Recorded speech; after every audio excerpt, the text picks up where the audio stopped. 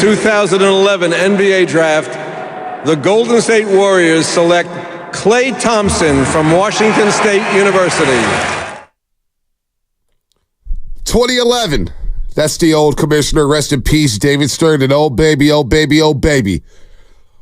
We're going to have a Klay Day on the morning roast, and we say good morning to everybody, including all the guests on the 95.7 The Game. River Islands guest line. That's right. All guests appear on the River Islands guest line. Isn't it time for you to discover the islands? River Islands in Lathrop. You better check them out.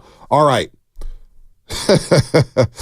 Klay Thompson signs a 3-year, $50 million deal with the Dallas Mavericks yesterday, and it becomes a sign and trade in which the Warriors get a couple second-round picks, and they get a $16 million trade exception, which they could divvy up into 2 players if they want. One for $8 million, one for $8 million. We'll see about that. One for $9 million, one for $7 million. But obviously, it's going to be a Klay Thompson day, and we're going to celebrate the great career of Klay Thompson. We kind of saw this coming. Now, there's a lot of think pieces out there about what happened last season, and we'll get to all that. Whether or not he was exhausted in the locker room, and whether or not he was a cancer. I've seen that word thrown around multiple times, but the reality is here, and it's not going to sink in for quite some time, Shasky, until we actually see him in a Mavericks uniform on the court. But Klay Thompson's gone. One of the members of the Big Three. One of the most dynamic trios in NBA history. A trio that's won 4 championships. It's now no more. It's just Draymond and Steph and the Golden State Warriors. So Klay goes to the Mavericks for $50 million. And I can't believe it's Dallas, Shasky. Honestly, I can't believe it's Dallas. Why do you say that? We were talking about them last week, and their cap was just jacked up. They're $50 million over the cap, and I thought they were a dark horse, but I didn't think they could get under the cap or find the available funds to sign Klay Thompson. And yet, here we are talking about Klay Thompson playing next to Luka Doncic and Kyrie Irving. Just unbelievable. Well, I want to start with Klay and the Warriors. You know, a lot of stuff has been coming out in the last 48 hours. You had kind of not predicted, but you were, fearful that some of the negative reports were going to come out. This is what happens in a divorce. Like, I don't know how many people that are about our age that have been divorced or anything like that, because we know, like, people growing up, parents being divorced and stuff, but you're not cognizant of seeing someone kind of go through it. And a wise man had a line that's something along the lines of, like, let's say a couple was together for 10 years. Well, once they get separated, they've been trying to divorce each other for 5. Now, I don't know if that's exactly the case here with Klay and Golden State, but it does feel like there's bad blood on both ends in terms of a sour taste. And it does suck. You want your legends to go out on top, but not everybody has that John Elway, finger up in the air, jogging off the field, winning a Super Bowl. So very few times do you get to go out on your own accord and go out on top with everybody feeling good. And it sucks that this is kind of going down the way it is. And it is. The thing that I'm, I guess, most bothered by, like, we could talk about the player that he's become the last couple of years. I don't think the final end games, whether it's the Lakers the year before that series or whether it's the 0 for 10 game, those aren't the defining moments of the last couple of years. It's the body of work, right. And there's a lot that's baked into it. And I just think it's disrespectful is too strong, but I just think it's too easy to just point at the end of the year. It's the same way I wouldn't sign Chase Young based off of one Super Bowl good game. Right. They didn't get rid of Klay Thompson, and Klay Thompson isn't somewhere else because of going 0 for 10 against the Kings in the playing game. It's bigger than that. And so, you've been kind of alluding to this, that both parties kind of needed to turn the page. It just felt like there was so much stuff underneath, whether it's the negotiation, how things went, respect during the negotiation, pecking order on the roster, players playing, the role, and people not being on the same page regarding the role. I think a bigger thing that no one's really bringing up, the evolution of the roster outside of him and how it doesn't, his role is evolving so much, it doesn't fit as well. Yeah, like there's so many things that go into play here.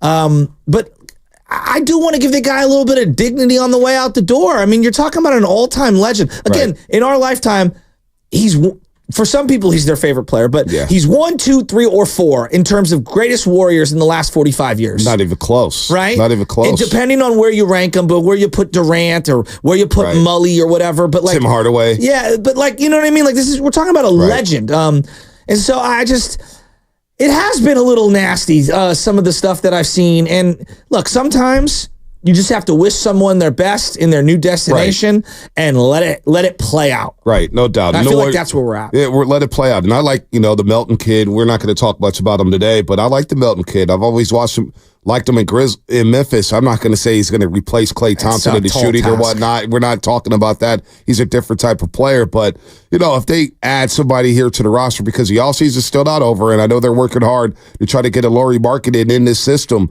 The sweepstakes for Lauri Markkanen with the Utah Jazz is heating up here. We'll see what the Warriors do with this roster. But in terms of Klay Thompson and the 11 seasons he played, obviously he missed 2 years, and we're going to do a King of the Hill top 7, my top 7 Klay moments. Oh, nice.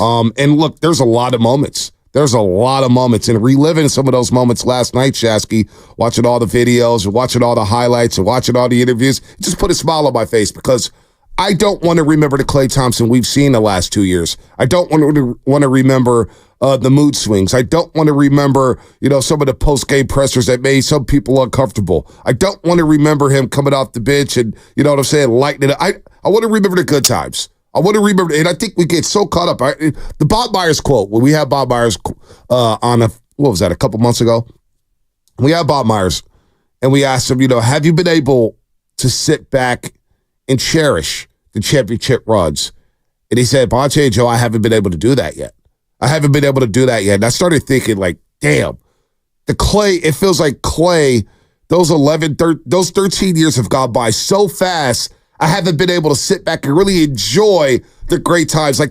You see so many moments that you forget about, like the fadeaway game-winning jumper in Indianapolis against the Pacers where Mark Jackson was coaching, and he called it isolation. What about the moments against Houston where him and Steph double James Harden? He throws it to Dwight Howard in Game 1 in the Western Conference Finals. Dwight Howard throws it back to James Harden. They can't get his shot off. You forget so many subtle, fun moments. And I'm like, damn, did I sit back and appreciate the good times of Klay Thompson? I know about the 37-point quarter. We know about that, but there's so many other games and so many other moments and so many other game winners that I'm like, I just hope I sat back and appreciated not only the Klay Thompson run, but the entire dynastic run as it's coming to an end, as we turn a new leaf with Draymond and Steph and the Kumingas and the Pajimskis or whatnot. And so maybe today's not the day to do that. Maybe next year's not the year to do it.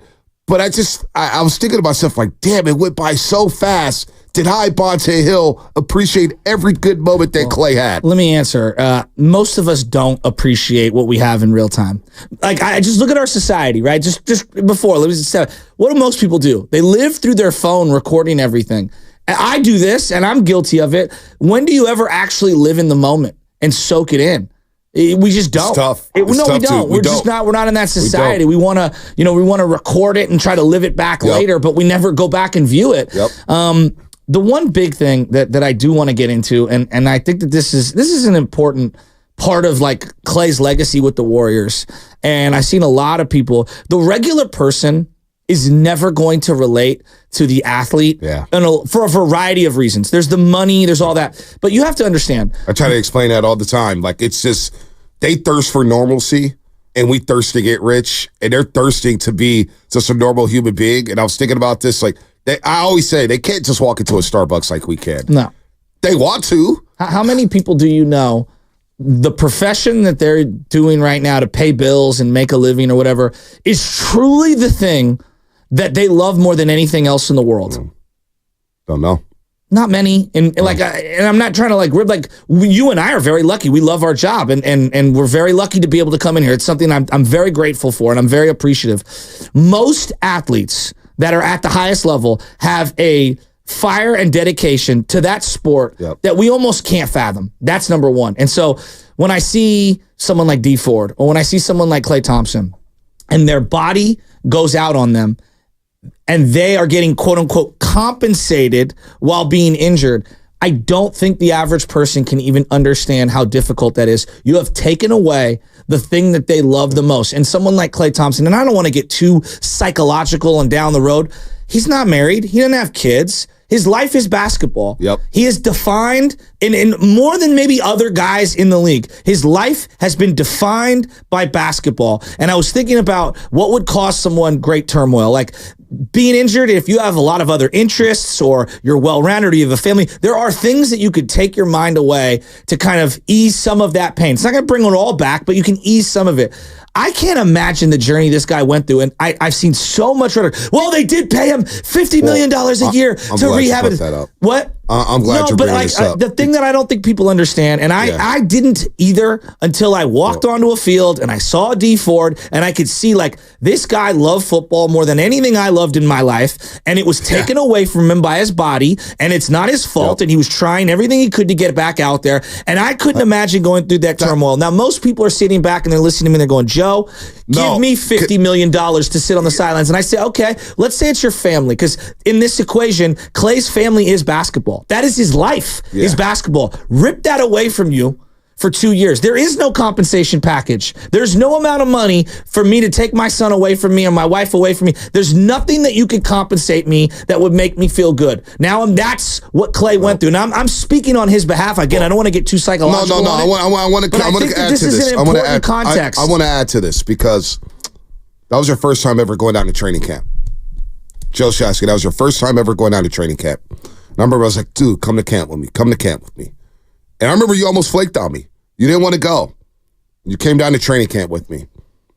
And to see the behind-the-scenes look at what these athletes say, I saw your face with, D4, get on the roast. He goes, I need to get right first. The guy's working on a sled by himself for an hour and a half, just banging the sled nonstop. And I saw your face. And for you, the fan, I said, oh, Joe now gets it. You now get it. Because people say, oh, you get paid for nothing. You get paid to sit in your ass. Klay went through a rigorous rehab program. How many days on a treadmill?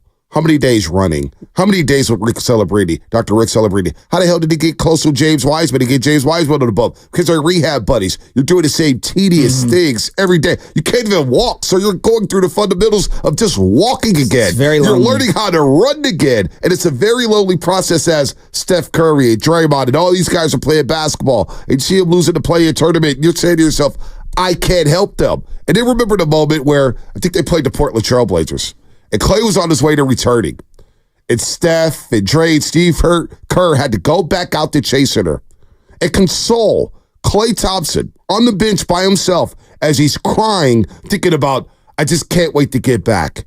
It was like 900 days at that point or something like that as he missed 941 days. And he's sitting there emotional, and they had to come out and say, Klay, it's going to be all right. You're coming back soon. You're coming back soon. Because that gift of playing the game at the highest level, when he got hurt, he was playing the game at the highest level.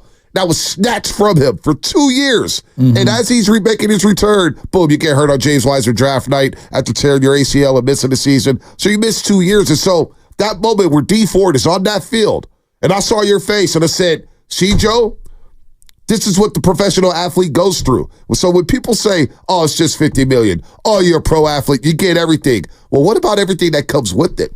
The noise, the rehab, the practice. What if you re-injure yourself? When you're going out there to rehab, how many times do you think Klay Thompson thought, boy, can I really cut like this?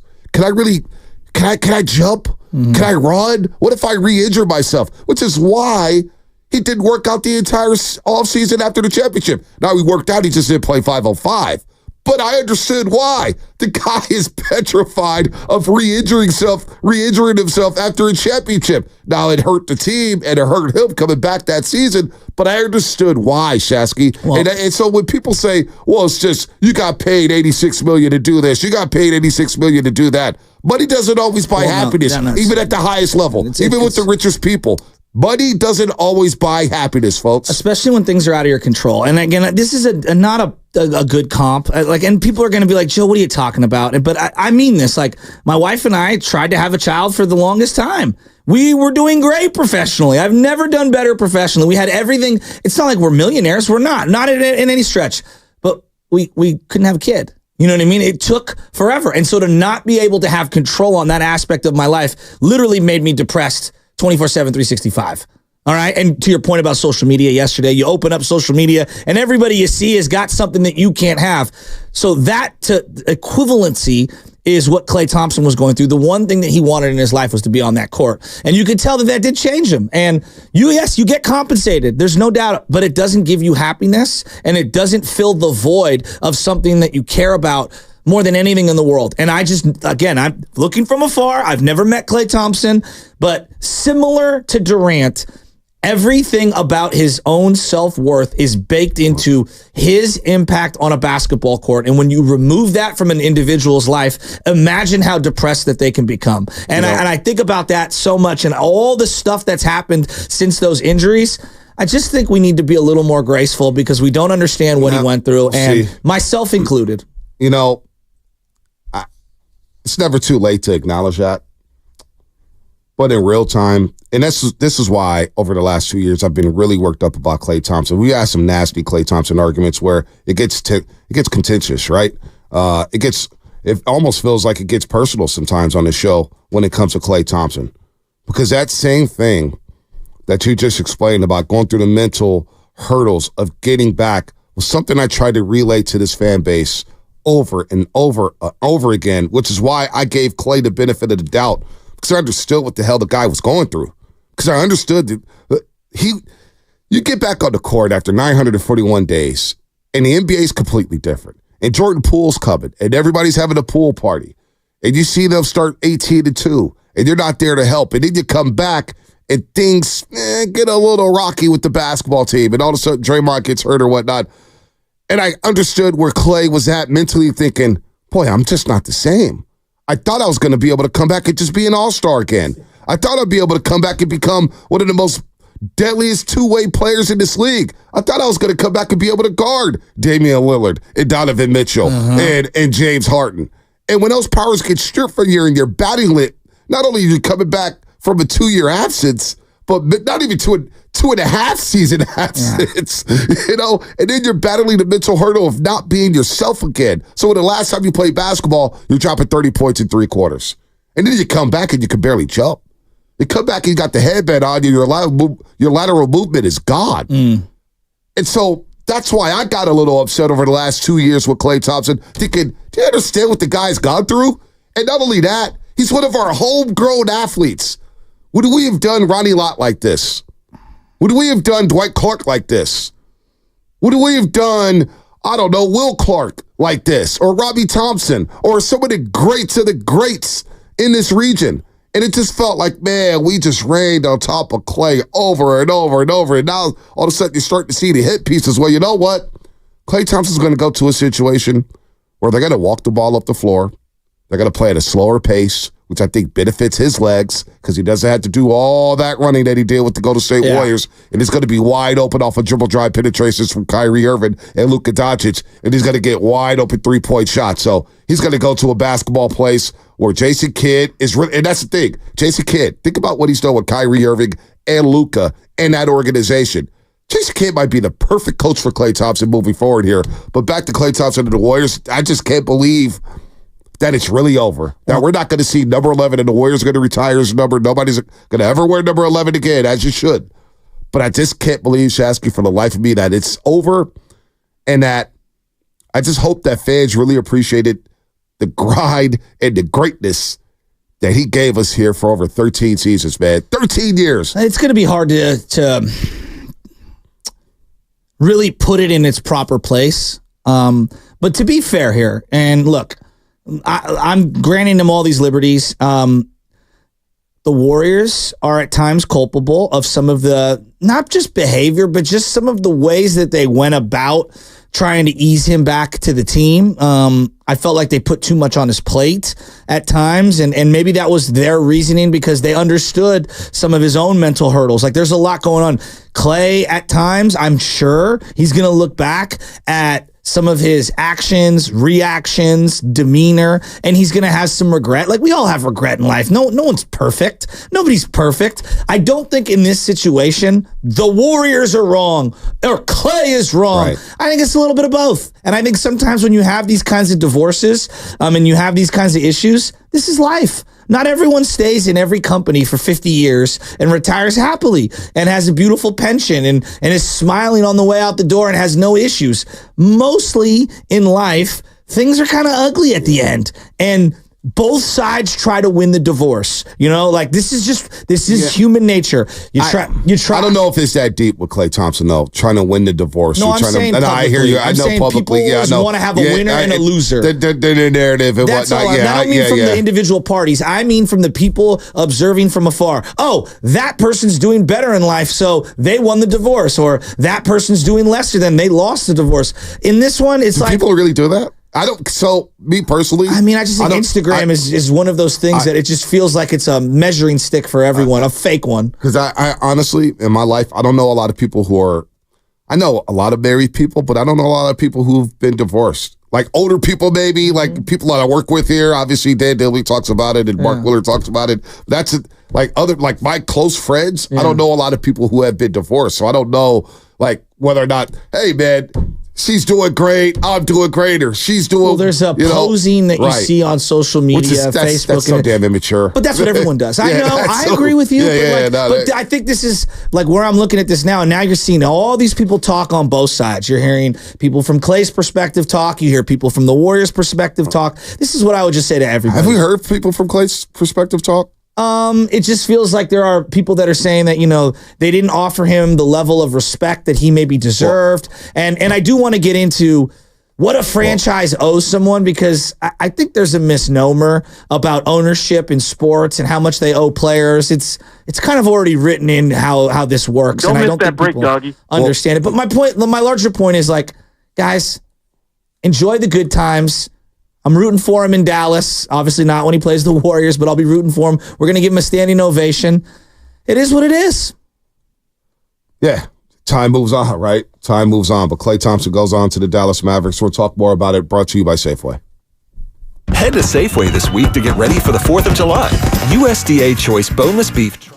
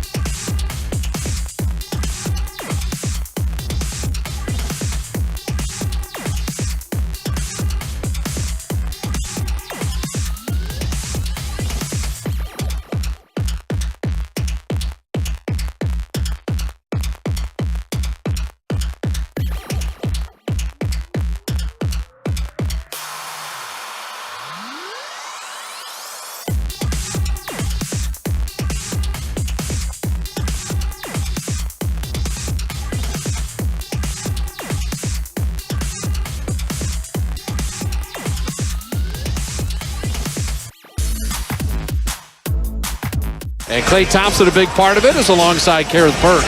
Klay, what are you noticing about the energy and the ball movement tonight that's helping you guys unlock the three ball?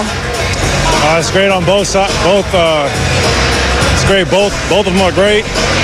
And we're getting out pushing the pace. That's what our best. Thank you. I think Klay he wanted to get in the locker room. He's breathing hard.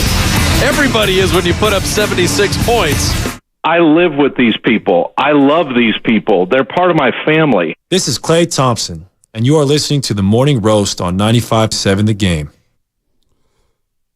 No, we won't be roasting you anymore, Klay. We're going to appreciate you, man. That was one of those awkward moments with Kenneth Burke. And that's one thing that we got to know about Klay Thompson. When he was drafted by the Warriors, he was very quiet. Wouldn't say much. I remember talking to Darrell Wright about this, Shasky, where when Klay got drafted and Klay would just come in and just kind of go do his thing, and they'd be like, yo, Klay, say what's up, man? What's up? It's just kind of awkward, just quiet in the shell. And when he started to come out of his shell, we started to see how personable he was. And I didn't think a lot of people knew that about Klay Thompson. Remember when Tim Roy had opened him up on a radio interview. I'm like, wow, I've never heard Klay talk like this before. And then you got Scaffold Klay, you got Toaster Klay, and you got paper airplane Klay, the presser and whatnot. And he became one of the more unique Bay Area athletes we've ever seen. You know, I think about, to a lesser degree, the old Pro-Am, SF Pro-Am, which is going on right now. Remember Bucky Chavez? Oh, yeah. And he used to come in late. He used to run the bleachers up and down, get warmed up or whatnot. A very unique character, and then just will ball out. And Klay Thompson kind of reminds me of an old Bucky Chavez with the way he was just so unique in his ways with his pressers and everything like that. Just kind of ho-hum, all shucks type of dude. So I'm going to miss that about him, man. I'm going to miss that. He's one of a kind, man. Klay Thompson, as he moves on to the Dallas Mavericks, 3 years, $50 million. And it really is. A lot of people are sad about this, man. 888-957-9570 is the number if you want to get us some Klay thoughts here on the Morning Roast. I think you unfairly get labeled as a Warrior employee. I don't care. No, I know, but it's but I'm saying, like, I think that, people do this. They're like, oh, Mike Kruko's a Giants homer. Right. And Bob Fitzgerald is a Warrior homer. Like, yeah, they work for the team. I mean, we're all homers, though. Yeah, we all want the team to be good. You wear the Niners gear, you wear Giants gear, you wear Warriors gear, I wear gear. We're all homers. And I guess when things come down and things happen and you say things or whatever, it's like, oh, of course you're going to support Joe Lacob. And I would say between the two of us, I tend to be more pro-management than I am pro-player in the sense of, like, I just see it from a businessman's I try to see it from a businessman's perspective and just understand the larger viewpoints. And I think at times you try to take the player's side of things and give that perspective. Not always. Sometimes we flip-flop. But, like, for the most part, I've seen a lot of rhetoric about Joe Lacob owes the Warrior players X, Y, and Z because of the valuation of the team. Well, I would say to that, hasn't he paid the luxury tax and the repeater tax over and over and over and over again? Like that stuff right there. And you're right. People do say you're a Warrior shill. You work for the Warriors. And I'm just like, well, I work for 95.7 A Game and NBC. There's a peacock on my paycheck, right? There's 95.7 A Game. But I get it. We're partners with the Warriors. So I'm not going to come out and just completely bash them. And, same thing with the Niners. Like, I feel like we're partners with the Niners in a way, even though we're not the flagship station of the 49ers, but we're going to be homers towards these teams. That's more times than not. That's who we are. Your local radio hosts who are from San Francisco are going to cater to the pro teams. Oh, shocker. But I have a hard time when people say Joe Lacob really doesn't want to win. He really doesn't care about Steph. He doesn't want to build around Steph, blah, blah, blah, blah. And I just think it's ridiculous. Well, on one level, like, I think we can all understand, like, hey, in the words of Scarface, who put this thing together? Me. Yeah. That's who. Who do I trust? Me. Like, we all think that we're the reason our company is making more money or doing well or whatever, and we want a larger slice of the pie. In professional sports, it's very simple. And I think people just refuse to acknowledge there is a player union, and then there's a bunch of owners, and they agree on how to divide the pie of money. It's not up to the individual player to turn to each owner and say, give me more, I've increased the value of your team. Now, Joe Lacob bought the team before this, but let's say 2010, and I use that as a line of demarcation. He bought the team for $450. Forbes valued them at under $320. They thought they overpaid. And part of that was because they couldn't make a lot of revenue from their arena. And they had an expiring lease. Okay? At the same time, the Washington Wizards, were valued at $322 million. The same exact amount as the Golden State Warriors. Who's been more successful? The last 15 years? The Wizards. Right? What do you think the Wizards are worth today? Probably, if I had to guess, I'd say about $600-700 million. $3.5 billion. Okay. I was way off on that one. The average NBA team, and they're right in the middle. The average NBA team is worth $3.5 billion. Yeah. So during this time frame, the Warriors increased. Let me ask real quick: is there any team worth under $1 billion? I have the whole list right here. No, there's not a team worth under $1 billion. Correct. No. The average NBA team is worth $3.5 billion. Now, when you look deeper into it, and people are like, "Oh, the Warriors are worth $7.7 billion." It's because of yes, in part because of the players. Yep. The way they do these evaluations. Do you own real estate? Yep. Do you make money? As in, do you have concerts and things like that? The Warriors made $100 million during their playoff run in 2022. Just the playoff run. Yep. After you divide the money up to the NBA. Yep. Okay. That still clears everyone in the NBA by $160 million, which the Knicks are number 2 in terms of yearly revenue. Yep. The reason the Warriors are worth $7.7 billion, in part, is because of the dynastic run that they've had. And it's also in part because the businessmen of the Warriors built an arena in downtown San Francisco that has events 265 days a year. Yep. Okay, that is baked into the evaluations. Now, if you're mad at ownership for not being able to afford all these players, you need to redirect your anger at the CBA and the other NBA owners and the players union that negotiated the current format of how to divide the money. However, let's make something clear, though, about this money. Let's make something clear. Joe Lacob has no problem paying the tax. If the team is successful. If they made the playoffs last year and say made a Western Conference Finals run, there's a good chance Joe Lacob runs it back and spends more money on the tax. The tax hasn't stopped the Warriors and his ownership group from spending money. So it's not like all of a sudden they're getting cheap. It has to make sense on the basketball court.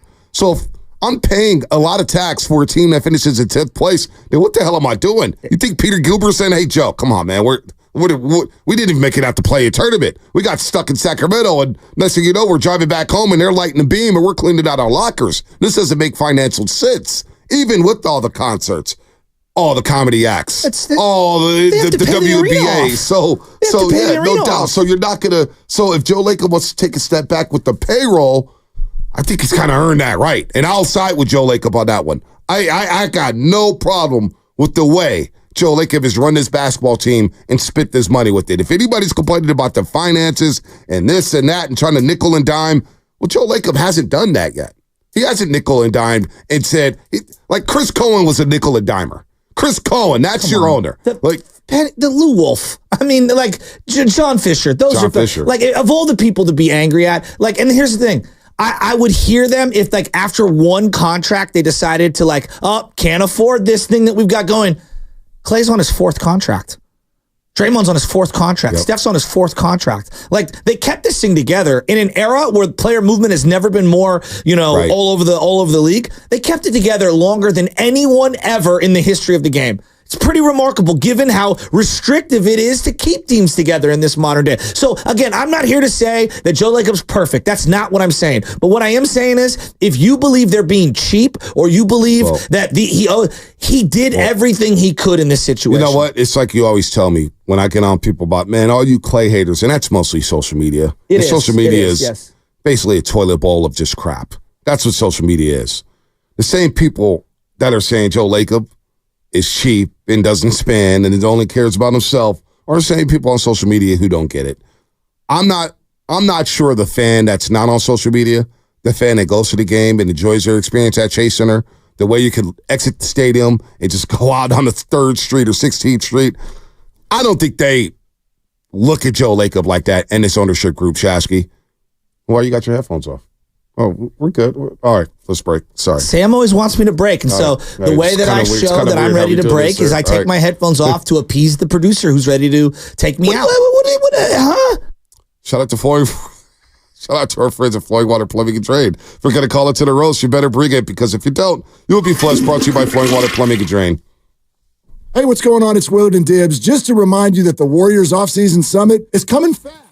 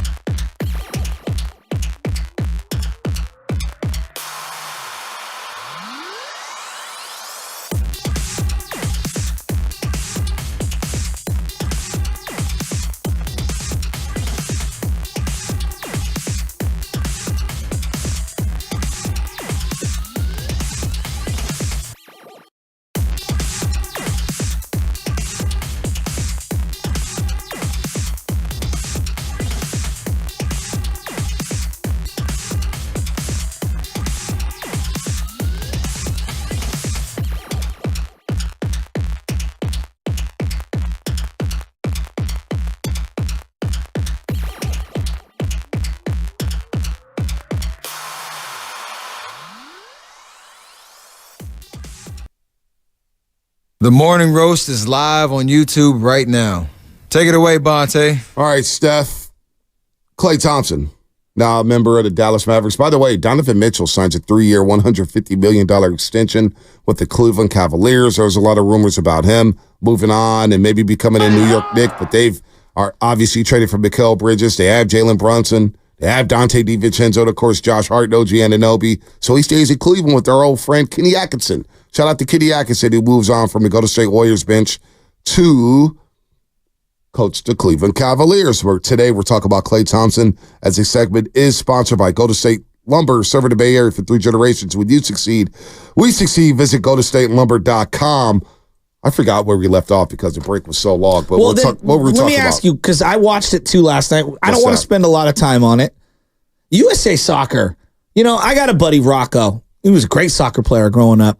Played in college, and he lives for soccer. His daughters are all into soccer now. Whole family's into soccer, and every year, oh, USA's better. Oh, USA's better. Oh, they got this guy. Oh, they got that guy. And every time I flip it on, and again, I don't know anything about soccer. I will raise my hand.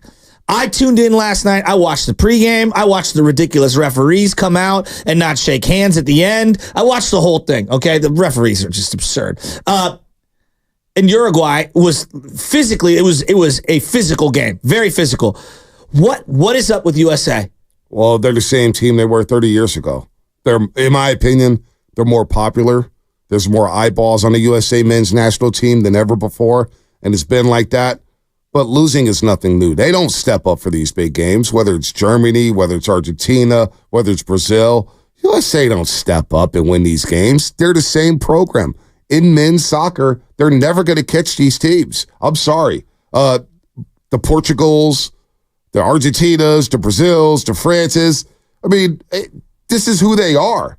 This is who they've been for, like Spinoni, they've been this for 30 years, where the lack of possession time, the lack of attacking, shots on goal, the lack of shots on goal, the lack of legit strikers. Pulisic, who is Captain America, Christian Pulisic, how much crying is he going to do on the field? It's just on nonstop. I just see USA soccer players crying all the time. So them losing, they're a mediocre soccer program. Was that offsides early on when the goalie and the one guy, number 10, I believe? It was clear offsides, and they went to VAR, which is the video assistant referee, and they still refused to. And that's up to the referees. It's up to them to just decide. It's not like it's MLB where, Secaucus decides for you, right? So the referee can decide. And there was clear visual evidence that Uruguay was offsides. They didn't call it. Oh, I meant on the USA one where the goalie and the guy collided. Oh, yeah. I thought that was there was so many questionable calls. Tackle. Yeah, there was so many questionable calls. There was so much physicality there. And that's kind of what the CONCACAF is, which is, if you don't know, that's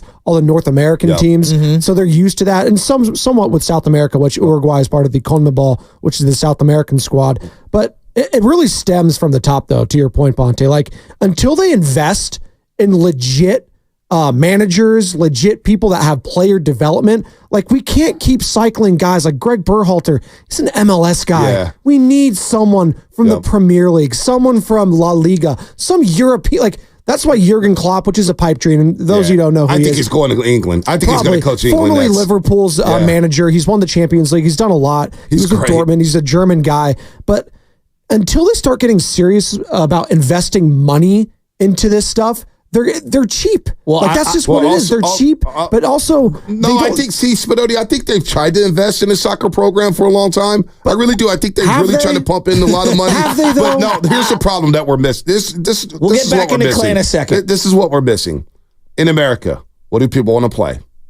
What are the top sports they want to play? It's going to be like that. I'm not talking that. No, girls soccer is amazing. And we're talking men's soccer. Men's too. Men's is blowing up. Soccer is huge. Youth soccer is huge. South Sunset is booked for now until like 2050. Yeah, until when? Until when? They're playing basketball. Let's be real. They're playing basketball. They're in the South. What are they playing? Their soccer programs. Soccer's exploded in America. I'm not saying that at all. Texas is pretty massive. Texas is massive in California, Texas. But are they playing more basketball or more soccer when they get older? Are they playing more baseball? Or are they playing more football? And then where's the money at? If you're a parent right now, you're a parent in America, Is it realistic that your kid in soccer is going to grow up to start playing in the Premier League and getting money from one of these top clubs in England, Germany? Or are you going to get top dollar playing Major League Baseball, NBA, or football? I think they both have an ecosystem of travel, like this AAU-ish travel style. Like I see a million clubs here in San Francisco alone. There's Elite, there's Viking, there's Glens, there's a million. I agree. There's a million of them. And I'm not even saying that at all. Santa Clara has it filled 24/7, 365. Twin Creeks filled 24/7, 365. I agree there are with that. places all around the Bay Area that are like soccer. I don't know. Youth soccer's huge, but when it comes time to playing in soccer, where's the money at? Money, that might be a different conversation. And I think that's the difference. I think that's the difference in America when it comes to the men's side of things. Men's soccer in America, is it ever going to blow up? I have no idea. But sure, the youth programs are all. I covered soccer in high school. I covered youth.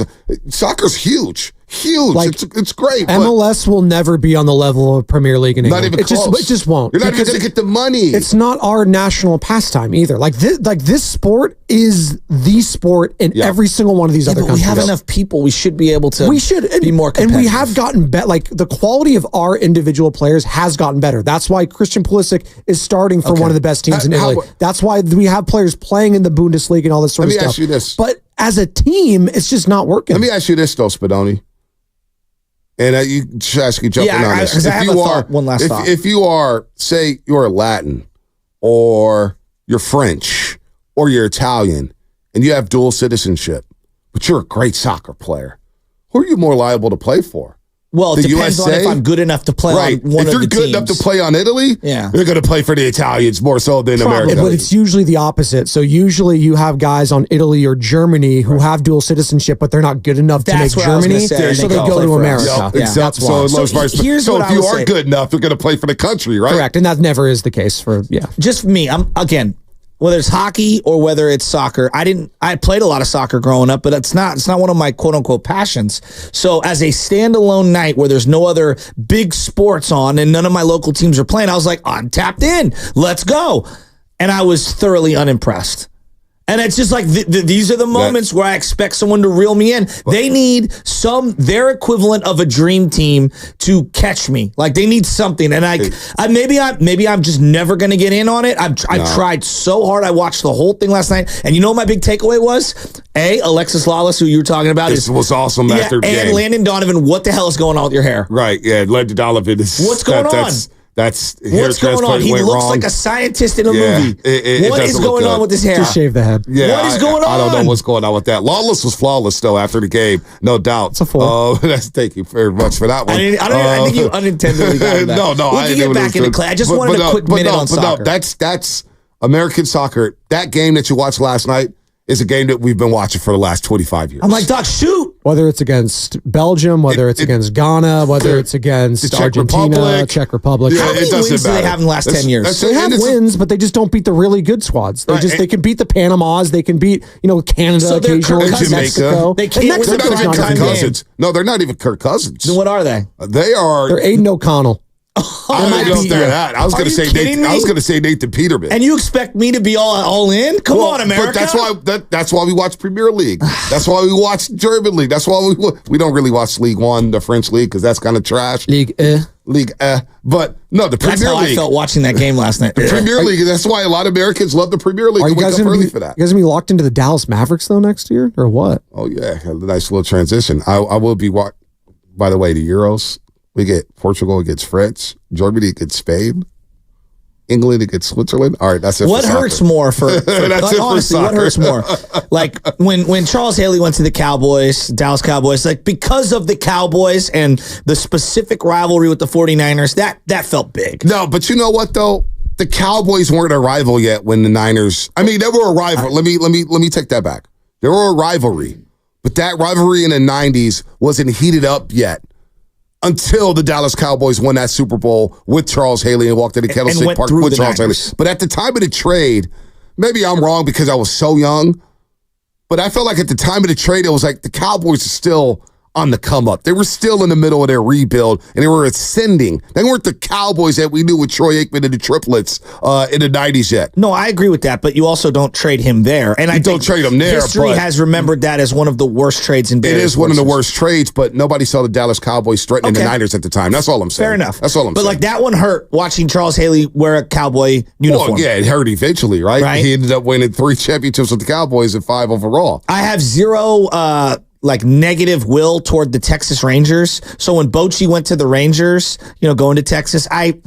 Will Clark too. Will Clark. Right? Yeah, like whatever. Not that big of a deal. Matt Williams going to Cleveland. He didn't really care. Now the Mavs, I'll be real. I've never liked the Mavs. Not that I hate them on the level of the Lakers, but going back, they took Don Nelson, even though he kind of left the Warriors multiple times. And we had that We Believe run where I just couldn't stand Mark Cuban for a long time, even though now I kind of like him. And Dirk Nowitzki and Josh Howard and that entire team. I didn't have this. I had a pent up I didn't like him, but we weren't ever good enough to have a rival. I'm kind of whatever about him joining the Mavericks. So the Dallas Mavericks.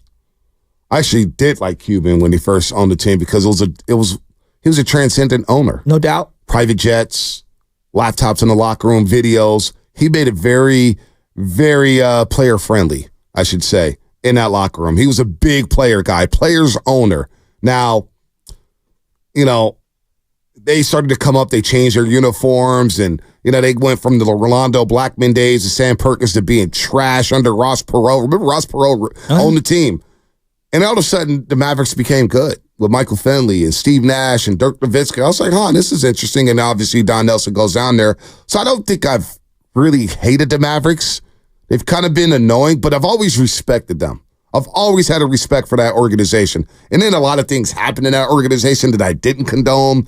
They had to fire some reporters. There's a lot of women. There's a lot of things happening in Dallas, Texas in that organization, and they had to clean it all up. Klay Thompson going to Dallas is whatever. However, I'm looking at the situation saying, wow, he's going to get wide open shots all game long. He's going to be able to space the floor, and Luka and Kyrie are going to be able to penetrate and kick all day long with Klay Thompson. Damn, this is a nice fit for Klay. It's a nice fit, and he's playing for a head coach who gets players in the NBA. Jason Kidd is a Hall of Fame player. We didn't think Kyrie Irving and Luka would work, Shasky. No. We really didn't. So what Jason Kidd did in that locker room last year with Kyrie, empowering Kyrie to be who he is. He lets Kyrie be Kyrie. I think they're going to allow Klay to be Klay. And playing next to Luka, I think it's going to be great for Klay. I really do. In terms of guys that we loved wearing another jersey, Montana going to the Chiefs hurt for, I think, the majority of, especially like my dad.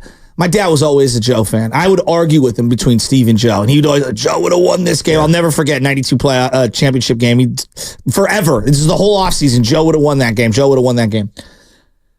Joe wearing a Chiefs uniform for that age of people who went through the Joe 15 years, that hurt, I think, more than anything. They rooted hard for him. I don't think bum to the Diamondbacks felt the same, though I know it hurt a lot of younger Giants fans. Like, who was the Diamondbacks? Where else do you put? Because I listen to Mark Grandy, and clearly Mark is a lot younger than me, and I could tell by how he is hurt that Klay is no longer here. He thinks they all should have gone out on his own. It's almost like he found out Santa Claus isn't real. I feel bad for the young man. I'm hurt too, man. I love Klay. I'm hurting right now. It's just strange. It's strange. But haven't you seen this coming for a couple I've years? seen it coming. I've seen it coming. Once we got to the All-Star break, I was like, damn, we might be seeing the last Klay. And I remember the last game of the regular season when they played against the Utah Jazz. I whispered to somebody, this might be Klay's last game inside of Chase Center. And they're like, Bonte, shut up. There was going to be playoffs and whatnot. And there were no playoffs. And it was Klay's last game inside of Chase Center. It was his last game inside of Chase Center. 888-957-9570. Gerald, I want to get the fans and hear their reactions to Klay Thompson. Listen to a lot of 95.7 the game yesterday with Dumas Dibbs and, of course, Grandy and, of course, Steiny and Goo, who broke the news when it happened during their show. So a lot of Klay memories here. We could do all that. But in terms of guys, like I'm hurting. So the one that hurt, I think, the most for me, even though I knew he was done, like in my head, I knew he was done. But in my estimation, and because baseball's different, You could sign anyone you want. I thought it was criminal that Tim Lincecum went down to the Anaheim Angels and pitched for them, even though I knew he was finished. Yeah, it hurt me. The Angels. He's one of my favorite players of all time. Yeah, it hurt. It hurt. It hurt me unlike any other. He was washed. He was so. I know he was washed. It was so bad. It was so bad. I would be shocked if he made 10 starts for the Angels. No, it was bad. He had to start in Houston. I'll never forget. And I was like, he's throwing a fastball. It's 86 miles per hour. I mean, he had lost all his power. He had the hip surgery and he never recovered. And he just wasted every single bullet. But like that one hurt. When Jerry was with the Raiders, I was rooting for Jerry, and it didn't. It's not that it hurt. It sucked seeing him with the Raiders. But when he went to like Seattle and Denver, I was like, what are we doing, Jerry? Yeah, it was just it was like, come on, Jerry. He was just trying. Did it hurt when you saw Frank Gore in another uniform?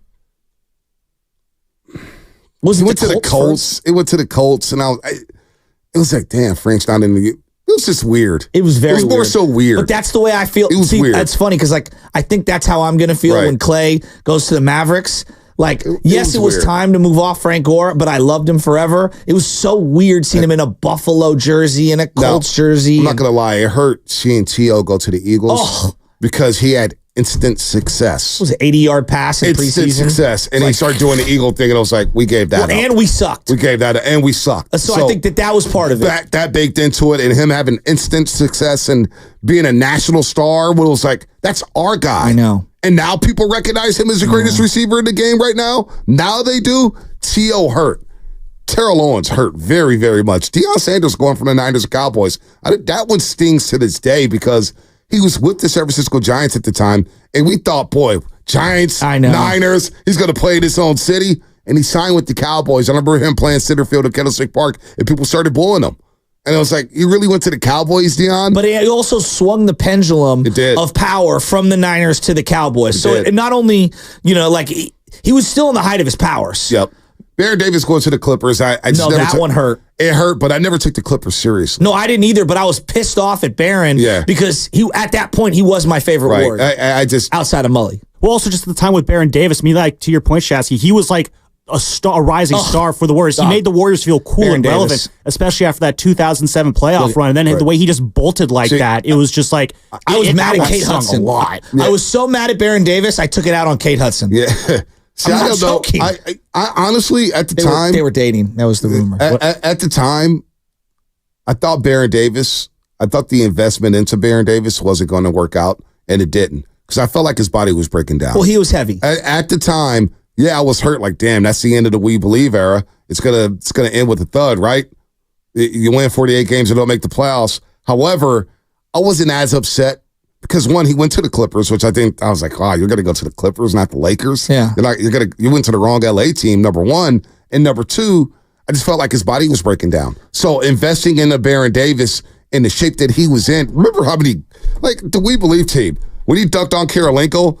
Yeah, there's a couple takeaways, right? Hubie Brown's hello, Mike Tirico, and all that stuff. Steven Jackson his whole body's covered in tape. That's what I'm saying. He had a back brace on, a knee brace on, a sleeve on, and I was just thinking, yeah, I'm good. Look, Steph Curry dilutes everything, but prior to Steph Curry, I thought that the best point guard in Warrior history might have been the 2 years they had Baron Davis when he was engaged. It was great. I mean, and I love Hardaway. I'm not trying to diss Hardaway in any way. Baron was that good. Wow, look at Tommy Call make NBA TV. How about that? Will never be anything like it. A tweet from Tommy Call. Tommy Call made NBA TV. Does he know that? Cool for him. No, seriously.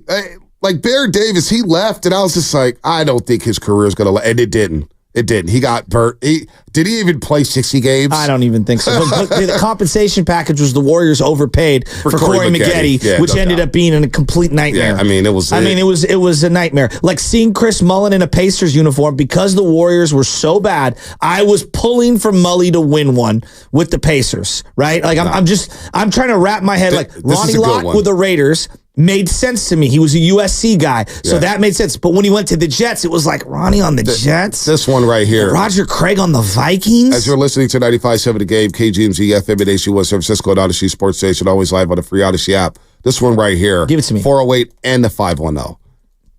These two are really good. I'm going to give it to you. Chris Webber getting traded by the Golden State Warriors. Which time? It always hurt. it always hurts seeing him in the Bullets jersey. Yeah. And then it hurts seeing him thrive with the Sacramento Kings. I know that hurt a lot. Really bad. That hurt a lot. Really bad. I agree. To the point where I was rooting for Sacramento. I didn't become a Kings fan, but I was rooting for Sacramento. That's for sure, because Weber was one of my favorite players ever. And then Jason Richardson. Him getting traded on draft night. One of the worst trades ever. And going to the Charlotte Bobcats. That stung. That stung tremendously. So this one stings with Klay Thompson. Him walking. And look, the 2-year, $48 million deal, and there's a lot of people saying, why'd he take 50? He got 2 for 48. Again, I try to tell you guys all season long, it's not about the money. It wasn't about the money at this point. It was about the years. And we saw that with Paul George, too. What was the big sticking point with Paul George and the Clippers? Yeah, but he got a max. He got a max, but he was going to get the max for 3 years, but he was like, I want a 4-year deal. Yeah, but okay. On the Klay thing, I hear him on the years, but does he not see that, basically, he didn't think he could get a 1-year, $2 million deal from the Warriors, or more, after the 2 years? So I've been hearing a lot about that. And let me ask you, you're 34 now. If you're 34 years old in the league, and you're an unrestricted free agent, and you're probably thinking this may be the last time I'm going to be an unrestricted free agent unless I ball out over the next 2 years. But how likely is it that I'm going to play at the level I'm playing at as a 36-year-old as opposed to a 34-year-old? I may not be the same player, so that same money may not be available to me in 2 years. So let me just get the 3 years now and get that extra money. So if I do decline, at least I have that third year. At least I have that third year. So I understand it from that perspective. Yeah, I don't. Why not? Well, because Iguodala, Sean Livingston, when they were at the end of their careers, they were making even league minimum, I believe, for a veteran is $2 or $3 million. So Iguodala signed a 3-year, $45 million deal and stuck the Warriors with that last year. Okay. But when you're at the end of your career and you sign a 1-year deal or whatever, to me, you're going to make that $2 million back no matter what, as long as you play nice and you compromise a little. But Klay wanted that third year, and he probably, would that accept, get the 24, right? Get the offer to $24 million. If he was getting offered $24 million for 2 years, right? $48 million total. Why not give me that third year, and maybe we could bring it back down to 20, and I get a 3-year, $60 million deal. I just want that third year. Well, I mean, this goes back to the Warriors' financial situation. And I get that. But we understand all that. We understand the finances of all. I'm just saying 2 for 48 and 3 for 50. To me, again, everyone has their own opinions. To me, that's not a business. That doesn't make business sense. No, but doesn't it scream to you that he wanted that third year, third year stability? Clearly he did. Yeah, that's all I was saying. And I would say to him that, of all the things to be worried about, that feels a little disproportionate to, but that's just my feeling. Now you got a 3-year contract and you worry about free agent, and now you can retire after the 3 years. You got your 3 for 50. You're in Dallas, no state taxes. You're playing next to Luka and Kyrie, and those are the type of guys that can extend your career. Here, if you take the 2 for 48, and the way the current roster is set up and the way the team was playing, you may not get a big-time deal after that 2 years. Here's $100, okay? I'm only going to put 100. He finishes all 3 years with the Dallas Mavericks. I probably would say no. Well, forget all that for a second. But how can we, honestly, can we not see this? Can we not see the fact that not only did he sign the 3 years for $50 million, which tells you that he wanted that third year, but if you're Klay Thompson, and I know what you're going to say about this, but if you're Klay, honestly, and on your resume, you led the league in made threes and you shot 41% from 3 and you lose in the second round to the Lakers, and you walk back in the locker room and they say, here's 2 for 48. You're like, wait a minute here. I was here before Draymond, and you just gave Draymond and Andrew Wiggins and Jordan Poole 4-year deals. And you're going to offer me 2? You don't understand how he could maybe feel a little slighted by that? To me, it feels like whatever 4-year deal that they gave him that was not, what he was financially, what he was looking for. Like if they gave him $12 million a year, right? For $48 million for 4 years, he'd feel better than that? No, it wasn't about 2 for 48. No. I don't think it has just to do with years. I think there's a variety of things. I think the years are a big sticking point. That's why he took the third year in Dallas. Obviously, the Lakers offer him 4 years for $80 million. They offered him a 4-year deal for $80 million, and then he looked at the fit and said, you know what? I'm not going to deal with the Lakers circus. I'm going to go to Dallas and get away from California, go down to Texas, and play next to Kyrie and Luka and ball out. All right, more coming up, brought to you by Fremont Bank. Warriors Offseason Summit coming up on Monday, July 8th on the rooftop terrace of Fremont Bank's state-of-the-art headquarters. Starts at 2 p.m. with Willard or Divs, and the rest of us from 4 to 6 p.m. Go to 957thecave.com to reserve your spot today. Have you been wanting to find the secret?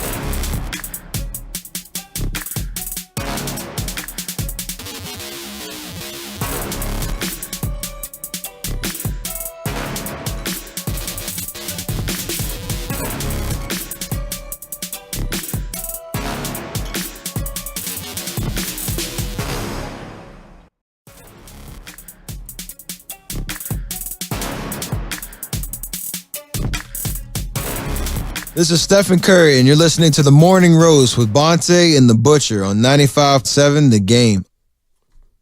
Is Big X the plug listening? Texas. That's where Klay's headed. And we'll talk all about it at the Warriors Offseason Summit. July 8th, 4 to 6 p.m. Willard and Dibs will get the party started at 2 p.m. Location, Fremont Bank, 39150 Fremont Boulevard in Fremont. Space is limited, so go to 957thegame.com to reserve your spot today. I do want to get back into what we were talking about here, Shasky, but I want to open up these phone lines. A lot of people have been waiting on hold. 888-957-9570 as they want to get their thoughts off about Klay Thompson. Let's go to Jay in Oakland. Jay, what's happening? You're on the roast. Hey, how's it going, fellas? Good. All right. And I just kind of wanted to talk about this Klay situation, man, and I kind of gave it much thought, man, and it just doesn't sit right with my spirit, man.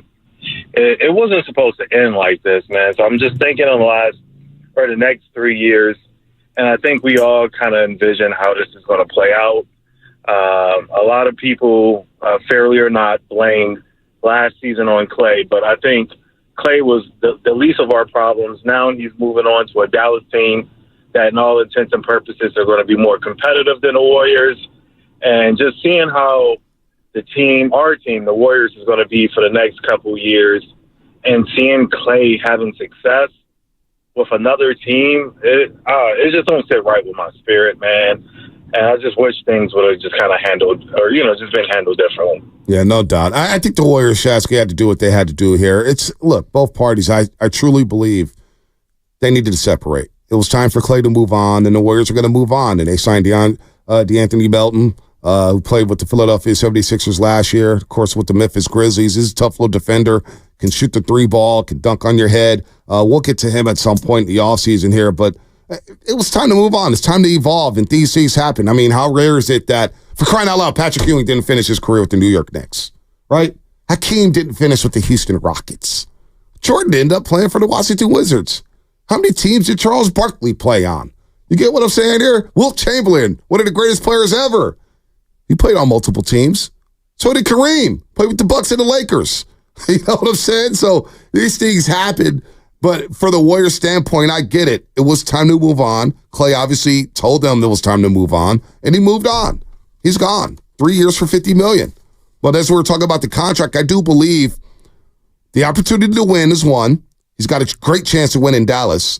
And if you look at both situations right now, who would you say is better positioned to win, Shasky, Dallas or the Warriors? It feels like Dallas is, right? Yeah, it does. Coming off a finals appearance. There's no doubt. And they're riding high right now, and he's going to be one of their missing links. And so that makes a lot of sense. I mean, but we still have to let it play out. I mean, if you told me that Minnesota or Oklahoma City ran away with the West for the next couple of years, I could believe that. If you told me Dallas was really good, like, they're absolutely in the mix. And today, because their superstar is just entering his prime in Luka, and because Kyrie is Kyrie, like, yeah, they're better than the Warriors right now. That's pretty easy to say. I wonder if Kyrie called, their Anta brothers. Kyrie started wearing Antas after Nike dropped them. I wonder if there was any recruiting from Kyrie over, and hey, Klay, come down here and catch some of these passes.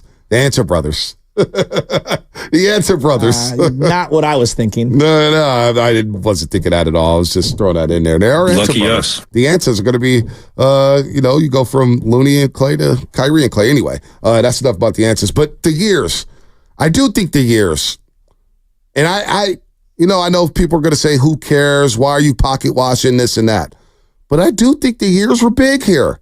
I do think for Klay Thompson, from what we've learned about Klay Thompson, as he can be sensitive, he could be petty at times. Sure, he could be pouty, but the guy wanted to ball out. That's what at the end of the day, the guy just wanted to hoop. But I do think he came into that offseason saying, man, 2 for 48. I just watched you give Draymond Green 4 years and $100 million with a player option after knocking out our teammate. I mean, this is after he knocked out Jordan Poole. Yeah, but where I stop you there is like, if you're going to look at Draymond's contracts, like, that's unfair. You've made $120 million more. No, it's not about the money. It's about the year, Shasky. Yeah, but their years never lined up prior. But he's looking at Draymond getting 3. So he's looking at it like this. He goes into the offseason, and he says, okay, I hear from the ownership group. I hear from everybody. You want the big 3 to retire altogether. You want the big 3 to be here forever. Well, you're giving this guy 3 years at a player option, essentially a 4-year deal. You've already given Wiggins a 4-year deal. Do you really want me to try with the Golden State Warriors when you only give me 2 years? That doesn't match up here. But where I draw the line is like, okay, so the years don't match up, but over the life of your Warrior tenure, you've made $120 million more. than Draymond Green. We've shown you the love. So like, I'm just not going to agree on that. It's the years, man. It's the years. I told you, it's the years. He wanted that stability. Well, again, I think in these negotiations, there's got to be some compromise. Some people have the leverage, like Paul George, to get whatever they're looking for. You know, Steph Curry can clearly get pretty much whatever he's looking for. I mean, Donovan Mitchell right now just signed a 3-year, $50 million, $150 million extension. So, like, I don't know. I don't think it's fair. You can't say I'm watching that guy's contract numbers in terms of year length, but then not the money. Don't look at the money. Well, all of that matters in the contract when we're comparing. If that's what you want to go down the road. We could go down that road, and I'm telling you that extra year, and we just saw what Paul George could have got a max with the Clippers. Paul George could have get the max anywhere. He wanted to stay home in L.A., but the Clippers wouldn't budge because I get it, the CBA and the luxury tax, and they just did not want to give Paul George that 4th year. And Paul George said, well, I'm going to call your bluff. I'm going to go get that 4th year somewhere. Those years matter, man. Those years matter. I think we're underrating them. But what about the organization? Like, if I'm the organization, we gave Draymond a 4-year deal. Like, I'm just hypothetically, and we kind of regret it. I mean, like, what about, like, it wasn't great business on our behalf. But you're Klay Thompson, and you're thinking, man, we empowered a guy and gave a dude 4 years for $100 million, who later on that season commented on my contract, what was going on why I was paid despite being hurt, even though I had to go through rehab in 941 days without playing a game of basketball. And then Andrew Wiggins has a 4-year deal. Wait a minute here. Yeah, but I get to it. But he's making $24 million. I'm not saying it's right or wrong. I'm not saying it's right or wrong. I'm not saying who Klay's right in this situation. I'm not saying the Warriors are right in this situation. I'm just telling you, from what I'm seeing here from afar, it sounds like that extra year was a big sticking point. Well, he wanted that 3rd year. So to me, like, the big picture on the Warriors, part of, like, the thing that I think everybody's afraid to say out loud, but it's just starting to feel like it, and this is the disease of me. This feels a lot like and I'm not, greed is a strong word. That's not where I'm going at, but, like, everybody wanted their slice of the pie, and we're running out of pie here, right? And we're up against it. And so as things start to progress and as you start to age, you don't get to have all the pie that you want. We can only divide up so much, and it just feels like no one wants to compromise at any level, whether it's Draymond for 4 years and $100 million, because they would have had an empty slot or an open slot to be able to get Paul George as a free agent had they not retained Draymond Green. You can't keep everything together, and everyone can't get everything that they want while you're trying to balance your books. You can't. I hear that. And 650 says, I need to learn simple math. You're saying Klay left to get an extra year and $2 million. No, it wasn't that. The contract that he signed now obviously was dictated by the CBA and the way his season went. 2 for 48 was offered before the year. Things change like the stock market, right? Stocks go up, stocks go down. Obviously, Klay's stock went down a little bit. And the CBA took place, where you got to get under the first and second apron. Yeah. So that's why he got that 3 years. So that's why he's getting the $50 million. Hell, $50 million ain't bad. 3 years, $50 million in Texas, and you don't have to pay state taxes. Now, we'll see how that works out there, but that's all it is. It's just a year. And I'm not saying it's right or wrong, but obviously that extra year was a sticking point. And hell, the Warriors basically said no to the Lakers. It looked like the Lakers were ready to give him 4 for 80. I don't know what was in his mind. I can't speak on his behalf, but were the years part of, I think initially when they offered him the 2 for 48, I absolutely believe that was where the years portion that you're talking about, where he felt offended. And I think in terms of market value on a yearly basis, like they clearly read the market pretty well. Right. Not only that, the fact that, you think about when Draymond signed this deal, happened right away in free agency, right? The Warriors had this negotiating window with Klay Thompson, 10-day window, and there was no offer even. There was nothing even offered. But again, it's a totally different year and a different offseason where they had to make drastic moves and they had to see if Paul George was available. No doubt. No, they had to see that. But if you're Klay Thompson, and you can say you shouldn't have this ego, you should wait your turn. But these guys had the biggest egos. This is why they're so great at what they do. You have to have an ego to be great. But you Sorry. can't. But again, you have to be an ego to great. So if you're Klay Thompson and you're homegrown in this organization and you're told that, hey, you're not a priority right now. I don't even know if you're priority number 2. You're going to have to wait for us to go get this Paul George deal, and then we'll see what's left over, and we'll come back to you. You're Klay Thompson or any athlete who's been great in this sport that has an ego, that's not going to sit well with you. It's not. But you can't tell watching me on Brandon the front Ayuk end right now. I know, but you can't tell me that it's business and this is business and business and then be offended when business plays out. That's where I'm like, all right, well then it's not business. That's was my thing. Like clearly it's more than business. It is. Brandon Ayuk is saying this like, damn, I offered the 49ers. I wanted to sign right away after the Super Bowl. I wanted to sign.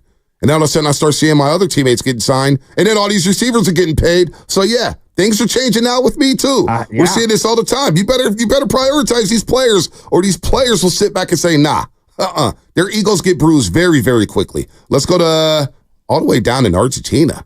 Adam and SF, what's happening? How we doing, guys?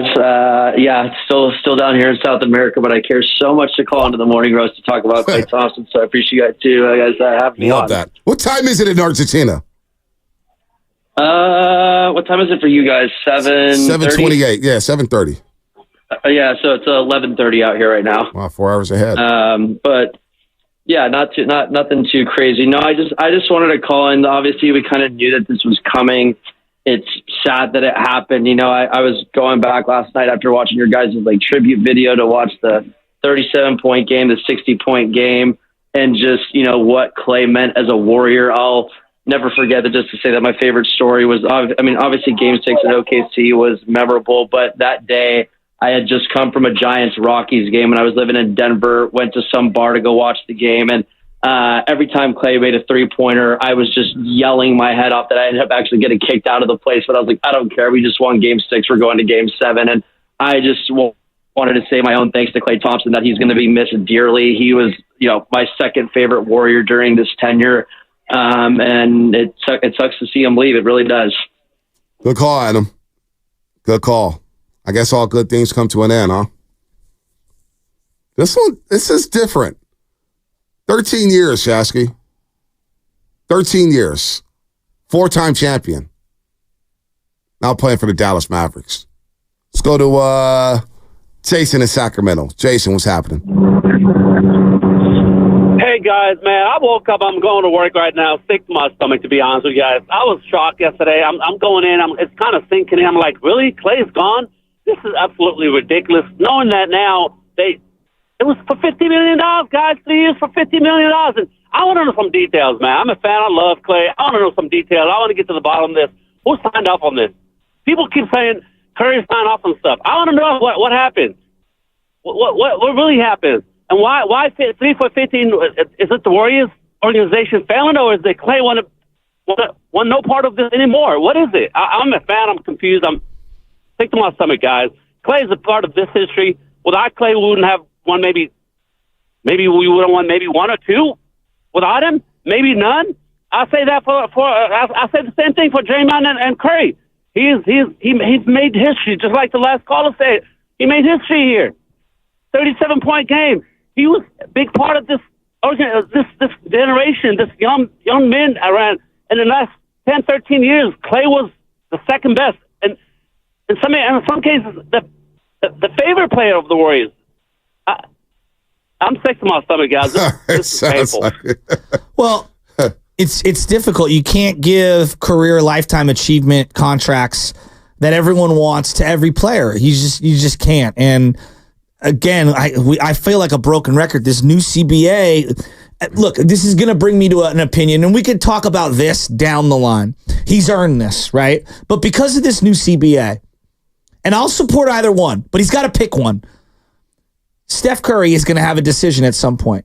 Does he want to make the most amount of money and maybe make it more difficult for him to win one in his twilight years and pull a Kobe and just have a retirement tour, which I'm here for. He's earned it. Like, he's deserved it. Or does he want to make a financial decision that will help him in terms of his career, accolades at the end of his career, where he takes less off top because of how prohibitive the CBA is, so they can get some help in here? Like, it's one or the other. And again, I will support either one. But if you take maximum money,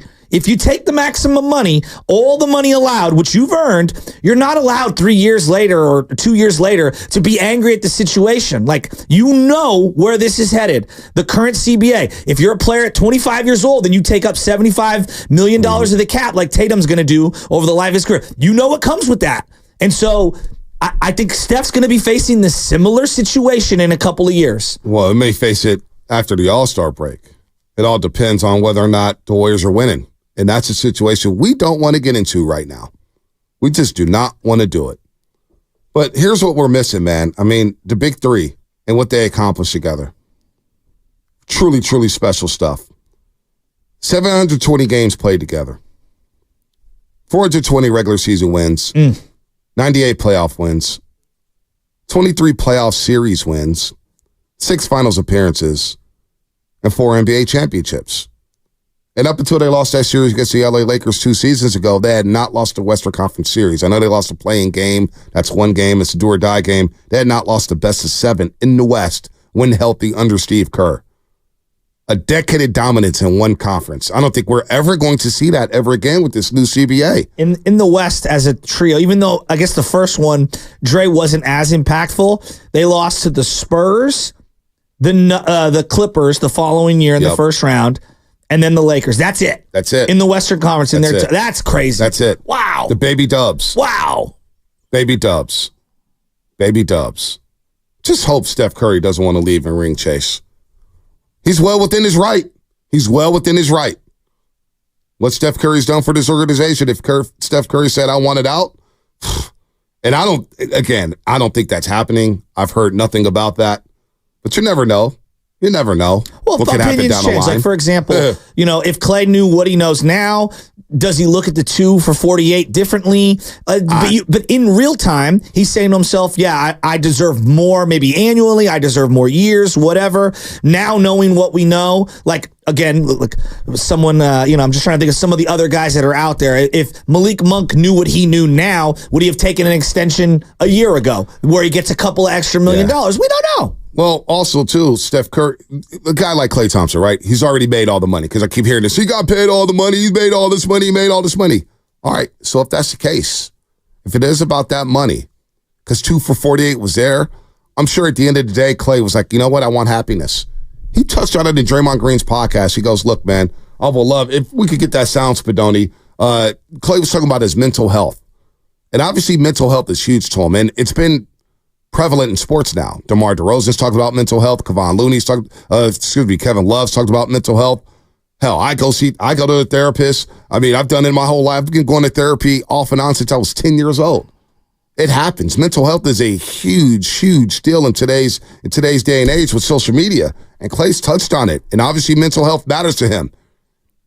That fresh start. I don't know if that same offer was on the table, 2 for 48 this offseason, after the year that he just had and the way the year played out with the Golden State Warriors, I'm not sure he signs that.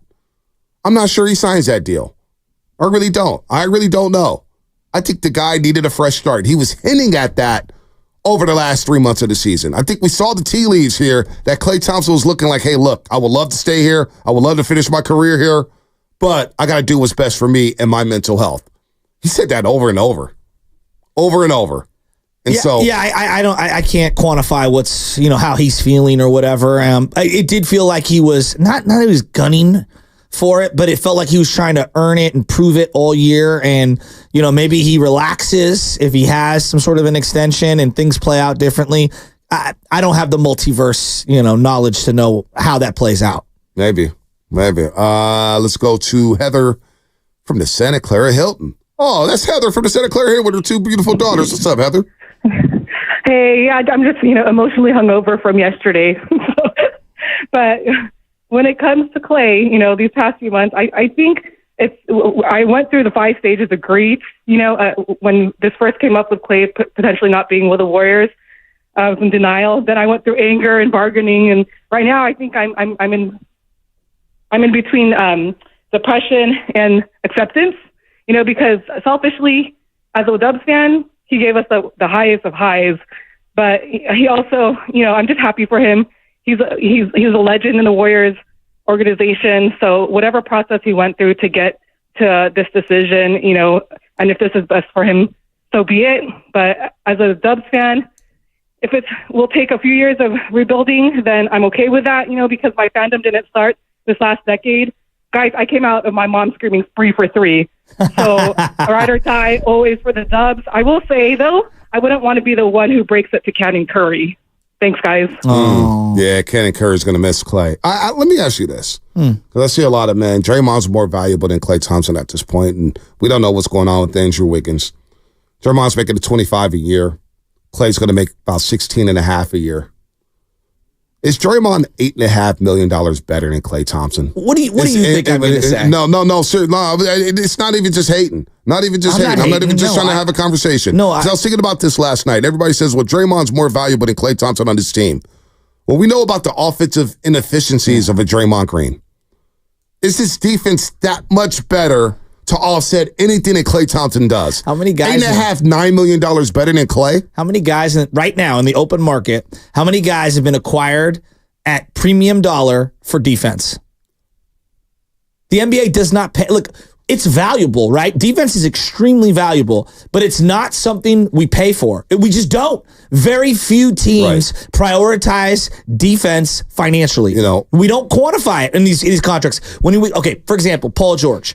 His decline defensively isn't spoken about. What do we talk about? His offensive production, right? That's what this league is. Look at Rudy Gobert. He is a defensive first player. What does everyone in the league say about him? He gets played off the floor. And he's overrated. And he's overpaid. Right? Does everyone not think that? Yep. The polls said everybody. Okay. And this whole thing that defense.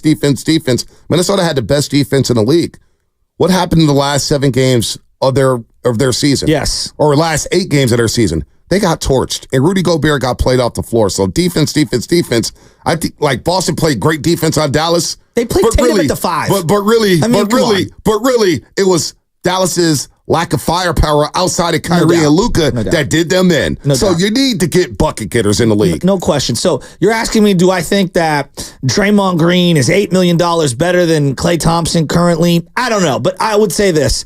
I didn't think Draymond Green was worth a 4-year deal, to your point.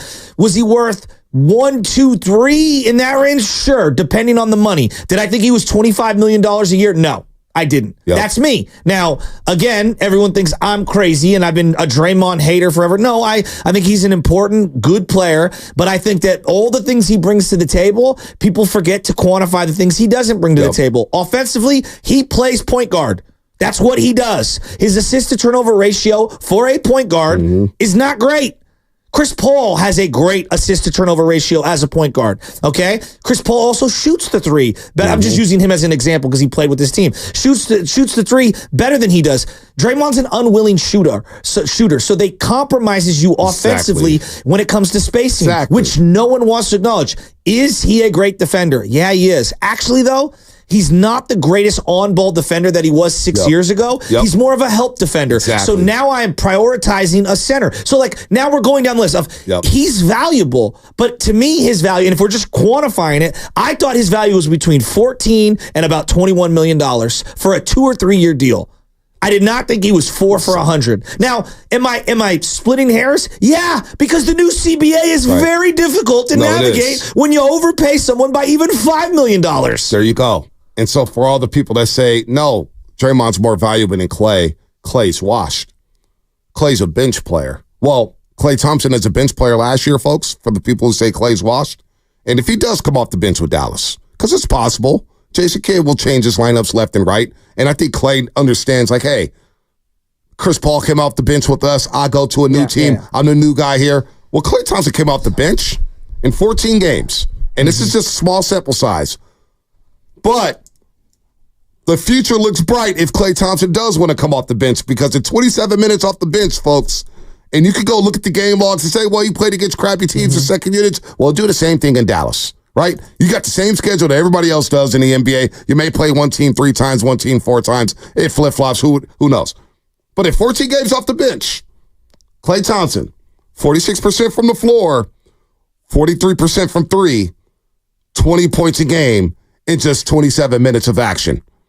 Be careful what you wish for. Well, because he could come off that bench and detonate in a heartbeat for the Dallas Mavericks. So there's a lot that's not washed to me. There's a lot that's been made about how he's ended the season the last 2 years, Klay Thompson, which is fair. Like that, he did. Yeah. He ended the season in the playing game poorly, and the Lakers series the last 4 games against the Lakers, he shot under 25%. But couldn't I make an argument that Draymond Green? And again, I'm not picking between them, but if we're going to split hairs and kick Klay on the way out the door, and again, I've been a critic of Klay's play, of his play. I've been a critic of it. Draymond Green was awful in the Kings series after getting suspended, was he not? He had a really good game 4 off the bench.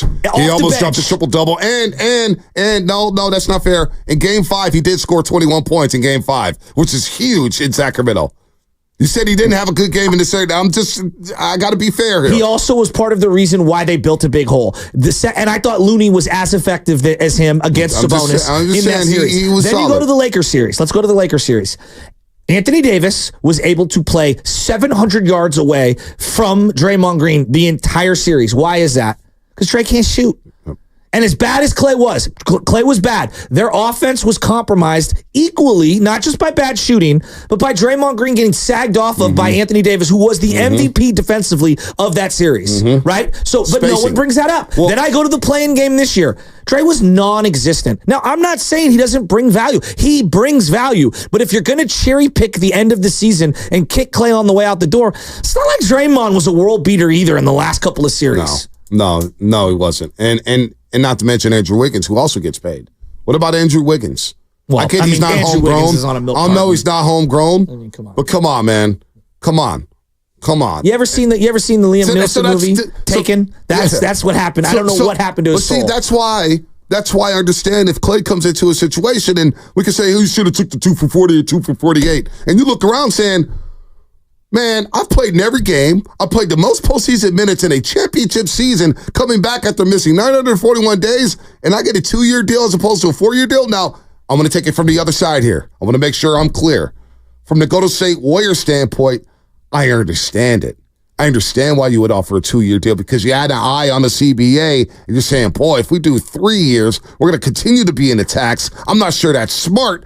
The Warriors have to protect themselves. And by the way, we just had the most expensive roster in basketball, and we didn't even make the playoffs. So from the Warriors standpoint, I understand completely where they're coming from. That's why I think it's good for both sides to just move on. Well, the other part of this is that I look around at like this, because you're talking about value, just comparing Dre to Klay, just the two of them. It's really hard to find somebody like Draymond Green to step up in the role that he's in as facilitator and as a defensive player.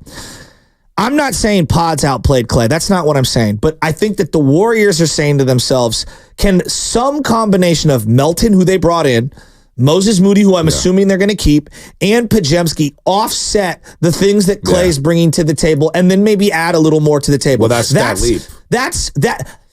I think they think that. I mean, we will see if that plays out. You know what? To be honest with you, I want to see it.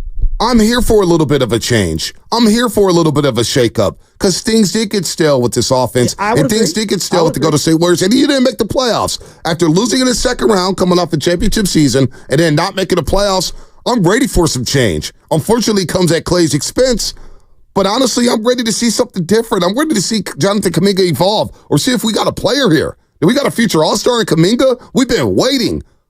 Moses Moody has waited and been patient and been a great soldier for the Golden State Warriors and been nothing but professional despite seeing guys play above him, despite seeing guys get more shine. Pods came in and took his role. I want to see Moody get an opportunity to shine. Can he do it? That's one thing. But I'm excited. That does excite me a little bit. Let's go to, let's get to Sean in Oakland. Sean, what's happening?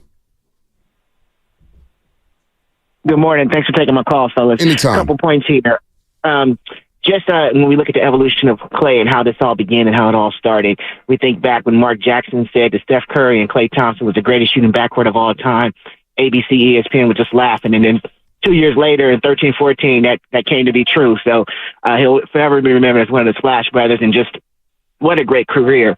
One thing I wanted to take, maybe you can take it off air in terms of just the deal that Klay went through. So 3 for 50. I have a hard time imagining that if the Warriors offered 3 for 50 last summer, that Klay would have been happy with that. Obviously, he was probably searching something in the neighborhood of 3 for 80. 3 for 60. So just want to get your comments on that after I hang up. And then the last thing I wanted to just bring up with my greatest Klay memory. You got the 37-point game in the quarter, the 60 points in Indiana, but really a personal story. I met Klay his rookie year, and I was at the Home Depot off of High Street in Oakland. And obviously it's before everything that's happened or transpired. But Klay's walking through there, and I'm just like, Klay, what are you doing at Home Depot? He was like, I'm fixing something for my girlfriend here. And so he's walking with a lady. And I'm just thinking, even though he was a rookie, he wasn't star steady yet. But I'm like, when do you see a 6'7" guy, a Golden State Warrior, in Home Depot? And so I just thought that was the best story ever. I like that. Sean, that's a great story. He opened the call by saying, what if Klay have taken 3 for 50 before the offseason? I don't think at the beginning of last year. I highly doubt it. I think he would have had started probably to $24 million. I think he felt insulted by the years and the money early on. The money a little bit, but I think he would have settled saying, okay, I'm making the same as Draymond and Wiggins. That's fine.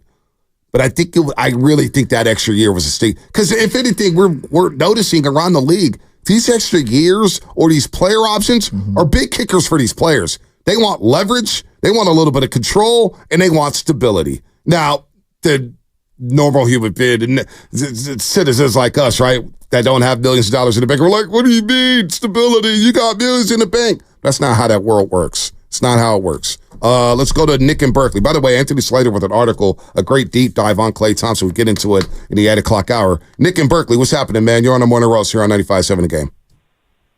Hey, man, all I can say is, man, what player tears his ACL, runs up the tunnel, and comes back to shoot free throws, man? Come on, man. That was ridiculous, bro.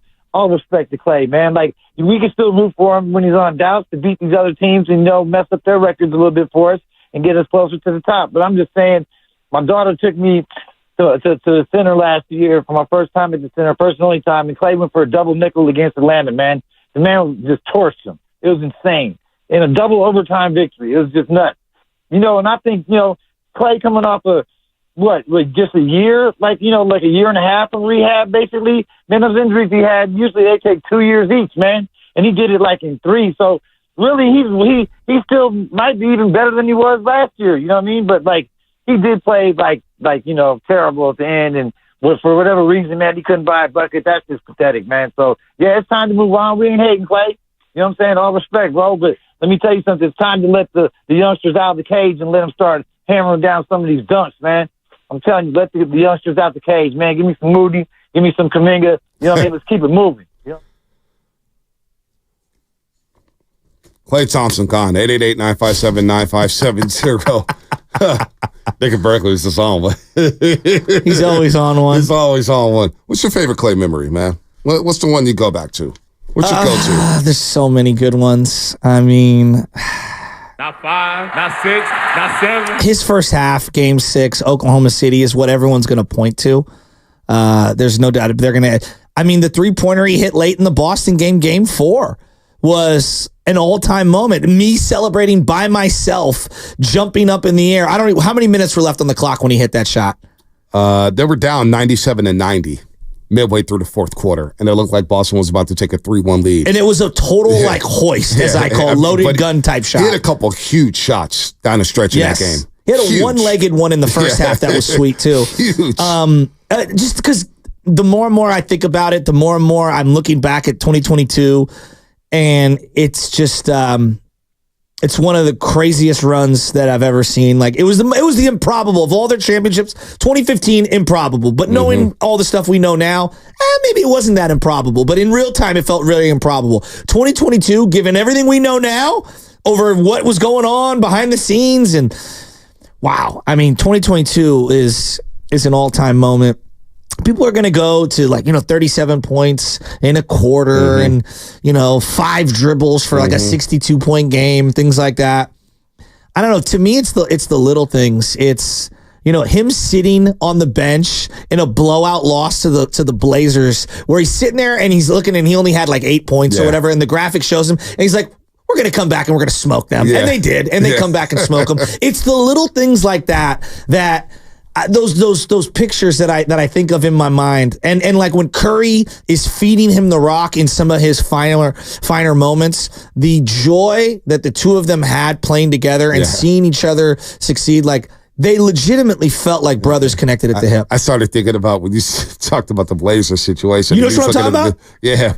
Now I'm starting to think about the scuffles with Bradley Beal, Kelly Oubre Jr., the scuffles with Milwaukee, him talking trash to Zach Collins on the bench. Remember that? Houston. Multiple times. Yeah, Houston multiple times. Klay hitting the three and Beal talking his talk because Klay wasn't a big talker. No. He was so stoic, but when he did talk, it was like, all right, we got our guy out here chirping big time. I watched back the one where Durant was out and they ended up routing Houston, whatever. In the Game 6, second half. He was lights out in the first half. He kept them in the game because Curry was scoreless. It was Curry was scoreless in the first half. I'm getting goosebumps thinking about Curry it. Was scoreless in the first half. He hits his 30 in the second half, and Klay hits the go-ahead 3 when they were up 3 on a great play with Draymond Green in the split action. Boom, back to Klay. You hear Mike Dream bang, and Klay's pointing at Lacob. He's pointing at Lacob. And they're looking at the bench just talking his talk like, let's go to the Western Conference Finals. The other moment that sticks out in my head was when J.R. Smith tackled him by the knee, and it looked like he Phillip Rivers, Tom Brady'd him. You know what I'm talking about? Like a quarterback gets hit in the side of the knee, and it looks like you're going to blow it. And he comes back the next game and doesn't miss a beat. I don't even know how he did it. Him and J.R. would go at it. No doubt. Iman Shumpert, when they would get switched on, they would go at it. But those early Cavs rivalries, I know we think of him like it wasn't. It was a huge rivalry for me. No, it was huge. Let's see here. I actually really like J.R. Smith. I'm watching this doc now on Netflix with him. The back and forth for Klay, and Slater points out this in the article. This article is going to be very, very interesting. The deep dive Anthony Slater does on the past season where Klay Thompson's doing. They come back in Brooklyn, they win. Guy Santos has a good game. But Klay Thompson in the locker room afterwards, when he didn't finish, he had to fight back tears. Here's the back and forth with Anthony Slater. It became clear that like the market didn't really matter. The money didn't necessarily matter. Like he was unhappy enough last season, and he was kind of jilted enough by management's lack of communication and lack of what I think his side felt was like a genuineness to their desire to have him as like a core member foundationally into the future. Not that they weren't willing to have a contract offer now or didn't have a contract offer, obviously, extension time in the preseason, but wasn't a lot of warmth to the way they operated with Klay Thompson. That was from the TK podcast. Here's what we have. Spinoni's going to roll it here. How you feeling right now? I feel great. Physically, mentally, probably a little different story, but such is life. When you say that, is it just a shooting struggle? Shooting,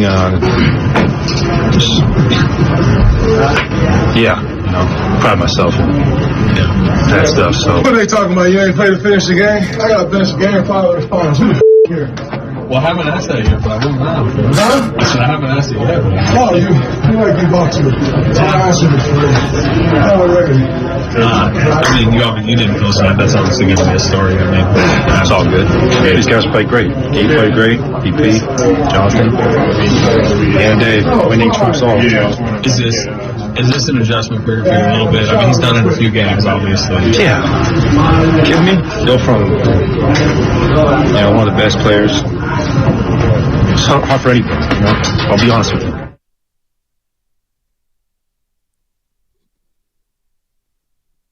Very revealing. And the story that Slater writes is very revealing as well. As we go through it, we'll do that. Jay in the Bay, D in San Jose. That's all coming up here on the Morning Roast. But first, the injury report.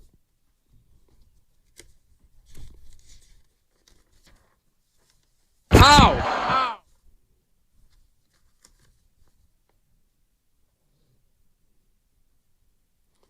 Alex Cobb. Forgot about him? I hope not. Because he began his rehab assignment. Oh, he's going to begin his rehab assignment this week as he recovers from offseason hip surgery. He pitched 2 innings for San Jose over the weekend and gave up 1 run while striking out 4. Robbie Ray also made his 6th rehab start for San Jose, going 3 2/3 of an inning Friday night. Both are still expected back after the All-Star break as the Giants begin a 3-game set in Atlanta today. The ATL, the Braves, swinging the bats very, very well. Tough series for the Giants coming up. Injury report brought to you by Boxer & Curzon, Northern California's premier workers' compensation law firm, helping injured workers get their lives back for over 40 years. What's coming up in the game? Brought to you by Fremont Bank, celebrating 60 years of full-service banking with no compromises. Klay Thompson. Now's your chance to speak on Klay Thompson. What are you going to remember about him? Where did we go wrong? Why is he gone? 888-957-9570 is the number. We'll talk about Klay here on the Morning Roast. Hey, what's going on? It's Willard and Dibbs. Just to remind you that the Warriors offseason summit.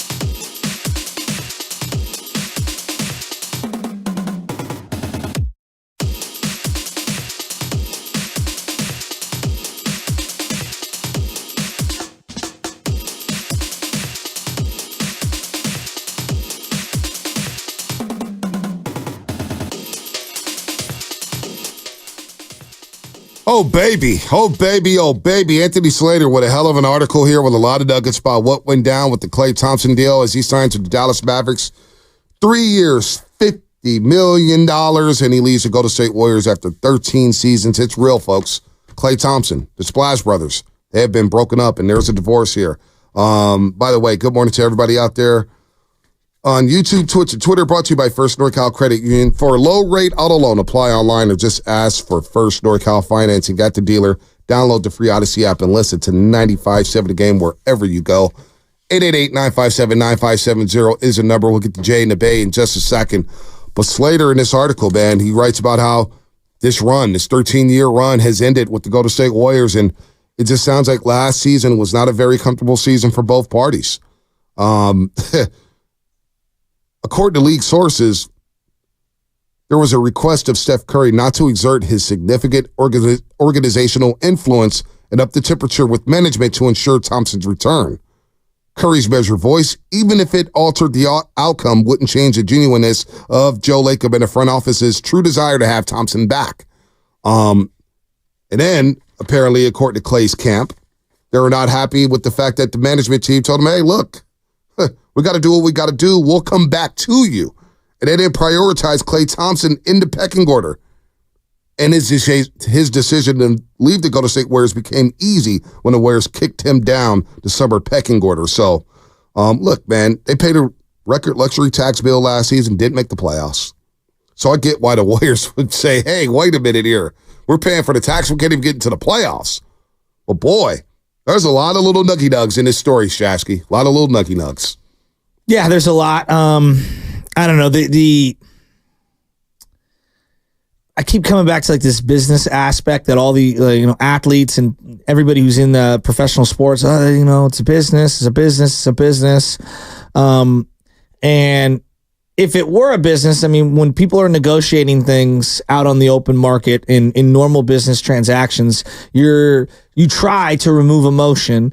And you realize that even though you may not be someone's first option or second option or third option, you try to maintain relationships because things might come back around for you. But in these circumstances, when you're dealing with the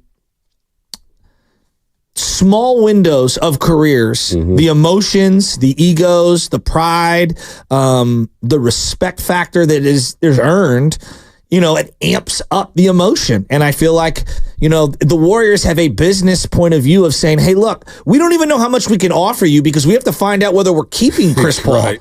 We don't even know how much we can offer you because we're trying to work a trade and bring someone else in to make things easier. So you're going to have to wait your turn. And I understand from Klay's point of view, like, well, what do you mean you got to wait my turn? I should be priority number one. And it's like, well, you are a priority, but like we literally have to figure out what we're going to do with these other contracts over here before we can even know how much we can offer you.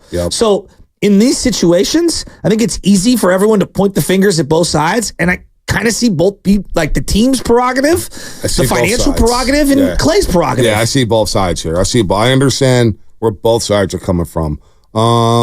Sure, thumbs up. Why not? Love it. By the way, good morning to all the overnight dancers, all the folks getting off the graveyard shift, all the teachers, everybody enjoying their summer break. Let's get to the calls here, Shasky. I want to hear from fans.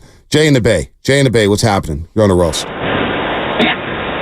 Hey, what's going on, Bonte? What's up, Jay? Man, so I gotta wonder, man. Like Klay's made historic performance, not only in San Francisco, Oakland, all over in the NBA.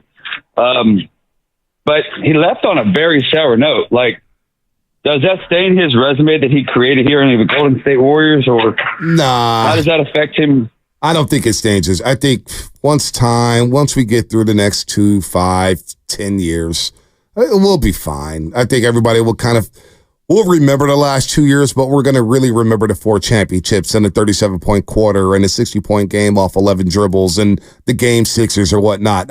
This stuff will all blow over, I believe. Niner fans can give Richard Sherman a standing ovation. Yeah, I mean, like half a year into his own tenure with the Niners without winning the championship, no matter what has transpired, the Warrior fans are going to give him one of the greatest ovations of all time. I think the bulk of Warrior fans are going to love him forever. Now, how will he feel? That's something I don't know. He'll get over it. I think he'll get over it. I mean, look, Joe Montana still feels a certain way. Yeah, but he still comes to Levi Stadium. If the price is right. He still comes to the suite. He's been coming around a lot more lately. He was even at the Bay Area Sports Hall of Fame. So, listen, if the price is right for all of us, we're going to be there, right? We all going to do something for that check. Let's not be... How many things you doing for free these days, Shasky?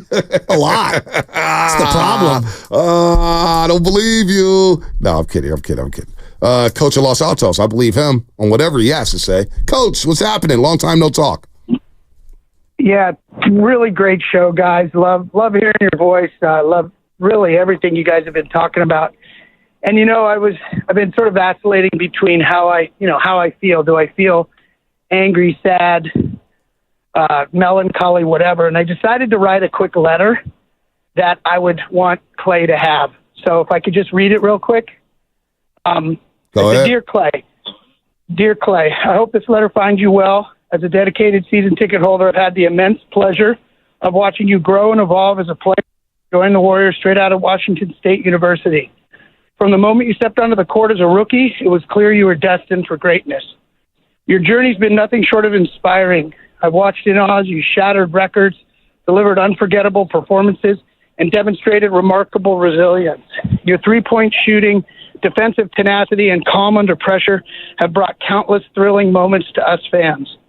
Beyond your skills on the court, what stands out most to me is your character. Your humility, work ethic, and passion for the game are truly commendable. Through the highs of championships and the lows of injuries, your unwavering spirit has been a beacon of hope and determination. Thanks, Klay, for all the joy and excitement you've brought to the Warriors community. Your legacy goes beyond the accolades and highlights. It's in the hearts of fans like me who have had the privilege to witness your incredible journey. Wishing you continued success and happiness in all your future endeavors. Gratitude and admiration, Coach Lilly. Great stuff, Coach. Great stuff. It's a sad moment, man. This is a big one, Shasky. Think about who's the last athlete that left the Bay Area where you're like, damn, he's gone just like that. Pablo, Mad Bum. For some people, Belt, but I don't think Belt's even close to the level of those other two. I mean, right now, Brandon Crawford's playing for the Cardinals, and most people yawn. Yeah. And I love Craw. Yeah. I do. This is a big boy. Klay Thompson, this is a big one. I mean, basketball only has 5 guys on the court, right? And this isn't like somebody who's like, oh, he was a good player. No, he was a great player. A 5-time All-Star. A great player. They won 4 championships, not one. This is closer to Ronnie Lott and Jerry Rice than it is, Brandon Belt per se. I think this has a even more of because in football it's different. In football, we almost expect our team to cut you. There's going to be turnover, and that's what made this so unique with the Warriors is that they kept it together. For all of our lives, every great Warrior player was gone. Hardaway, I rooted for him with the Miami Heat. Right. Mullen, I rooted for him in the Indiana Pacers. Latrell Sprewell, I rooted for him with the New York Knicks. Root for him with the Knicks. Right, all my favorite. Jason Richardson, I rooted for him on the Bobcats. I wonder if this is the biggest departure from the Warriors because Klay was a free agent.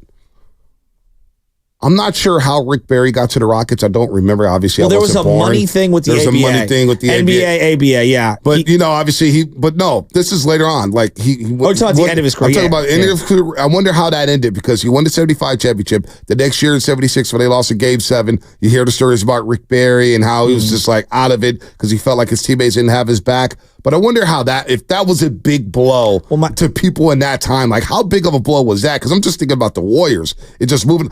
Mitch Richmond getting traded, I think, was a huge one for Warrior fans. Run TMC, even though it was only 2 years. He went on to have a Hall of Fame career. Right, exactly. Plus that, but what it meant to the Warriors are growing up with Mitch and Tim and Chris, and they're still buddies to this day. They're still tight as they were when they played nearly over 30 years ago. So this one's big. I don't think it's sunk in yet for a lot of Warrior fans. So when Coach comes in with a letter, I get it. A lot of people are I got so many DMs last time. I was like, Bonte, I'm sad and I'm heartbroken. This is like Kevin McHale playing for, the Dallas Mavericks at the end of his career.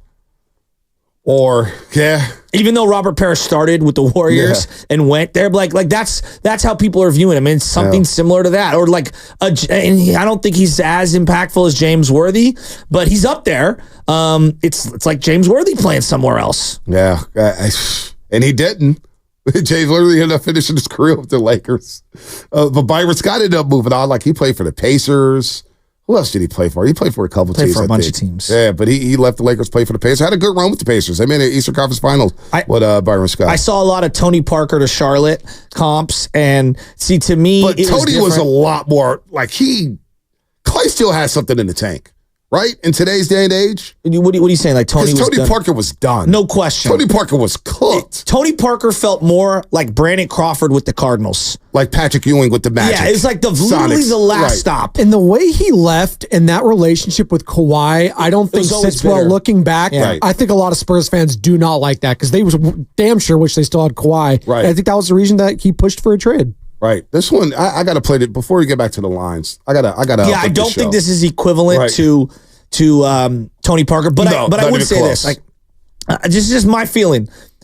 I don't believe he'll finish all 3 years with the Mavericks just because I know how this league works. Yeah. And when you play on a Kyrie type of a team, things are always volatile and susceptible to being blown up. He may get traded within the first year if it doesn't work. And I don't even want to do that today because that feels so unfair. No. I'm not trying to do that. I'm just saying, I hear when you start somewhere else, you start from scratch. I understand. With that front office. And you got in that organization and those players, you got to fit in. I'm going to uplift the show a little bit. Here we go. Green to Klay Thompson. Where do you patient? But Klay fires away. He's got another three. It's an NBA record 10 threes in a playoff game. 96-92. He's got 36. Westbrook stumbles with a dribble, almost falls down. Stripped by Andre and stolen. Iguodala to Thompson. Right side three for the lead. Got it! Golden State leads with 1:35 to go. It's 104-101. Klay Thompson has 11 threes in the game. Game 6, Oklahoma City. Klay had some monster games before then. The 37-point quarter. He had made an all-star. He had some monster moments. But it felt like that Oklahoma City game on that stage, on TNT, not only was Tim Roy on the call right there, but also Marv Albert. I felt like that was Marv Albert's last great game as a play-by-play announcer. I swear to God, he was in his bag that day. Because I remember like it was yesterday, and I've told you where I watched the game on the couch. Igor Spivak, shout out to my guy Igor Spivak, sitting in a recliner with a 7-foot bong, high out of his mind saying, Bonte, we're really about to lose when the season's over. And we're sitting there thinking, and I'm looking at him like, they're only down 5 at the half. But that moment, it felt like took him to another stratosphere. Mic on. I keep coming back to this one, and maybe it's because it's so recent. I think we forgot how good he was against Memphis in the Game 6 game. I know. Oh I hated, and Dylan Brooks hit a 3 early in that game, and I'll never forget. I was watching it in, what's that place? Joshua Tree. I was watching with limited internet access. Don't even start me. It's crazy wedding. I'm still in trouble. Is that a fun place to have a wedding? No, it's horrible because I had no access to the internet. And all you people out there that like being out in the wilderness. The visuals are beautiful, I'm sure, but yes. The Joshua Tree is overrated. Anna's going to hate me for this, but she brought up Joshua Tree for our wedding, and I was like, yeah, I don't really want to do that. Not, okay. All right, thank you very much. I'm going to Even though she doesn't like to listen to you, she doesn't like to listen to me. Anna, let me tell you, I'm do not want wildlife running up on you as you're walking down the aisle. I know she doesn't. What? Coyotes out there or what? Everything. Snakes, rabbits, all kinds of crap. We're not doing that. Look at this. Let's put it this way. There was no TV. There's no internet. There's no nothing. I'm sorry. I'm out on that. Like, no. Like, no. All right, get back to Klay. So I'm watching that. I don't even have the box score up on me, but I know he had like, I don't know, 7, 8, 9 threes in that game. 8 of 14 from 3, 11 from 22 from the floor, 30 points, 8 rebounds, 2 assists. And you're right about Dylan Brooks. He hit a 3 early in the game. No. And I remember going, yes, best thing that can happen because he's going to keep shooting. Yeah. Well, Dylan Brooks had 30 in that game, but he was 11 for 28. And I kid you not. I'm walking to the parking lot, going down, done with the postgame show. I'm walking with D Wright. We're walking to our cars. A car stops. Yeah. Guy rolls down the window. It's Draymond Green. Oh, what? Right? So we got shocked you talking to me. Yeah, so listen. So Draymond Green, I go, Draymond, The best thing that happened in that game was Dylan Brooks getting hot. He goes, I know. Because it's the worst thing. You hear Fitz say it all the time. One coach is thinking, yes, great, Dylan Brooks is hot. Yes, he's going to keep shooting. The other coach is thinking, and his coach, Taylor G, is thinking, oh, no, Dylan Brooks is hot. That means he's going to keep shooting. And boy, did he shoot and shoot and shoot even more in that game. And he shocked him in that basketball game. The whole sequence of losing GP2, the Ja Morant injury, Right. I think people forget. The Grizzly-Warrior rivalry was real. Let me tell you that game. It was real. Kevon Looney, how would he have, 100 rebounds? 22 rebounds in that game. He was so good. Overall, the Warriors grabbed 70 rebounds. Andrew Wiggins had 11 rebounds and 18 points in that game. Draymond Green, and because later on today, when Draymond Green put up on us, I go, Draymond, just let it fly. Let it fly, right? And he goes, and he looks at me, he goes, I know, big dog, I know. And he actually shot 14 times in that game because it's like, Draymond, you got to shoot it. He had 14 points, 15 rebounds, and 8 assists in that basketball game. But let me tell you something, Shasky, because obviously you're in Joshua Tree. I think I remember telling you this. I'm sitting there watching from my tunnel. And when I say that was grown man basketball, it was one of the best games. It was one of the most physical basketball. Like Wiggins and Looney were down in that paint against Brandon Clark, Steven Adams. How about the and those Draymond Brandon Clark foul? I know. Early in the series where he had to grab him as he's falling. But that game, that game was so physical. Because remember, Memphis had just blown out the Warriors by like 40 in Game 5. So it was like, if you don't win this game, you got to go back to Memphis for Game 7. It wouldn't have been pretty. No. I don't think it would have been pretty for the Dubs. So Dylan Brooks is shooting this shot.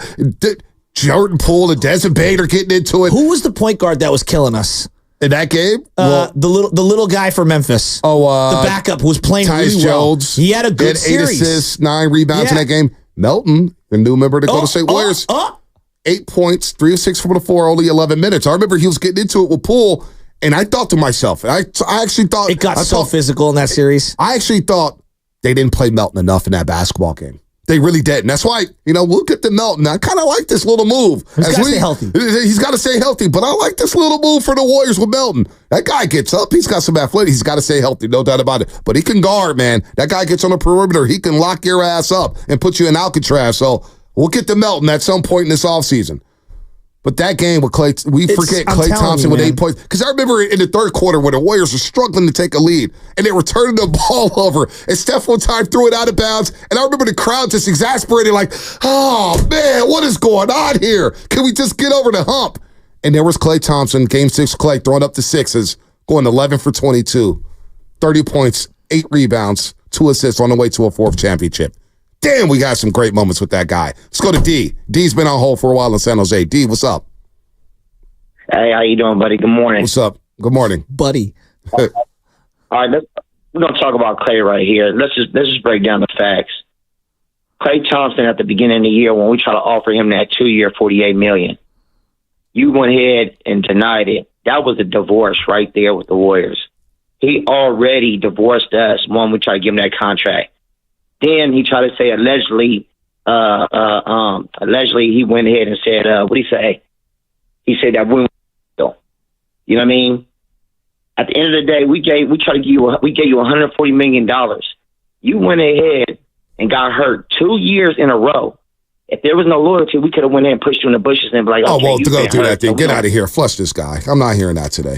Sorry, your call is not good. You need to contact Floyd Water Plumbing and Drain at FloydWater.net. We're not doing that today. So what are you going to do? He tears his ACL. You're not going to pay Klay Thompson? I guarantee you another team would have done it. That's also such a bad look organizationally, too, to the rest of the league. You're never going to get another free agent there. The guy won 3 championships.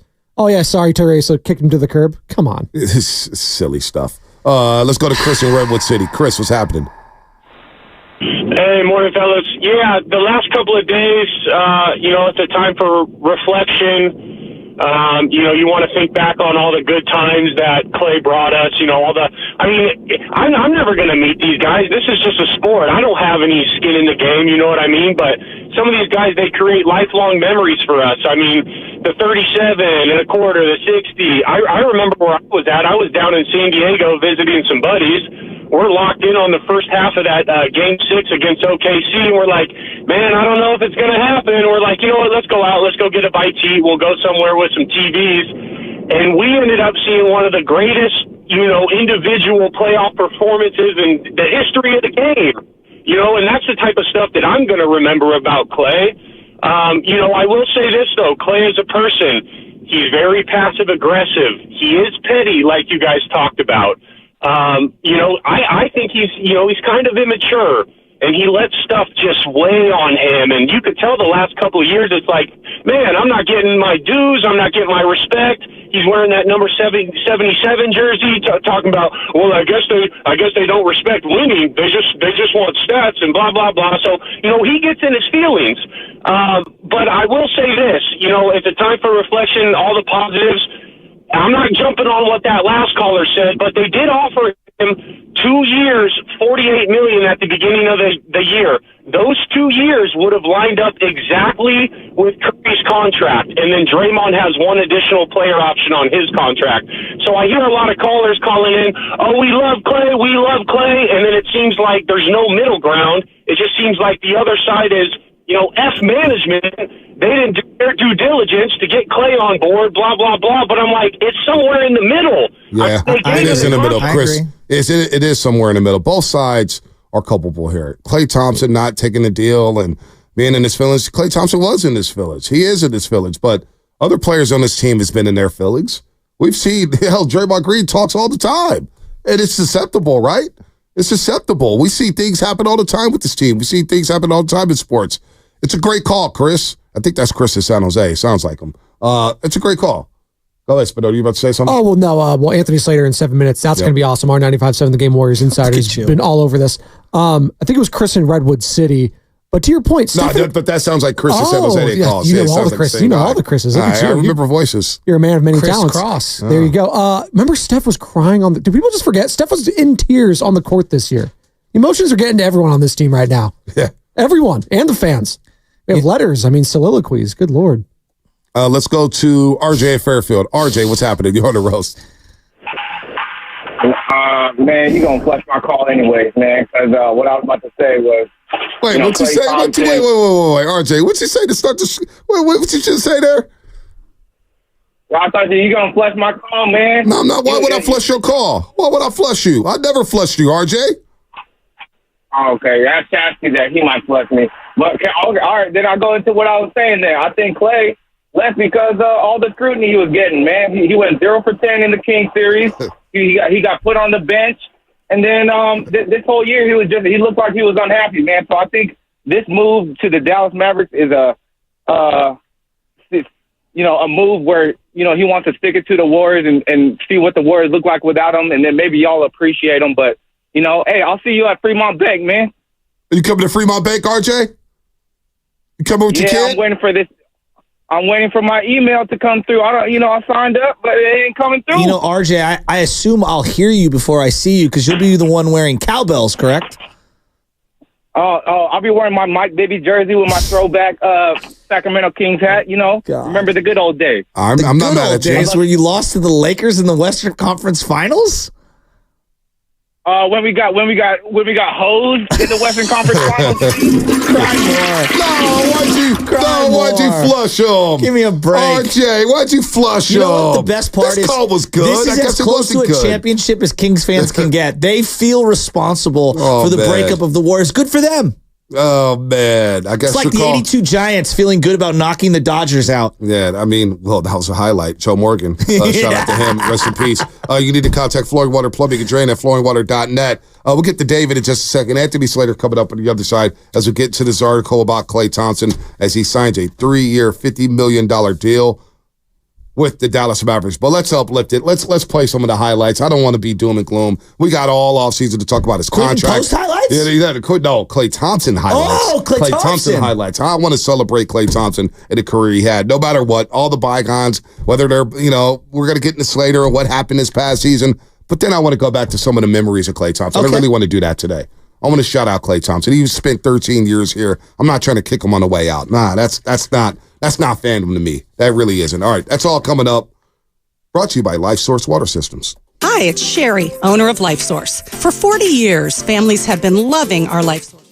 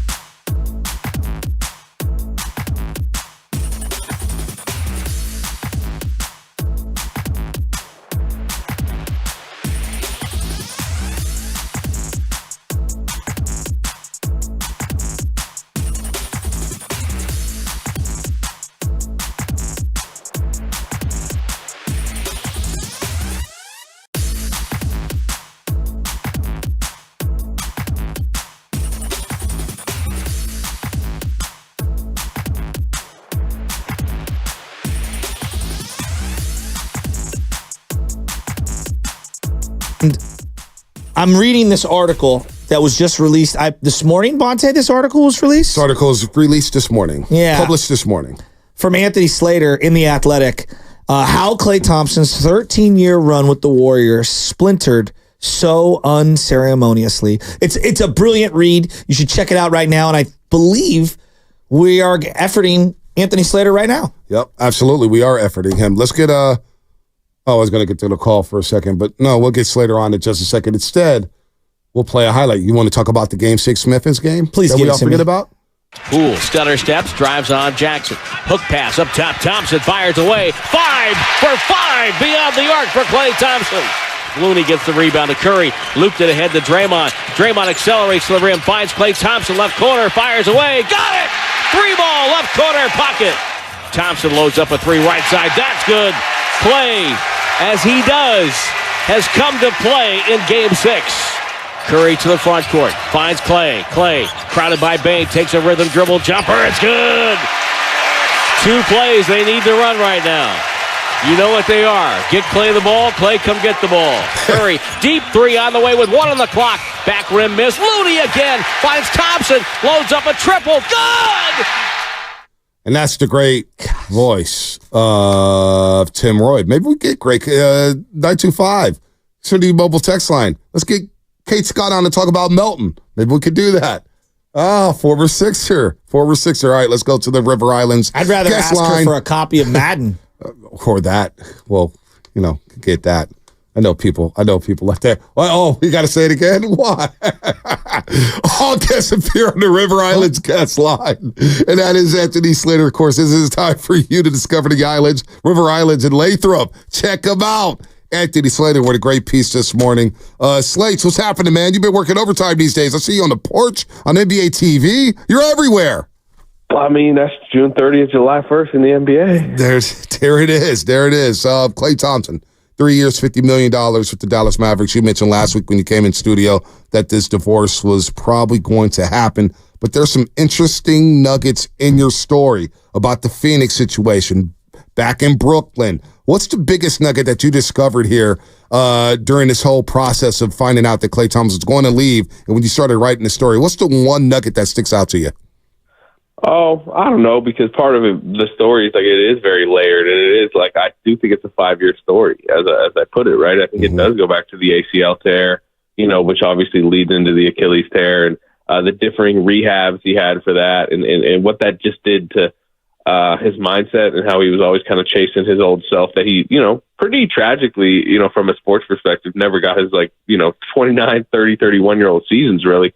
And obviously that bleeds into the last 2 years, the contract situations, right at the forefront of it. But if you're just asking for a specific nugget, I mean, I put it high up, and I know some people have already talked about it, but, I was told that, he, as this headed towards the end over the last few weeks, and I think some people were wondering, how much of an influence Steph Curry might have had. I was told that Klay basically requested of Steph, don't exert your influence, don't demand that they, necessarily do right by me financially. I want them to want to. And that's paraphrasing, obviously, but that's kind of the message that was sent. Wow, so Klay basically told Steph, hey, I don't need you to go to bat for me. I want Laker Company to want me, to court me, to make me feel like they're going to make me a Warrior forever? My sense is that by that point it was over anyways, right? Yeah. I mean, I'd been hinting at it for a couple of weeks. You mentioned being in the studio last week. We were basically, talking about the end of Klay Thompson. Now, you always wondered, would there be a circle back? Would the market, dictate it to some point? Would they come back together? But the closer you got to June 30th, the lack of communication, the messaging from Klay's side was it's over. And yeah, I mean, that was made very clear early, right? There was no free agency pitch. There was never an offer that the Warriors were able to make to Klay Thompson. It's really been over for a while. Where did it really go sideways? I know you referenced the injuries and all that, which is all baked into it. Was it role? Was it the amount of years that they originally offered him? Was it prioritization? Was it the money? What specifically was the biggest, gulf between the two parties, Warriors and Klay? By the way, we can keep listening stuff. Keep going. What else? What else? No, what else? Well, I mean, again, I went back to the rehabs and kind of chasing his old self. You mentioned the role, but biggest is probably, at the end of the day, it's contract numbers, contract length. I mean, I think that's what ultimately, pushed him out the door. And I would say like the lack of communication and like full-throated effort to I mean, you mentioned prioritization. That is, the right word, the one we've been talking about. But, he was kind of put on the back burner, which again, like, I think we all understand the cold-hearted business perspective to it, but kind of understand Klay's perspective too, right? I mean, like, considering who he is, what he's been, how others were rewarded in recent years. I do think the timing of this all played against him. The fact of when he was up for free agency and the moment in the franchise this summer as they're kind of pivoting and resetting, whereas Draymond being up last summer got him paid. Poole and Wiggins, I think, were very fortunate to be up right after the title. They got 4-year deals. So there's just so much at play. So Steph Curry, it sounded like he wanted him back, but, I guess acquiesced to Klay's wishes. Where was Draymond Green? Where did he side in all this? Yeah, look, I don't have every piece of information. Okay. So, like, this is, I put out there, basically as layered a story as I could. I don't necessarily have the answer to that question. Anthony Slater here on the Morning Roast on 95.7 The Game. So he goes to Stephen Curry, says, hey, don't fight for me. Don't go to bat for me. Now, going through the season here, there's a lot of I'm not trying to kick the guy out on the way. I'm not trying to kick him down on the way out. He gave the Warriors 11 great seasons. Obviously, he was hurt for 2 of them, but 4 championships, All-Stars, All-NBA teams, the great performances, the 37-point quarter, and all that stuff. But within that locker room this past season, was his energy so bad to the point that it kind of offset some of his teammates? How were they receptive to his attitude this season if he did have a major attitude? Yeah, I mean, look, it was a rocky season. They've talked about it, and really the last 2 seasons that they've had to have these like mid to early in the season like meetings about shot selection. Even going back to remember after he had the 4 rings and the ejection at Phoenix 2 seasons ago. Mm-hmm. And that shot selection is directly tied to him wanting to be what he used to be. But also, yeah, I mean, like he grumbled at different role changes, and I've come on your show plenty of times. I remember coming on the day after Brooklyn when he had that interview in the locker room, and like, he wasn't hidden about a lot of this, right? He even had the press conference where he said he had like a long sit down with Steve Kerr about how his negative energy and the way he just would grumble over the sidelines if he was playing poorly or if he was pulled from the game at a time he didn't want to, and how that could affect the young players, and that he needs to embrace and appreciate what he's done and enjoy the last years of his career and be a good mentor. I remember him mentioning that. So this isn't like dynamics he didn't understand. And to be honest, when he says particularly that he needs to learn to appreciate and enjoy the last years of his career, I think that's part of why he left. He was not that happy last season, and he's searching for a happier situation. Slater, do you believe he was a good mentor? We've seen youngsters on his boat, Moody, Wiseman, all these guys. Do you believe he was J.K. loved them? Do you believe he was a good mentor to these youngsters here? Yeah, I mean, whatever, 85, 90% of the time. I mean, nobody didn't like him, especially when he was in his like quirkier moods or talkative moods. And, Moody would sit there ever since he's been here and watch Klay's shooting routine. Jordan Poole shot with him all the time. I think Jordan Poole kind of had his breakout season partly because of watching Klay Thompson, and they always shot together. So to answer your question, yes, I just think his internal fight with himself and what he wasn't able to recapture, it permeated, right? Draymond Green's not necessarily trying to impact the team negatively when he does, something that does, but it does. And I think the same is with Klay. If he's yelling at assistant coaches, if he's fuming on the sidelines, like it impacts the team. Shasky, I'm sorry. You brought up Jordan Poole, Slater. And it is interesting that you mentioned how Jordan Poole watched his shooting routine and looked up to him and had his breakout season, because there was always this rumor that Poole and Klay don't get along. Klay doesn't want to give up his starting spot. Poole wants his starting spot. There's some jealousy there. And I remember when Poole got traded to Washington, they actually worked out together, Steph, Klay, Seth, and Jordan Poole. Well, I don't know where that rift came from. Do you know where that rumor came from, where people thought that Jordan Poole and Klay didn't get along because they were battling for the same position? Yeah, look, it's like sports is relatively like dog eat dog, and Jordan Poole played great, and remember Klay Thompson missed the first half of Jordan Poole's breakout season, so Jordan was the starting shooting guard, and they were 18-2, and they ripped it off, and the money that Jordan Poole got. Sure, like there's always those dynamics at play, and like, feeling a young guy rising under you. I mean, I think it's happening now with Podziemski a little bit, right? There's a decent chance he's the starting two guard next season, and that's even if Klay was there. So I think he feels that, and that's part of it. But he, in my opinion, from being around, was never like untoward to them, even if he was struggling with where he was going in his career.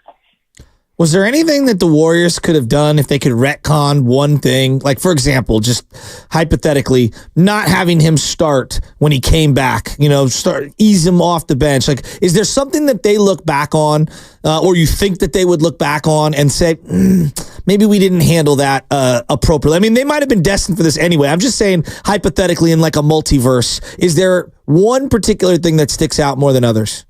No, not really, because I think if they wanted him back, it was a really a top priority, that they would have handled the negotiations as such. But again, like, I'm not even sitting here trying to criticize what they've tried to do this summer. Now, they haven't been effective to this point in doing it, but they could have been more communicative. They could have rewarded him a little bit more. I mean, people mentioned the 2 for $48 last summer. So they kind of feel like they did lay a good market contract on the table. Again, there's kind of, I don't think both sides feel the same about, that offer in general, but I mean, again, like, they could have just tried to pay him quicker, try to pay him, longer, right? Pair him up a little bit, like with Draymond Green's number, with Wiggins' number. How much is going to be on Podziemski's plate right now? Because that's a lot to ask from the young man.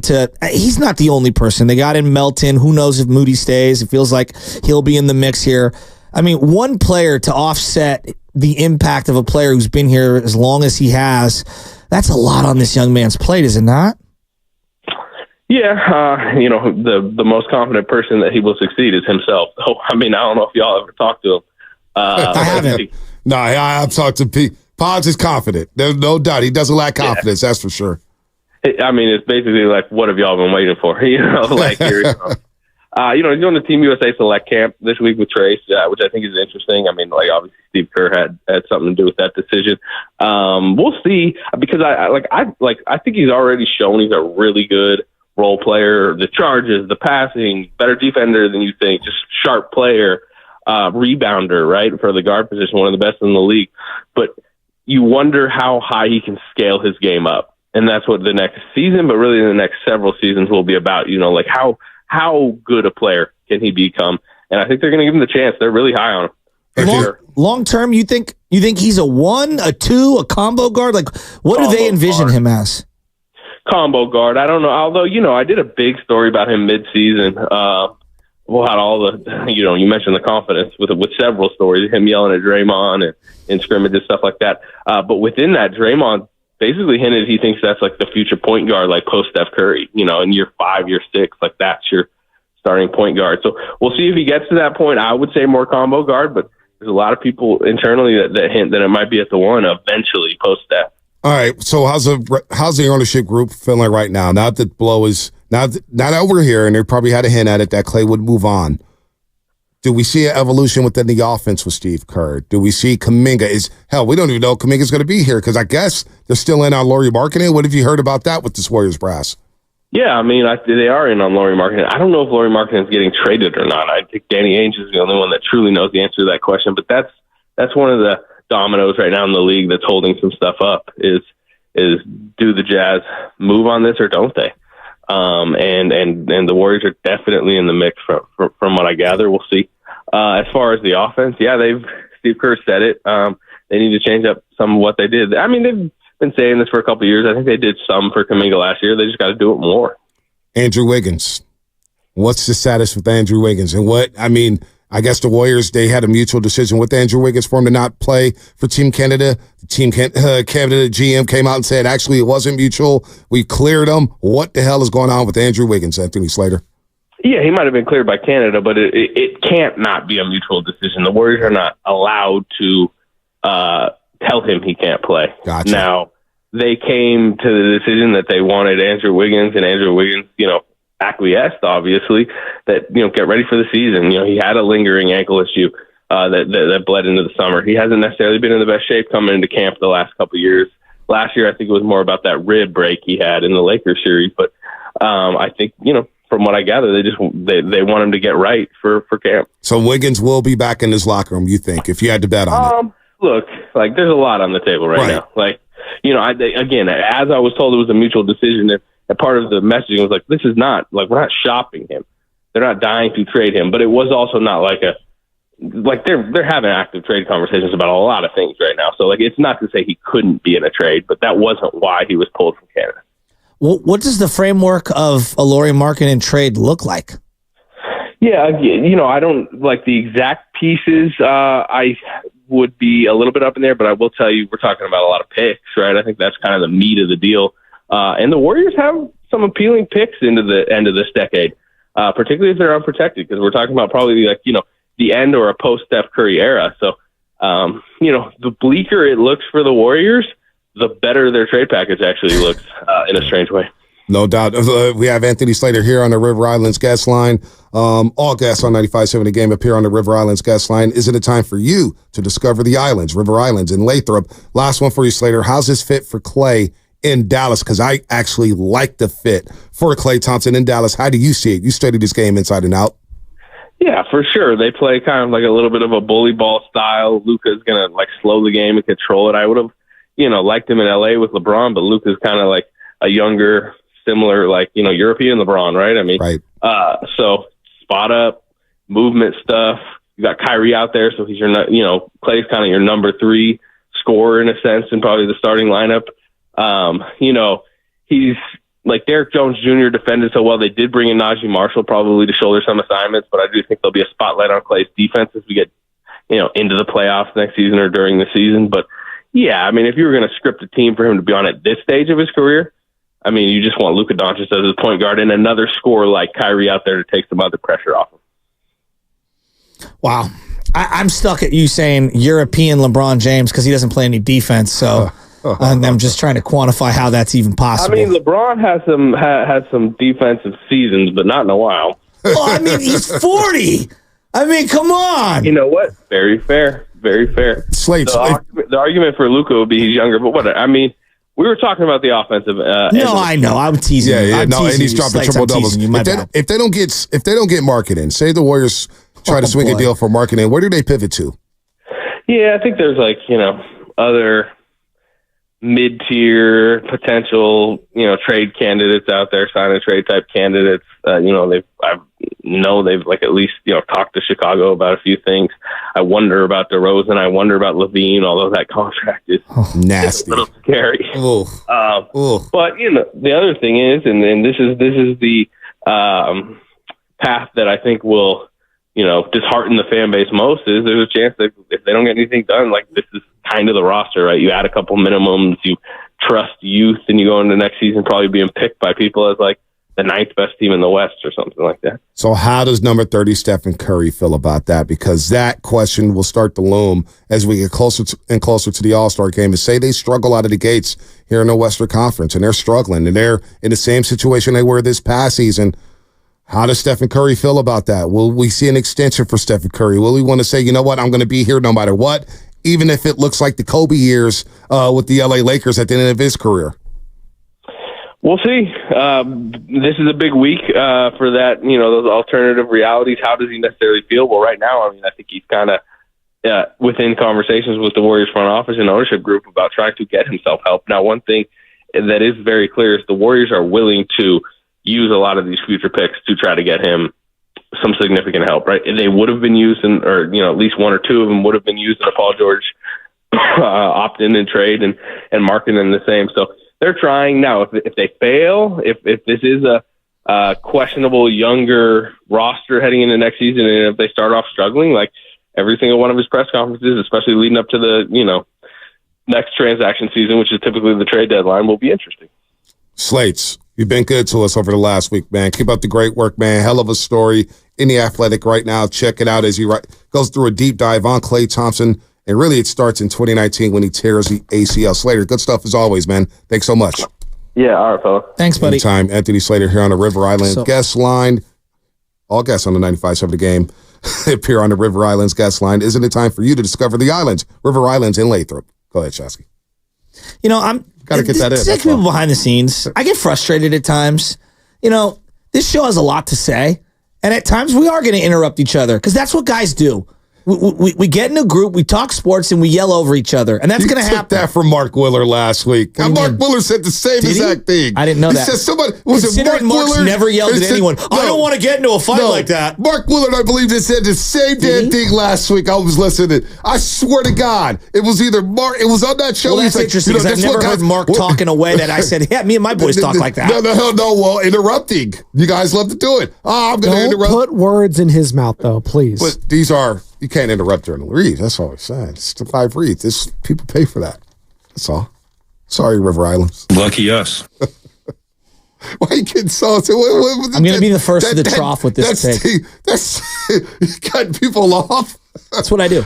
I'm going to. Do you like getting cut off? What? Do you like getting cut off? It happens all the time. Oh my God! I'm a married man. I'm accustomed to it. No. I'm wrong all the time. I get cut off all the time. I'm in traffic. People are cutting me off. Doesn't matter. Oh my gosh! All right. Society's lost its mind. I saw the Rick Ross video. What are we doing, people? I mean, geez Louise. Wow. I'm all over the place. But here's what I would say. All over the place. Huh? Exactly. I'm going to be the first at the trough. Now it's susceptible to cut people off.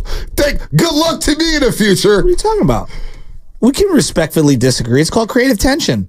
Some of the greatest albums and art has been made during wartime, if you will, amongst people who actually like each other. So, go ahead. I was going to cut you off. Steph Curry. This whole, what are they going to do with Steph Curry, blah, blah, blah. Steph has a couple of paths here, okay? One of the paths is, at any point, he's going to want to hit the eject button and go compete for a championship, which... if he decides to play it out or whatever on this current deal or he wants out, fine. He has earned whatever he wants in that equation. But when it comes time for an extension, and he could get an extension in the next month or two, it could happen. And he could add 3 more years so he can have a total of 5 years on his deal. If he wants all the money in the world, by golly, of all the people who've ever played Warrior basketball in my life, Steph, you've earned it. All right? You've earned it, and I will support it. I will absolutely support it. But if you take all the money, all the maximum, and get this big max contract extension, I'm not going to lie. I'm not going to support you 2.5 years from now saying, damn, I got to be out. I got to be out. Nope, this isn't a championship team. Because of how restricted the CBA is, it's one of two. Either we're signing ourselves up. You're so pro management. For a Kobe Bryant, Barry Bonds farewell tour where we're just going to try to knock off as many individual achievements as possible. I would not play for your organization, Chasky. You would cut me in a heartbeat. Bro, it's business. Compensated. It's been business. I gave you $30 million already. I don't care if you got $40 million left in the deal. I'm cutting you. No. It's big business. I got to look out for myself. No one's trading. It's not good for business to trade. I don't get mad at any player. And now, suffer consequences, but if anybody deserves a right to say, hey, I want all the money, and then 2.5 years later says, hey, you know what, I want out, it's Stephen Curry. No, we're either in or out. Stephen Curry. See, I disagree. I don't. I don't. It's Steph Curry. This is one-on-one. If this was somebody else, I wouldn't do that. I would hear you if this was somebody else. This is Stephen Curry. Okay. Great. This is the ultimate numero uno. And that's statue guy. That's why we're having this conversation. Steph gets whatever he wants. Yeah, well, within reason. Right? No, there's no reason. Steph, you want max money? Here you go. Steph, you want to get traded? But if I give we'll you try max to accommodate money, you have to understand it's going to be really difficult to field the team around you because we're seeing it right now with the CBA. It's restrictive. Can we acknowledge that? Klay is not here in part because of the CBA restrictions. If I'm a player, I say, hey, Joe, Mike Dunleavy, this is why you get paid your money. This is why you get paid the big bucks to construct a team within the framework. You know I'm going to want a big percentage of the cap. You know that. I'm Steph Curry. Okay. I'll make this thing go. And this is why we're having this conversation. Without me, we're not getting TNT games. Without me, we're not on NBC. You can't take an $85 million contract, soak up 50% of the CBA, and then sit here and say, you can't build the team around me. If it wasn't Steph Curry, I would be 100% on board with this. Well, this is why I love Steph. We all love Steph. All right? We all love Steph. I'm telling you, I will sign up for $85 million a year of Steph Curry at 41 years old if he also agrees, hey, we're probably going to be in the Kobe phase, which is the final couple years are going to suck, okay? Or it's you go, Steph, You could live comfortably, which you are currently living very comfortably, off $60 million a year. Leave me the extra $20, $25 million to be able to add to this, and we're going to try to win again. Yeah, there has to be a slight coming to Jesus moment for all parties involved. All right. So all I'm saying is it's one of two options. He could at any point say, I want out. But dude, you can't take $85 million a year and then say, you can't build a team around me. Look around the league. It's really hard to field a team when one guy soaks up that much. So Steph Curry may understand that. I'll play your little game here. I'll play your game. It's not a little game. I'll play your game here. I'll play your game here with Steph and Curry. So if he does do that, as a player, you have to get all the money you can. No one on the back end saying, you know what? I may ask for a trade later on, but at least I secured my bag. I secured my money. And we don't know what type of plans. We don't know what type of plans is being perceived by Warrior fans the way he is. People don't want to hear about the money. No. People love the money. That's all we're talking about is the money. Yeah, how many times I hear 2 for 48, 2 for 48, 2 for 48. Almost feels like I'm making $48 or $48 million. 2 for 48. We hear about it all the time. Stephen Curry is the Warriors right now. He is the face of this thing. You take Steph Curry off this team, those national television games go bye-bye. Sure. Go bye-bye. Sure. And you're in the projects for a long time. You may not get a player like Steph Curry. No one's asking him to take $1. But if he does get his money, I understand from his vantage point, let me get every dime I can get. He's got the business will go on as usual for the Golden State Warriors. They're going to sell out games. They got the concerts and everything like that. But for the player, I'm always going to be pro-player in terms of getting your money and getting every single dime. I told you I'm okay with him taking $85 million if he also acknowledges that it's going to be damn near impossible to be able to put together a competitive team with a 41-year-old Steph Curry making, just in this hypothetical, $85 million a year when we see that the CBA, the way it's currently constructed, like Jaylen Brown and Tatum are in their primes making that kind of money. And Boston's going to have some tough decisions over the coming years. In 3 years, they're going to be $500 million in the tax. If you're going to take $85 million as a swan song contract, again, I'm here for it. But you also have to tell me on the front end, like, dog, you can't be pissed that the team's going to look probably closer to what the Lakers look like with Kobe down the stretch than what the current Celtics are looking like. Are you really going to be mad at Steph? It's one or the other. You got to compromise a little. Are you really going to be mad at Steph Curry if he asks for a trade in that situation? Yes, I am. Are you going to be disappointed? Yes. I won't, because I would understand it. I would understand everything about it. Curry can do what the hell he wants. If there's anybody who's earned that equity, it's Stephen Curry. Steph Curry's earned that right. We won't see this the same. He's earned that right, Stephen Curry. And if he asks for a deal 2 years later down the line, then you know what? The Warriors will probably accommodate him and say, you know what? Let's see what we can get from him. Let's see what we can get and relieve our books. It could be a win-win situation. Trading Steph Curry is if I was running the business of the Warriors and we're talking about revenue and maintaining things, like trading Steph Curry is bad for business. It's very bad for business. Even if he's at the end of his career. It's very bad for business. You know what also is bad for business of competing with Steph Curry? Him at 41 years old making 50% of the CBA. I just don't get why. It's just tough. I'm not in the business. That's all we're saying. I'm not in the business to tell a player to get his pay cut. I'm not in the business to tell somebody who's working down there at Chipotle across the street, hey, go take a pay cut, man. We can go somebody else. We go get somebody else to wrap these burritos, man. I'm just using the Steph Curry. No. It's so come on, man. Like we can meet Johnny in Atlanta. We're talking Monopoly money at this point. Johnny in Atlanta, what's happening? Man, how can we find an effective way to reconstruct the Golden State Warriors at this point? That's what I really want to know. We missed out on Levine, probably due to the fact that he's injury prone. And we missed out on Paul George because the Clippers wanted to tarnish Golden State and not trade with us. So now at this point, our only option left is Laurie. And Danny Ainge is probably going to hit us for everything that we have. And if we take that trade, then we don't have anything left for our future. So how can we get better thus far at this point? I don't know. I don't know the answer to that right now. You bring in Melton. You have the trade exception. You know, right now, it looks really, really bleak, right? Now, you're going to need these young players to pop. You know, Kuminga has to take another little step. Podziemski has to take a step. Moody has to take a step. TJD has to take a step. You're not as high on Podziemski as everyone else? No, what makes you say that? Well, he just made all-rookie team. Okay. So and I told a lot of fellas last year when he started struggling, I was like, hey, Podziemski's exceeded expectations. I thought he was going to be at Santa Cruz for most of the season. I'm not. I don't know what gave you that thought that I wasn't high on Podziemski. When I heard Slater say that they see him as the potential point guard of the future post Curry, it was most so Draymond Green talking about, hey, I see this and that, and I've heard Draymond Green. Okay. He's been in the war room, and he was in the war room. Remember they drafted Jacob Evans, and Draymond's like, oh, I love this guy. Jacob Evans has lasted 2 years. You know what I mean? So when players say certain things, that I agree. But I like Pods. I like Pods. Well, I'll admit it. I don't know what his ceiling is, but I like Pods. Where I'm going with this. So I'm eager to see what his next step is. Can he catch a shoot on the 3-point line? Can he drive? Will he drive? Because one of the issues he had last season was driving too deep into the paint, and then where he would go anywhere and get stuck, and you're yes. looking for somebody to pass. So in his second season, I want to see what Pods looks like. If the Warriors go this route, in which I thought may be the best case scenario, which is reset your books, get under their luxury tax, get under their first or second apron, because if anybody's earned the equity to do that for a season, it is Joe Lacob. Although it makes it difficult because he has Stephen Curry on the team and he wants to win. I get all of that. But I understand from Joe Lacob's standpoint saying, I need to get under the tax and get these books in order so we can strike and keep our picks and make future moves here.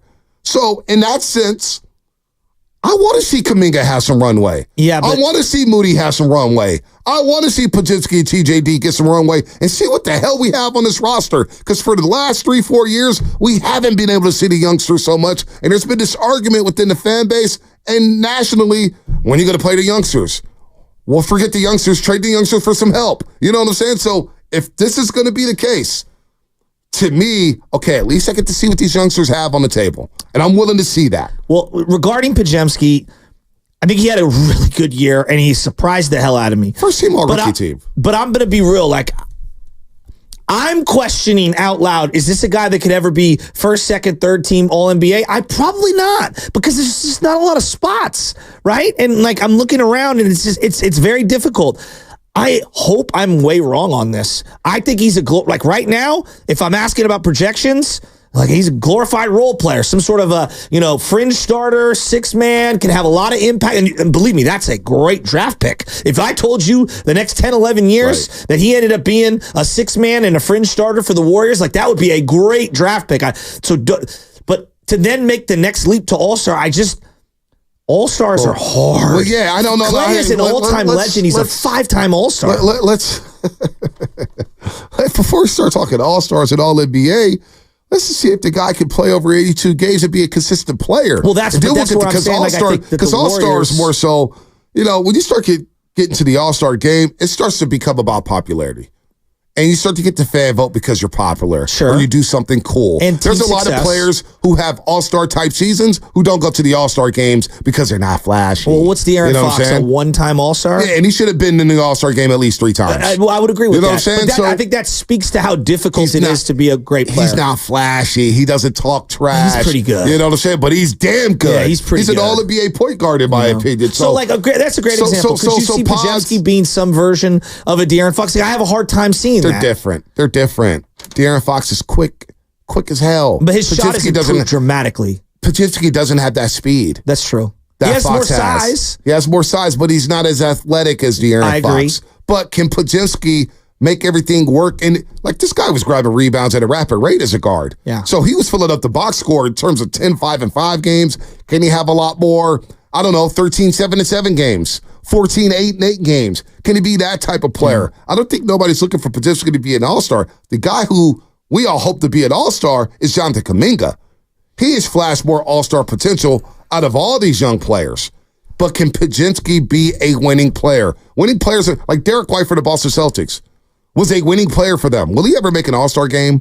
Probably not. No, that's a good point. Actually, I think Derek White's a good comp for Brandon Podziemski. Be a great player. If I told you that he turned into him consistently, then hell yeah, I would. Exactly. But I guess what I'm saying is that I get the sense that the Warriors think he could be more than that. Now, I don't know if they're just saying that currently because that's kind of all they have, or if they truly believe it. All I'm saying is to make that leap, it took a couple years for Derek White. Listen, and I'm skeptical because we always think guys are going to take leaps in sports, and sometimes it just doesn't happen. To bring it back to Klay Thompson, did you believe he could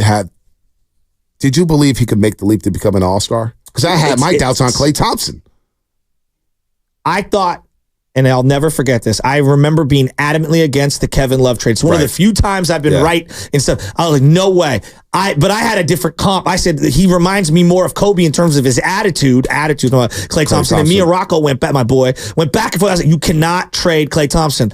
Simultaneous, though, I whiffed on Harrison Barnes because I thought Harrison Barnes was going to be much better. Right. So in the same view where I saw Klay being good, I saw Harrison being good, and he never took that next step. He's a solid NBA player. I was, as a scoring Warrior fan, you always wanted a big man. So I was with trading Klay Thompson for Kevin Love. A lot of people and Harrison Barnes, because I didn't think Klay, I'm shocked Klay became it. I didn't think Klay would be able to defend the way he defended in the NBA. Oh, that blew me away. I agree with that. So I agree with that. Steph Curry. Well, we're talking about Steph Curry. Underdog. I didn't think Steph Curry will become one of the greatest players in the game. I thought he beat Jason Terry. There you go. And that's a compliment. So that was a compliment. Jason Terry had a hell of a career. So as we're in it, and we think, and even looking at the 49ers, do we think Brandon Ayuk will one day be all pro? No.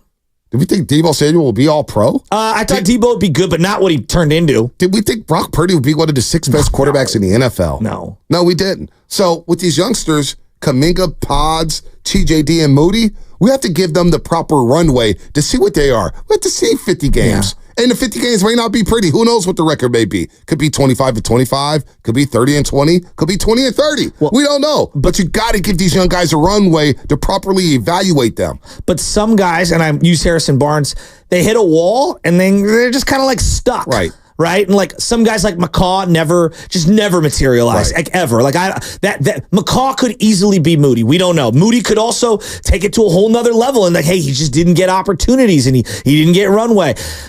There's just a lot of unknowns. This Warrior team has a lot of I think nice pieces, but a lot of unknowns. And you know what? Sometimes the unknown is good, right? Sometimes the unknown could be. I know we're anxious to see what it is. We're gonna find out. We're going to find out, folks, what these players are, but I'm okay with that. We got King of the Hill coming up, my top 7 Klay Thompson moments in a Warrior uniform. I see this from the Xfinity Mobile text line 925. Pod ceiling is Dante DiVincenzo. If he's Dante DiVincenzo, that's a hell of a player. I love DiVincenzo. You got a hell of a player right there. Watch him with the Warriors and the Knicks. Love DiVincenzo. So DiVincenzo, and he's healthy. That's the biggest thing. Stay healthy, and we'll see what these players are. All right, you are listening to 95.7 The Game. KGMZ FM and HD1 San Francisco and Odyssey Sports Station. Always live on the free Odyssey app. Don't forget all guests on 95.7 The Game appear on the River Islands guest line. Is it a time for you to discover the islands? River Islands in Lathrop. Spadoni knows about it. Lovin knows about it. Lathrop, Shasky. May have to move out there, man, with these prices. Call it Lathrop. Lathrop? Is it Lathrop? No, it's not. I was like, what? I was about to say. Shasky looked at me dead serious, like, really? That's what they call it? No. By the way, the Hop Tui girl, I heard they're like, she can like spit in a jar and sell it for $600. Some guy in prison asked for it, and she was very disturbed by that. Yes. Yeah, she was on a podcast. She's had her like 10 minutes of it. She doesn't want to be famous. Like, that's what I got from that the whole clips that came out. She had a No, she does want to be famous, hence she's on everything. Well, no, she is, but she's like had to delete her social. Like, she doesn't want to be like that popular. She's 21. Give her a break. She met Shaq. If somebody's interviewing you outside of a bar and you're hammered, stay away from the camera. Could change your life. Or find the camera. No, that too. Yeah, that too. All right, Lovin, we're going to break. Shout out to don't talk about that. Drain. If you're going to call it to the roast, you better bring it, because if you don't, you will be flushed. Brought to you by Flowing Water Plumbing and Drain. What's coming up in the game? Brought to you by O'Reilly Auto Parts. We'll get to Uncle Gene. Get to the rest of you on hold. 888-957-9570. As we say goodbye to Klay Thompson. King of the Hill coming up. Top 7 Klay Thompson moments here on The Roast. By golly.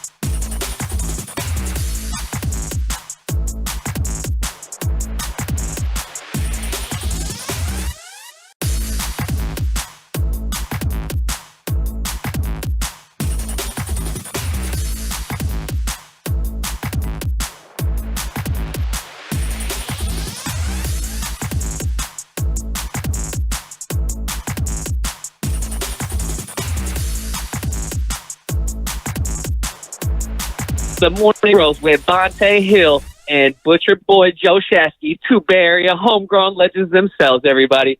And I want you guys, everybody, to say it with me now.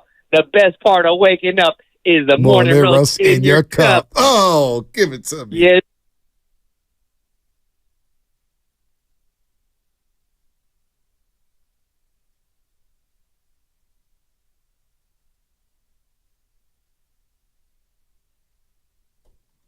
All right, B, I know Klay, Warriors is dominating everything right now.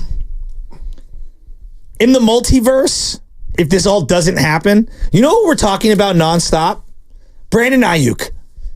So the Niners should be very happy we're not dissecting their negotiation tactics regarding Brandon Ayuk. Possibly. Speaking of which, I want to know who was at the wedding for Christian McCaffrey. Well, how many Niners were there? There was the only things that I've seen, and I'm sure there are others, is Kittle, Juszczyk, Kyle with one of the oddest looking mustaches because it's gray and then like a dark black, brown, whatever that is. Long hair too, slicked back, and he had glasses. He looked wild. No, he looked like he was part of like Knives Out, like one of those movies. Yeah, he looked like an assassin.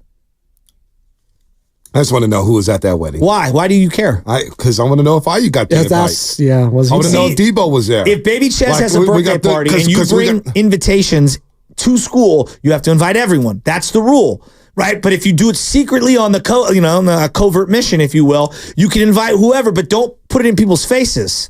Well, you got the boys clique, the clique with Juszczyk and Kittle and McCaffrey and now Shanahan, who's part of the clique, which is hilarious. He's a player, and Brock Purdy, of course. Where's Ayuk? Where's Debo? Was Trent there? Was some of the linemen there? I'm just curious. That's all. Just curious. My investigation hat on goes on. I put it on, and I want to know who's at the wedding. How many Adam, Niners it's were too there? much for me. We know who was at Draymond had a who's who at the wedding. Could you imagine if like Jimmy G gets invited to the wedding and then he's sitting at the table with Kyle Shanahan? So, what's up? Jimmy would be pulling at that wedding too. Oh, yeah. Tell Stafford's wife not to show up. I live with these people. I love these people. They're part of my family. I'm going to go to Uncle Gene. Uncle Gene in Oakland. What's happening? What's happening, Uncle Gene? Hey. Hey, fellas. Okay, so I've been enjoying all the conversation. Are you there? Yeah. Hey, listen, I got a bunch of things I want to say. I'll try to do them quickly.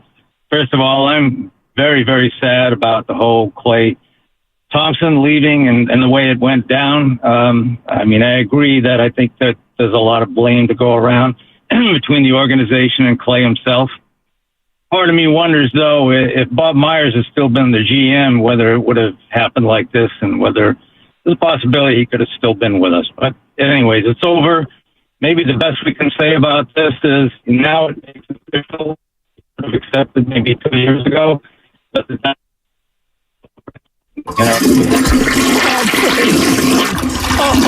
are you doing that to poor Gene? Oh, connection wasn't up to snuff. Sir, your call was not good. You need to contact Flowing Water Plumbing and Drain at flowingwater.net. I mean, your call could have been good, but was he calling us from the Millennium Falcon? The where was he calling us from? The reception was bad. Now, does Gene get the call back? That's the question. Does he get the call back, Spadone? Sure. Like the lizard, like in Spider-Man going through the sewers, he can crawl back through the toilet. There you go. Wow. Well, he was our roaster of the year last year, so I feel like he gets a little bit of a special privilege. That's there, true. right? That's true. He did the de facto roaster of the year. No, he wasn't de facto. He was a roaster of the year. Why was he de facto? No, I know you guys wanted to be roaster of the year, but that would come on. Hi, how are you? I mean, he only won the voting 3-1, but come on, no, that's the show within the show. No, that was that would have been a terrible. Who will be monitoring award. Dallas Mavericks box scores more than Brian and Palo Alto over the next 3 years? Oh well, you better be worried about the Warriors box scores, Hobie. I'm not a GM, even though I'd love to be one. We're worried about it. You better worry about our own closet instead of looking at other people's closets. We don't want to see what the skeletons are in our closet right now. Speaking of BPA, Lubman, because I was just thinking about GMs and Giants and Warriors and the Niners and everything. Farhan got an extension and he signed it? Yeah, Greg Johnson sat down with the Chronicle last week and basically, with Susan Slusser asked, what's the status there? And Greg's like, oh yeah, he signed it. He signed it a while ago. So he's not going anywhere. I mean, This is they a could good still thing. technically fire him, but I guess they would just have to pay him to not work This for is the a good Giants, thing. which, I mean, not an awful deal, to be honest. No, it's not a bad thing because here's why. Now there's no excuse not to sell at the deadline. Job security has nothing to do with this. You've been given the extension. Sell, sell, sell. Well, let's get back into the Warriors. No, let's get back into Farhan. Sorry, I had to No, let's get back into the Warriors. I had to grab the fan for my King of the Hill in a second here. But we got full phone lines, man. Let's get to the lines. Oh, we got some doozies. Let's go to Evan in San Francisco. Evan, what's happening? And we're not talking Evan Giddings. We're talking about Evan. What's your last name? Evan the Bear. Evan the Bear. I like that. No, I'm kidding. What's up, Evan? Well, first I just want to say, Bonte, you crushed it this past year in the pre and post. It was very refreshing seeing you break down the game. It asked fantastic questions. I feel like I'm in the 5 stages of grief right now, mourning the loss of Klay. I feel like the past few years when they said the dynasty is over, the argument was, well, we have these 3 together. So this is like the first time these 3 aren't together. It's just feeling off. It feels weird losing Klay. And yeah, I don't know. I mean, I go back and forth pointing fingers, Dunleavy. It's just, you want to find the excuse, but at the end of the day, it's just dynasties end and adapt. And I don't know. I guess I'm waiting for our Gasol to join Steph and hopefully keep it going at some point. Can I ask a question? You said Bonte did a great job this year. Did I do anything well this year? Always thought you'd see it. Yeah, you did a great job backing up Bonte. Wow. Evan, thanks for the call. Sure. He's like, he always makes it about himself, man. I try to bring the laughter. Oh, man. The He's laughter. unbelievable. Unbelievable. By golly, get NBC high quality. Gosh. I thought you talking to me. Content without me in the morning. Thought you talking to me. Exactly. Oh, so you think that's because of you? It's baked in. No, it's honestly, it's not. What we could go with that narrative. We could go with that. 20 years from now, hopefully we get that long. When you and I have our big breakup and we split, I am going to definitely sit down with Anthony Slater and just spill all the beans. I bet you are. Bonte will be on with Raj with that. Exactly. Bonte's going to be like Barbara Walters and Raj I'll be so Mathai. big time, be like, no comment. I mean, it is what it is. We had a great run together. All things come to an end. And I wish you're him watching well. the Olympics here on NBC, and I'm Bonte Hill. I'll take the high road and get all the wins. Well, did Francesa and Mad Dog ever sit down and do? I don't think they did. They just went on their separate shows. Separate ways. Yeah. They've done things together. They're cool now. Francesa's been on high heat. They're cool now. They're cool now. I think Mad Dog's aged better. I sent an elite Mike Francesa take into the chat earlier. I hope you guys watched it. Oh, I missed it. I'm gonna have to. Well, I haven't. Yeah, I'm busy. No, you guys are paying attention. That's good. That's good. We don't do that in the producer studio. We check out half the time. I bet you do. These terrible takes we got every single day. No, I'm kidding. Let's go to Paul in Washington State before we get to King of the Hill. Paul, what's happening? Hey, what's going on, Bonte? You're killing it, man. I appreciate you are Shasky it, is bro. killing it. No, Shasky's killing it. Make sure you say Joe Shasky. Joe. Matter of fact, you need to call in and say Shasky's killing it to make me jealous. Joe, stop, man. You're cool, Joe. We love you, man. Check it out, Bonte. We all love Klay, man. Hear me out. I kind of feel that Klay's always been just a little bit jealous of Curry, but Steph always gave Klay his flowers, But I think his departure, it's really sad for all of us. I live over here, by Wazoo, where Klay was drafted out of. Oh, you watched him up there? Did you watch him up there? No, I didn't get a chance to watch him up here, Bonte. But yeah, everybody up here is crushed. Listen, I said it yesterday, and I'm going to say it again, but I'm starting to feel a little embarrassed. I think we got something going here, Bonte. We got Melton now, good defense, Listen. What you guys think, Joe? Come on, help me out. Hey, Paul, you know what? We're going to get to Melton. I too like Melton. I'm not going to lie. I got in the car yesterday. I sat there for about 30 minutes, and you had to smoke one for Klay Thompson. I'll admit that on there. I had to smoke one for Klay. Oh. And then I queued up Melton. And I started looking at Melton. I said, interesting. And then I looked at an old tweet I had. When the Grizzlies traded him, I said, they traded the wrong guy. They should have kept Melton. And this Melton kid, man, we're going to get to him. DeAnthony Melton, a 1-year prove-it deal. 1-year prove-it deal for himself and for the Golden State Warriors in a career 37% three-point shooter. Versatile defender. You're not doing this right. No, he's 26 years old. He's a ball handler. You pivot, don't panic, baby. No. Let Dunleavy cook.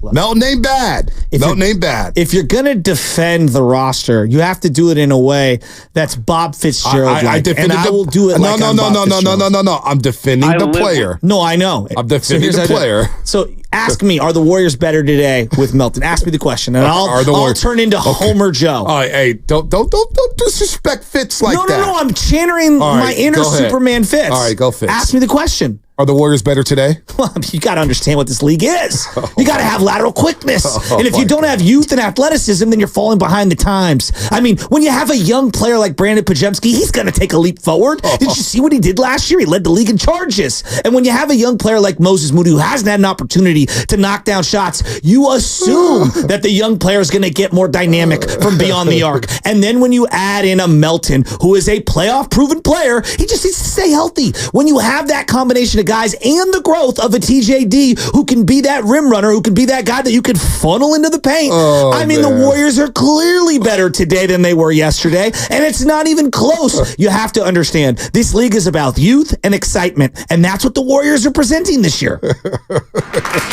done. Well done. Well done. You have to understand. That's the best part. You have to understand. You have to understand. That's what he does. But y'all better leave Fitz alone, man. No, I'm doing this as I'm bowing down at the podium. I'm at the altar, genuflecting at the patron saint of Warriorisms. But hey, listen, Anthony Melton ain't a bad player if he's healthy. I'm telling you. I'm not going to go crazy like that was good. But Anthony Melton, I didn't last night walk away saying, okay, we're going to move on from Klay. We are. And Klay's been great. And we got a lot of memories here. And he did a lot of great things. A lot of great things. Great in the community and everything. And we get it. Time moves on. It's time for both parties to move on. But as we move on with this roster, because the beat goes on in the NBA, don't stop. October is going to come around and training camp's going to open. And when the Warriors open training camp, Anthony Melton ain't going to be a bad player to look at, to watch practice, to play. I could get down with Anthony Melton. So in 11 games, hold on, 38 games. He averaged 11 points for the Philadelphia 76ers before the back got to him. So, oh, my God. You give me 13 points a game from Melton next season. Remember, this is an organization that threaded the needle on Otto Porter Jr. They did. They threaded the needle on Draymond having a serious back injury. They threaded the needle on Sean Livingston. If you're looking at any kind of training staff across sports, it's going to be Rick Celebrini and his crew. If you know anything about basketball, then you know that. Dr. Rick Celebrini. Dr. Rick Celebrini. Father of Macklin Celebrini, #1 overall pick. 2. Our Sharks. Sharks. San Jose Sharks kicked ass. They're coming. Tank, baby. Talk about a pre- and post-game show you got to get on there. Oh, my God. Move over, Brody Brazil. No. I can't touch We're that. in the teal tie. I'm not going to embarrass myself. We got Jumbo Joe coming up. I do some sideline reporting, though. Sign me up. I'll go down to the take on the ice. I'll be on the ice. Like, what you see them on NBC and TNT? They're in a little, glass and a little booth that they got the headset on. I would love to do that. Right there on the rink, right next to the penalty box. We're going to go down the ice for Ponte Hill standing by with Macklin Celebrini after that first period. Same old Macklin to me. Same old Macklin to me. Same old Macklin to me. Oh, Same man. old Klay to me. Hey, Klay loved that one, though. You see what he did? Hey. It's like, he goes, Bonte. It's Bonte and Devin Setaguchi on set. And it's like, sitting, you don't even know who that is. He's sitting here and he's like, let's go. Who? Devin Setaguchi. Who sits Devin Setaguchi? Oh, boy. Sharks legend? Yeah. He was on those late 2000s I wanted teams. to go as Setaguchi? Jonathan I don't remember Chichu. Devin Setaguchi. Bonte and Jonathan Chichu. Yeah, and I remember Chichu. I don't remember Setaguchi. It's a great name. It is a great name. Both of them. Was he number 16 or was that Chichu?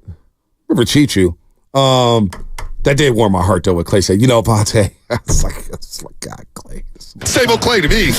God. Look at, listen, listen to how confident he's smiling ear to ear. Same old Klay to me. I mean, my guy. And then you sit her and Klay. You sit and see Klay. Love me text me right away. He goes, I know you love that. But he goes, you know, Vontae, coming off the bench. And I was like, this is my guy. And then Mully looked at me, gave me a little fist pump. I was like, yeah, Klay. Yeah. All right, let's go to David in San Francisco. He's got thoughts on Hey, Klay Dave. Thompson. Hello. What's up? I wanted to talk about Klay.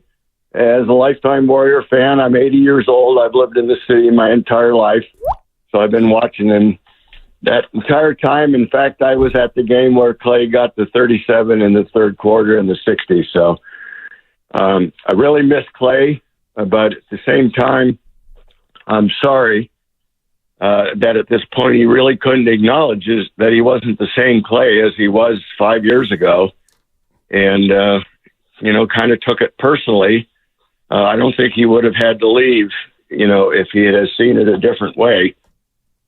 I also want to talk about the Warriors, and everybody seemed to be lamenting that the dynasty is broken up and we're not going to have a championship for a while. And when you think about it, you got 30 teams in the league, and only one of them can win. So your chances of winning, by and large, are once every 30 years. And the Warriors have done it now 4 times in 10 years. And I would just like to think my gratitude for that kind of supersedes just all of this. You still have 10 teams in the league that have never won one championship. No, that's crazy. Yeah. So I think we've been incredibly blessed, and I trust this organization. I don't trust them to win 4 NBA titles in the next 10 years, but I trust that they're going to put a great product, and I'm going to enjoy, the changes that are coming about, and still, miss Klay. And I know that, at some point they will honor him there at Oracle. No, they will. They will. And nobody will ever wear number 11. Nobody will ever wear number 11. All right, we got a murderer's roll calls here. We got a murderer's roll. Spadone, you see what's on? Love it. You see what's on this list here? See what's going on? I mean, I screened all those calls and put them on the list, so yeah. Well, I just asked you a damn question. Hey, damn, why you got to be snarky, man? Somebody needs 4th of July to come around, dude. Jesus Christ, Hey, trying to get a little joke and you want to be condescending. Jeez Louise, I hope the Giants lose every game on this road trip just for you. So you can be Bonte even hopes more you choke on a glizzy on the 4th of July. Yeah, I am rooting against the Giants. It's going to be there all year. 1, 2, or 4, love. I'm trying to get you involved in the damn show. You complain about airtime all the time. 1, 2, or 4. Thursday, Friday, by the way, Spadoni and Loveman in for Bonte and Jasky. Oh, gosh. You got to go 4 first. I'll just jump over on this one. Come on. All right, 4? Yes. All right. That's why I'm just going to I'll continue be to go to tapped you. in. Because, Spadoni, you're locked in. You got my guy over here getting snarky for no reason. I'm trying to help you out, Loveman. Loveman's love life. Summer of Love Part 2. I was going to say something. Dude Love? But I'm not going to. He's smiling right now. I'm going to stop myself. Give me the Dude Love theme music, I was going to please. stop myself. Please. It's a well-rounded remind me more But of Nick instead, you know Foley. what? We'll just get into his zone. All right. And go to Tony in God. Oakland. Good morning. But one good thing is we still have the Splash Brothers in Bonte and Shasky to light up our day. There you go, Tony. That's like, ain't that Shasky, the she truth likes now? you, man. Look at that. Didn't that make you smile? Look at you smiling. Go chasing waterfalls, Tony. As much as Shasky thinks I dislike him, no. You guys are the dynamic duo. But Look at what I that. want to say is, Shasky Warrior Kobe. management might have screwed up big time with this. They listened to me and kept Green and got rid of Klay. But oh my God. I hear these people, Klay lost his edge, but you know what? He's got another ignition factor going on with Luka. Oh. I already have a bet with the guy at my club. You know what? Klay is going to light up the arena with Luka because he could feel it. See, this is what most people can't feel, is that when someone can light your fire, you won't believe how Klay is going to be playing over there. And this is what I suggest to Warrior management, that they go to the EuroLeague and get some people who can lock and load and get in and light up all the other players. You know what I mean? I do know what you mean. So because But unfortunately, most people who make money can't feel who's got it. You know what I mean? They're out in right field, right, where you put the bad players. And so they need. So Bonte, we have got to do. We can pick. I can just pick from a group of pictures, and you can give your okay on that. We can. Tony, I'm with I you want on you that to one. elaborate on this club that you're a part of and where you made this bet. What kind of club is this? It's a tennis club. Oh. But it's so obvious, don't you feel this, Shasky? I mean, soon as Klay gets over there, he just needs someone to, and Luka can light up. Look how those guys played when they were winning by 40 points. Probably Luka didn't go out and party that night like he usually does. I heard through the grapevine that he's a big partier, right? Yeah. So, but all those guys look like they could do. So now you get a real splash brother out there with Luka. Oh my God. Oh my God, the Warrior management is going to rue the day that they made that deal. Tony, what a way to end the call. What a way to end the call. What a way to end the call. It's unbelievable. She loves Luka. She got her, dude, Luka and Klay smoking hookah together. Kyrie with the little sage and everything. Oh, that's going to be a hell of a locker room for Jason Kidd. By the way, 510, this is a great text. What is it? Xfinity mobile text line. When Joe and Bonte breaks up, Joe will say it was because Bonte didn't want to take a pay cut. True. Or wanted a bigger piece of the pie. True. I'll be the one spreading the wealth to producers and everybody behind the scenes saying that I want to win championships. It's also because I have a Giselle in my life like Brady. So, I'm trying to compliment my wife here. Listen. You talked about Splash Brothers and you're Steph. Hey, you could be Steph. You could be the family man and all that stuff. I'll be single Klay all day long. There's no loss in that one. 34 years old, single, healthy, millions of dollars in the bank. What is the greatest duo? To say hi. What is the greatest duo ever? Oh, sorry, Anna. I hope you're not listening. I'm just saying, in this equation, I would be Klay Thompson. If you want to be Steph, I have no problem being Klay Thompson, if you know what I mean. He's got some Derek Jeter tendencies. Greatest duo ever. Just in life. In life. In life? No. Montana and Rice. Jordan and Pippen. Shaq and Kobe. Kareem and Magic. Can't say Butch Cassidy and the Sundance Kid. Can't say Batman and Robin. Batman and Robin's pretty good. Okay. Batman and Robin really good. Okay. I'm trying to think of some rap groups here. Dad's Corrupt. Not bad, but I don't think they get into the Batman and Robin category. Outkast is a good one. Thank you, Spinelli. Outkast is a good one. Good. Simon and Garfunkel. Yeah, that's good. I saw that on the text line. Okay. Hall & Oates. Hall & Oates, not bad. That's a great pull. Sonny Bono and Cher. Go for that. By the way, Taylor Swift, Shake It Off is a really good song. Yeah, that's it. That's a good beat. Crank this. That's a good beat. See, I think of Doobie's rap with Mac Dre. See, I'm a cold cat. I don't know that. This kind of reminds me of Klay Thompson, this song a little bit. Doesn't it? Cool Klay, right? Doesn't it? Yeah, this is Klay. I can't go. Him with the drop top old school with Rocco in it. Come on now. Let's see. Red Man and Method Man. Great duo. Ben and Jerry. I'm putting Outkast ahead of them. Ben and Jerry. Ben and Jerry's a great one. Oh, you know what? Huh. Damn, I didn't even think about this. What? 650. RJ and Sean in Dallas get to freaking enjoy Klay Thompson. Oh, I thought you were saying they were a duo. I was like, oh boy. No, they're a I know who we are. They are a duo, but the best rap, it's Snoop and Dre, right? Like Snoop and Dre, that's like the top of the top. I'll let you be Dre and I'll be Snoop. Or vice versa, doesn't matter. I think I can't lose this one. I don't want to be Dre in this one. You could be Dre. I'd rather be Snoop.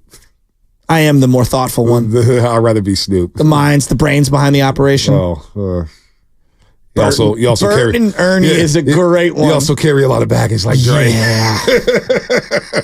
Not great headlines for Dre lately. Yeah, you carry a lot of baggage like Dre. I would agree. You carry a lot of baggage like Dre. I would agree. You can have him. You know what? Let's go to Nick in San Jose. Nick in San Jose. Long time no talk. Hey, brother. Sorry I've been on a hiatus lately, but I just want to give flowers to Klay. And obviously, Game 6 Klay against the Thunder and the Grizzlies and the Kings and the Pacers. I want to say something. In 2013, when the semifinals against Popovich and those Spurs, And those first 2 games in the Alamo area, Klay lit it up, and he showed us what was going to happen moving in the future. And then Game 6 in Cleveland to win that first chip, hitting those corner threes, and just the jubilant, just being a kid of happiness. And I want to say this about Klay. He was one of the best two-way defenders I have ever seen for about 5 years. The Energizer Bunny was never tired, and even though he got injured, I was so proud of him. And I don't want to get choked up. I love Klay. We were in Sausalito last week with my son on a boat, and he was wearing his Klay jersey, and he was saying, I want to see Klay. I want to see Klay. You know, I love him. I'm going to miss him. I tell you, though, you know, he's used to moving in Kerr's offense. You're going to have 20 seconds of dribbling with Luka and then get rhythm. I don't know about that, but I'm going to root for him. And my call today is, I love you too. You see the vision. I love how you flushed the crap colors today. And I love you, Klay. You are on the Mount Rushmore. I cannot wait to bring my son when you retire you. And I'm going to go to the game when you're first here. And, of course, I want the Warriors to win. But, you know, I don't know why we couldn't have given 3 years and $62 million. I don't get it. But we'll move on. Thank you, Klay, and thank you, boys. All right, Nick and San Jose. Let's go to Manny on the Darbart Bridge. Manny, what's happening? Hey, good morning, fellas. It's been a minute, but I just want to say, Shasky, you went Batman and Robin, Bert and Ernie. Why didn't you go Scooby and Shaggy? That's the best duo I've ever seen. Good call. Guys had the money like nobody's business. Good call. What's up, Monte? Like I said, those guys have the munchies like nobody's business. That's true. I just wanted to say thank you, Klay, for the Game 6 memories, man. But, you know, I wish him the best of luck, and I hope the caller is correct. The lady that was on there that was super hypey over Klay, I hope that it does come to fruition. But as a Warriors fan, you know, I've been through this. I think I texted it. It's like TMC all over again. I mean, those guys never won a chip, but they were near and dear to my heart growing up as a Warrior fan. And, you know, I can't remember who left first, whether it be Hardaway or Mully or Mitch. But you know what? Time will heal all wounds. We will still be Warrior fans. The one thing I want to say, Klay, is that I'm glad that this move happened now, rather than if you're a sports fan, if you've ever seen a boxer get old, it's never a pretty sight. And I'd rather see Klay go out on his terms, play the way he plays, and hopefully has success, rather than having him sit here as a Warrior and becoming disgruntled and just getting old and punch drunk. So, Klay, best of luck to you. Hope you do get another chip. And that's all I got, fellas. There you go. Stephen Curry just posted a lot of pictures of himself and Klay Thompson, and he had this message for him. Gonna miss you, Klay Thompson. Even though we won't finish the journey together, what we did will never be done again. Couldn't have imagined a better run with you and Money Green. Changed the whole Bay Area. Changed the way the game is played. Killer Klay at the center of it all. Thank you for everything, bro. Go enjoy playing basketball and doing what you do. Splash Bros for life, my guy. That's on Instagram from Stephen Curry. Let's go to Johnny in Atlanta. Johnny in Atlanta, what's happening? Man, what's up, man? This is the second time I reached out to you guys this morning. It seems that my call dropped the first time around. All good, man. All good. Out. Yeah, man, I'm reaching back out again to give flowers to Klay. Everything he did for the Bay, his shooting ability. I think it's a good move for him just so he can be happy, because it did seem a lot during the season. I got NBA League Pass and watch every game that he was soaking on the bench and very unhappy. So I think that this is the best move for the Warriors. But at this point now, we need to figure out how we can reconstruct the team, whether we're going to let off Wiggins or Hall and try to get Lauri Markkanen, or if we're going to go back the first route with the Bulls and try to get Zach LaVine. But either way it goes, Steph cannot do it by himself. He's aging, and he's getting tired much faster than he ever was before. So got to look for some new alternatives to make this season at least not in the play-in and be in the top 6 of the playoffs in the West. Man, good call, I guess. Just, man, came to this day, man. We've come to this day. Let's hear from Papa Thompson, Michael Thompson, on Klay Thompson signing with the Dallas Mavericks. What were your initial thoughts when, I'm sure he talked to you about it, but when this whole thing went down over the last 24 hours? Yeah, hold your congratulations, Frank, and Scal. I'm not too feeling too much in a congratulatory mood right now. Because, obviously it's Clay's decision. It's his life. He's a grown man, 34 years of age, just like we were 34 at one time. Scal, Frank, and our father used to give us advice, and, we would go choose our own path, and that's fine. That's what life is supposed to be about. But I'm really disappointed. I was hoping, as you can assess, that he would be a Laker, and it was close. It came down to the Lakers and the Mavs, but the Mavs won out. But me, I was hoping and praying he'd finish his career with the Lakers.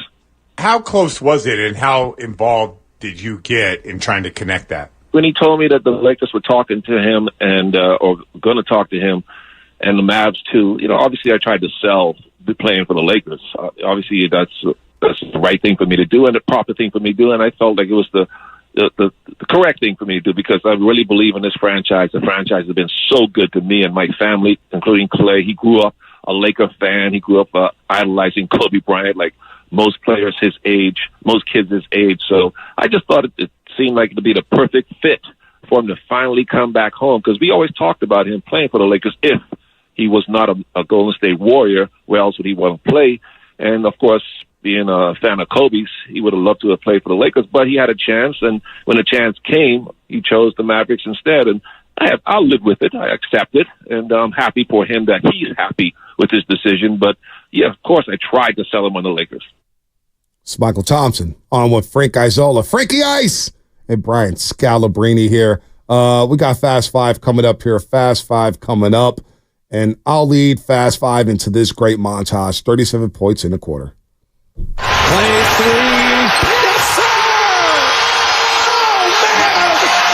Klay driving again. Good! Oh, you're kidding me! Get it to him again. He's got it. His three. Have you ever seen anything like it? Him again. Klay again. His three. If you're wondering what the NBA record is for most points in a quarter, you just watched it.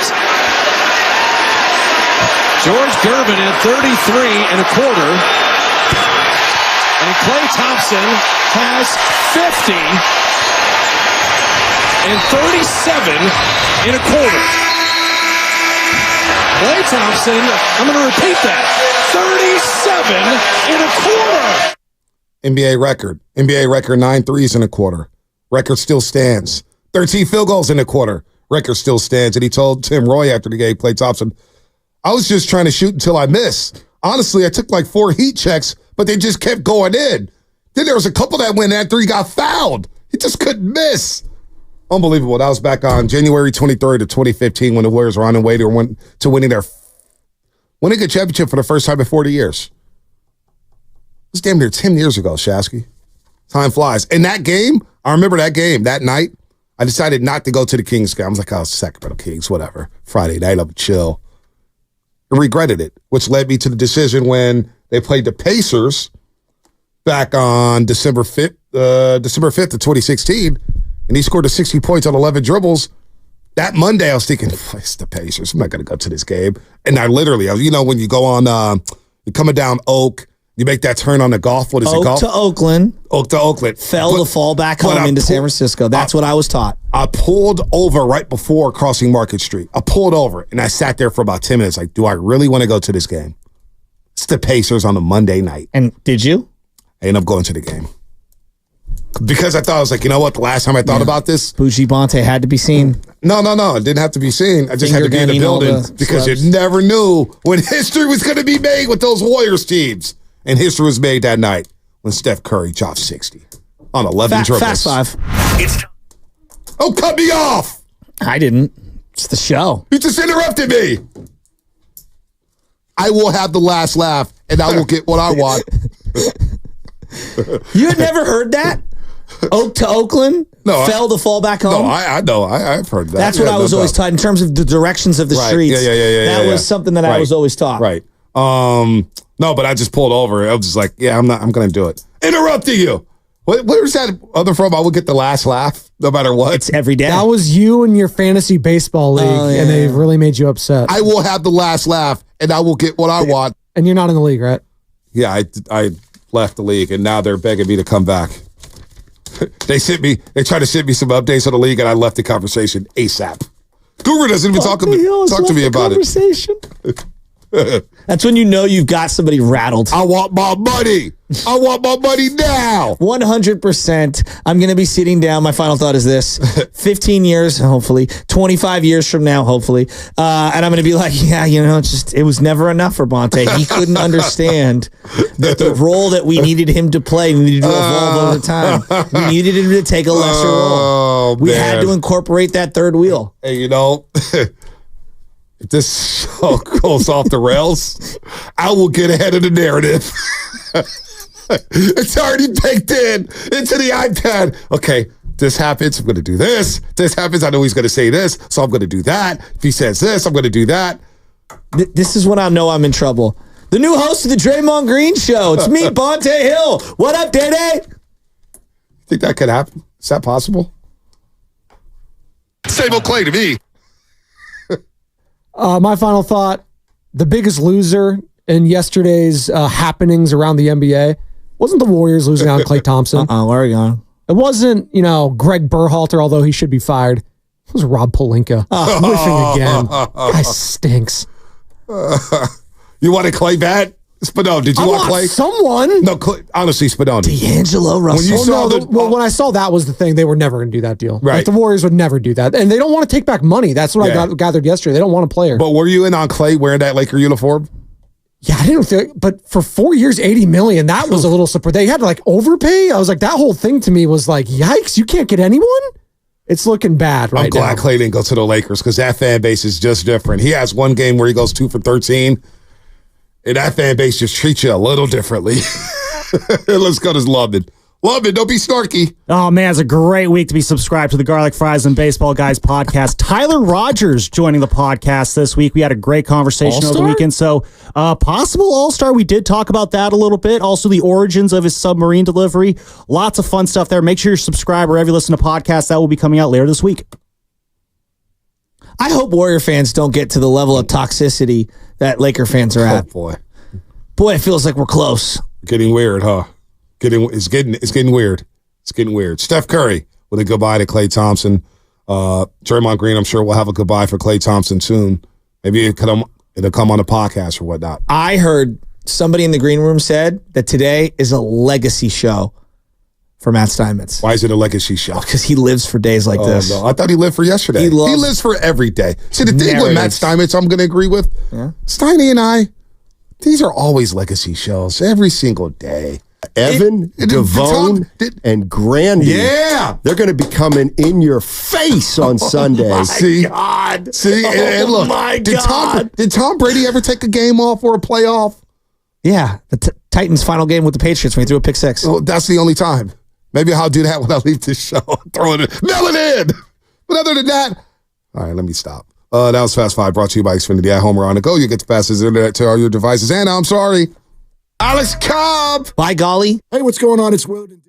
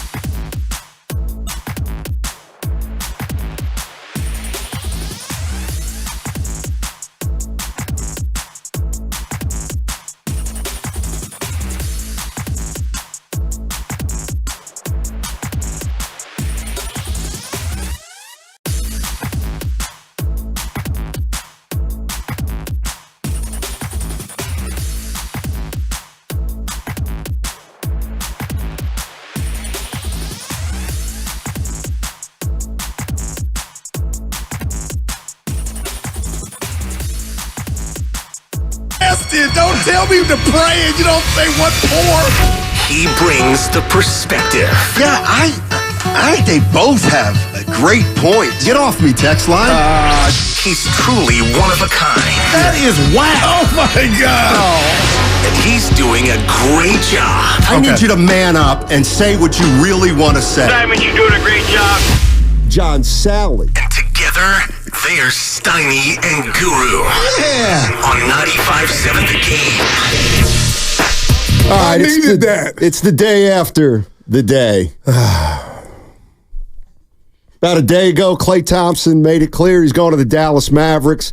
I always feel like, Guru, sometimes when there's a really big story, sports story, or even news story, it takes a day to sink in. Yeah.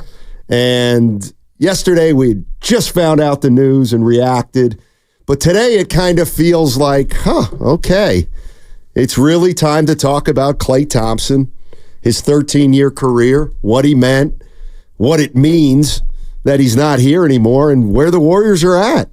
And it hits you every once in a while. Klay Thompson's not going to be a Warrior next year. Yeah, and you're not on Twitter, Steiny, but I sent out a picture of you, myself, and Chris Townsend and Klay Thompson at the 2018 parade. And we had the chance to talk to Klay. He had the captain hat on and the glasses. Thank you, Evan. And it's just a time to reflect. But I'll tell you what, we're a Warrior family, Dub Nation, but I still feel how I feel when the news broke yesterday, Steiny. Some people out there are trying to paint Klay Thompson as, he's selfish. They offered him 2 years at 24. But the more I think about our family in this team, Steiny, you said it yesterday and it hit me in the cardiac. So Klay Thompson had to watch Wiggins get paid. Jordan Poole get paid. Wiggins got 4 years. And then Draymond Green get his 4-4 hundo after the shenanigans. And to me, it just doesn't sit well that not only is Klay gone from the Bay, things happen, I just can't let go. I'm like Van Gundy on Zoe Morning's ankle, and maybe you can help me out, Steiny. It just doesn't sit well with me, and I'm a fan that the bottle stopped spinning for Klay, and he was the odd man out. I guess maybe more days will go by, but that's what bothers me. Why was Klay the guy where it was like, you know what? We're going to give you 2 when we gave everybody else one guy who's not even here and a guy that hijacked 2 seasons, 4 years? It don't sit well with me. I mean, circumstances changed, and Klay got hosed by the circumstances. There's no doubt about it. And you're right, it was 2 or 3 years in the making. The Warriors won a title. They paid Wiggins and Poole. The following year, they ran it back. They paid Draymond Green. Then they came to Klay Thompson after Draymond Green and said, we'll give you 2 for 48. And at that point, he said, no. Goes through the season, has a tough season, has to go to the bench, doesn't feel appreciated, not a lot of communication between the Warriors and Klay Thompson. And then I think the final insult, whether it was a good move or not, I think the Warriors said, hey, Klay, we'll take care of you, but you got to wait. And the one word I keep hearing is Klay Thompson felt like the Warriors were disingenuous about wanting him back. And I actually agree with him on that point. I do not think the Warriors wanted him back at a certain number, and that number may have been lower than we even think. Do you think they're relieved on this day that he's no longer a Warrior and he turned down that 2 for 48? If what you just said is true, Stunny, how they can't say it publicly, but I got to believe they're like, thank God he didn't sign that 2 for 48. Well, I mean, they've gone through that before. They went through it with Harrison Barnes. They offered him 4 years and 64. He turned it down, and it turned out to be a blessing. A blessing because they went and got Kevin Durant. You know who I am. I have no doubt that Klay felt disrespected, and that's why he's in Dallas right now. And I get that people are going to say, how would a guy feel disrespected who was given 2 for 48 and turned it down? But I'm just telling you, I could see how Klay Thompson felt disrespected knowing Klay Thompson as well as we know him and as well as we've gotten to know him over 13 years. And you know what I've learned doing radio with you for the last 6 years, Stoney, and just being in this business, I cannot compare what we do to professional athletes and the money and the chicken they're getting paid. But you and I talk, you and I have contracts. And a lot of times, what's the old adage? You know, you don't tell people what you got going, but I feel like not I owe you something, but you're my radio family, my spouse.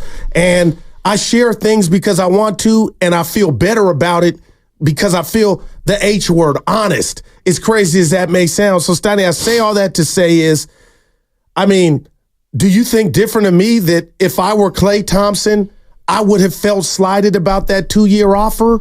Forget the annual, just the 2 years. Like, I understand that's where it started. That's where that's where the embryo, the seed was planted. So I get Klay. And there are a lot of people on Twitter and in the national media saying he's selfish. He only cares about himself and he tricked off that 2 for 48. But I would just tell everybody, just kind of hit the rewind button on the remote.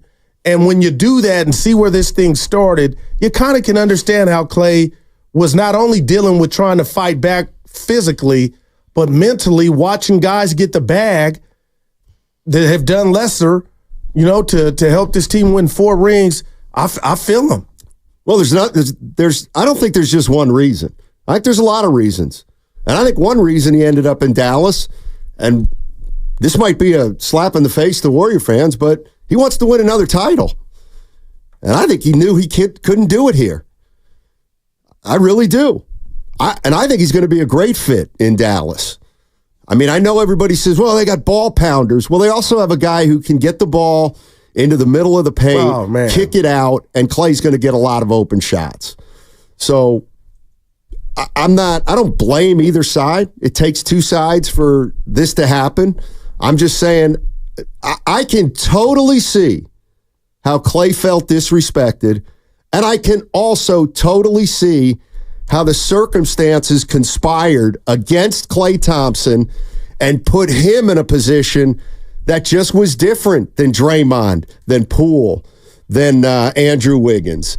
And that part's not fair, but neither was his injury that cost him 2 years. No doubt. And I was talking to Evan this morning after waking up, Stoney, to Anthony Slater's piece in The Athletic about the last 5 years in regard to Klay Thompson. And I've been barking, yelling from the top of the buildings, hey, Steph, Trey, get involved, use your power. And in that story, Klay Thompson told Steph Curry, I don't want you to have to, use your muscle. The team is going to show me if they want me around. And I thought about that like, man, Stoney, here I am, pro, get all the help you can, had the big dogs go speak to whomever, but maybe Klay should have had that dinner with Lakeup like Draymond had that culminated in a 4-year, $100 million deal. I wonder if Klay, if he wanted that, or if he, or if he had that, would things be different? Woulda, coulda, shoulda, I guess. But I do wonder, because it worked out for Draymond, right? But they weren't going to give him that. Clearly, they weren't going to give him what he wanted, and what he wanted may have been too much from the Warriors. And it's just, it's too bad that Klay's the one that leaves, and that's it for the big three. 888-957-9570 is the number, and the question is simple. How do you feel a day after that Klay Thompson is going to the Dallas Mavericks? Klay Thompson's been here 13 years, some unbelievable memories, 4 titles. How do you feel? Are you upset at either party? I mean, I also realize that this time was coming. Maybe fans didn't want it for another year or two, but we all knew this day was coming where they would lose one member of the big three. And it's Klay, and it's now, and it marks a change and a transition of where this team was and where it's going. And how you feeling, Warrior fans? Do you think you can be a better team next year than you were last year? Obviously, the summer and free agency's not over. But right now, the Warriors have lost Klay Thompson. They lost their backup point guard, Chris Paul. and they're going to use Podziemski and Moody probably at 2, and they're going to use DeAnthony Melton in their backcourt. Is there a chance that team could be better than last year's team? I think it's possible. It all depends on how good or how much the young guys improve, how much Melton can give them, how much Draymond and Steph have left in the tank. We'll see. But there's absolutely no doubt that the Warriors, if you didn't think they were in transition, now you know they are. Yeah, and, the weekend was real big for me because I felt like when they lost the finals and blew the 3-1 lead to Cleveland and they got Durant the next year, that was the best deodorant to that pain, right? And I was thinking, okay, if you lose Klay Thompson and you land a guy like a Paul George, you got action. And by all accounts, yesterday, I was on The Athletic, and I think, I'm paraphrasing from Kawakami, it looked like the Warriors used every part of their team and resources to try to land Paul George, but Ramona Shelburne this morning, Steiny, comes out and says the Warriors never offered Kuminga in a package to the Clippers, which now makes me think it makes more sense if I were the Clippers. I'm like, they don't want Jonathan Kuminga, but the Warriors, to me, didn't go all in, and they coveted keeping Kuminga, and that's their prerogative. But damn, Steiny, I thought when they had their sights on Paul George, the Warriors were going to give a portfolio or proposal that included Wiggins, one that included Kuminga. So a day after, or this morning, finding out that Kuminga wasn't included, I'm like, now they're going to go down that right with Melton, and it looks like Pods and the young guys in Moody taking the next step. I don't know. Well, that's, to me, I look at everything Dunleavy said, Mike Dunleavy, and the one thing he said, patience. We're no rush, we're not desperate. And that clearly was the case. If they did not offer Kuminga, they felt like moving Kuminga would be a bad move, even if it brought Paul George in here. So if Kuminga wasn't part of that deal, it tells me that they were still patient, and they're not just going to make a move to make a move. And if Kuminga was the sticking point, I get it. I realize some people still might have made that deal. What if you're Curry and Dre, how you feeling? Because all accounts, they were all in on this move. At some point, you got to do what you've been talking about. At some point, you got to stop thinking that those guys run the franchise. I mean, with all due respect to Draymond Green, he's not Steph Curry in terms of his influence. And if he is, shame on the organization. But if Steph Curry and Draymond Green want you to trade Jonathan Kuminga, I mean, do you really owe it to him to trade Jonathan Kuminga just because it's what they want? I don't know. I mean, I don't know. I think it is, to me, the next relevant question is, where's Steph Curry at right now? What's he thinking? Oh, my goodness. And I don't know what the answer to that is. 888-957-9570 is the number. And Klay Thompson is going to be a Dallas Maverick. 13 years with Golden State, 4 titles. The day after we found out he's leaving, where's everybody at? There's a lot of dominoes that are going to fall. We'll talk about them all today. Let's go to Patrick. Patrick's in San Bruno. Hey, Patrick, what's going on? Hey, guys, how you doing? Hey. Hey, listen, Guru, I love you, man. I love listening to you, but let's look at the. I want you guys, all of us, to look at this objectively, from purely a basketball standpoint, especially if you're looking at it from an ownership level, right? This guy, we had a great ride with him. He's an amazing person. We all love him. But the fact is, 50% of the time he's on the court, he plays like garbage. I love Klay, but he's just not mentally there. He's had mental lapses, which he's admitted to. And if you're looking at this from strictly a basketball standpoint, this team needs to get younger and more athletic. His defense, he's lost his first step on defense. Everybody goes around him. That's obvious. So I say that's one point. Second point is this Paul George thing is no huge loss.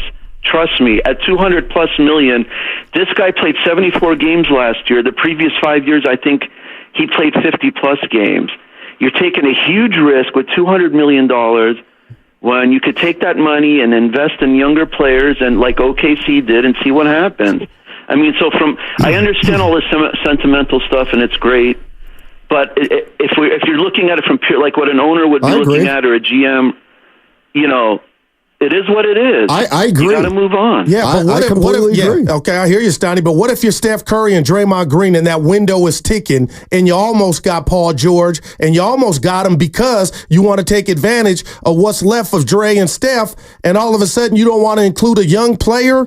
To me, if I'm Steph or Dre, that would bother me. Well, you know what would bother me as a Warriors fan? But I would ask this guy that called, what's the goal for next season? Because I'm all out on watching flowers grow. You know what I mean? I want to maximize, and the West is getting better. Well, that's what you want to do. Yeah. Joe Lacob might not want to do that because he thinks it's not smart. You know what I mean? I mean, they didn't offer, the reason they didn't offer Kuminga was because clearly they didn't want to give up their best young player / best young asset. Yeah. They didn't want to be beholden to Paul George at $212 million at 38 years old. So they didn't go all in, is all I'm saying. I can't blame them for that. Right, but and all I'm disputing is the report of the Warriors went all in. Yesterday at this time, you tell me if I'm wrong, it felt like the Warriors went all in and the Clippers didn't want Wiggins or Kuminga, and that's what they want to do. I get that, but they didn't go all in to get Paul George. Well, they did. In their mind, Kuminga was off limits. Yeah. Now, if fans think the Warriors should have moved Kuminga as part of the deal and have Paul George in here, that I get. I totally get that. But to my way of thinking, I actually don't have a problem with the Warriors looking at the whole thing and saying, okay, so we're going to have to give up Jonathan Kuminga and others. We're probably going to have to give up at least 2 draft picks after Steph leaves. We're going to bring in Paul George, who's missed 36% of his games in the last 5 years, and we're going to have to pay him $62 million when he's 38 years old. I can understand why the Warriors said, can't do it. Even if Steph Curry said, let's get him in here, Paul George. We can't. It's too big of a price.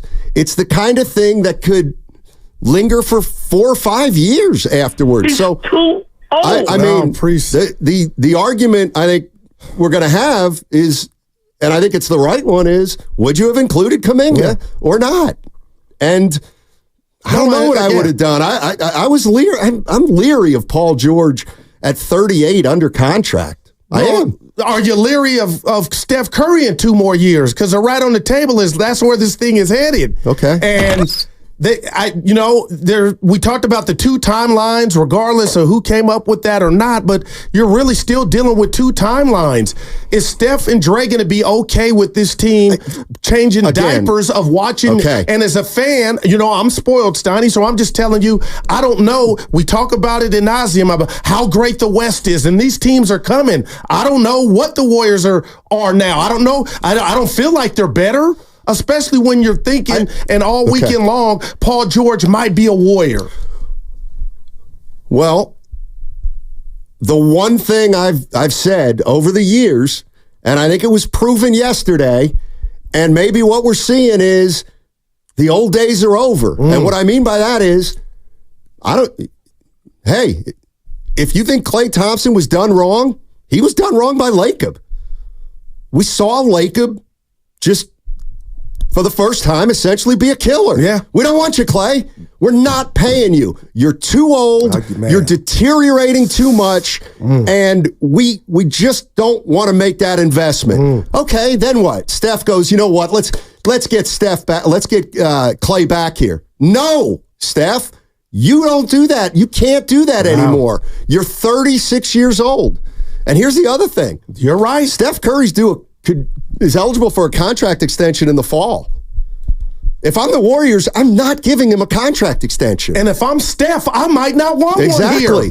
Exactly. I hate to say that, but that's what this is. Well, and that's what might happen. In fact, it'll likely, if it happens, be the best thing for Curry and the best thing for the Warriors. I mean, the one thing I was thinking is the Golden State Warriors right now are 1-8-15 start away from having to talk about what should we do with Steph Curry. Wow. If they get off to a bad start next year, it's going to open up all the questions that we don't want to ask right now. And Dre is on record as saying, I keep going back to him, Steiny, if it's not meaningful basketball, I can't get mentally invested. So just imagine, and that's a nightmare scenario, if things got off to a slow start and the reality is, oh boy, look around, and you are coming off a season that you did not qualify for the offs when your big three outside of suspensions was relatively healthy. Man, yeah. I just thought Kuminga was included in the package, and I get it. Steiny, you said I'm not arguing. That's the first time, the first killer move of Joe Lacob is Klay Thompson and them saying no. And then also, 1A is saying we're not including Kuminga to appease the vets. Because I have to believe, if the reports are correct, if I'm Dre or Steph, hell yeah, we wanted Paul George. No, it was Malcolm X by any means necessary. Well, they don't get to do that. And that is Joe Lacob saying the killer move. It's one thing if Draymond and Steph are saying, yeah, we're all in on Paul George, but that doesn't mean go ahead and make the worst deal you can make just to get him in here. I mean, the Golden State Warriors front office has to have some kind of long-term plan. They have to. That's their job. It isn't, and I think what we're finding is, yeah, they're going to try to put a great team around Steph Curry, the best team that they can possibly put around Steph Curry. But you know what? They might not be able to. Oh, man. There might not be anything out there that they're willing to do. And I'll tell you what, that's where Kuminga comes in. So Lauri Markkanen, Steiny, if Danny Ainge was like, Kuminga's got to be included, do you think they think? I mean, he's younger than Paul George. Do you think he's still off limits? Because that's what this boils down to, I believe. If they're going to land immediate help, you got to part with Kuminga. I mean, go down the list. Go down the list. Would you trade Jokic for Kuminga? Of course. Doncic? Of course. Yeah. Okay, well, now we get down to Lauri Markkanen. Would you trade Markkanen? See, I'm desperate to get Curry that type of talent, so I would. They're not. Yeah. Obvious. They're not. Yeah. And I'll give that to you. Mike Dunleavy made it clear. We're not in desperation mode. Wow. All right, 888-957-9570 is the number.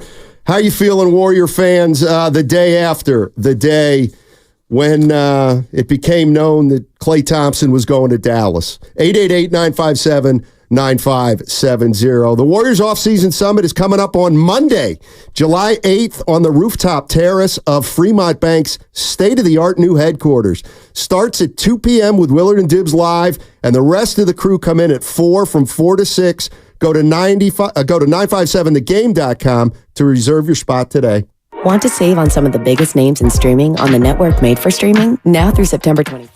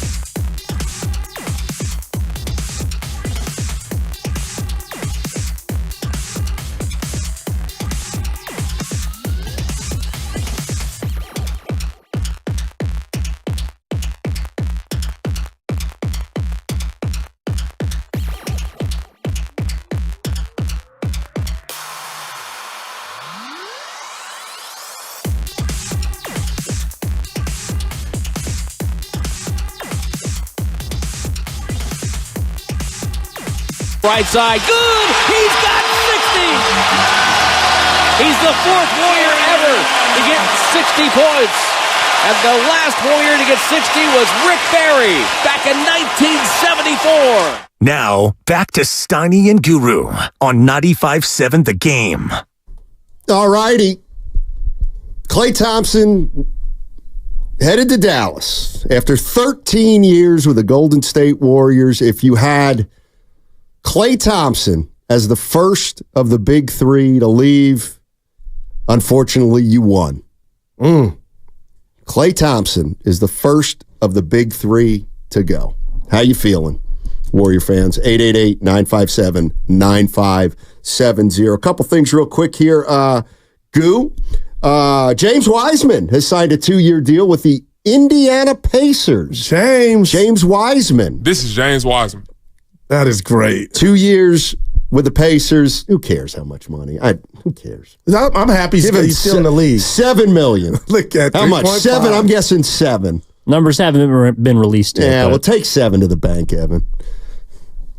It doesn't matter. Can you help me out? Real quick. Go ahead. Yes. The only other thing I was going to say was from the YouTube chat, Dublin Marge brought something up that I thought was noteworthy. She's been on fire early. She said Mike Dunleavy has not traded away any of our young talent yet, and he's drafted well so far. So, do you detect a pattern?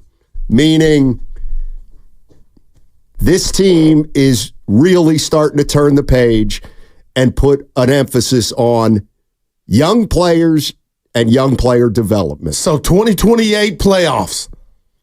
Why would you say that? That's just that's going to be some time. I got to be honest with you. Yeah. Listen. I like Klay Thompson, but I'm not conceding that losing Klay Thompson and replacing him with a couple young players in Moody and Podziemski and bringing in DeAnthony Melton, I'm not convinced you're worse automatically. I'm not. Well, the worst is you didn't make the playoffs with Klay. Right. So all you got to do is win a few more games and you're in the playoffs. Yeah. And can we, I was talking to you and Evan yesterday at the cafeteria. A lot of people act like Klay turned down the Lakers. That was a signing trade to where the Lakers, you correct me if I'm wrong, D'Angelo Russell was going to be a Warrior and the Lakers were out on that. It wasn't just up to Klay to play in L.A. I think a lot of that's making the round, like he chose Dallas over the Lakers. The Warriors had to help Klay get to L.A., and they didn't like what was coming back. The Lakers had a 4-year, $80 million deal ready for Klay, but the Warriors would have had to take back D'Angelo Russell. Reunite. And I'm sure there were two things. They didn't want D'Angelo Russell. Yeah. But most important, they didn't want to take money back. I mean, if this offseason's shown you anything, it's the money issues are coming home to roost for the Warriors. And it's just the way it is. But there's nothing you can do about it. But I got to say something to that. Yeah. I'm not saying you're wrong, but had they been able to land Paul George, then it would have been business as usual. Well, they would have gotten Paul George, put a team around George and Steph Curry, and had no flexibility. Yeah. And then they probably would have had to make a tough decision on Kuminga. If they can't get rid of Wiggins, they couldn't have brought Paul George in here and signed Kuminga. Yeah. Now, Wiggins would have probably been part of that deal. Maybe not. Maybe it was Chris Paul. Although they had waived him by then. Yeah, D-Lo wasn't. Nobody wanted to see him back. Yeah. All right, 888-957-9570 is the number. Let's hit Daryl in San Jose. Daryl. What's up, Daryl? How are you? Hey, can you hear me? Absolutely. Okay, great. Hey, I called before, and, I was just, and that's DARRYL. Okay, I'll see you, baby. About that. Okay. But, I just wanted to talk about in terms. Let me get through this real fast. Curry, Klay, and Dre. Those guys were supported by a really good wing. They supplemented them. and how we cannot get the Popes that left Denver, Reggie Jackson that left Denver, they would have complimented if Klay would have stayed. It's almost like that strength in numbers again. See what I'm saying? Yeah. So, but this stuff should have happened 3 years ago. And then it would have came to fruition today. Wow. So you can't plan for a championship going big fish hunting for next year. You got to do that 3 years in advance. So all we needed was a big guy in the middle, like Bogey. I mean, you put the Pope, Reggie Jackson around those three. You see what I'm saying? Yeah, I mean, thanks, Dal. I appreciate that. I mean, I don't know if Reggie Jackson makes you a contender, but I mean, you're right. You're right. If that's a great Mr. April. Yeah, if the Warriors had won the title in 22 and then started to dismantle, yeah, they'd be a lot further ahead right now. But who's going to do that after you win a title? Yeah. What did they do after they won a title? They re-signed Wiggins and they re-signed Jordan Poole. It just, to me, feels like Draymond has, again, you didn't ask me about him, but I can't stop, Steiny. It's just, he has a lot of power, man, and I don't like it. And I felt like somebody has to, like, that's where Lacob should have been a killer at that dinner. Regardless, they have spaghetti, lasagna, whatever, chicken Alfredo, I don't care. That's what bothers me about this is the wrong guy got capped. Well, the one thing I am thinking about with Draymond Green is he's going to have more of a spotlight on him now. In what way? In what way? The way that any Warrior fan can put 2 and 2 together and see as plain as day that the Warriors paid Draymond Green a year ago and they didn't pay Klay Thompson this year. And Draymond Green is now the Warrior who's going to be around for 3 more years. And he's got to produce. Because if he doesn't, it's going to be proof that Lacob made a big, big mistake by signing him for 4 years. And let's just say nothing else happens in those 3 years, Steiny. You can't tell me that a guy that you gave a contract where a lot of people were scratching their head in year 1 goes out and gets suspended and misses a quarter of the season. Like, you can't come back. You can, and he obviously will. But what does that say in year 1 you do something like that? He single-handedly cost this team a playoff spot. Nobody can tell me different. Yeah. But he's going to change. 3 more.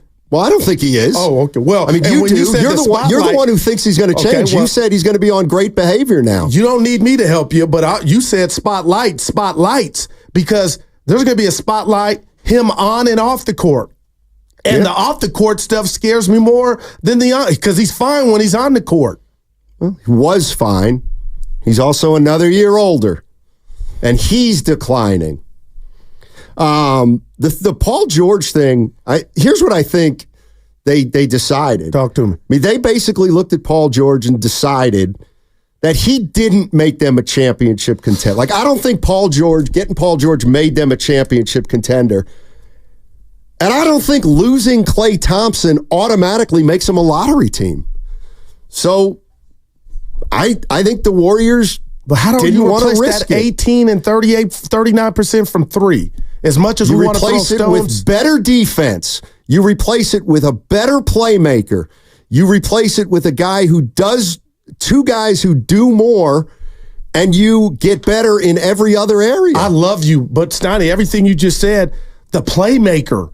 Shout out Michael Irvin. Where does that come from? Well, D'Anthony Melton can make some plays. Yeah. Well, and Pods can make some plays. I mean, you tell me why the Warriors wanted to start Podziemski instead of Klay. Well, they did it in a year where they didn't make the playoffs, and I'm not blaming Pods, but I'm watching Pods. That, for me, that's not, you got to come off the bench. You are not my starting 2. For who? Well, that's the problem. I thought it was going to be Paul George to where that wouldn't even be an issue.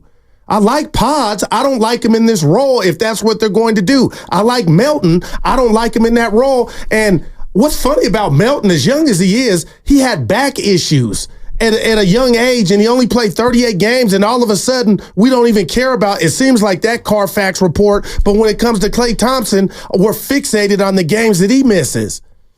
I think Evan, our producer, Evan Giddings, nailed it. The only reason the Warriors were able to get DeAnthony Melton is because he played 38 games. Like, that's kind of where they are. Josh Ram, here it is. Yeah. Goo. Pajemski was better than Klay last year. That's from Josh Ram. Then why did Klay, I'm just asking out loud, why did Klay get reinserted back into the starting lineup? And I'll be quiet. I don't know. I don't know why he did. Maybe because they felt pressure from Klay because he was But he got hot. Mopey. Remember, he got hot as that sixth man. Yeah, he did. The more I think about it, like, you can't. Klay Thompson was not coming off the bench for the Warriors. Oh, no doubt. You can't ask him to do that. Yeah, and I wouldn't have, Steiny. Let's go to Gray in Oaktown. What's up, Gray? How you doing, man? Hey, fellas. Thanks for the call. Sure. In all fairness, I got to get this out. Paul George, he wasn't the answer. Not even close. I'm so grateful he's not a Warrior. This is a guy, they would have paid too much to get him. They would have paid too much in contract to have him. The over-under for games that he plays when he's not injured, 57? Yeah. Maybe 62? Mm-hmm. I mean, look, he's fragile. And at best, he's empty calories. His stats are empty calories. As far as Klay's concerned, I love me some Klay. Come on. Who doesn't? But please stop this narrative that he was disrespected because of the money that he got or didn't get. He made $40 million last year. Dre made 25. Okay? They're on the same timeline. He would have still gotten his 24, 25 annually. But no, he took 16 to say double bird to the Warriors organization. What we need to start talking about, and it's a very sensitive thing, is Klay is fragile. He has a fragile mentality. I love him. He's a genius because he's fragile. He's like one of those cats, man. You see him. He's spectral. He's blinking. He's moving. He doesn't look you in the eye. And yet everybody loves him. Why? Because he's lovable and he's talented and he was a great Warrior, and I'm going to miss him terribly. But nobody's talking about the fact that his ego was hurt. He was fragile. I don't want Steph and Dre to go talk to Lacob about giving him more money. I want them to go take Klay to dinner and say, hey, bud, man, I love you more than anything. Don't go. Don't end us like this. Stay. Make your 50 mil. Come on. Be with us. I don't know if that happened. I'd like to know if that happened. I don't want him knocking on the door of the executive. Last thing, and I'll bounce. Dunleavy, I don't know what the hell he's doing. I really don't. Because all due respect to DeAnthony Melton, we need one more 6'2" guard. That's what we need. Like the two-way lacrosse player who's 27 years old and he's 6'3", but we give him a roster spot. Are you kidding me? Nick Claxton's 25 years old. He's a jumping jack. All he wants to do is block shots, rebound, and dunk. You think that 7'25" would look good in the Warriors uniform? And I'm just going to make you laugh before I go. All right. I wish Wiseman got signed by the Warriors. That's I don't think that's that funny. That would have been a reunite. Yeah, it was a good call. Crazy. Yeah. I mean, the other thing we have to realize is Nick Claxton just got $100 million. Yeah, he did. They broke him off. So, but he just meant a guy like that, physique-wise. Well, I mean, he's a really good player. No, he is. I like him. It's like the people who say, hey, let's go get Naz Reid. Well, you can't. He's good. You could have got Paul George. You could have. But I'm not. I'm with the last caller, and I'm not looking at not getting Paul George as a mistake, but it feels like, and you're looking at not getting Paul George as a mistake. No, I'm going to say this, partner. It was a mistake on my end for trusting what I was reading and hearing from the world of basketball, and that was a poker term. The Warriors were all in, and I bid for that. And they weren't all in, and I understand that. But that's why I'm disappointed, Steiny. They were not all in, and I thought they were doing it for their veterans. And I hate to be this guy, but I don't have to remind you what is Steph? That's really what I care about. What's he feeling like this Tuesday morning about his future and following up a season where they didn't qualify for the playoffs without one Chris Paul and without Klay Thompson? And again, I'll just say it. 18 points a game and 39% from three. We can scoff and have tryouts for guys to hopefully grow into that and replicate that. But what if it doesn't happen? What does that mean for Steph and the future of this Warriors? Okay. That's all, Steiny. And this is where you're assuming that had they returned with Klay Thompson, that everything would be fine, Steph would be happy, and they'd be better. And the Warriors, I don't think, believe that. I really don't. But don't you feel better about just anything that you take on, any task where you feel like you gave yourself every opportunity to be great, to have it work. And then when it doesn't, you're kind of like, okay, it did not work because we didn't supply arm ourselves. The Warriors don't think Klay Thompson is good enough anymore. I'm talking about Paul George now. Oh, I mean, Klay Thompson, I'm going to be honest. Maybe they thought Paul George isn't good enough for us to give up the one guy we might be able to count on after Steph Curry's gone. And I can't hate on him for that. Here's the other thing I heard, and you may hate this. Yeah. Warrior fans may hate this, but I actually think it's terrific. One of the things I'm hearing is the Warriors are not anxious to give up future picks. They're not. They're really worried about giving up unprotected first-round picks in 2025, or let's say 2026 and 2028. That tells me they're realistic about how long this can last, and they absolutely don't want Steph Curry to finish up his Warrior career. Yeah. At the same time, they're looking at no first-round picks in 2 of the following 3 years. They're not. They don't want to do that. And they picked up 2 yesterday from this Klay deal from Dallas, right? What's that? They picked up 2 future second rounders. Okay, second rounders. Yeah. So let's go to Jimmy in the 707. Hey, Jimmy. Hey, Jimmy. Hey, what's up, fellas? Hey, what's up, man? You know, there's a few memories I got of Klay that I got to just share. I love Klay. I love Klay previous to last year. I don't like the way Klay is now going to perceive as the way he left. Sulking, pissed, yelling at fans in the stands. There were so many incidents last year to name. He shouldn't have gone out like that, maybe thinking this is going to be his last year in a Warrior uniform. Some of that's on him. He's got to wear some of that. Sure. But the memories I do love about Klay, the 37 points, of course, against Sac, the absolute blasting Dylan Brooks as he's laying on the floor, running by him as he made a three. That picture's forever ingrained in my mind as one of Klay's greatest moments. The taking up for Steph when LeBron was giving Steph a bunch of garbage in the finals, walking around LeBron, telling him, hey, you knock it off, and standing up for Steph. Klay had this kind of attitude like, I'm a badass and I really don't care what you think, and I miss that Klay. We didn't get that Klay the last couple of years. They paid him a fortune to rehab. He needed to come off the bench last year. He was not playing well. But the way he handled that whole situation to me was just not okay. And he's got to wear that. That's the way he's going to be perceived by a lot of fans as their last take on Klay for the last year he played. And that's really unfortunate. I'm not going to remember him that way, but a lot of people are. And lastly, I would not give up Kuminga 1-for-1 for Paul George. I'm sorry. We got to get off this narrative. Kuminga's going to be something, whether it's for us or somebody else. We could get way more for Kuminga than Paul George's expiring contract, making $60 million at 38 years old. What did Paul George do with James Harden and Kawhi Leonard and that team they had in L.A.? They went to the Western Conference Finals, and Kawhi got hurt, and then they made the playoffs. I'm just throwing that out there. So that's not just on Paul George. Kawhi got hurt every time. And Paul George is hurt a lot, too. That tandem could not stay on the floor together. And we don't need that here. We need some youth. We need some. I'd be all for Markkanen. Maybe giving up Kuminga for Markkanen. That Markkanen's young enough. Right. He's solid enough, and he could be in our plans for 10, 15 years.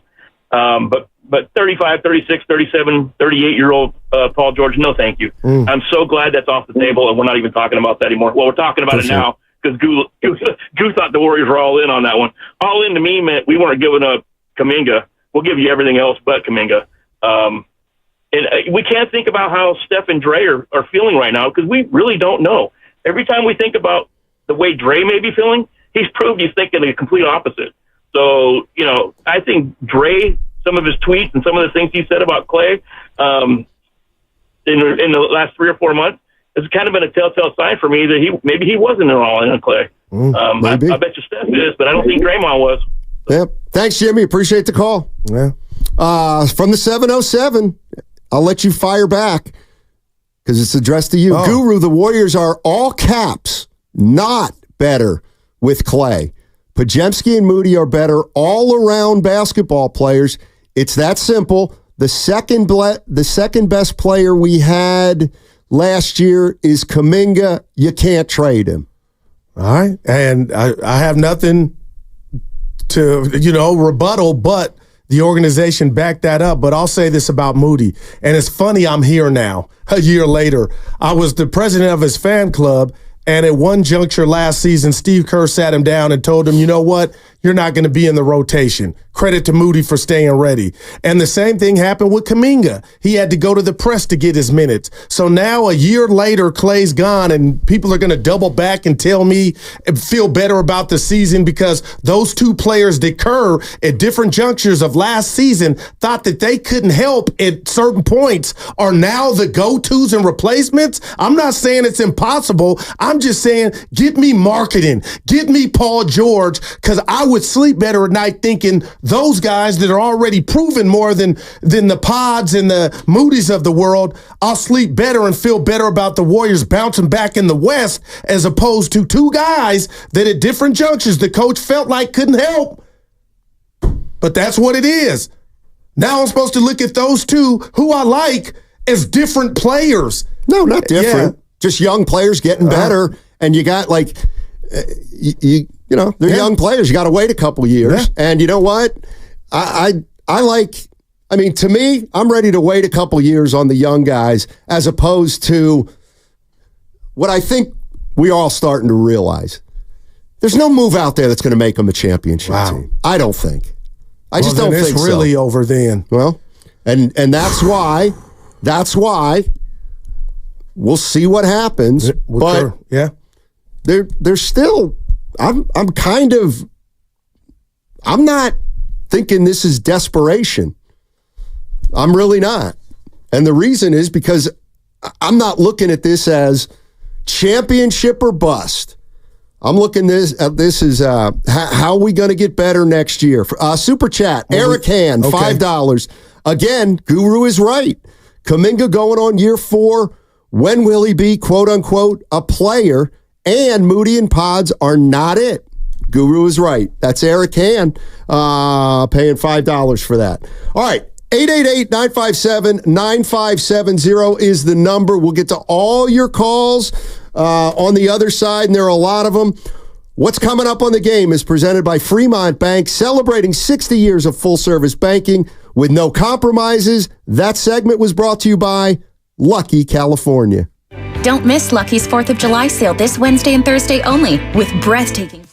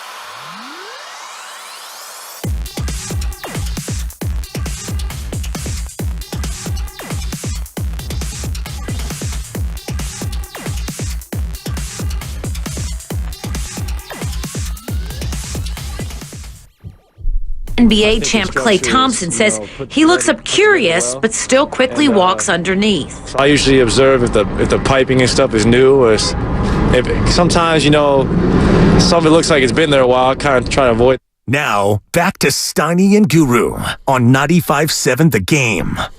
That was Klay Thompson in New York, who was stopped by a random reporter on the street. I missed this. About if he worries about walking under the scaffolding in New York City. Would you like to hear the full cut? I would have been. Wow.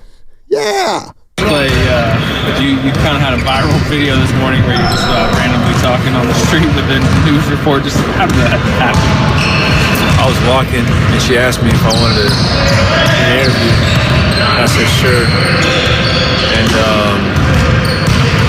interesting topic. Unfortunately, people got hurt. And it's cool to give my opinion and,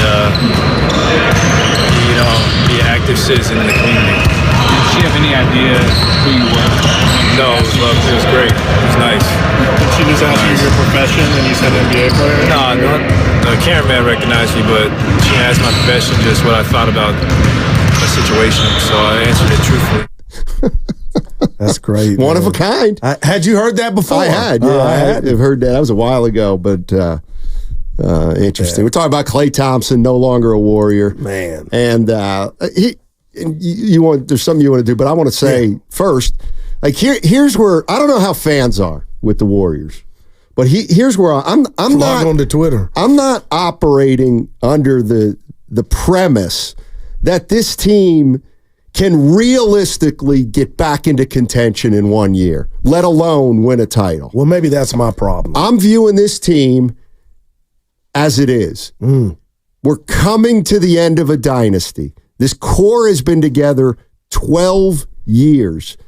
A transition was inevitable. It's starting now. And now I think the goal is, and you're going to hate me for this, but I do think now the goal is to stay competitive the next couple years and try to rebuild something here at the tail end of Steph Curry's career. Real quick about that, does stay competitive consist of making the playoffs or like last year, no playoffs? Well, I mean, like it's already technically started. Right. I mean, look, if they win 46 games next year and are the 7th seed or 6th seed, that's great. That'd be great. 888. Oh, go ahead. You want to do? Oh no, I was. The stuff I care about. I was like, man, when are we going to hear from Steph or Dre? This is from Steph Curry's Instagram. Gonna miss you at Klay Thompson. Even though we won't finish the journey together, what we did will never be done again. Couldn't have imagined a better run with you and Draymond Green. Change the whole Bay Area. Change the way the game is played. Killer Klay at the center of it all. Thank you for everything, bro. Go enjoy playing basketball and doing what you do. From the chef. I know that moved you. I made you laugh. Moved me to go to Khaled in Clayton. Our guy. What's up, Khaled? How you doing, man? He wants to. Khaled, it says maybe he wants to calm you down a little bit. Talk to me. What's up, Khaled? Good hearing from you. It's good hearing from you guys too, man. It's been a little while since I've called in, but today sounded like a day that Guru needed to hear a little bit of a calming voice, a little bit of a voice of reason. Oh no! Look, we're all heartbroken, about the Splash Brothers, separating, but Father Time is undefeated, man, and it's one of those things where Steph ain't Steph. Well, at least Steph ain't the Steph that he used to be. Dre's not the Dre that he used to be. And Klay, unfortunately with the 2 injuries, is a little bit more advanced in regards to he's not who he used to be. And you can't, one of the things that I'll say is I'm not a big Shannon Sharp fan. But Shannon Sharp said something yesterday that really resonated with me. And he says you can't pay someone based on what they did for you. You have to pay them based on what they're going to do for you. And paying Klay based on all of our fond memories of him, the 37-point, quarter, the 14 threes, for the record in the NBA, that's all fine and wonderful. And like Shannon Sharp said, he was paid handsomely for doing that. But, at one point or another, the organization has to make a decision in regards to the direction that they're going to go. Right. And everyone says that we traded Klay for 2 second-rounders. That's true, but we also got a $15.4 million trade exception that allows us to be able to get a good mid-level player that's willing to take a 1-year contract, which someone like DeMar DeRozan or someone that's looking for a pretty sizable mid-level exception can consider that can make your roster better.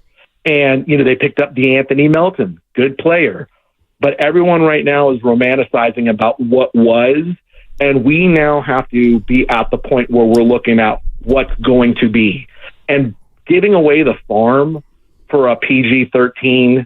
And getting rid of all of our current assets is not the way to look forward. That's looking back, because the reality is we're not going to win another championship absent some massive, massive trade that none of us kind of see on our radar, because, we have to be happy with what we got. And we got a lot during that run. We have a lot of memories that go with that, but it's time to move on. Wow. And, there's going to come a day where it's going to be Steph that's retiring. Or it could very well be there could come a day that Steph's the one that asks to be traded. Right. And Dre's no longer here. So we have to be prepared for that now. And with Klay leaving, I'm happy for Klay and I'll never root against him. But at the same time, when I look at the Warriors, I'm a fan, before the big three, we're here together, the core three, and I'll be a fan afterwards. And to be honest with you, I want to see sustained success, down the road. Making the playoffs is great, but you got to build towards being a contender. And at one point or another, it's going to be a rebuild. And the rebuild is, possibly here. Hey, Colette, a lot of great stuff. I just got to say this because you hit me in the cardiac muscle. A lot of great stuff, but about getting paid for what you've done or what you're going to do, and I'm not hating on Draymond, that 400, Colette, please tell me where does that fall under? Because to me, we're paying you for what you did. Not necessarily, Goo, because if you look at what happened last year in the 26 games that Draymond wasn't there, and then the remaining games when he was there, the Warriors were completely two different teams. And you can't tell me in the 26 games that he missed that we wouldn't have won 6 additional games that would have completely changed the complexion of what would have happened last season. We wouldn't have been a play-in team. We would have been close to a 4th or a 5th seed with 6 more wins. So no, Dre still, and look, let's be honest. Steph loves playing with Dre. Steph loves playing with Dre. I cannot emphasize that anymore. And if Steph wanted Klay still here, I don't care what Klay told him, Steph would have been in that front office telling them, your butts better sign him to the same deal that you gave to Dre or I'm leaving. And he didn't do that. And that says a lot to me. And I'm not criticizing Steph. I'm not criticizing Klay for not asking that, because Klay was in his feelings. You know what? Sometimes you got to have your pride and your ego and everything else get in the way. And, he ended up getting a contract. But let's be honest, a 2-year, $48 million contract is not something to frown upon. A lot of good stuff. Thanks, Colette. Here's what I wanted to play for Colette. Okay. About Steph going to bat for him. I was told that as this headed towards the end over the last few weeks, and I think some people were wondering, how much of an influence Steph Curry might have had. I was told that Klay basically requested of Steph, don't exert your influence, don't demand that they, necessarily do right by me financially. I want them to want to. And that's paraphrasing, obviously, but that's kind of the message that was sent. Yeah, so Steph Curry told Klay, don't waste your energy. Because I know they don't want me. Wow. Klay told Steph. Correct. Wow. Correct. So he felt like the handwriting was on the wall. Yeah. Yeah. I do wonder, maybe you can answer this for me. Why didn't you try to get that dinner date with the owner? Because he didn't want to be here. Because he was listen, I'm not saying Klay was disrespected, but Klay felt like he was disrespected. He had no interest in wanting to be here at the end. That's what's becoming clear to me. Is I think the Warriors actually could have brought back the 2-year for 48. He still wouldn't have taken it. I really believe that. Let's head out to Maine. Let's go to Nate. Nate's in Oakland. What's up, Nate? How you doing, man? There you go. Hey, man, you guys are having a great show, honestly, talking about every part of it. Honestly, he's a great player. If I were him, I would take the ball and run with it, right? With the team that almost won the championship. He could really get all eyes on Klay right now. Yeah. Let's face it, he had a good season. I think he went to the bench and it helped the bench. We were struggling. That's a real, good move. We were struggling and then he settled the bench down. That's a move. I think he had a great season. If he would have made that shot, we'd be in the playoffs. Everybody was healthy. Wiggins missing all those games 2 years in a row. What is that? You guys talk about how we can fill the gap, 20 points, 10 rebounds. That's what the Warriors need right now. How do we get it with $15 million salary cap? How do we achieve that? But Klay's great. And I just want to say he was a gentleman. And we should all wish him well. Thanks, Nate. And we have, and we all. Absolutely. Yeah. Absolutely. Hey, don't forget, all guests on the 95.7 The Game, they appear on the River Islands guest line. Isn't it time for you to discover the islands? River Islands in Lathrop. From now on, all our guests come courtesy of the River Islands guest line. Yeah, Khaled mentioned that mid-level exception the Warriors got, Steiny, but every day that goes by, another good player or players are off the board. So I don't know if they're going to use that, but you would think they would. So that could be a player coming in that could make some contributions. But again, it's about, I'm going to go Al, Temple. Who? Well, and I also think here's where we're at with the Warriors. And it's something that people have been bringing up, but we really haven't delved into it. I don't know what's going to happen the rest of this free agency period, but the Warriors are going to come next year with the team, and they're going to talk about how it can be better than last year's team. They either will or won't be better than last year's team. Right.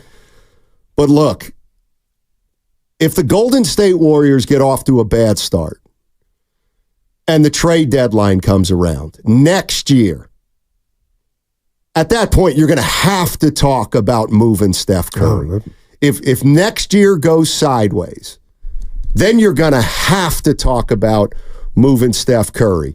And that's why, even though he's eligible for an extension, I don't think he wants one, and I don't think the Warriors want to give him one, because at the trade deadline next year, not that we need to get into this now, but Steph Curry would have astronomical value because he'll have 1 year and a quarter left on his contract.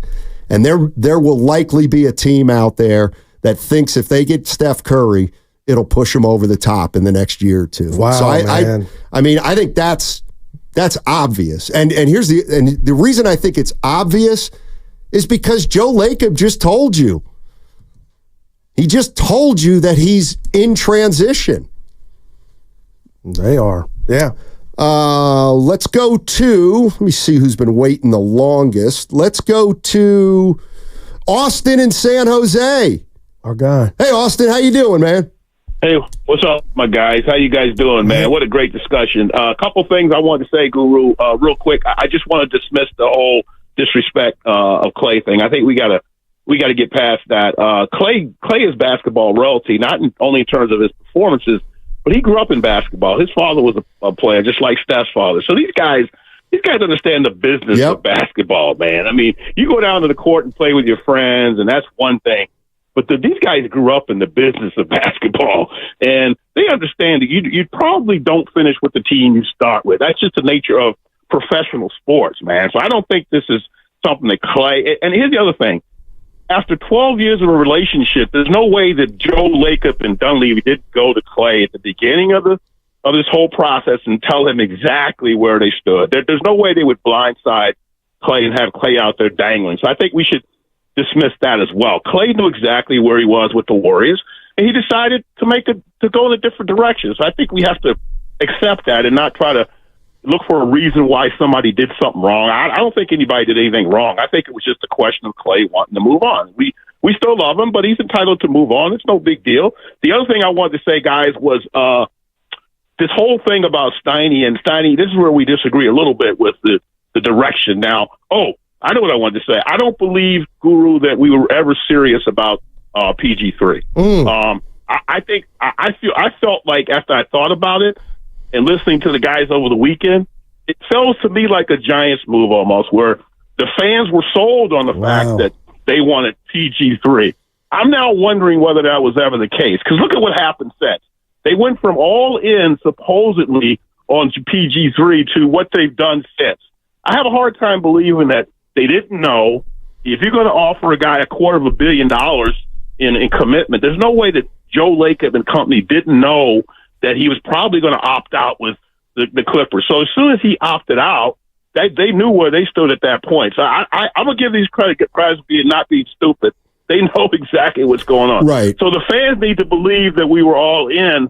I'm not saying the Warriors are a bad organization. I'm saying it's important from a PR standpoint that they convince everybody that they were all in. Right. And I think Steiny's at the point of saying, hey, here we are now with the decision that they probably made, guys, at the outset of the process. They wanted to go younger. They wanted to save money. But now here's the hard part, Steiny.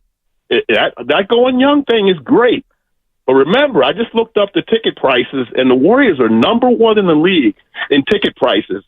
Is that what they're putting on the court this year as a product? I'm a consumer. Right. I'm going to be honest with you. The product I'm looking at right now, the ticket prices it's not sustainable. They cannot charge the ticket prices they're charging for the product they're trying to promote this year. Something has to give. And I think that's where Guru's argument comes back in. They better go get somebody they can sell tickets with. This lineup, I'm sorry, Kuminga and Moody and Podziemski, you ain't selling $300, $400 tickets with that lineup, guys. That's just me. Thanks. Have a good day. I think under that scenario, Austin's assuming that next year's team's going to win 38 or 40 games. Or it looks like it is now because it's not done. Like some stuff could pop off. But assuming this would be what you're going to battle with, oh boy. Well, I mean, you gotta put it in context too. 2 years ago, they were the 6th seed with 44 wins. Last year, they didn't make the playoffs with 46. I think anybody, if they're a top 6 team, then they won enough games to be a top 6 team. And as it relates to filling the arena, I just don't think that's going to be an issue at all as long as Curry's here. Yeah. But we'll see. And the other thing is, it will be interesting to see what Klay says when he has that first press conference. Because if I know Klay, here's all he's got to say. I wanted a chance to win another title. And I didn't see it in Golden State. What if he says that? I wanted. Yeah, I can't say he's wrong the way it looks right now, but I am driven by one thing right now: not money, not playing time. One more ring. That would be a subtle blow, and I think he'll take the high road and just say it was time for a change. And Richard Jefferson, we got some sound, Steiny. He went viral yesterday. Listen, let's put ourselves in Klay's shoes. So you're getting ready for a Christmas game. You come off the elevator. I'm paraphrasing Richard Jefferson, Steiny, and he said he told Klay keep his head up, and Klay was like, tell the team to pay me. So this is December. So you think of players. On. Okay. Let's listen to it. Okay, we got it. And I've never shared this before out of respect to Klay. Getting off elevator Christmas Day. This is on Christmas Day. Of this past year? Of this past year. I get off the elevator and I see Klay. I'm like, oh, Klay, what's up? Oh, what's up? I'm like, hey, man, keep your mentals right. He's like, man, tell him to pay me my money. This was on Christmas Day. So on Christmas Day, a guy that had won 4 championships, and I don't give a damn what anybody says, how much money they gave him over the years, because he turned their franchise around. That franchise is worth billions of dollars, not just because of Steph, it's also because of Klay. They changed the game. It wasn't just Steph changing the game. It was Steph and Klay in that backcourt. Absolutely. So I say that he has a right to be mad. So I just thank you, Evan, for playing that. It kind of lets you know, Steiny, if he didn't have that on his head or mentals, maybe he would have shot 42% from 3. But if you're telling me he was thinking about that, or already resentment is festering and growing day by day, to share that with Richard Jefferson in December, one, and I'm no clinical doctor, one, how can you be at your best? And 2, you're right. That thing had been festering for a while. Yeah, no doubt about it. Let's go to May Money. May Money in Oakland. What's going on, May Money? What's up in the building? Hey. First time caller on you guys' show. What's up, gentlemen? Welcome. Oh, thank you. Okay, I have a few thoughts about this. So first of all, I even wrote down my notes so I don't get off track. First of all, Klay is my favorite basketball player. He's the reason, like, him and Steph are the reason why I even started watching basketball in the first place. Like, so I'm just going to get that straight. Like, we need to put some respect on Klay's name because they really, like, got, like, outsiders, people that weren't diehard, sports fans into sports. So that's something that I think Steph, Klay, and Draymond should be very proud of is, like making sports more accessible to people that felt like they weren't included, which I'm a black woman in America. So there we go. And I'm just confused a little bit about what's going on. Cause we finally got something out of Steph, our homie's leaving. It sounds weird. Like, I don't know, something stinks to high heaven. And I think the problem is Draymond Green. I really do. Like, the issue here has been staring us in the face for years now. And nobody is addressing it. So, like, I don't know what's going on behind closed doors, but it kind of sounds like to me, if I were, I don't need my tarot cards to pull out and investigate. I could if I wanted to, but it sounds like Draymond Green is a huge issue here. And why didn't Paul George want to come? Maybe because he doesn't want to play with Draymond. Maybe he doesn't want to have to deal with the antics of getting choked out or punched in the face or, that sounds pretty reasonable to me. And they weren't trying to play his money. And the fans over here talking hella smack about Klay like he's the biggest issue here when he's not. So I kind of understand where this is going. And the fact that it's crickets from the rest of the team that number 11 is just walking off into Dallas of all places. Like, he can't drive his boat to work. He can't, he's leaving a lot of structure and foundation to go to a completely new place because of why. And nobody has even like manned up and said the reason. Like, I haven't heard nothing like legit from anybody on the Warriors. I mean, so that's where I want to know. Well, and I want to hear you guys' thoughts on that. Thanks, May Money. I mean, you're going to hear from the Warriors. They technically can't even talk right now. Right. I mean, we were going to get Tim Roy on yesterday, and team employees aren't even allowed to comment right now on free agency. It's called the legal tampering period, and I think it lasts till July 6th. And then on July 6th, we're going to hear from all the players at their new destinations and the executives, et cetera. If you've been listening to this show, Stoney, Dre's names come up, and I'll just let the young lady know. She made some good points. Now, Dre's a hero amongst the team, and that's why he got rewarded that 4-4 hundo, even if you disagree. All right, download the Odyssey app directly from our QR code on both YouTube and Twitch. Brought to you by First NorCal Credit Union. For a low-rate auto loan, apply online or just ask for First NorCal financing at the dealer. This is Larry Fleck, owner of The Floor Store. During our 4th of July sale from now till July 8th.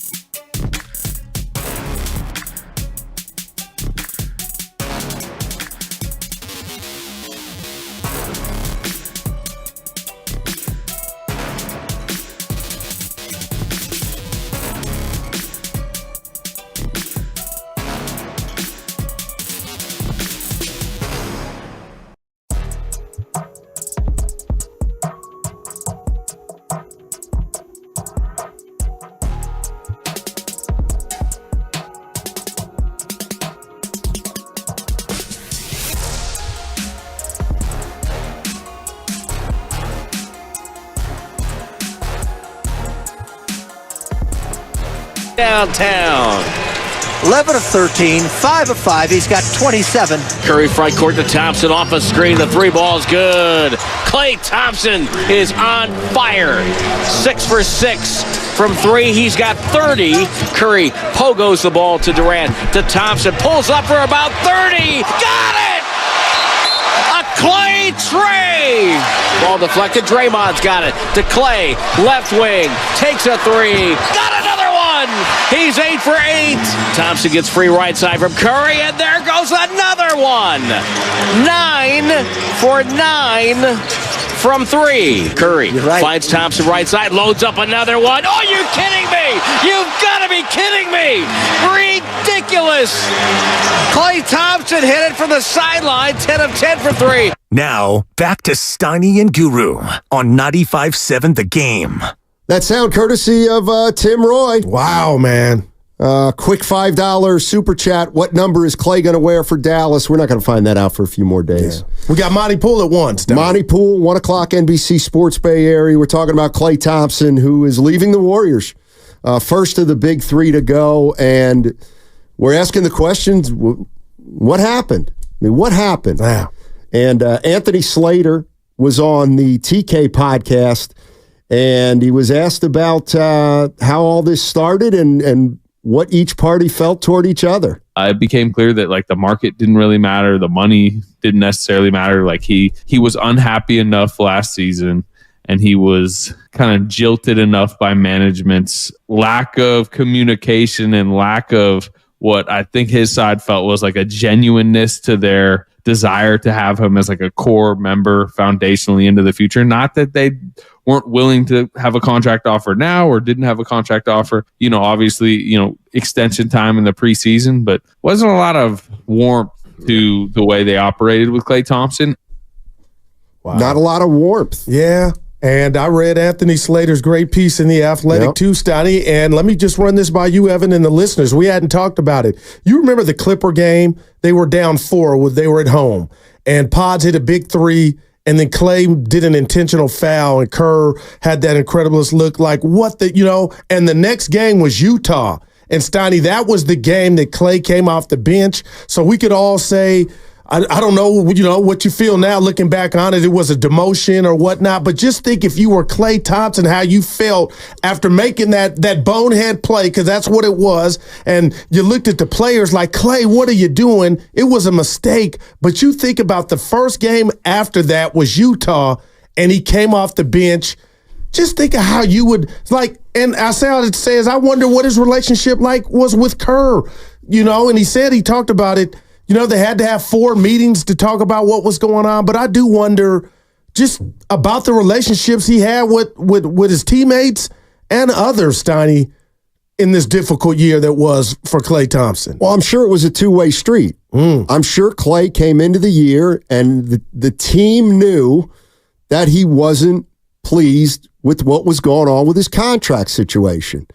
So then he tries to play through it, but he's not himself. And it's clearly on his mind, and the team knows that, and Kerr knows that, and they try to work, they try to appease him. Yeah. They try to tell him he's important. I don't think he believed it because they didn't prove it. Wow. And the next thing you know, he's not playing well, and maybe the team's saying his head's not in the game, and that's why, and because his head's not in the game, we got to move him to the bench, and I could easily see, again, without putting any blame on either side, I could see how Klay felt the way he felt and the Warriors felt the way they felt. I just can. Yeah. And I'm not trying to, start a campaign, feel sorry for Klay. He's in Dallas, new endeavors, but just think about how difficult, because we just kind of break it down to basketball. If he felt that way in December about his monies, just imagine where his mentals were at, just doing what we take for granted and what we think is the easy part, playing not just basketball, Steiny, good basketball. Holy hell. And am I wrong? I got to say this because I read the thank you from Steph Curry. Am I doing too much if I'm just scratching my head as to where's Draymond's? It's still pretty where's the early. Emergency pod? And you're just 2 weeks away from saying what Klay said. It's laughable, about the Klay talk. That's just me. Yeah, I don't know. We'll see. I mean, all this stuff doesn't happen at once. Maybe Draymond will do something in the next couple days. Not sure. Shaka's in Berkeley. Shaka. What's up, Shaka? How you doing, man? Man, y'all on fire, man. Y'all on fire. This is a great conversation, man. But I think it's something that we're missing, man, is that women lie, children lie, men lie. Numbers don't lie, man. They offered him $48 million for 2 years. To me, that's $24 million a year, but he signed for under 17 and 16. So this was definitely a personal situation, man. And Goo, you know I love you, Goo, but you got to stop throwing Dre in his business. Right. It's like Jefferson. Just say it. He came out. It's halftime of a game in December. He's talking about money, man. They already paid him when he was hurt. I hear you. Man, when he was hurt, man, fully. He got all this money, man. So at the end of the day, we got to stop talking about money. This is a team. And ain't no I in team. Team does not feel like that. I wish him the best. I love Klay. But let's be realistic, man. That man didn't make. I sent you the thing the other day about how much the team was worth. It was worth $200 million. Now it's worth $7 billion, man. That man didn't make all that money doing stupid decisions like that. Willie Mays ended up in a New York Mets jersey. Yeah. Michael Jordan Wizards. Montana, Kansas City Chiefs. So you don't always stay with the same team. But he was a great player. And we love Klay. No disrespect, but I love the Warriors more than I love anything. Yeah. Hey, Shaka, you know what? Real quick, I'm in my feelings, man, and you are right. You make some great points. I'm just mad that Draymond hijacked 2 seasons in a row, and he got 4 years. And this whole Klay is gone. That's why this is coming out. And you are right. I'm going to check myself, but it just don't sit well with me, Shaka. The guy that done wrong twice is the one that got rewarded. I just think that's BS.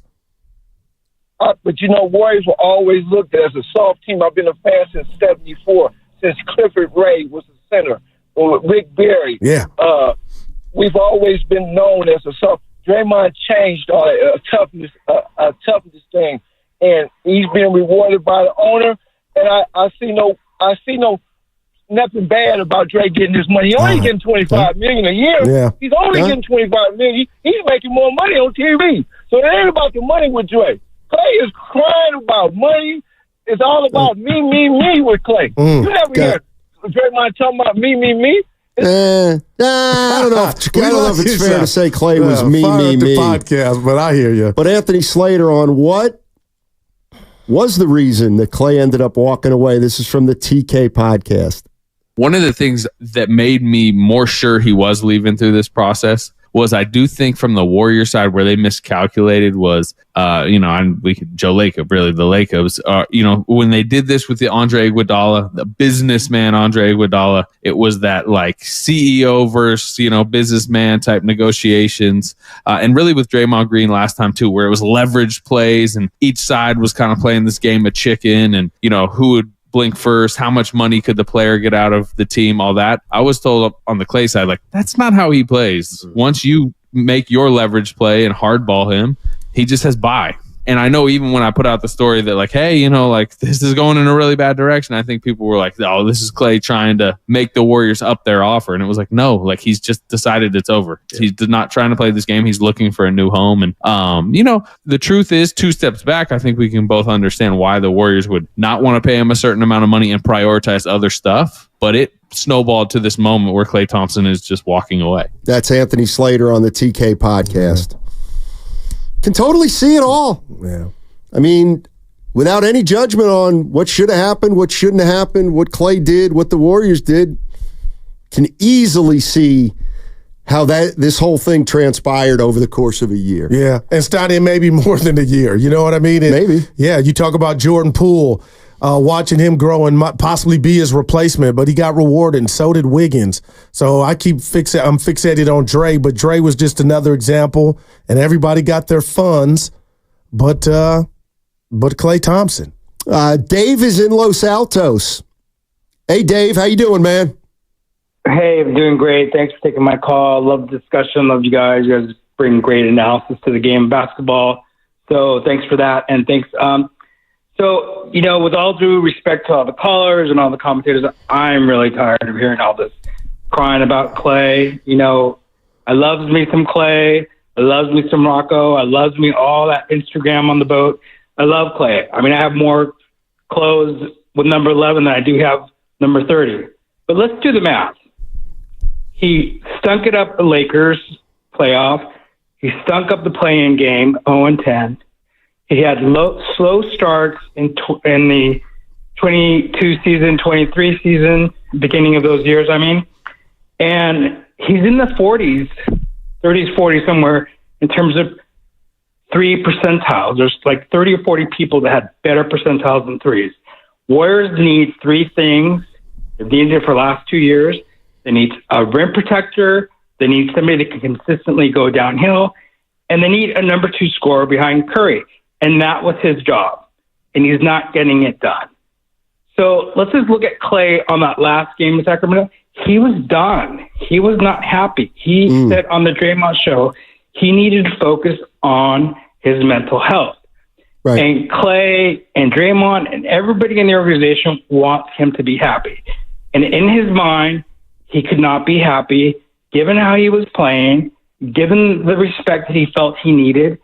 And everybody just wants him to be happy. If he wanted money, he could have gone to the Lakers. If he wanted to go home and be in LA, he could have gone to the Lakers. Let's just let Klay be happy and just quit judging him. Appreciate it, Dave. And I hear what you're saying. The only thing is this. Tell me. This is the day to do it. Klay Thompson's been here 13 years. He's part of the Big Three. 4 titles. One of the greatest players in franchise history. This team will never be the same without him. They just won't. Yeah. Even if they're better next year, it's going to be different without Klay. So I'm sorry, but if ever there's a day to talk about Klay Thompson and everything he meant and what came down in the last year and how it ended the way it's ended, we got to talk about it. Yeah, one of the most revered athletes of my time here in the Bay Area, Stoney. That's over decades. You talk about a fan favorite and a badass to go along with it. Klay Thompson's at the top. No doubt about it. No doubt about it. Greg's in San Mateo. Hey, Greg, how you doing, man? What do you got for us? Hey, guys, I'm doing good. How about yourself? Hey. Doing well. Hey, so I just wanted to change it real quick and look at the possibility of a Kuminga trade. And I know how many Warriors fans I've talked to that look at his potential at being, the next guy after Curry. But we got to realize, how many times have we whiffed in the draft? If we look at the team without Curry, you're looking at Kuminga as our superstar, and then you got to hope and pray that we finally draft somebody that will be as good as a Curry or Klay Thompson.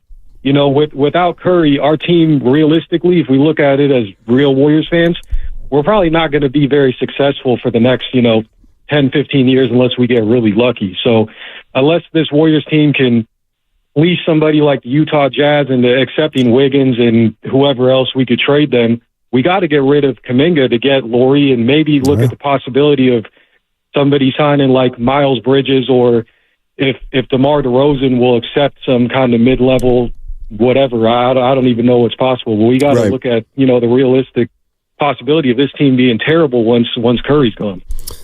Yeah, Greg, thanks for the call. Appreciate it. Yeah, and the first crack at it, Steiny, they didn't want to give up Kuminga for Paul George, but Markkanen is, 8 years younger than Paul George. Right. And look, I'm sorry. We'll ask Monty at 1. I got so many questions for him. Yeah, Monty Poole, NBC Sports Bay Area, courtesy of the River Islands guest line. He will be coming up at 1 o'clock. 1 o'clock. It'll be our debut. It'll be our debut guest with the River Islands guest line. I'll tell you what, because you set it up perfectly. This is the day to give Klay his flowers, but you and me agree that if we were Klay Thompson and all that has gone on, forget right or wrong, people, we understand how he felt slighted. I think that's the one thing you and I are aligned on. Yeah, I understand how he felt slighted, and I understand why the Warriors didn't want to bring him back at this point in time. Dude, do some fans wish they would have taken this hard of a line last year? Probably. I don't want to do this now, but if you want to ask me who's closer to winning, it doesn't take a brain surgeon to figure out he's going to a team that just won the finals and he left a team that didn't make the playoffs. Yeah. If you believe that the Warriors did not want Klay Thompson back, which is what I garner from Anthony Slater's piece, when do you think that happened? When did that start? Well, you know what? I'll play Slater because he was asked the moment, Evan, it went sideways. Take a listen. At the end of the day, it's contract numbers, contract length. I mean, I think that's what ultimately, pushed him out the door. And I would say the lack of communication and full-throated effort to, you mentioned prioritization. That is, the right word, the one we've been talking about. But, he was kind of put on the back burner, which again, I think we all understand the cold-hearted business perspective to it, but kind of understand Klay's perspective too, right? I mean, considering who he is, what he's been, how others were rewarded in recent years, I do think the timing of this all played against him. The fact of when he was up for free agency and the moment in the franchise this summer as they're kind of pivoting and resetting, whereas Draymond being up last summer got him paid. Poole and Wiggins, I think, were very fortunate to be up right after the title. They got 4-year deals, so there's just so much at play. No doubt about it. Good question. No doubt. There's a lot. There's so much was going on. But that too had to do it to me. To answer Evan's question, that deal at 2 years had to be you effing kid me? And Dre got 4. My counterpart got 4. Yeah, I don't know how much Draymond's contract mattered, but Slater lumped all the contracts together. Wiggins, Poole, and Draymond Green. And it just so happens that Klay Thompson came up at a time where they're pivoting. I mean, I don't know if I want to go down a hypothetical road, but in theory, do you think if Klay were up last year and Draymond were up this year, they would have rewarded Klay last year and Draymond would have been the odd man out this year? That's a great question. I kind of think so, believe it or not. But we'll never know. Well, I'll say this. Again, if that's the case, I don't think I would have been as hurt as much then if it was just about timing. If I could default to what you just said, you know what?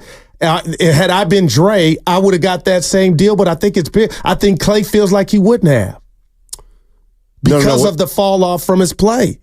Right. I'm just saying if for whatever reason the Warriors would have rewarded Klay. Klay was under contract, and here comes Draymond, a free agent, just like Klay. I don't know how the Warriors would have perceived wanting to re-sign Draymond or not. In other words, maybe Draymond would have been the odd man out. Well, Dre wouldn't be battling back from. That's a right on the table in this whole scenario too. To me, Stoney, we had talked about, brought to you by Atco, is the 2 injuries have robbed Klay of being his best self. Dre didn't have to deal with that. That was just like Steph and every player, natural slippage. This was 2 catastrophic injuries. Well, then we must acknowledge, as unfair as it was to Klay, those 2 injuries. He's not the player Draymond is right now, right here, right now. I mean, we can debate that, and people may, but if maybe the Warriors were concerned about the future with Klay because of his 2 injuries. I don't know, but clearly both sides didn't want it enough. They just didn't want it enough. Let's go to Craig in San Francisco. Hey, Craig, what's going on? Hey guys. Thanks for taking my call. I just wanted to provide a perspective. And it's unfortunate that Klay did not have this perspective, but my feeling is, over the past 5 years, he was overpaid and he underperformed, especially last year. I did the math, actually. I don't know if anyone's done this, but if you look at the past 5 years, the amount he was paid per game he played was higher than Steph Curry's by 15%. So he was definitely overpaid and he underperformed. And so for him to think that, that offer was, not fair. It would have been helpful if he had that perspective, And as for last year, he wasn't happy clearly, so he underperformed. His attitude, caused him to underperform, and we didn't make the playoffs. And I think it's partly because of Klay. And so that's why I'm not that, that's why, I'm fine with him leaving because we missed the playoffs, and I think it's because of Klay, and he had an attitude even though he was overpaid. Gotcha. So, I think he'll do well in Dallas because he'll be happy. But, yeah, that's just my comment. Thanks, guys. Well, you bring up a good point, is how much of Klay's season last year, which wasn't a great one, was because he wasn't happy. Because it didn't help. There's a way it helped. Well, then he's going to be a better player in Dallas if he's healthy, if he's happy. I don't think there's any doubt about that. Yeah, his mentals will be better.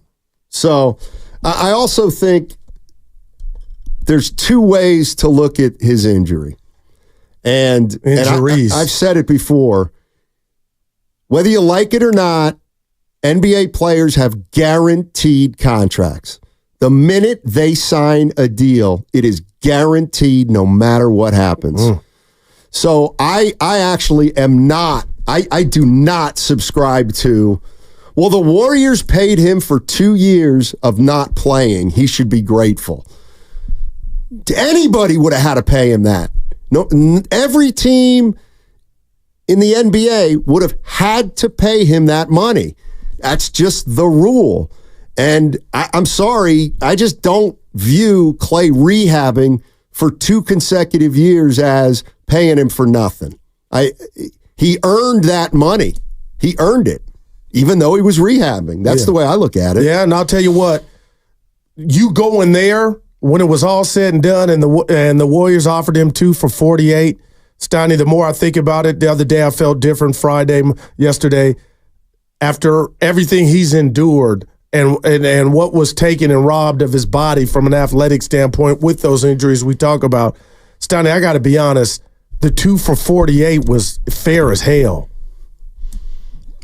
You know what I mean? But I can't say Klay lived it. He saw Poole. He saw Wiggins get the bat. So there was so much that we're not privy of that he had to compartmentalize. But forget all that. If I can, I would say, Klay, after all that and your game slipping where everybody could see, they still offered you 24 per, even if it were for 2.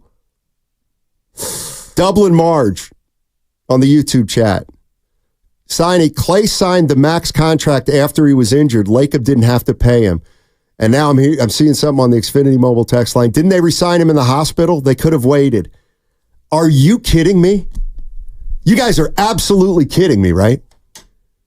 Klay Thompson you were going to not pay Klay Thompson after he got hurt in the 2019 finals. That would have been a PR. So what were you going to do? What were you going to do? Let him become a free agent? And that would have been cold as hell. That would have been bad PR. I mean, they did not give Klay that contract as a favor. They signed Klay Thompson to that contract because they thought he was going to come back in a year. They thought he was going to be the same player. And unfortunately, he got hurt twice. Man. But listen, that's just, I know there's a lot of people out there that feel like he made a ton of money when he was hurt. And that should have played a factor in maybe him feeling better about his situation. I just think it was what it was. He got hurt playing for the Golden State Warriors. Wow. And when you get hurt in the NBA, playing for your team, trying to win, you still get paid. That's just the way everybody goes about their business. All right, 888-957-9570 is the number. Klay Thompson is no longer a Warrior. We're trying to figure out why that is the case. You want to jump into the conversation again? 888-957-9570. I see a bunch of calls. We're going to get to them all today. That segment brought to you by Robert Half. 9 out of 10 hiring managers are having difficulty hiring. Robert Half is here to help. Our recruiting professionals utilize an award-winning AI to connect businesses with highly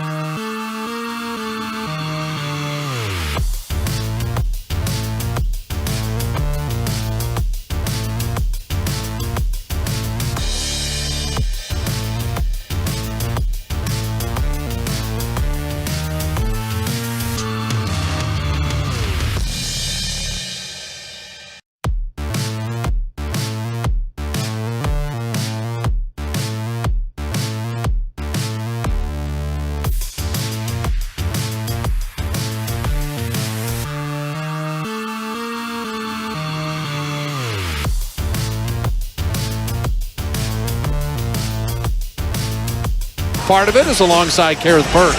Klay, what are you noticing about the energy and the ball movement tonight that's helping you guys unlock the three ball?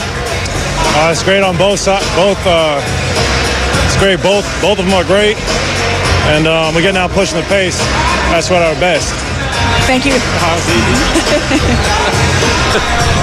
I think Klay he wanted to get in the locker room. He's breathing hard. Everybody is when you put up 76 points. Live with these people. I love these people. They're part of my family. Now, back to Steiny and Guru on 95.7 The Game. Let's keep the focus on Klay. Yeah, but I do think about Fitzy, man. Keep the focus on Klay. You asked me something off the hey off the air. Stop! About, is anybody to blame? Oh, I was like, boy. I thought you were going somewhere. There was something else I asked you, but go ahead. The bottom line is, I don't blame anybody. I think when push came to shove, the Warriors didn't want Klay, and Klay didn't want to be here. But there's pain among the fan base. Sure, of course. So I think there's some, it's a healthy, but somebody's at fault. No, they're not. Why? Because he's gone. Okay. What? It doesn't have to be one person at fault or one. And he may be part of it too. Of course he is. This stuff happens in the NBA. It just does. 13 years. Golden State Warriors and Klay Thompson were together. Damn. Do you blame anybody? Like you asked me, who do you blame? I'm like, nobody. If I asked you, who do you blame? How would you answer? I'd give the Warriors 60-40. And the reason the Warriors would get more is, this is just how I see it.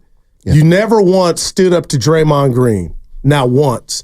I can bring up the Durant, him going public with what the Warriors and Myers and Kerr, how they wanted to discipline him. You never checked him once. That is on my scoreboard.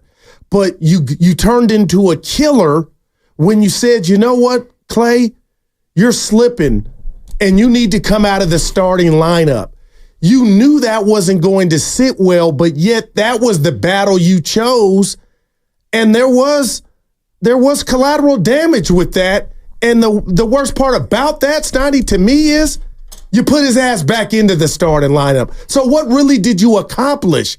And I bring that up to say that's why it's 60-40 to me, is because you went tough on a fan favorite, on a guy that was kind of not down on his luck, trying to rehab, walking us all through his life of the dark days of trying to come back from 2 injuries. But yet you let the bully, you rewarded him with a contract. You never checked him, but you checked Klay. You couldn't say, you know what, Joe, behind closed doors, we want to take him out of the starting lineup, but will we lose him? Will we get the best of him? And that's why there's a part of me in my fandom that they chose collectively to go at Klay and strip him of the starting lineup, knowing at that point, that's all he had left. Steiny? So let me present another. But you let Frankenstein just do whatever he wanted and then give him 4-400. All right, let me present a different scenario. The Draymond contract I'm putting to the side, because that, as far as Klay goes, they may have made a mistake. I think they did. I think they made a big mistake with Draymond. Nevertheless, now it's Klay's turn. They offer Klay what they think is a fair contract. Klay doesn't think it's fair. So he comes into the season and he's not himself. He's clearly not himself.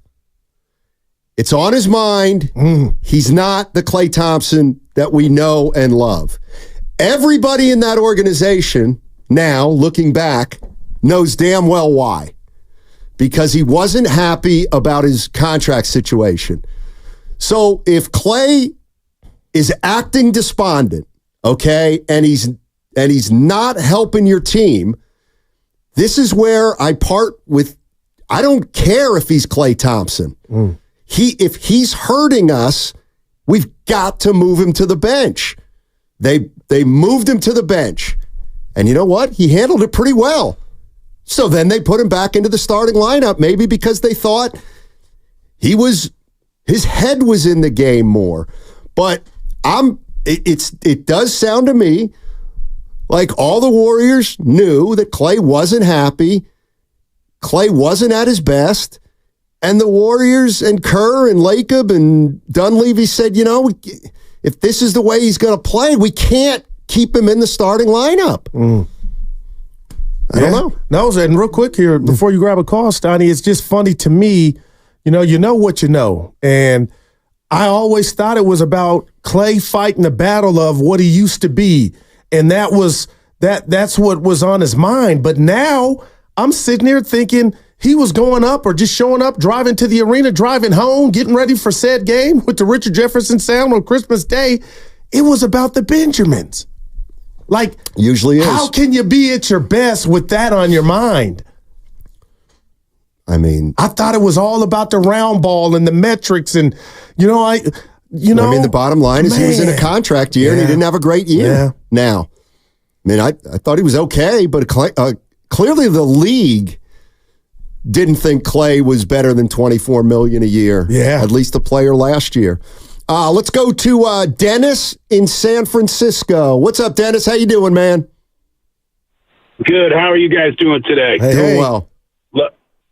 Love your show. Listen to you guys a lot. I don't know if I think I talked to you last week, but I don't know if there's anybody to blame, but I lost a lot of respect for Steve Kerr and the Warriors front office after the punch. Yeah. They never did anything about it, just like you guys were talking about. I mean, Kerr's on the podium, banging on the podium, talking about speaking against gun violence, which I agree with them on. But Draymond violently punched that kid. They did nothing about it. And what kind of a message did that send to the rest of the team? And, and I'd like to see Steph and Klay play forever. We all would. I'm a big fan, but I'm 69 years old myself. I can't work the way I could when I was younger. Right. My mind tells me I can't, but my body tells me different. You look at the debate the other night. Poor old Joe couldn't get the words out of his mouth. He's too old. He needs to step aside. So it's just a matter of the roster's aging. I think one of the big problems that we have is Steph's contract. He has a huge contract, and we can't bring in other people. We can't have an Andre Iguodala and a Sean Livingston on the bench anymore. We don't have the money, and the CBA is working against everybody. Yep. So I mean, I don't know what the answer is. I'm glad they didn't get Paul George. I think they have to bite the bullet and rebuild. I'd like to see them trade Steph and get draft picks and maybe another younger player. We got to get younger, more athletic. Yeah. Anyway, that's how I feel about it. Appreciate it, Dennis. I think that's going to be a conversation for next season. What if things don't go great? I think the Steph Curry conversation will obviously come into focus. That's the rats on the table. But we have plenty of time to talk about that. I think one of the things that this fan base and organization is going to have to come to terms with is there is a lot of resentment toward the organization and Draymond Green for the contract that he got in the wake of what he did.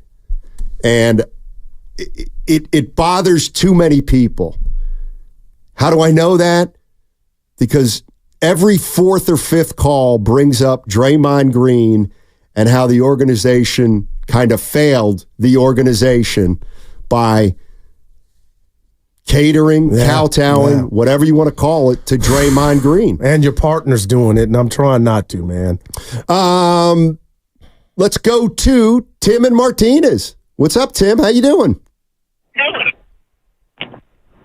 Hey, guys. Hey, Tim. I am doing between Klay. Something we all got to step back from is Klay was just was kind of Steph's equal, but he kind of got a little bit pushed aside because you have to pick a face of the franchise, and that probably you can see what a proud guy he is and what a great player, and everybody loves him, and he was a defensive player. Then he gets hurt. But also you step back and you think about some of the memories over the last 10 or 12 years. Those are Klay memories, man. I mean, this is brutal. These are a bunch of good callers, and you guys are doing a great job on it. This definitely hurts, but you know what? you can't trade. We got 4 championships and almost 6 championships.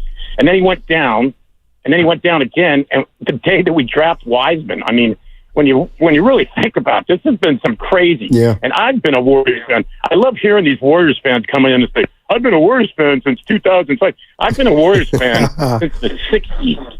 The 60s. And we had a brief, glorious run 50 years ago, before most of the people listening to me were even alive, like the guy who called just a minute ago.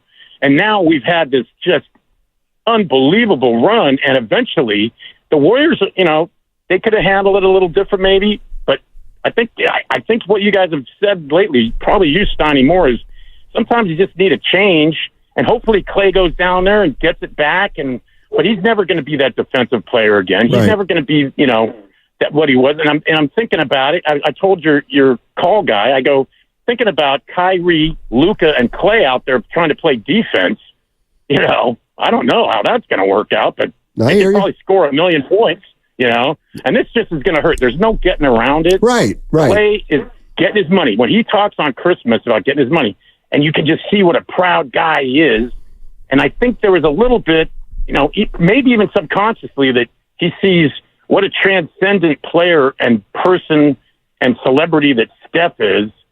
And there's probably a little bit of him like, you know, I'm not exactly chopped liver over here, fellas. And everybody loves him, but, you know, you have to pick that guy. And it had to be Steph, obviously. Right.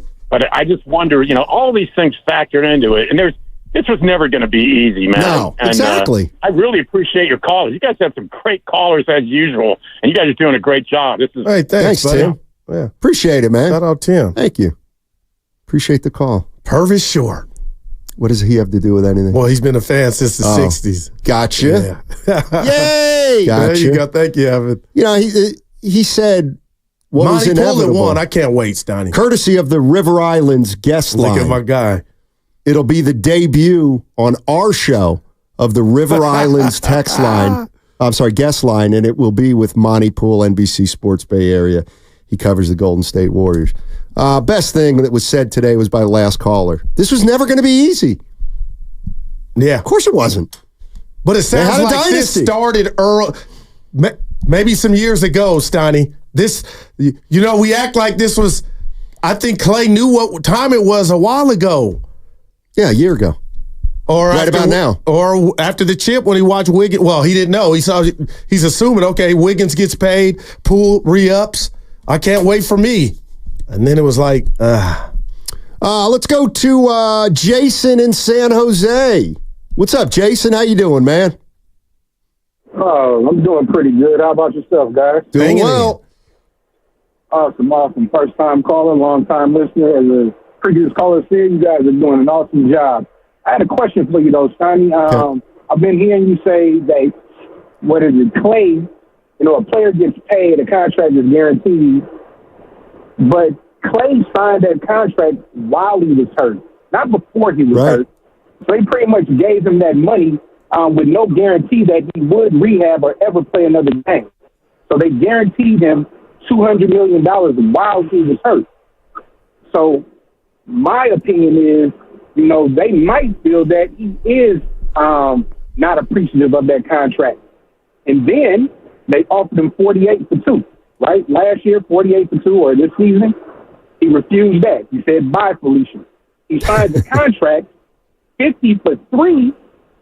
So in essence, his third year, he's playing for the vet minimum of $2 million because he didn't take the 48. So I think, you know, Klay is an awesome player. Love him to death. Sad to see him go.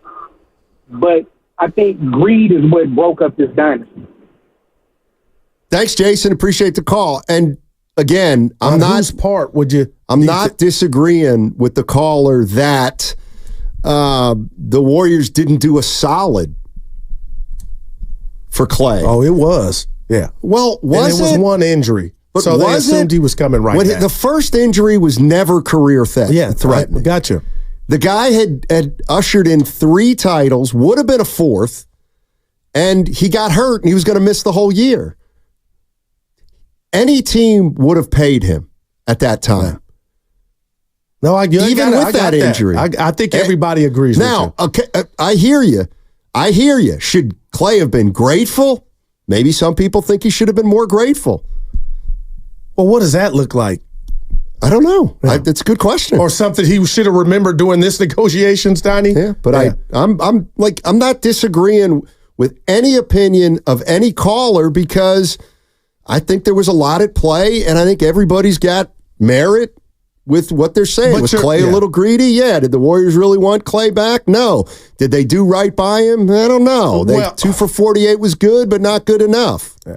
I'll say this, you are correct. And anybody out there, Steiny, they did not give him that contract after the second injury. You're right. It was one injury. He's supposed to rehab and come right back. So I don't think Klay Thompson looks at it like, oh my gosh, they really threw me a bone. He looked at it like I earned that, got hurt, and I'll be right back. And unfortunately, he wasn't. Again, and I know today may not be the day for it, but the last caller pointed out Klay's in a good situation, and that's going to a team that just coming off the finals. You know, my fear, Steiny, what's keeping me up at night again is, are the Warriors in a better situation? And we'll see, because they're not finished doing what they're doing. But, I mean, I just proceed with caution in regard to replacing 18 points a game and 39% from three. You know, the other thing is when Klay suffered his injury, he was 29. He was right smack dab in the middle of his prime without ever being hurt in his entire career. Man. So he had to get paid that offseason. If the Warriors would have, and I got to look back at the specifics and whether he's an unrestricted free agent, whether even it's easy to say now the Warriors did him a solid. What if they would have done the opposite and played hardball with Klay Thompson after he had 3 rings? That wouldn't have been the Warrior way. That's how you get a reputation of being a lousy franchise that players won't want to come to down the line. Yeah. But that's not who the Warriors were, and I don't think it's who Joe Lacob wants them to be. AJ in Union City. The Union. What's up, AJ? How you doing, man? What's going on, man? Hey, how are you, buddy? I just want to talk about what's going on. I kind of feel like he kind of betrayed the Warriors just for the fact that, you know, how is it that he's not going to give the hometown discount, but he's going to go to Dallas and get 3 for $50 million, right? And I just want the Warriors to learn a lesson and not make the mistake again and not base their contract based off emotions and based off loyalty. Because, yeah, we paid Klay Thompson for what he did, right? Yeah, he got injured, but we paid him. We paid him 2 years to rehab, right? The other 2 years, he did not do so good. And then after that, we even offered him an extension for 2 years, for $50 million, basically, right? He still chose not to take it. So it's like, how is it possible that we're going to get 2 second-round picks for Klay Thompson? It makes no sense. I'd rather him just walk away. I feel like it's a slap in the face to the whole organization, especially to the fans who've been supporting him for the past 13 years. It's like, what about us? It's like, where's the loyalty to us, you know?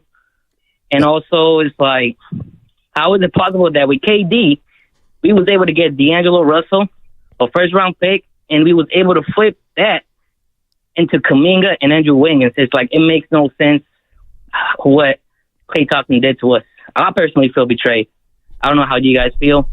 And I feel like the end of the dynasty happened when Draymond Green punched Jordan Poole. Like, we literally had our second foundation ready to go. We had Jordan Poole. We were going to have Kuminga, James Wiseman. It's like, we literally had the next startup to continue our organization, and they chose not to do anything. Why? Because of Draymond Green. All right, AJ, thanks for the call. Appreciate it. Yeah, I don't agree with a lot of what he said, my hometown, but I got goosebumps and chills when I think about Poole, Kuminga, and what could have been had they hit on Wiseman. Because just think about Poole, Kuminga, and Wiseman. When Poole was Poole and they gave him that money. What about when Wiseman? No, they missed Like, on that him. wasn't the next startup. But if Wiseman would have hit, he would have been. He didn't. Yeah, but my point is, had he hit, the Warriors made an error. Okay, well. But if that second pick in the draft, that was a nugget. Had that been, an Anthony Edwards type of impact or a Tyrese Halliburton, we're talking about. Let me ask you a question. Do you blame the Warriors for not drafting Halliburton and LaMelo Ball? Yes, I do. Okay. You reap what you I sow. don't. What else is there? Well, What other answer is there? Well, go to the second round. I'm sure you could find a great player that you could blame every team on for missing on a guy. Like, why did Halliburton? Like, you can't just say, "Oh, the Warriors blew it with Halliburton." It's like, why did 10 teams pass on Halliburton? Well, like, everybody must have thought that he wasn't as good a player. Wiseman, I'm with you. But I look at that draft right now, right this minute, and I like LaMelo Ball. Yeah. But I don't think you're in a greater place with LaMelo Ball right now. You don't have a mulligan. That's what Wiseman is. A mulligan, Stoney. It's like it didn't even happen. But they also happened to get the number 2 pick in the draft in a bad draft. And you went with a guy that was an unknown. Not to go down this street. Like, what was that about? Well, like the Bulls what's the guy's name for the Bulls that was in that draft? Patterson? Is that his name? The guy for the Bulls. I think he was drafted 4th or 5th. No, not Patterson. It was somebody like Isaac Okoro. Would he have made a big difference? Isaac Okoro. I think he was in that draft. Okongwu? Yeah, he would have been better. But I don't think we're talking about the dynasty not ending if we're sitting here with Okongwu. I mean, it'd be good. Well, I'll just use Bell and Halliburton since you brought him up. Ball and Halliburton. I mean, they would be part of the future. Rotation guys at minimum. I mean, yeah. Well, 2 guys that made the All-Star team. Well, don't you think Patrick Williams? Patrick Williams. Yeah. They could have drafted Patrick Williams. That was a bust. well, he just got paid. Yeah. But I'm saying, I don't. Yeah. Patrick Williams. That's why I thought Patterson. Yeah. Patrick.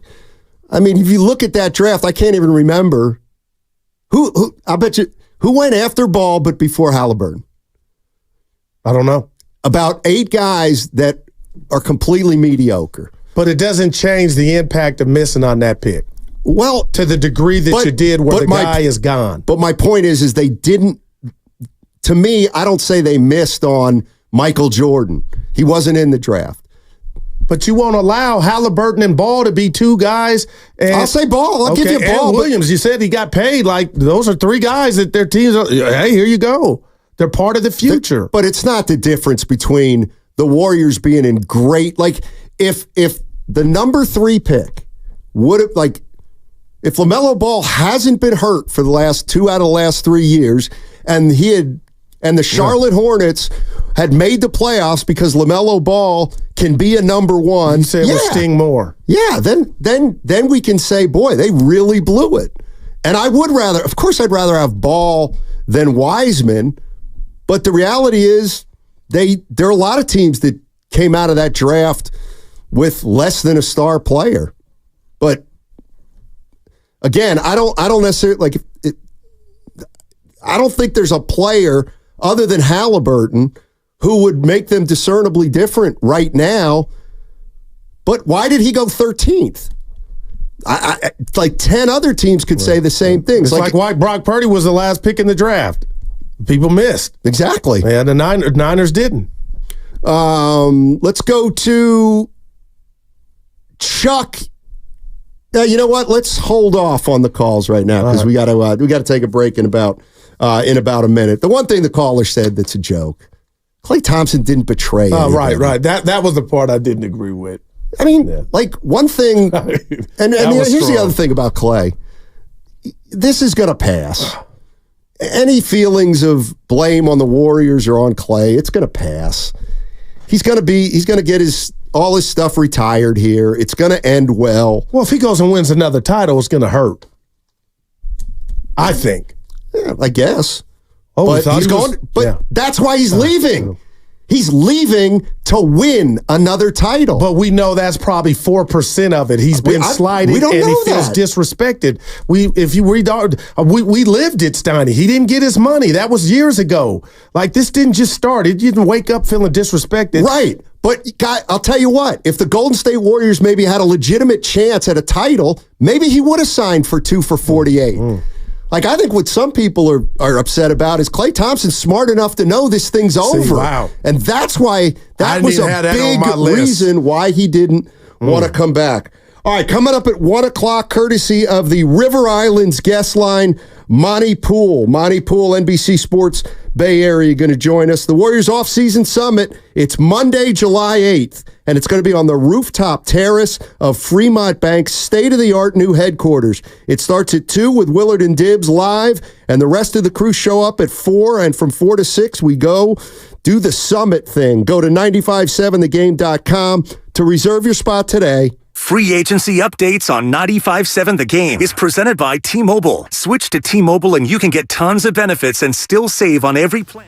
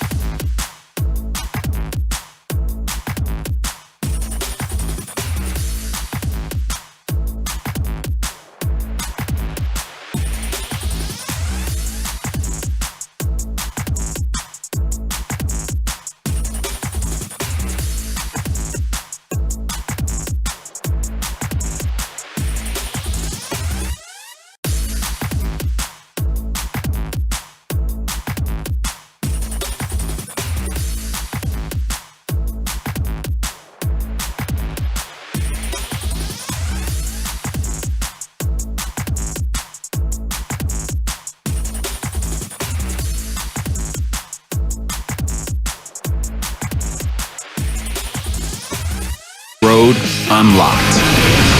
Find your path in the Nissan Pathfinder Rock Creek.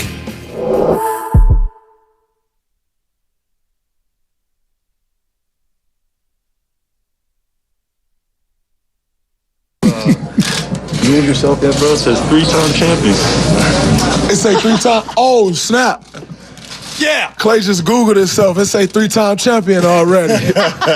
Now, back to Steiny and Guru on 95.7 The Game. All righty. Klay Thompson going to the Dallas Mavericks. 3 years, $50 million.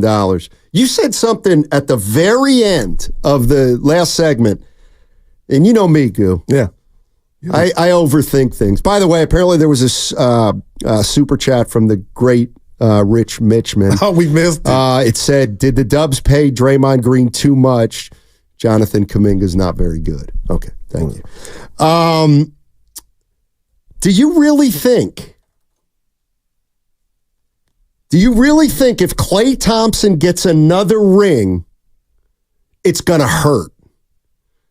It would hurt. The fans that are upset that he's gone, that he departed, shout out Sean Connery, hell yeah, that will hurt. I don't think so. Oh, Steiny. What? I mean, we're not wishing bad on him, but it's like Bruce Bochy going to, just to me and my Guru computer, that's the same feeling I'll have of, there was still something left. And I believe there's something left. And I am shocked. I'm not saying you're wrong. Steiny, you can't tell me why this dude is not PO'd and out of here as he felt disrespected. So did Bochy. If you told him, hey, Klay, you're not going to win another ring, but you'll walk out of here and ride out with Kerr, Dre, and Steph, and you won't even get to the Western Conference Finals, he would sign up for that 9 million times more than going to win a ring this way. Well, how do you know? That's how I feel. He's got pride, but and that's what's hurt. He felt disrespected. That's why he left. It's not about looking at his brother saying, it's over, I'm going to get on the next thing smoking and try to win one. Nah, this was about pride, ego, disrespect. And that's why it's as much as I'm sad to see him go, I'm happy he's in the spot that he has a chance to win. Right. So if he has a chance to win, like Bochy, that's making the best of a bad situation. True Giants fans are absolutely happy for Bruce Bochy. But no, and I am too, but I believe it's a stain on the Giants for trying to sell that cockamamie stuff that he was done. Or he didn't want to coach ball. And that's how some people out here, writers, tried to present it to us. I mean, I'm like, I wasn't born yesterday. I believe if you would have gave him a contract and showed him that you wanted him around and still loved him and tapped into what he had meant, so he would be here. Should the Warriors have paid him more than they wanted to? No, they should have gave him more years to where they knew whatever the number it would take. Okay. But they saw a player who they felt was declining significantly the last 2 years, and they were scared about giving him 3. Should they have just given him 3? I would have just given him 3. If he's gone for a year, Steiny, he's ours. And we riding it out. Because again, I said I wasn't going to do it, Evan. The Draymond getting 400. Talk to me in year 3 or 4, and we're in year you know what I mean. Well, I don't think you compound a mistake by making another mistake, and maybe that whether it would have been a mistake or not, the Warriors didn't want to give him 3 years. Yeah, I also think he would have taken that as disrespect. 3. He probably sees himself as the same as Draymond. He was making $43 million. Why would he go back? Why would he go down to 3 for 60 when you just offered him 100? You mean last year? Yeah. I agree. I don't think there was an offer on the table this entire season. I don't either. But last year, I don't think the difference would have been one more year. I think he probably expected the same offer as Draymond Green. And obviously they weren't going to give it to him. Right. And what about the news that Evan, just on top of that real quick here, what about his role? What about if they talk, hey, we want you coming off the bench? I think that supersedes the money. I don't think they even had to tell him that. Oh. I don't think they said to him, hey, when they gave him 2 for 48, because he hadn't been coming off the bench, when they offered him 2 for 48, he was still the starting 2 guard. So there's no way they were telling him, hey, part of this 2 for 48, you're going to come off the bench. He figured he was probably going to come off the bench after this season, how he saw they used him, and he probably saw the writing on the wall that they were gonna go with Podziemski and Moody more, and he said to hell with it. Yeah. Let's go to Chuck in San Rafael. How you doing, Chuck? What's going on, man? I'm fine. Before I talk about Klay, I just wanted for Guru to talk about Wiseman being a big swing and miss. Think about this. For the last, I don't know how many years, they've been drafting players that just played 1 year of college. It makes it harder to draft. Listen to this. Bill Russell, where do you think he was drafted? What number? He had championships winning with, SF here. Where do you think he was drafted? Guru? First round. What number? 11. He was drafted number 2. You know who was drafted in front of him? A guy I loved watching. I'm older than the 69-year-old guy. He played for Duquesne. Cy Hugo Green, one of my favorite players. He was drafted number 1. Okay. Bill Russell. I love Cy Hugo Green. I'm sure you've never heard of him. Bill Russell was drafted by the Hawks, right? Who then they won a championship, and then because they traded him for Ed McCauley. And so that's how he ended up on Boston. So don't ever say you swing and miss. There was a bad draft. I would have drafted him. He was tall, athletic, and could shoot. And that's something you don't always get. You swing and you miss. It wasn't like they missed on a Dwayne Wade or somebody special. All right, that's enough of that. But you can't argue about that. Now, what do I think about Klay? One thing I loved about Klay was there's only been one other play I saw that was nonstop movement. Maybe Steinmetz will remember the guy. He just nonstop ran around the court. John Havlicek, thank you. And that is why Klay scored 60 points with 11 dribbles, because he never stopped moving. Well, and Curry is pretty much still doing that. So Curry hasn't lost very much. Klay is not the player he was, even in the finals that they won, even the year they won a couple of years ago. I watched Klay. I said, he's not the player he was. They say, well, he's just getting in shape. He's not going to get in shape the next year. And the reason I think Klay left isn't greedy for money. He wanted, just what the last guy said, he wanted at least the same as the other guys. 4 years. They wanted him to come to him and say, look, we want you to be a warrior for life. We're going to give you the 4-year deal. And that's when he heard 2 years, he said, they think that I've had it and they only want me for 2 years. I think that already set his season off. And he was thinking, they don't want me here for 4 years. That was the beginning of the end. And then, of course, he didn't play well. He's sitting on the bench with 4 minutes to go in a game. It all fell apart. Right. And I think that was the reason. He needed to see 4 years. Okay? I agree. That's what he needed to see. Yeah. That's the main thing. I don't think he was greedy for money. It was nothing like that. He wanted at least what the other guys got. Poole, Wiggins, Draymond. And they gave him half of that. So he was That's hurt. True, Chuck. Yeah. Appreciate the call. They gave him half of that. Yep. Why'd you leave me out to dry? Which time? 11. I thought he was trying to trick me. I had no idea. I had no idea when Bill Russell was drafted. That's why I was shrugging. It's a trick question. I had no idea. I want to say 1 or 2. 11. No. I want to go to Ricky in Boston because I'm kind of with Ricky here. What's up, Ricky? How you doing? How you doing, guys? Yeah, so I'm a big Klay Thompson fan. I've called this show a couple of times over the years. But real quick, I just want to talk about Klay. Right, it had to do with money, obviously. Like a couple of years ago when he could have made the All-NBA team in 2019, he got left out. The voters left him out, right? He could have been a max contract player at that time. And, they basically voted for Kemba Walker and Kyrie Irving when Klay had a better year that year. So, rich people always want to get rich. Of course, the bitterness started there. You know what I mean? And then obviously he got hurt, 2 years in a row. I just want to put that out there. It always has to do something with money. And on top of that, listen, Klay, yes, the last couple of years he hasn't been the same, but I hear your callers talking about, we paid Klay, we gave him a big contract, and he got paid for being injured. Well, when he came back, he was a big part of that championship run. You know what I mean? Like I hate people just throwing dirt on him, on his legacy. Yeah. He had a couple of games against the Nets, the Lakers there. He had a big playoff run against, what was it, the Celtics? I think he had a big game 5 or game 6. He had like 27, 26 points there. But I get it. He wasn't the same player. And I called a couple of times on the post game show with your old host JD, and I said, I think it was against the Lakers series a couple of years ago, and I said, yeah, they were leaving them open. The Lakers forced Klay to beat them, and Klay couldn't beat them.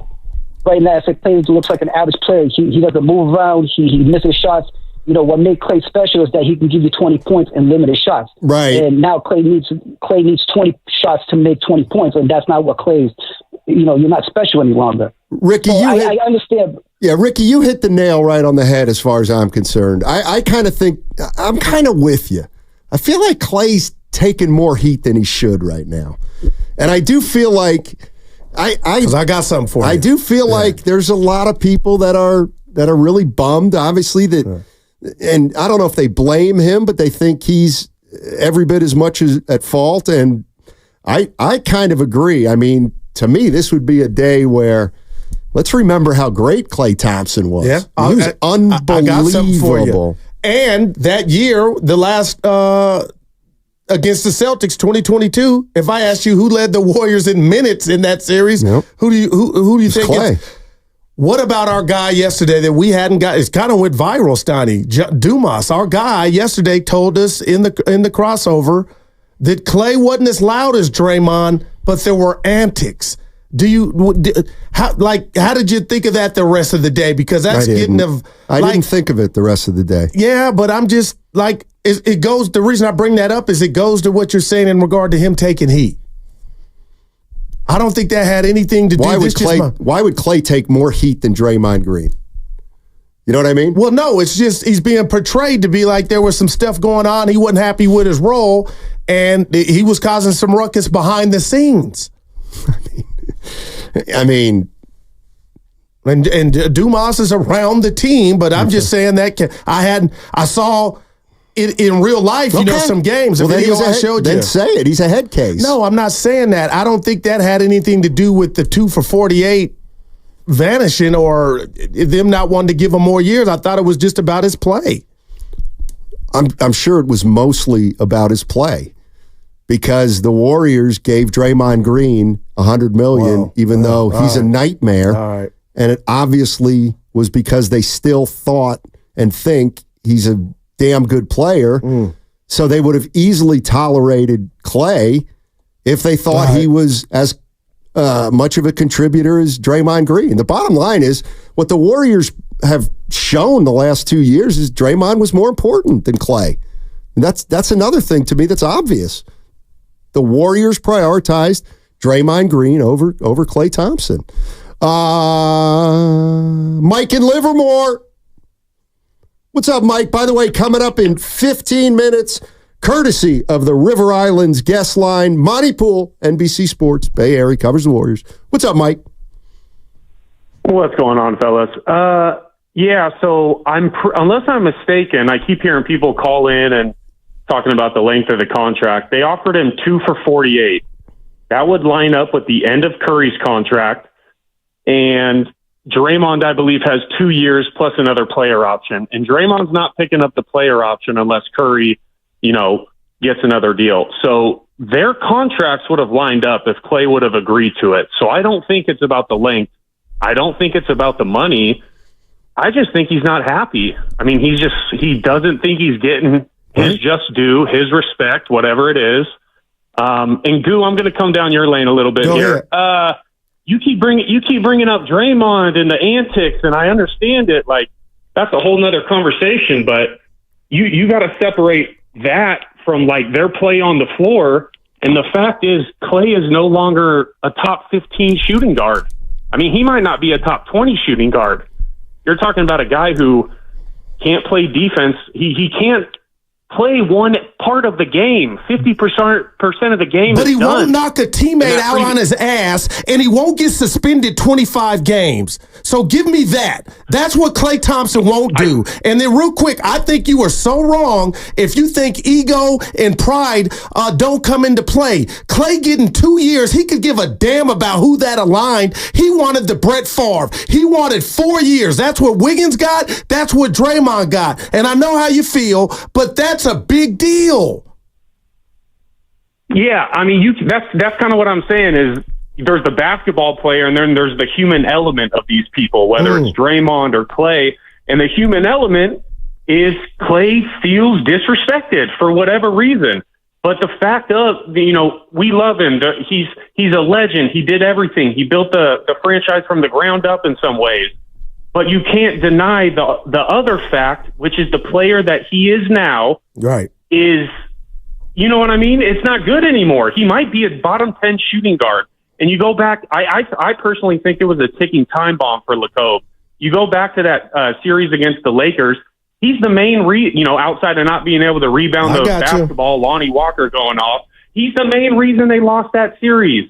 He had one good game out of 6. I don't want to hear about the 25 points on 25 shots in game 1 or 2 or whatever that was.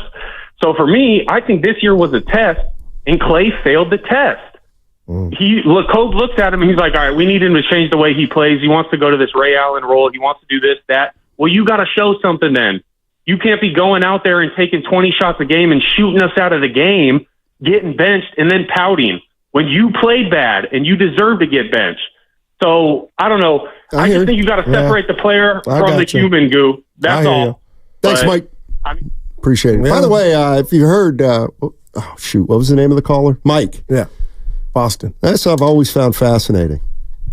When Joe Lacob bought the team, some people called him Lacob.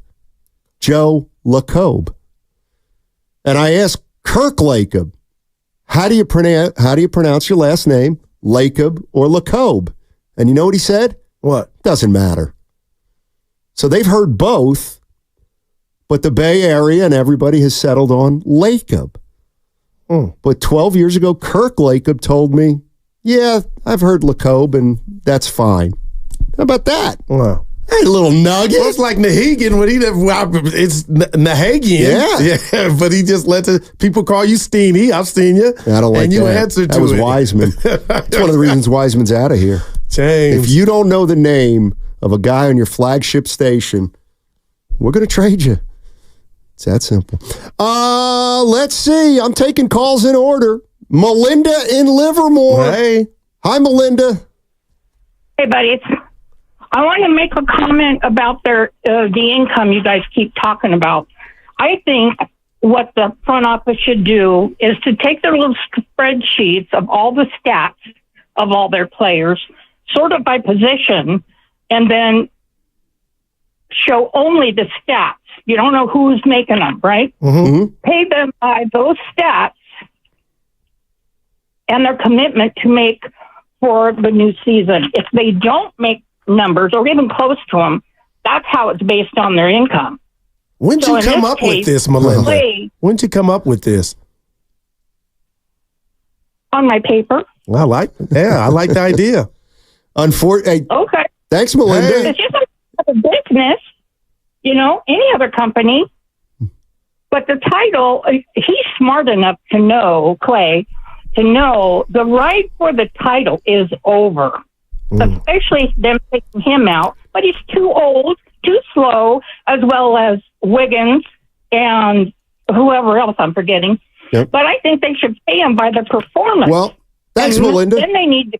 Gotcha. No, send that to Silver. Well, congratulations. Yeah. Congratulations. The Warriors have just extended Brandon Pajetsky for $33 million. No, 50. Because he had the highest plus minus on the team. Look at Melinda. 925. Steiny, you've dropped that Lacob nugget 18 times. Oh, yeah. Well, you know what? We got new listeners. Thursday. I didn't remember it. We got Lacob. We got, what was I going to say? We got Monty Pool at 1. On the River Islands guest line. Absolutely, positively. So many questions, man. So we don't even know if the 2 for 48 was even offered this second go-round. I don't think it was. My goodness. I don't think there was any number after 2 for 48. Well, I'm just saying. Should there have been? Okay, so let's just say there wasn't. That is the utmost disrespect. And then to double back at Klay. Hold on. We got to go try to get PG-13. Okay. We'll double back. Just stay by the phone. Okay. And listen, I'm playing both sides here because I don't think there's anybody to blame. And I think this is the natural course of the way it should have went. I truly do. So Klay turns down Last free agency, 2 for $48.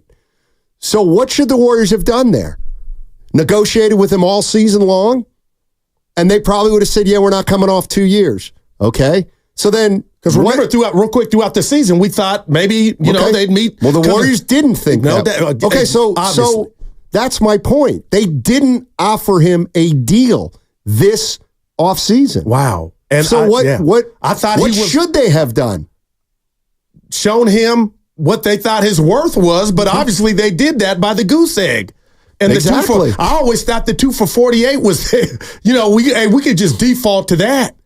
But they really, that was really a killer move if that's how it went down. Like, there is no number and we'll call you back. Plus, one of the reasons they probably didn't offer him a contract is because they knew he wanted to leave. They knew his heart wasn't in it here anymore. How did they know that? Because they watched him play all year long, and inside that arena, they all knew Klay was unhappy. Yeah. That's the other thing that I showed you that video yesterday. Yeah, that's the other thing that strikes me is it's assumed now that Klay was miserable all year long. But as he was miserable all year long, yeah, we noticed something was going on, but nobody thought, oh, Klay is miserable. He doesn't want to be here. We were just like, well, he's battling through some stuff, and it'll be fine. It'll be fine. He'll re-sign here. He didn't want to re-sign here. He just didn't want to re-sign here. And the Warriors didn't want him to. Wow. Jonathan in San Francisco. What's up, Jonathan? How you doing, buddy? Hey, what's up, guys? Hey. I just want to say, man, if Steph Curry didn't exist, Klay's the man. I don't know if his talent is good enough to carry a team to championships, but shooting-wise, he'd be the dude. And another thing, if he wins another championship in Dallas, initially, I felt like, I'm going to be happy because he's one of ours, right? He's our guy. But then something clicked, man. A light bulb came up. You know what? I remembered Charles Haley. And thinking about Klay going to that offense, I think it's going to benefit him because it's a dribble ISO with Luka and Kyrie. So Klay doesn't need to run around that much. So I think he's going to be more efficient in Dallas than here because he's not going to exert, the more effort, all that energy running around with this, motion offense that the Warriors are running. He's going to be standing on a corner and he's going to be back to catch and shoot Klay. Well, I think Dallas agrees with you, and that's why they got him. For the people that say Klay's done, Steiny. Thanks, Jonathan. Appreciate the call. I think he's got a chance to have a really good year. I'm back you up on that. That's how I feel. Here's the other thing. Here's the bottom line. He's playing on a better team with 2 superstars. 2. Here's the other thing. If it's true that he was as miserable as we think he might have been, well, he's going to have a better year next year. Oh, right. If his head's in a better space. How can it not be? Coming up around the corner, Monty Pool, NBC Sports Bay Area, courtesy of the River Islands guest line. I got a super chat to read. $9.99, Stoney, from Joke's on You. Joe Lacob, not Klay, is to blame. Anthony Slater wrote, Joe iced out Klay. Bob Myers was aware and left ahead of time.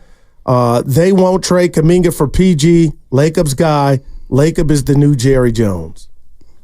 I think it's a little premature for that. Yeah, let's hope not. But he's not the new Jerry Jones. He's the old Jerry Jones.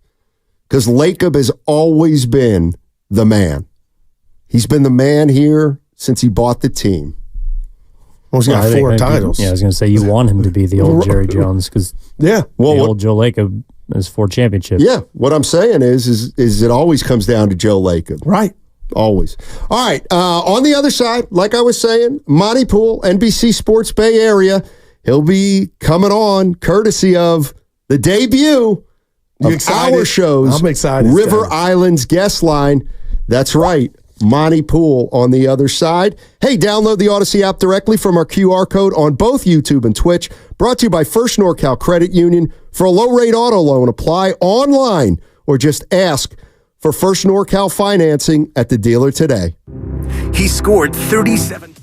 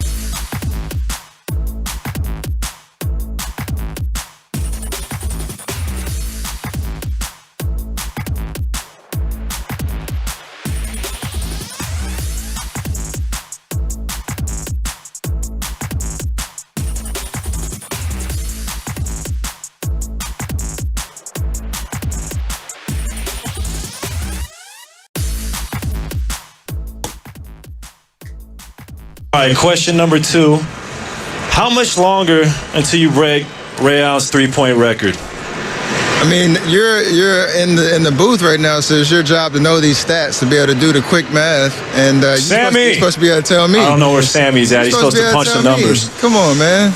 Oh, man. How many... Bob, I don't know. What do you think? 40 games? He's 400 behind Klay. Oh shoot! 2 seasons. It's gonna be longer. Season and a half. Now back to Steiny and Guru. Take it away, Steiny. Chef. Way to go, Steph. Way to call him out. Wish I had that here. It was all good natured. It is funny. I'm mad at you. I don't care. I used The Departed I've never earlier, seen it. and my guy wasn't in the movie, and Evan knew, didn't come on air to correct me. He does it all the other time. Spadoni text Evan that I got it wrong. Text me, and Squirt text me. Boy, they had some big boys. It sounds like you got a gripe with those guys. Yeah, I do. DiCaprio, Matt Damon, and the great Jack Nicholson were all in The Departed. Jack Nicholson. What did I say? Yeah, he said the golfer, Jack Nicklaus. We have that drop somewhere. We do. That mother Evan. We do. Monty Poole is going to join us momentarily, courtesy of the River Islands guest line. We're obviously talking about Klay Thompson. And Monty had a good piece on his way to Stoney. Dallas. Yes, he did. Yeah. About when the dynasty ended, not Klay leaving, but when he got injured. Absolutely, positively. So Monty Poole, NBC Sports Bay Area, joining us momentarily on the River Islands guest line. Mm-hmm. Absolutely, positively. You think the Warriors are better today than they were tomorrow, than they were yesterday? No, and that's what scares me. But Lori marketing, I'm going to go dream this week. Steiny, maybe 4th of July will be, we'll hear news. Yeah, how old will be as big as the Durant signing? Hey, you're playing around. Your boy can play. Steiny, he can put it on the floor. He can hit the 3. He shot better than Klay from 3 last year. 39.9%. Here we go. But I thought Klay was just an unbelievable shooter. No, you got to move on. You're telling me Laurie Markkanen's better? No, I'm just, and he's younger. That's what you like. I know. Who's your favorite football player? Let me guess. Steve Young. That's a 3. He might have been at McCaffrey's wedding. I don't like this world society. You could get famous for anything. We talk about, not he got married, congrats. We talk about who was there and who wasn't. The Inquirer, we've all turned to TMZ. I know why you're mad. I'm mad at the girl. Who? The Hawk too. How do we care about that? Like, it's social media. No, it's our world, the stuff we care about. Well, the funny thing is we used to be about substance. Don't talk about that. The funny thing, Goo, is that I'm sick of our world. You're part of it. No, you think I am. You obviously know what everybody's infatuated with. And then I leave. Okay, but you know the girl and you know what she said. So if I got married, you wouldn't be like, Guru, congrats. You'd be like, Evan wasn't there. What do we do? Why do we care? We don't know why some people were invited and not. What I'm saying is, you're part of the problem.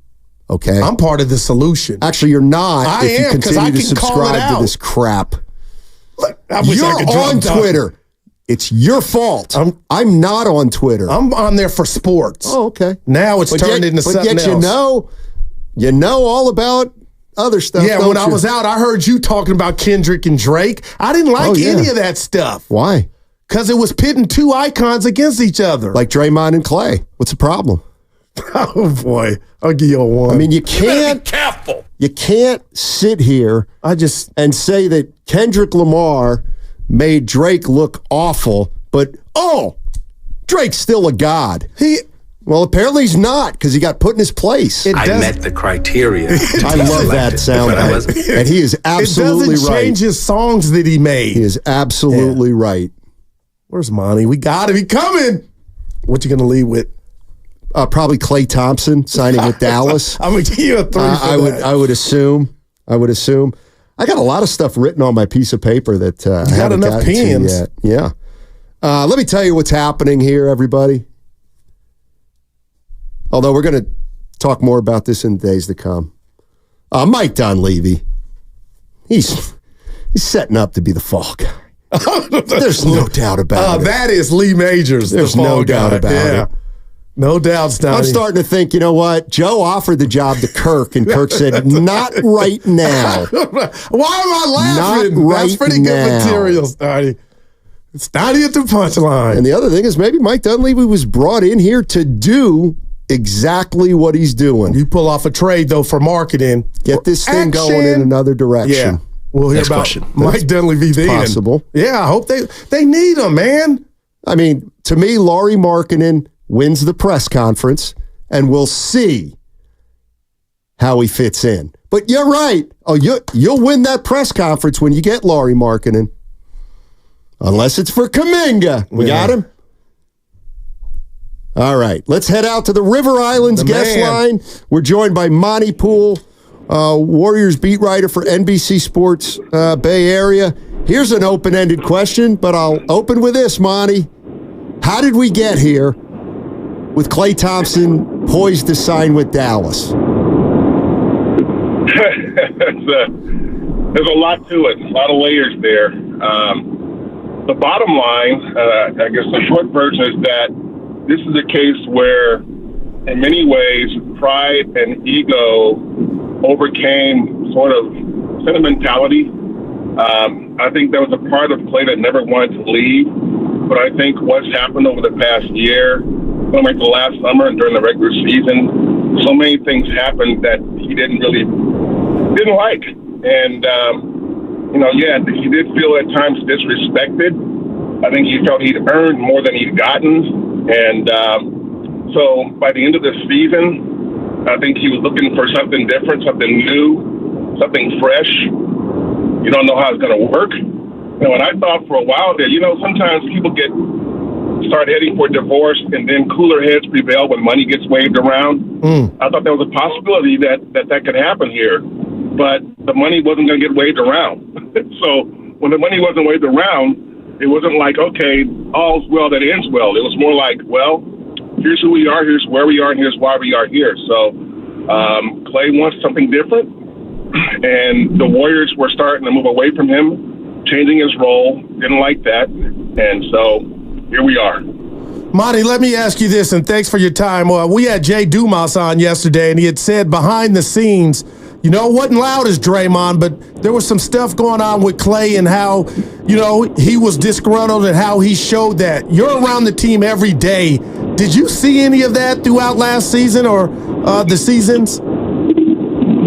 I didn't see much of it, but I heard about things leaking out that, Klay was, had a little bit of a different attitude this year. And if you talk to Klay, you kind of felt it a little bit. It wasn't quite like Kevin Durant's last season where you can tell as the season went on that he was really not in a good place. With Klay, you could tell there were subtle things you could see, but from what I heard, there was stuff going on in the background that hadn't happened before. He went from being, as Mark Jackson used to say, a no-maintenance guy to where there were things here and there that would pop up that was like, Klay is not doing, Klay has got it in the mood today. You hear stuff like that. Now, in terms of specific instances and what he may have done, I don't have any examples, but I did hear that there were some things behind the scenes. Yeah, that Klay was not himself, and I think looking back, you can see that, either in his play even. No, I agree with you. Monty Poole joining us courtesy of the River Islands guest line. Works for NBC Sports Bay Area, covering the Golden State Warriors. I'm just wondering this because I heard some people talk about, Wiggins got his money, Poole got his money, Draymond Green obviously got his money. Was there any of that to Klay's decision of, it feels like you've taken care of a bunch of people, but I've been here since the beginning. How about a little love for me? I think there was. I don't think there was that much about Jordan and Wiggins because, those deals came right in the glow of a championship. And Jordan had played really well that year, and at the time it's like, okay, they're investing in Jordan. Maybe they overpaid a little bit, but he looked like a guy who could be a really good player for a long time, certainly a good offensive player. And Wiggins, you saw what he did in the postseason, especially in the finals. I mean, he did a number on Luka. Then he got to the finals, and he did a number on defense at both ends, defense and offense. And I thought at the time, if Wiggins is going to play like he did in this postseason, this is a pretty good deal for the Warriors. However, Wiggins became Wiggins again, and that rainbow guy, where when you see him, he's beautiful, but he's not always there, and so that's the part that looks back. I think Klay may have been more bothered by the deal Draymond got, because let's face it, I mean, Draymond had done some things to hurt this team, he punched Jordan, and so you look at that, and I think if you're Klay, you're probably feeling some kind of way about that. It's like, wait a minute, I've been a loyal soldier here, and Draymond is kind of, and Draymond himself will admit this, that he pretty much ruined that season, and he got paid, and so if you're Klay, I can see him feeling some kind of way about that. He didn't express it publicly, but I don't doubt that he felt a certain way about it. Monty, I love Hard, and I hate to see Klay go, but I was all in thinking that Paul George was realistic, like this thing might happen, and I'm getting conflicting reports that they offered Kuminga in some sort of package or they did not. Did you think that was actually going down, and do you know if Kuminga was actually on the table? I've heard the same. I've heard that, they were willing to part with JK, and then I heard they weren't. But the thing that always stuck in the back of my mind throughout, because there were a number of barriers, the thing that always stuck out in my mind was, why would the Clippers do this? Why would the Clippers let Paul George go to the Warriors of all teams? I mean, the Warriors don't have a lot of friends in the league now. I mean, what they've done over the past 10 years sort of changed. They used to be the cuddly little team you can sort of work over and exploit. Things have changed. And so, people look at the Warriors a little bit differently now. And I think, there were a number of things that you had to do a sign and trade, and you had to work out the finances of everything. And I'm thinking, you got to do a number of things, but bottom line is the Clippers have to want to do it. Right. Everybody has to want to do it, not just the Warriors and Paul George. The Clippers have to want to do it too. And if Paul George wanted it, that's one thing. If the Warriors wanted it, that's another thing. But if Clippers didn't want it, it wasn't going to happen. And that's what I thought. I thought the Clippers didn't really have a real motivation to do this. I think even if Kuminga were involved, they would have to think, do we really want to do this? Because they got to know Kuminga's going to get paid soon. So, and everybody right now is afraid to death of the second apron, which is understandable because if you go there, you're stuck. Monty Poole joining us on 95.7 The Game, courtesy of the River Islands guest line. Where are the Warriors with Lauri Markkanen? Somebody that apparently can be had, but I gotta believe he's also coveted by a number of teams. Absolutely. Yeah. You look at Lauri Markkanen, he only has 1 year left on his contract, $18 million for next season, and then he can be an unrestricted free agent. Whoever gets Lauri Markkanen, I do think he will end up somewhere, but whoever gets him is going to have to pay him. But he's a 7-foot guy who gives you numbers that are not that different from what Dirk Nowitzki used to give the Mavericks. I mean, he's a 20-plus a night scorer. He's an 8 rebound a night there. You get 8 rebounds a night. So he's a really good player. And if you're the Warriors, I think that's a move you try to make. The problem is, I mean, and I know you know this, yeah. Tiny, is that Danny Ainge, he's a tough trade partner. Yep. And so, and he knows he has options with Lauri. So whoever ends up with Lauri may have to overpay because Ainge doesn't really need draft picks, though. He's got like 1 million draft picks in the next 5 years. I think he has something like 11 first-round picks in the next 4 or 5 years. So he's covered there. He would want players he can plug in and play right now. And I don't know from the Warriors, who would that be? I mean, Kuminga might be intriguing. But I don't know for sure that's going to get it, Yeah, and then they'll have to pay Kuminga. So they would need to really want Kuminga and then know they have to pay him. Yeah. So it would have to be a package deal, and and Markkanen, wherever he ends up, and I do think again, the Jazz aren't trying to move him, but people are calling them, and Danny Ainge is going to listen. And if he gets a deal that he can't say no to, then he's got to pull the trigger. The question is, can the Warriors assemble such a deal? Which, from what I understand, they've been trying to figure out a way to do that. Now, if they pull it off, it's a great recovery from what they've done the first 48 hours of the free agency period. But if they can't pull it off, this summer's going to be really, really rough. Well, that's what I want to ask you about, Monty. Let's just say Kuminga stays here and he's a Warrior. What are the chances of him getting paid this summer?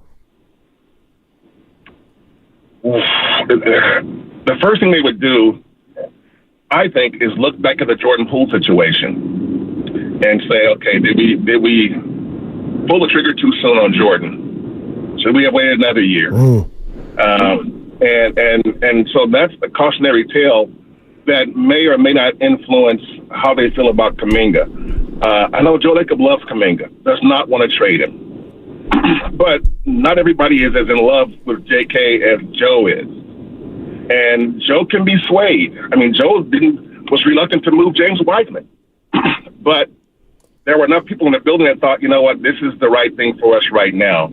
And I think Joe reluctantly pulled the trigger on authorized that move.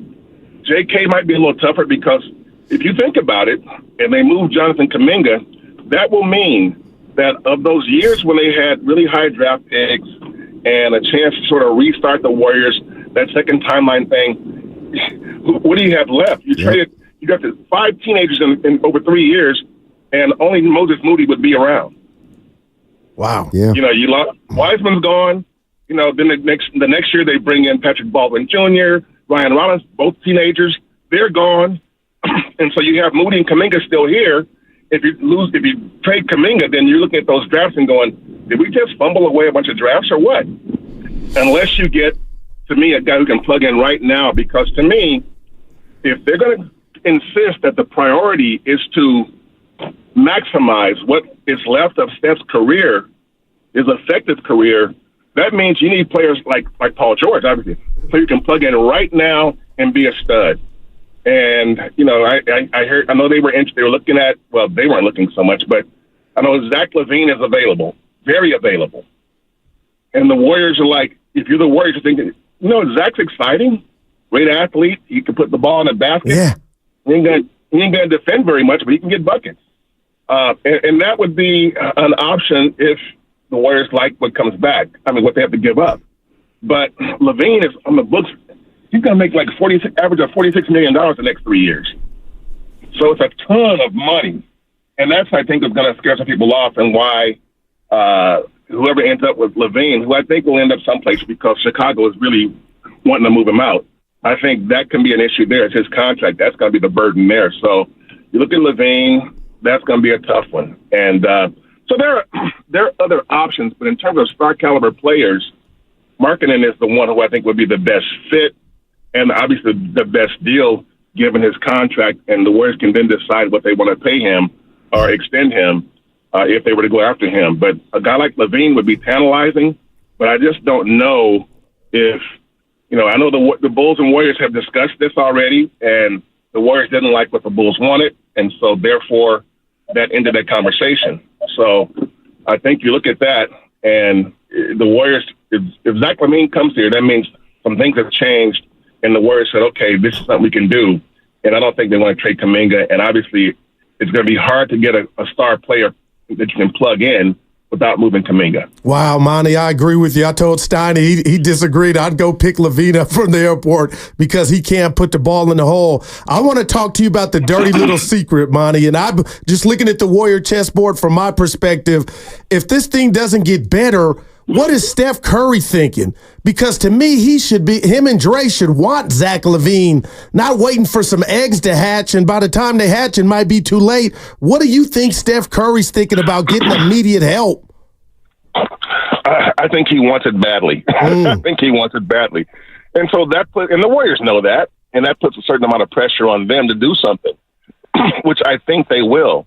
But will they do something that will satisfy Steph? And maybe Zach LaVine, again, that's a lot of money. Yeah. And the Warriors kind of like their finances right now. And if they were to go after, now maybe if they were a package with Wiggins and some other parts, maybe that would be something they would do. But I think based on all I've heard so far, their number one target is Lauri Markkanen. And if they, and he's the number one target because Paul George went off the table on Saturday. So, yep. They had everything on it for Paul George, and they got close, but it didn't happen. And once that was gone, the Warriors were like, okay, we have to scramble now. What are we going to do? And Lauri Markkanen is the guy who, he's that beautiful stretch four. And the Warriors, the Warriors are a short team. Yeah, they led the league in rebounding, but they're still a short team. And Markkanen is a guy who would be able, you can plug right in, and he can play 3 or 4. He ain't going to be a great shot rim protector, even though he's 7 feet, but he's a presence. And again, if you got a 7-footer who can get buckets, and he can, a 40% shooter from 3, that's big in this league. Hey, Monty, thank you as always, man. Appreciate it. A lot going on, and we appreciate your time. All right, boys, take care. All right, that was Monty Poole, courtesy of the River Islands guest line. Monty Poole works for NBC Sports Bay Area, and he covers the Golden State Warriors. Yeah. So once a 4-time champion, the Warriors were. Yeah, just last one 2 years ago. Yeah, are they not now? Ago. Yeah. Did those just disappear into the ether? Yeah. Well, what I'm saying, they've got 7 rings, I believe. They have 7 or 8 titles. So, yeah. No, you can keep. No, let's do this a little more. What you said one you time. You mean the third most in NBA history? Tied, I think. Aren't they tied with somebody? And plus, you have to add up 2 cities to get to third. You know what I'm saying? Yeah. Oh, technically 3. Yeah. Oakland. That's a great one. And I know it's been a troubling offseason for you so far. And so, because of that, go ahead and talk about a title 2 years ago. No, I just got what I needed from Monty in regard to Steph wants that badly. They know it. Right. And maybe by the 4th of July, Lauri Markkanen is a Golden State Warrior. Because at this juncture, partner, you asked me an hour ago, I don't think they're better. I just don't. And if this is the end, the great new edition had a song, is this the end? Like, you need to go get a big boy. You know why they're better? Because I'm not convinced they're worse without Klay, and their financials are significantly better now. But I don't care about the financials. Well, you have to. What? I mean, you know what I mean? I'm like, I'm worried about maximizing Curry and Dre. Well, you can't do 2 things at one time. Well, that's what we found out. Wow. They cannot add they won salary. a title 2 years ago. They can't with that 2-time. add salary. It's you really that simple. You just got to pay for it. And is it worth it? Right. But not only do you have to pay for it, you have to give up assets and give up flexibility long after Steph's gone. I'm going to be real with you, not to interrupt you. What asset do we have right now outside of, and I'm being real, no diss to anybody on the Warriors, outside of Kuminga? Well, I mean, I'm dead serious. You haven't even brought up the biggest asset is Steph Curry. Oh, okay, yeah. It's Steph Curry. All right. It's absolutely Steph Curry. And that's scary for a Warrior fan. We're going to talk more about that. The other thing we're going to talk more about tomorrow is, and it's going to be fascinating, I'm starting to think the Warriors will not pay Kuminga this offseason. For the same reason they did what they did with Klay. They're at a different point than they were 2 years ago when they extended Jordan Poole. But what about the heckle and jive that Poole went through? He looked like he had it, and then he turned into dress shoes. And Monty, like that was a metamorphosis the wrong way of like, who is this dude? Well, man. It's because of Draymond. He just threw some for me, cold water in my face. Like, I got to tell you, I don't think I'm extending Kuminga this offseason. But I don't think he'll cause a stink, though. Remember JK did the last I kind of don't care if he does or not. Remember the bottom line is, if you don't pay him this summer, he's still restricted. He's still restricted. Right. So don't pay Kuminga this summer. I'm with you. 888-957-9570. Great debut from Monty Poole on the River Islands guest line. We'll talk more on the other side. Plan your dinner at Whole Foods Market. Get 20% off no antibiotics ever beef New York strip steak.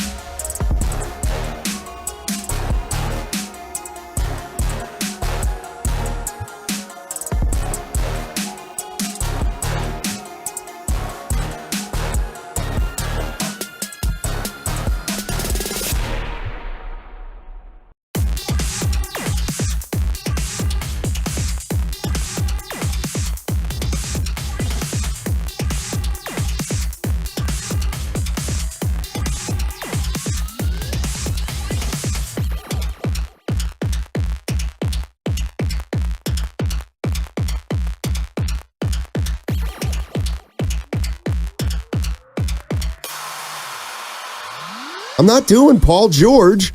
I've done that. I owe Curry nothing. Either one of these guys gets me excited and aroused. That mother Evan. Now, back to Steiny and Guru on 95.7 The Game. Klay's gone. Why you say it like that? Yeah, just because it's kind of like you did a Kuiper, I didn't like it. Klay's gone. Curry next. I'm kidding. Can you say it like this? John Sally. That is the Klay Thompson. That made Klay Thompson. Yeah. You were that was great. We got to get him back on. Hey, how I never asked you what'd you do last weekend? Well, first I was going to ask you how you beating the heat. What's going on? I don't think it's that hot, actually. Real. Dude, it's about to be 111 around the Bay. 108, 109. Sacramento's not around the Bay. No, and then last weekend, shout out Gabe Shapiro. He hooked me up at the Johnson State at the Handlery Hotel here. Oh. Yeah, after I left you and Evan at the cafeteria. Oh. Yeah, so, I mean, awesome hotel. How much did you have to pay? Now, why would you ask that? Because it's the only thing that's relevant. No, it was less than that. Was it $222? It was less than that. Speaking of which, I could have just called Jason Tatum to pay it. He got 5 for 314. Yeah, that's a lot. Why go to college? Just focus on trying to play ball. Oh, he did go to college. Well, and he came into the league a polished, finished product. Unlike 90% of the players you like. Well, I just saw Bronny James holding the mic. I hope they didn't have a presser for a 50-second pit. What is going on? They did it. They did a press conference with Bronny and Dalton Connect. I'm out. Let's go to Joe in Walnut Creek. Joe gets it. Hey, Joe, how you doing, buddy? Good, man. Hope you guys are doing great. Hey, look, dynasties don't die pretty. Thank you. When the documentary about the Warriors dynasty is written 15 years from now, the first domino to fall is going to be the punch. And then how the Warriors handled Poole, and then the signing of Draymond, and now Klay's leaving, and it's not hard to see the next dominoes are going to drop. Do you guys think Draymond's going to be able to handle when the Warriors are losing? No way. He'll never be able to handle it. Then Kerr's going to get fired because he's not developing these young guys, and the last domino that's going to fall is going to be Steph. He's either going to get traded to a contender or he'll leave. And so buckle up, because these are how dynasties die. They die ugly. Wow, Joe, you know. I mean, no wonder you love that call. But boy, look, and part of it is I'm a planner. Okay, I need routine. Weakness. Yeah, I need a schedule. And so I tend to look ahead. And yeah, I've tended to look ahead in the dynasty, because I always want to be prepared for what's next. Does it seem like the Warriors are prepared? Well, let's go after Paul George. Can't get him. Let's go after marketing. And why though? How about DeRozan? How about this? You don't want to deal with that. They have no plan. They do have a plan. Which is keep what? Hit 30 happy. Well, he ain't. You don't have to be a reader of the tea leaves to know. Oh, man. You know what's coming next. Come on, Mike. Close the deal. What deal? Marketing. Yeah, that'll get him 43 wins. And then what? How much are we paying marketing? 50 what? 43 picks. 50 what? $50 million for hollow numbers. Oh, man. He's David Lee. Yeah, remember I told you don't know if he's the price of the dynasty. But this is happening different. That was my line. No, I said if I wrote a book, it would be called you got to pay a price for the dynasty. That was my original, like KFC. It kind of pisses me off. But whatever. It's fine. All right. It's fine. Yeah, it's tiny. It's 106 in San Rafael right now. I told you it's no chance. It's off the chain, man. No it's scary way. out here. You want to mix alcohol. First of all, the whole city of San Rafael's in the shade. Well, speaking of which, I heard of Toots. Rick Tittle's brother runs karaoke on Tuesday night. It's at Toots. So if you want to do something tonight, Stoney, we could get out there Tuesday nights in San Rafael. Well, here's the bridge. Here's what I was thinking, guys. I was thinking this. It's a short week. Like the Niners on a bye. Evan got it every day. So it's for some of us. Yeah. Damn it. So even though it's Tuesday, it's really our Thursday. Yeah, boy. And since we all know Thursday's the new Friday. Keep going. You guys up to anything after work today? I'm broke. That's all right. Yeah. Payday Friday, though. Might be tomorrow. Yeah, but we won't be here. Yeah, so it might holiday. No chance it's coming tomorrow. No, sometimes it happens that way. But anyway. No, go ahead. Yeah, I was just going to say Zach LaVine. He's averaged 27 points in this league, 25, 26, 24. My gosh. I know, Monty, I appreciate Monty. Didn't say, they need to get him. He spoke highly of what he can do, and he can score the ball. I just don't see, if you're trying to make sure Curry's okay, hey, maybe we don't win it, but you gave me the best ammunition to try to win it. Why would you say no to Zach LaVine preparing for 2028 or 2029? I don't want to hear that crap. That's what I don't want to hear your crap about LaVine. He stinks. He does not. He'd set this franchise back 5 more years. What if I told you it's already back? Missing on Wiseman set it back. And you and the guy from Boston, here's what, and I love him, the caller, but come on, that hurts. You missed. That's all. Don't tell me who was in the draft. You missed. You didn't really. It wasn't a big miss. You missed Halliburton and LaMelo Ball. Yeah. That's enough. And 34 teams missed Draymond Green. Do you hold it against every team that missed? Do you hold it against the Warriors because they didn't draft Draymond in the first round? You're special. I know. Oh, I know. My point goes to Goo, though. You didn't get a player. And it gets taken back right away because you want a guy like Zach LaVine. Yeah. What has he ever done to you? I'll tell you right now. Score. Put him in this system with these adults. My gosh. And you're not asking them to now they're adults. You mean the same guy that you've Curry been ripping? And Dre Dre's an adult now. Yeah. Is he an adult or is he a child? With Dre on the court. Let's keep it real. Yeah. Okay. Well, LaVine's in year 10. Oh, yeah, he's a spring chicken. And no injury history anymore. He's 29. Either. He'd be a spring chicken here. That's true. He could compete in the dunk contest at Chase Center next year.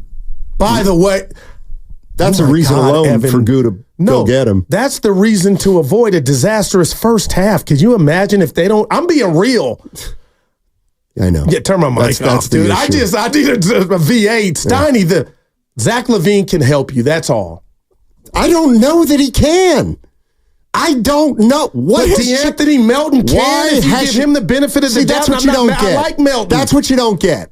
There's a chance that D'Anthony Melton could help the Warriors win games more than Zach LaVine. Now that there's more to basketball than going 8 for 22. Tell me you don't like a guy. Seriously, does defense mean anything to you? He stinks on defense. Cement feet. He does not play defense. I'll say he probably don't want to, but you get him here, he'll play. And boy, Chicago's had a ton of success with LaVine. He can't even get his team to the playoffs in the East. Oh, so don't put it on DeRozan. It had nothing to do with DeMar or anybody else. Well, I mean, I think you're on an island there. No, I'm not. Evan, you want LaVine? Evan, you want LaVine? Come on, E. I'm out. Chickering. Yes or no on LaVine? Carter Chickering, get to know him. Yeah, he works for us now. He's holding the caddy. Don't tell me get to know him. All right. For Wiggins and CP3, I would have taken him, but I don't think it moves the needle much. There you go. But you know what? Even if it doesn't move the needle, just do it. No, just do it. Even if it's got a 2% chance of working, just do it. All NBA rookie second team in 2015. 10 years ago. He's a Bajinski baller. made the first team. What's LaVine doing? Exactly. You know what? He's 6'5". You bring LaVine here, he's coming off the bench because he ain't supplanting Pods. And I love Pods. But you know what? You guys know what time it is. I know it's time to say I love LaVine, these people. no interest. They're part of my family. No interest. The odds of getting Fitz on to talk about what's going on Not this week. All right. He's a team employee. Oh, you're right. Listen, I'm going to be honest. Of course, LaVine doesn't stink. Okay, all right. But I do not want him on my team. For that amount of money. For 3 more years. Well, you were getting that with Paul George. Exactly. But it's Paul George. I'd like Paul George more than LaVine. All right. Let's just face it. They're in trouble. The Bulls, not the Warriors. Dunleavy's patient. We're all right. What's coming up next on The Game? Presented by Fremont Bank, celebrating 60 years of full-service banking. with no compromises. Segment was also brought to you by LifeSource Water Systems. You're ready to unload on me. Hi, it's Sherry, owner of LifeSource.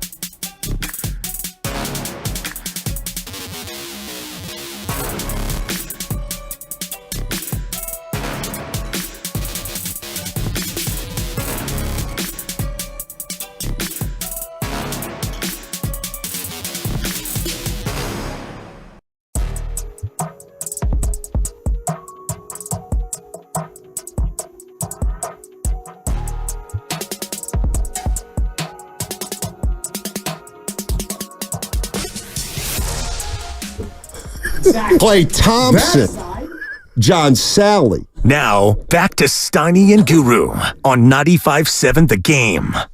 Crossover. Yeah. Went Jason viral Dumas, yesterday. Jason did. Cron TV, Mark Grandy. I'm interrupting. And That's a Dan shock. Dibley. Now that hurts. Joining us. Now, Diz, that hurts. It sounds like you said it No, before. it doesn't hurt, but those are facts. I just get excited. And I love it, and that's why you are our Steph Curry. That's why you're not trying getting to traded. trade me. No, he's trying to trade you. I'm not trying to trade. And I heard Jay, you hear this? The boys in the morning talking about, we're the Splash Brothers, and are you Curry? And you're guys. You are Curry. And I missed that. Did they call it the Splash? They were talking about each other That's being. You are Curry. You've always been Curry. Brothers. Yes. Those are my brothers. Yeah. So you are Curry, and the rest of us. Hey. I've always said that I'm Kevon, and that's fine. And might be Steiny is actually Kevon, a guy who actually did me a solid when I needed help. Jason, I needed somebody to do me a favor, a deep favor, and I called one man. Steiny. Wow. And he came through for me. He showed love? When I had my reverse vasectomy, I needed a ride. Yeah. That's right. You went and picked him up. That's why I love you, man. Picked him up. Picked you up from surgery? He dropped me off because I couldn't drive after, so I needed a ride there, not a ride home, and so he was there for me. Steiny and Kevon dropped you off and then left you for dead. Pretty much. Let me start it this way, because you guys talked about marketing and Guru's gaga over marketing. I have been for months, so welcome to the party. And you said, would you do, and Dibs goes, would you do Kuminga and Moody for marketing and two first? Yeah. Let me tell you, and we can go, and you want to say I'm reporting something, go ahead. My sources are telling me that the Warriors are being very careful with those future firsts. They are reluctant to move future firsts because they're smart enough to know all bets are probably going to be off in 2 or 3 years. So I'm not saying they won't, but they're not excited about a move that would include a lot of first-round picks, which we've seen around the league a little bit in the last couple of years. Yeah. I get that. But if you have Lauri Markkanen coming in, to me, all bets are on because he's 27 and he is a player who, to me, trends toward being elite, not being, one of the 5 best players in the league, but being an all-NBA guy, an all-star, and a guy who you can then invest in for the post-Steph era. Yeah. They may very well end up doing it, but they're wary of what's going to happen after Steph Curry, unlike 90% of the fans. Because that's their job, Goo. They've got to prepare for the post-Curry era. I'm throwing it to Grandy. They must. It's their responsibility as a front office. They must. Right, Grandy? Well, what if Steph Curry comes up to him and says, get it done? There we go. I'd say, we're trying. We're trying. We're trying. What if Steph says, try harder? Like you weren't willing to offer Kuminga for Paul George. Try harder. I need a co-star. I'll just quote Joe Lacob. At the end of the day, they're just players. He did say that on our airwaves. On our show. Yep. Jason, welcome. What's up, man? I'll tell you this. The Warriors coaching staff, they're very realistic, and so is Steph Curry. Like, they know how deep the Western Conference is. They know they are not, unless it's an elite player, they're not one move away from realistically contending for a championship. So take that for what it's worth, like maybe Lauri Markkanen helps them get closer. I mean, I'm sure he would. I can't lie. I haven't watched much Lauri Markkanen last year. I know 2 years ago he was on his way. Last year, the Jazz were like the most boring team to me in the NBA. I didn't really spend my time watching them on my league pass. I know he dealt with some injuries. Joe Lacob is going to be heavily weighing the risk-reward factor. He's going to be asking himself, is Lauri Markkanen going to get us over the hump?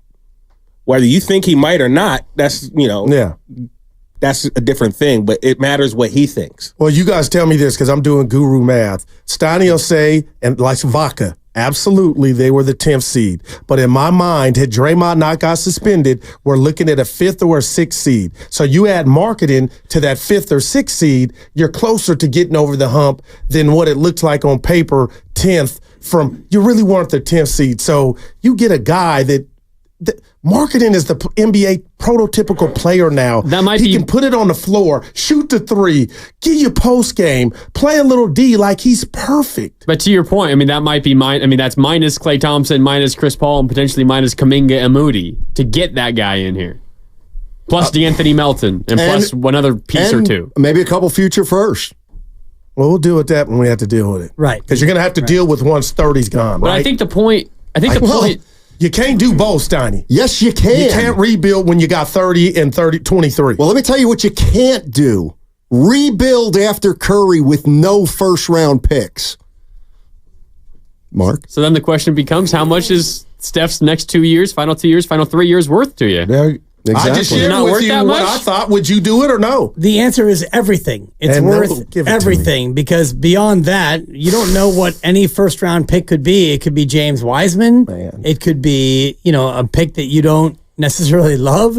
First round picks are not guaranteed to be absolute franchise changers. So right now is the most important thing. And that's why when you said earlier about, trading Steph at the deadline, I think that's a non-starter no matter what, because of the box office appeal of Steph Curry. You're going to milk that thing, that cow, so to speak, all the way until the end of days because of what it means to, click and roll at Warriors.com. Yeah, and that's just something we disagree on. Yeah. And I'm not right and you're not right because I'm right. I'm saying is, and I'll say it this way, if you think Joe Lacob wouldn't trade Steph for the right deal under the right circumstances, I think you're mistaken. I think if this were to go sideways next year, and they're 20 or they're 15 and 27, at that point Steph is going to go to them and say, "What should we do?" He's going to be open to it at that point, and he is still their best asset by far. And I absolutely could see a scenario where you could get a lot back for Steph from a team that thinks he could put him over. I just do.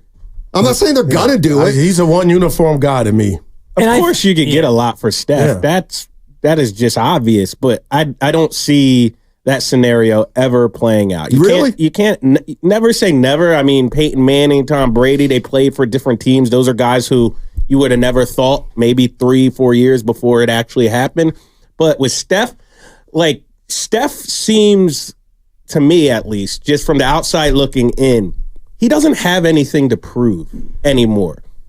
He doesn't strike me as the guy who's going to be like, I need to go somewhere else to chase this 5th ring. He is content with his legacy. Content's probably not the right word, but he is confident in himself. Though, Jay. Of course he's a competitor, but you know what else he has 4 championship rings. He has a family. He has foundations here. He has roots here. And I also think that stuff matters to him, not as much, but almost as much as basketball. I think this community, what he's started, what has developed out here, everything in his name out here, I think that matters to him. I really do. And I don't think that chasing a 5th ring somewhere else would trump all of that. Yeah, I don't think it would necessarily be chasing a 5th ring. I think it would be the Warriors are in a place where they're in trouble. They know it. And something happens with a contender and they feel like if they get, and the other thing is Steph will have unbelievable value at the trade deadline next year. Oh my gosh. Because he's only going to have a year plus left on his deal. So you can acquire Steph, make a run, and then have him the entire next year. But if you would you extend Steph this offseason? Yes, in the fall? You would. Yeah, absolutely. For how much? For whatever he wants. For the Mavericks. You're not understanding the business side of this. So what is the value of Steph Curry on a 35-win team with the Golden State Warriors? The value is hundreds and hundreds of millions of dollars because Steph Curry, the average fan will come out to see Steph, oh my God, the tunnel shot and the half-court shot And the chef, he went for 37, but they lost to Orlando 117-98. But I saw Steph. The value of Steph Curry as a Warrior is far greater than being a 10 seed or a 6 seed. So then, and that is the same thing going forward until he's no longer playing basketball. Okay, then call Joe Lacob a liar. Because he's not interested in winning. He is interested in winning, but at the same time, he's also a businessman. He's not alone, exactly. He's not the sole owner of this team. He has people he answers to, and the bottom line is they want to make money. Okay, he's an owner, right? So he's eligible for an extension in the fall. You give him $63 million. 63 and then 70. Probably, 2 years and $135 million. He's probably worth more than that. Exactly. And you make money. I'm sure he's worth a ton more than that. It's a business. You get that, right? And you've already said that this team's not going to win anyway. No, that's not what I'm saying. No, what I'm saying is... You've already said it. You've already said that this team's not going to win another championship with Steph Curry. So if that's the reality, then just make money. Milk it. Make money. You're adding on extra years. Then let's start criticizing Joe Lacob because all he wants to do is make money. He's not trying to win. Is he trying to win or make money? He's trying to do both. Well, but I'm just saying. We all know that. The winning part is. We just disagree. You guys think that Joe Lacob's got this sentimental thing? No, Draymond got 400. Look what he just did to Klay. Joe Lacob's a businessman, exactly, which is why he didn't sign Klay. Which is why he will sign Steph, because Steph is business. We'll see. Klay's not business. We'll see. Yeah. That's just where I disagree with you. I think Joe Lacob... I'll put it in the cap right now. They will not ever trade Steph Curry. Yeah, you could put that in the cap. Well, I'm not going to bet you because... I don't need you to. I'm putting that in the cap. Yeah. Well, if they win 52 games next year, I think you're right. They can win 28 games and they still won't trade Steph Curry. Yeah, that's where I disagree. Yeah, okay. Well, I got something for you because we asked Monty about this. Time for the legal. You're listening to 95.7 The Game, KGMZ FM and HD1 San Francisco. Always live on the free Odyssey app, Twitch and YouTube, powered by First NorCal Credit Union. I've never seen a metamorphosis like Jordan Poole when he came back from Santa Cruz. I'm not saying he's Steph Curry. Dude was a bucket getter. He could manipulate the refs. That first step, I thought he was the heir apparent to Steph. Not on that level. He was a part of your future. They paid him a year before, and I just was asking Steiny, like, what happened? The punch happened. I really believe everything that went wrong with this game stemmed from that punch. But Jonathan Kuminga, I want to go around the room, is eligible for an extension. I still don't know. I'm worried about the handles. I know he's got Batman-type Spider-Man abilities, but would you pay Jonathan Kuminga this summer, right now? Yeah. I mean, and you remember Jordan Poole got paid in October. Yeah. It wasn't the summer. It was October. So if I can't trade Jonathan Kuminga, then yeah, I pay him, knowing full well that I can do the Jordan Poole to him next year. I'm not. Grandy? I think my thought is you pay him, but it doesn't kick in until next year, and you trade him next year when the value is greater. That's fair. The premise of the question was, you think he's going to grow? He's going to be that guy? No. Okay. No. You, Grandy? No. I'm honestly in lockstep with Dibs. I sign him this offseason only after I strike out doing everything else. Wow. If you're not able to trade him, or you can't get Lowry Markkanen, or you decide you don't want to, and you think Kuminga's better, then you sign him. I'm not convinced he's ever going to be a number one on a championship team, maybe not even a number two. Wow, Jay. Quality piece. And if you got nothing else, I want him around, but if you can get Markkanen for him, I'm signing up for that. I would sign him too. I mean, what else are you going to do? I mean, signing him doesn't mean that he's untouchable and you can't move him later, but he's a homegrown player who only is going to get better. Doesn't mean he's going to be 1A on a really good team. Could be 1B, could be 1C. But, I also think Joe Lacob wants to take a couple of his wins because some of these draft picks have not panned out. And this Kuminga has been a pretty good player. He's played pretty much up to his status for the opportunities that he's gotten.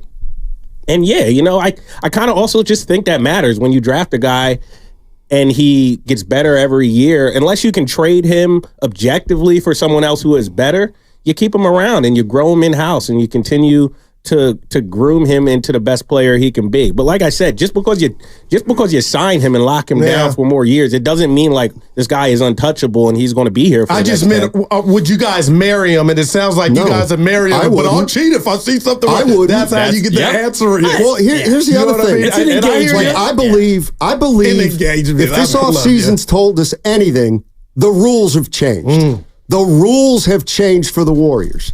Like, yes, 2 years ago, I think they would have just extended Kuminga. Keep in mind, if they don't do anything with Kuminga, he's still restricted. I got you. They still have they can do whatever they want with him.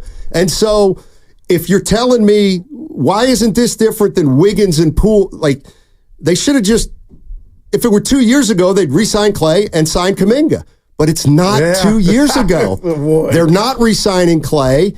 And maybe they look at the Poole thing as, you know what? We're going to wait on Kuminga. Well, that's not fair to Kuminga. Well, it wasn't fair to Klay, but they're at a different spot now. And if they wait on Kuminga, they can still sign him in October and have that kick in a year later, which is what they did with Jordan Poole. Yeah. So you waited on Jordan Poole, and he got 5 and 140, if I'm not mistaken, which is 35 a year. And then, they got to a point where they realized that, he wasn't going to fit. And so they traded him for Chris Paul. So you could do the same thing with Kuminga. You could sign him for 5 and 140 or 4 and 140, whatever the number was. And then you can, get to next year in July, and you could trade Kuminga at that point and get that much money back in a trade. Sure. Or you could wait and see on Kuminga and give yourself even more flexibility heading into next summer. Or you could trade him today for Lauri Markkanen. Man. You could. You just can't do what happened with Jordan Poole, trade him for people who are now no longer on your team. And when you look back at the situation, you have got nothing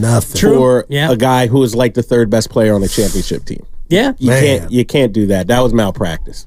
For sure. But at the same time, you're trying to maximize the Steph Curry window. So maybe you get to, next year, and if you go 42 and 40 this year, and man, if Draymond Green would have played 20 more games, you would have been a 6 seed. And then, you have Kuminga making $32 million a year. Maybe then you do the same thing you did with Jordan Poole, and you try for one last swing, one last bite at the apple, darn it, with Draymond and Steph, and you trade Kuminga for somebody making $30 million. You could do that, which, again, it's malpractice if it doesn't work, but at the same time, I don't think that you're going to trade Steph Curry under any circumstance. Yeah, so. I think I don't think they're going to trade Steph Curry either, but I think there could be circumstances that present themselves where they would. Well, it's the new CBA. It's the reason why the Clippers are willing to give away Paul George for nothing, because they just wanted to get out of the repeater tax and all the punishment that comes with it. And maybe the Warriors would be looking at potential $70 million a year for Steph, takes away your ability to win at all. Or did Ballmer know they couldn't win in the West? Let me ask you maybe part of that. Serious question. Let's say next year the Warriors go sideways, all right? And the Sixers are rolling, okay? But now it's January and Maxey gets hurt. Not career-threatening, but he's going to miss the rest of the year. I would absolutely entertain a Steph Curry for Maxey trade. If Philly's like, well, now we can't win it without Maxey, but we could get Curry in here for a year and a half and maybe get it done. But like, it sounds to me like nobody would even want to do that. Because you're ignoring, I believe, what they said, the business part. What about Joe Montana? Well, football's different. He was more at the end. No doubt about it. He was more at the end than what. Well, you got Maxey waiting in the wings. I mean, stop with that. Are they going to send over like 3 or 4 first-round picks too, or what? I don't know. So Maxey is to Steph as Steve is to Joe? Is that what you're saying? Maxey's good. Maxey, you could, if you had Maxey, you could build around him. Yeah, and that Chase Center would be empty every night too. And that's what we're talking about, the business part of it, Steiny. Okay, so you think that there's going to be all kinds of enthusiasm for this team as long as it has Steph Curry? Yes. No doubt. How was it the 15 and 50 year? He didn't play. Exactly. Yeah, he wasn't around. But he wasn't the attraction. The point. Don't you get it? Don't you get it? People want to see him. Yeah. People in that year, people weren't lining up to see Pascal and Kai Bowman. Do you see the road games when Steph travels to visit in arenas? He's Michael Jackson. Then just then Joe Lacob is not who he's claiming to be. Because if he's about I don't winning, think it's as black and white, though. I do. It's not. It's not like if he doesn't trade Steph Curry to get better, he doesn't want to win. Like, there can be some brown area. First of all, you can win still with Steph Curry. So So that's the main point. But second, like, you can also weigh things like, you know what? Even though we are not winning with Steph, he is still the biggest star in this league next to LeBron James, and he is going to make us a lot of money. Okay. And it's about money. And we're all human. Yeah. And we're all human. Like, we got, like, some things matter. Like, history matters. Now, that doesn't mean it matters for everything. Of course not. But you gotta put that into context. Like, this is not like you're trading. It's not like you're trading Joe Schmo. You're trading somebody who is an icon. I'm just telling you. I think what's more likely, Steiny, is if a situation presents itself where maybe the Warriors are struggling or they're clearly not competitive and something's got to change. Steph wants to stay here. The Warriors ideally don't want to trade Steph, and it comes time to potentially offer him an extension. Lacob, Dunleavy company probably have a conversation with Steph like, hey, Steph, if you want the max, we'll give it to you. But you got to just know we're not going to be competitive. We're going to be terrible. This is going to be the last few years of Kobe. If you want us to be competitive and you really want to win, and we want to win, well, we care about you more. We'll do whatever you want. But if you really want to win, you want to maximize your chance to win, you're going to have to take a pay cut. Yeah, I think you're underestimating. Not a problem. It's not. I'm not saying I want. I'm not saying I want to trade Steph Curry. I'm not saying it's time to trade Steph Curry. I'm not saying they should or shouldn't.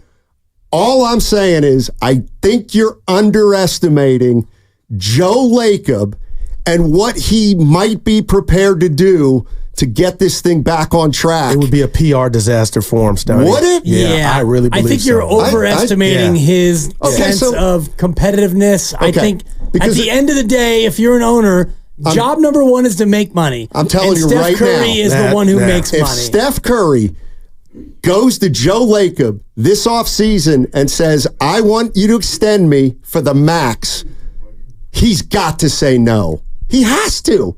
You can't do that. But Curry's not that dumb, and then though, Steiny. starts That's why what counting his Grandy money. said is valid, Yeah, man. exactly. He knows what time it is. And Dumas, what you said about him being content, I agree. But in my world, I think Steph Curry right now is knocking over every Snicker machine that they got or Gatorade machine to get him some immediate talent to just put them in the best possible position to win chip number 5. You watch him golf. You watch him do everything. I agree with He's that. like Kobe and Mike to me. Stop talking about chip number 5. It's there. If No, they it's win not. again in 2022, you could have said the same thing and you would have been It's right. 2024. But they shocked the world. So they're going to win it 3 years later with the same I core. don't know, but Well, if you get marketed or PG-13, the chances increase. Yeah, they're going to jump from 10 to, they're going to jump Just from melt 10. my hopes. And it's nothing against him. I like the kid. But coming off the Hold bench, on. Curry's a killer, Snotty, and I think, I'm just telling you, he's a killer, man. They want immediate help.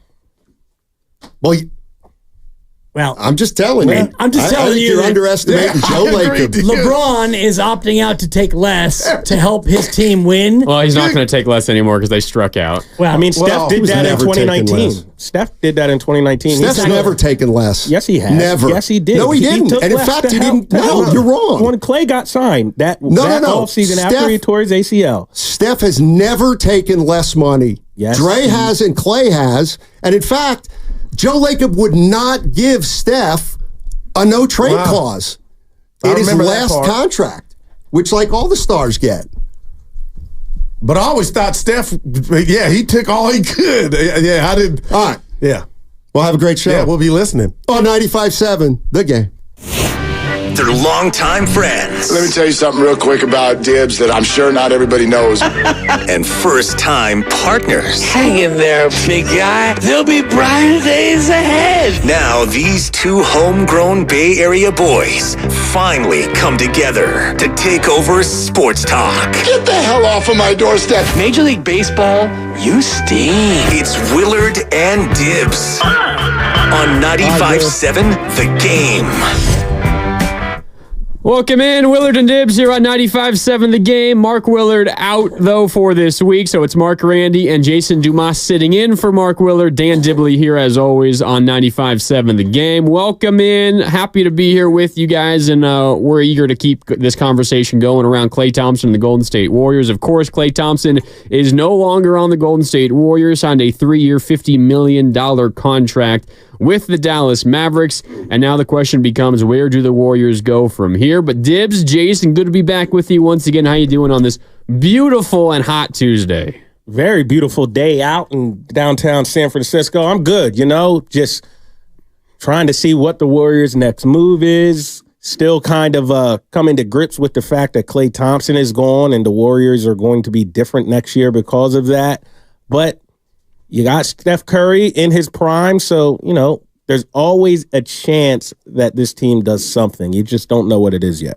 Yeah, and you're hoping it's something big, maybe today, maybe tomorrow, but, all eyes on Lauri Markkanen now as we talk about the trade market and what it might mean. And, yesterday was kind of a day of defeat because you lose Klay and Chris Paul, we knew was kind of going to be gone. You hoped for a sign and trade there, but you didn't get it. And, even with the Klay Thompson, you thought, okay, sign and trade, and what you got back was 2 second-round picks, which is largely amounting to nothing. And I was thinking on the way in today, guys, about second-round picks are kind of like Bitcoin, where, I got myself some Bitcoin, and what is it really worth? Well, you never know. You never know. It's either worth something, you could sell it for something. The greatest investment you've ever made in your life. Exactly. Maybe. Is it Draymond Green? Is it Nikola Jokic? I've never been into Bitcoin. Me either. I need to see that money right in my face. It got to be in my hands. Dude, I'm with you, and I've never been into second-round picks either. I've had a couple of Ponzi scheme high school friends. No, invest in this. Dude, no Bitcoin. Thanks. And that's why I think, and I have a friend too who's been like, you need to get in some Bitcoin. It's Ethereum, it's Bitcoin, whatever it is. But, and the temptation is Draymond Green, second-round pick, Draymond Green. You got a second-round pick, TJD. You mentioned it yesterday. Second-round pick, and he looks like he might be a real, good to great NBA player. We don't know yet after 1 year, but for me, the second-round pick is like Bitcoin. So the Warriors yesterday had a sign and trade Klay Thompson for Bitcoin. 2 Bitcoins. I guess. I mean, you could get Bronny James with that Bitcoin. Exactly. And that's my point. Like Patty Mill, he's a second-round pick. Yeah, good, and that's good. I mean, we can play the game about second-round picks, and I can pull up all the names. Nikola Jokic. Justinian Jessup and all the other non. Hey, don't look or look. Hey, Trace Jackson Davis. Justinian Jessup. The Warriors still own his draft rights. He's coming over one day. Don't worry. Playing in Europe now somewhere. I don't even know where. Mie Oni, another Warrior, former second-round pick. Nico Markkanen or Nico Mannion. Nico Mannion. Yeah. Well, Warriors still have his his rights, I believe. Yeah, exactly. He's over in Italy. Exactly. So playing for the homeland. For me, that whole pick was, it was a sign and trade, but you got Bitcoin. And not a full Bitcoin, you get like a tenth of a Bitcoin. So. Yeah, you have a chance that if you pick right and you hit the lottery, it's going to be the best value for a pick in that draft by a mile. But the likelier, obviously, outcome is that you don't hit it all, and then you gave away Klay for nothing. Like Jason was saying about Bitcoin, your buddy convinces you to get some Bitcoin, and then all you can think about is how do I sell this Bitcoin to someone else, and that's kind of what the second round pick is. We got these picks and. How can I use these picks to actually get something that matters? Yeah. Well, maybe it will be used in a trade this offseason. Maybe you'll package a couple of second-round picks. Not again that increases your odds very much, but a couple of second-round picks, maybe it helps make a trade. Maybe it helps facilitate a trade moving forward. And we'll get to all of that here on 95.7 The Game today. Again, it's Mark Grandy and Jason Dumas in for Mark Willard today. Dibs here, as always, on Willard and Dibs from 2 to 6. We're taking your calls all day long, 888-957-9570. Also, we're keeping an eye on the Xfinity mobile text line at the same number. Shout out to the 925 questioning me, calling it a beautiful day. Bro, it's 104 degrees. Fair point. It's beautiful in the city. It's like 80 degrees and bright blue skies. Everywhere else, it is beyond hot. So stay cool and stay safe, everyone out there. But it is absolutely a stunner in the city today. If you are in the city, hope you can get out and enjoy the great day. But I wanted to start, guys, with something that Anthony Slater, our Warriors insider, wrote earlier today on The Athletic. If you haven't read it yet, it's a great story of how the Klay Thompson era with the Golden State Warriors came to a close. And I wanted to focus first on one piece here near the very beginning of the article. I'm just going to read here from Anthony Slater of The Athletic.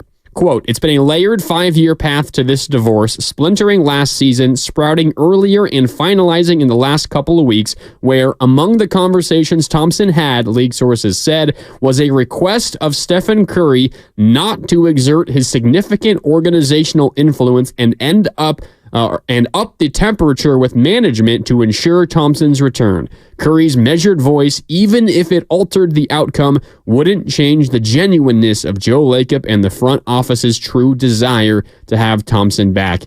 End quote. That's Anthony Slater essentially saying Klay Thompson, as the negotiations or lack thereof continue to spiral downward, approached Steph Curry and said, "Hey, Steph, don't go to bat for me. If you pressured them, maybe you could get me the deal that I want, but I want them to want to give me that deal. So I would really not want you to go to bat for me."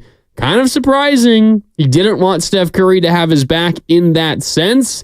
What do you make of that, Jason? Steph Curry or Klay Thompson going to Steph saying, "Hey, don't go to bat for me. I want Joe Lacob, Mike Dunleavy and company to come to that decision themselves." It's actually not surprising to me because, like I said yesterday, Klay Thompson is a very, very prideful guy. He wanted to be respected, and he wanted it to be genuine, what he calls respect. Now, obviously, everybody might have different ideas of respect and disrespect. I'm sure from the Warriors' vantage point, they're thinking, we're not disrespecting you. We haven't disrespected you at all. We're just doing our jobs. But to Klay, it's clear that he felt disrespected over the last couple of years as it pertained to his role, as it pertained to some of these contract negotiations, etc. So it doesn't surprise me that he would go to Steph. Steph, you could probably force their hand because you have that much power and influence. You could tip the scale a little bit. But yeah. I want them to want me back because they see value in me and they respect what I've done and what I will continue to do for this franchise. If it's not genuine, I don't want it. And I can see that. I actually think that is perfectly fair. Now, for me, it's interesting for Steph because obviously Steph is going to grant Klay's wishes with that because they're friends. They played together. They have a lot of history too. But I'm just wondering where Steph's head was during all of this because I don't think, like, if Draymond said that to Steph, I think Steph probably still but no, we do need you. Like, I'm going to say something because we do absolutely need you. Sorry, Draymond, I need you to win. I am going to make sure you're here. Yeah, for sure. Right? Like, so I don't know. It's just you take a step back and actions speak louder than words. And I mean, let me ask you this. And like I said, I'm not a numbers guy. Do you think it was possible for them to acquire Paul George and also retain Klay Thompson? No. It wasn't, right? No. Right. And we know that Steph and Draymond were 100% in on Klay Thompson. That was the report from Tim Kawakami. That was the report. You know, Paul George, yeah. Yep. So what does that tell you? They were okay sacrificing Klay to get Paul George. Exactly. Yes. So, I mean, unless Klay wanted to come in and make about 8 to 10, which would have fit, which we know wasn't going to happen. Wasn't going to happen. So there lies your answer. There lies your answer. In an ideal world, does Steph Curry want to play with Klay Thompson? Of course. Can't really be debated. But the idea of playing with Paul George, you know what? We love you, Klay. We love you, man. It's not personal. So there you have it. Klay asked Steph not to say anything. And Steph's like, okay. Okay, probably wouldn't have anyway if it meant us getting Paul George. Right. And I do think that's part of it is the respect of, like, I want them to want me on their own merits, and I don't want you to be the one to say. I understand that, and completely. That's something like I would maybe do. Unless I didn't think I could get paid by anyone else, I'd be like, yo, if they want me, they'll let me know. Like, I don't want you begging for me. Like, exactly. I even weigh that right now, currently in my everyday life. If you're looking for a job and you're trying to get more opportunity, it's like I try to play this balance of being aggressive networking, putting yourself out there while also not begging for work. Like, I don't want to come across like I'm begging people for work, begging for jobs. Like, it's not exactly the same thing as Klay, but it's kind of the same thing. You know what I mean? Like, I'm not going to be begging for work. Like, Klay's like, don't beg for me to get a job. Like, don't beg for them to pay me as much as I need. If they want to, they're going to come to me. Exactly. I am confident in my skills, and I will get work somewhere else and succeed.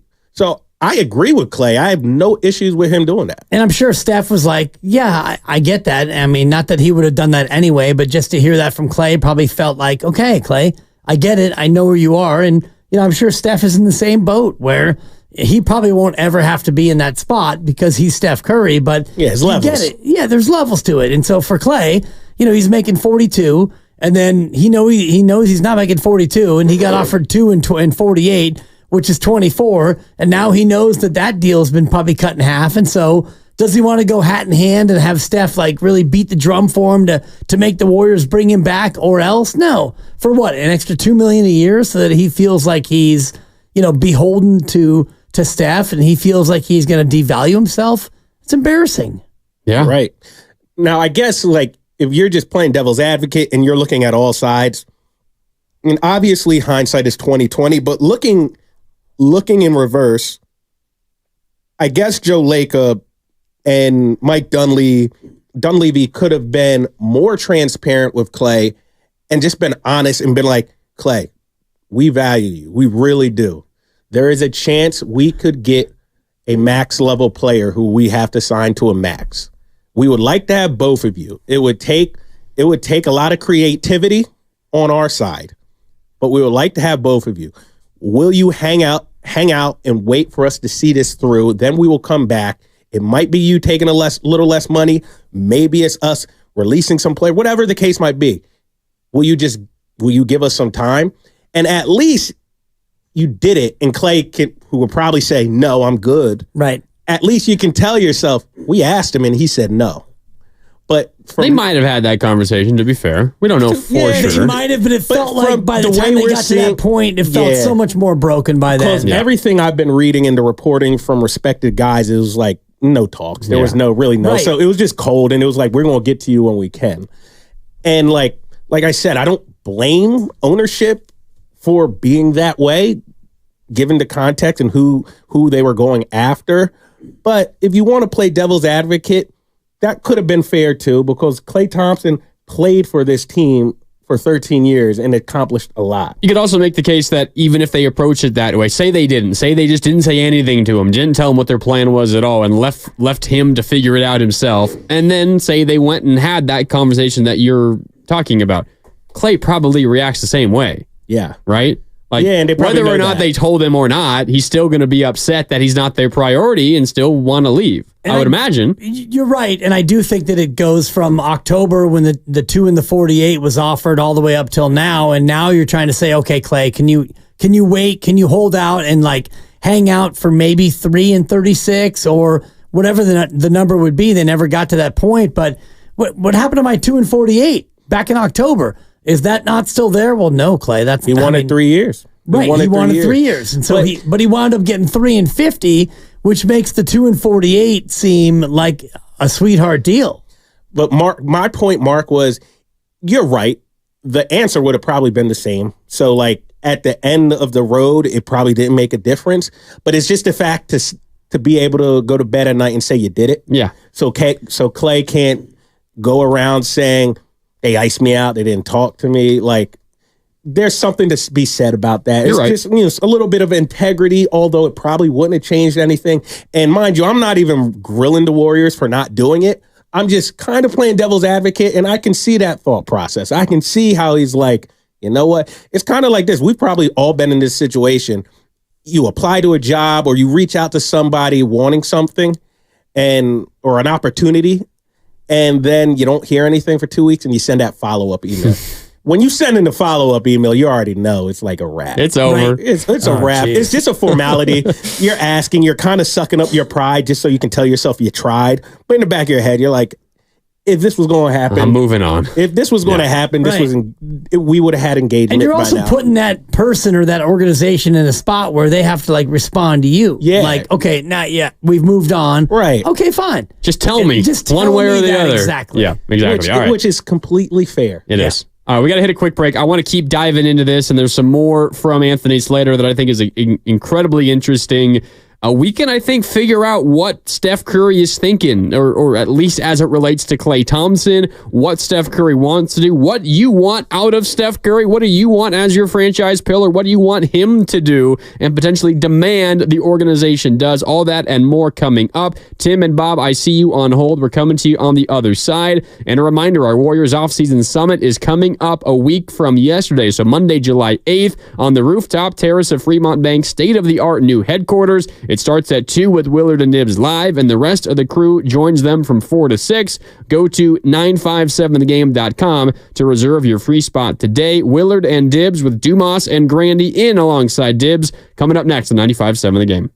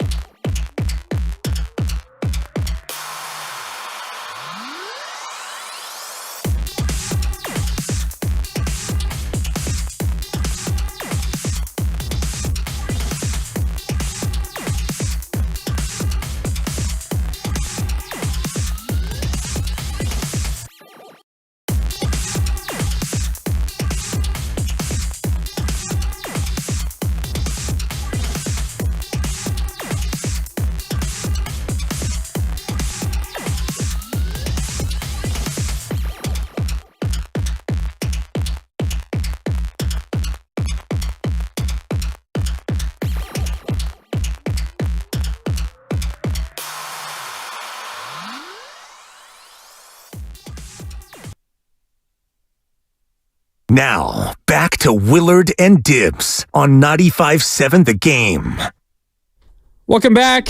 Willard and Dibs continues here on 95.7 The Game. It's Jason Dumas and Mark Randy in for Mark Willard today. Dan Dibley here as always on Willard and Dibs on 95.7 The Game. We're reacting still to Klay Thompson leaving the Golden State Warriors, signing with the Dallas Mavericks for 3 years and $50 million. We're figuring out what comes next for the Golden State Warriors, and we will get to that. I've seen some texts about DeAndre Ayton, Lauri Markkanen, who fits better for the Warriors. I absolutely love Lauri Markkanen, and we can talk a little bit more about that later on. We're going to get to your calls, Tim and Bob, in just a second, but we all are also sorting through how the Warriors got to this position, how we got to a spot where Klay Thompson is willing to leave the Golden State Warriors, and even ask Steph Curry to not go to bat for him, because maybe it's less about the money and more about the respect that the organization wasn't paying to him, at least in Klay Thompson's mind.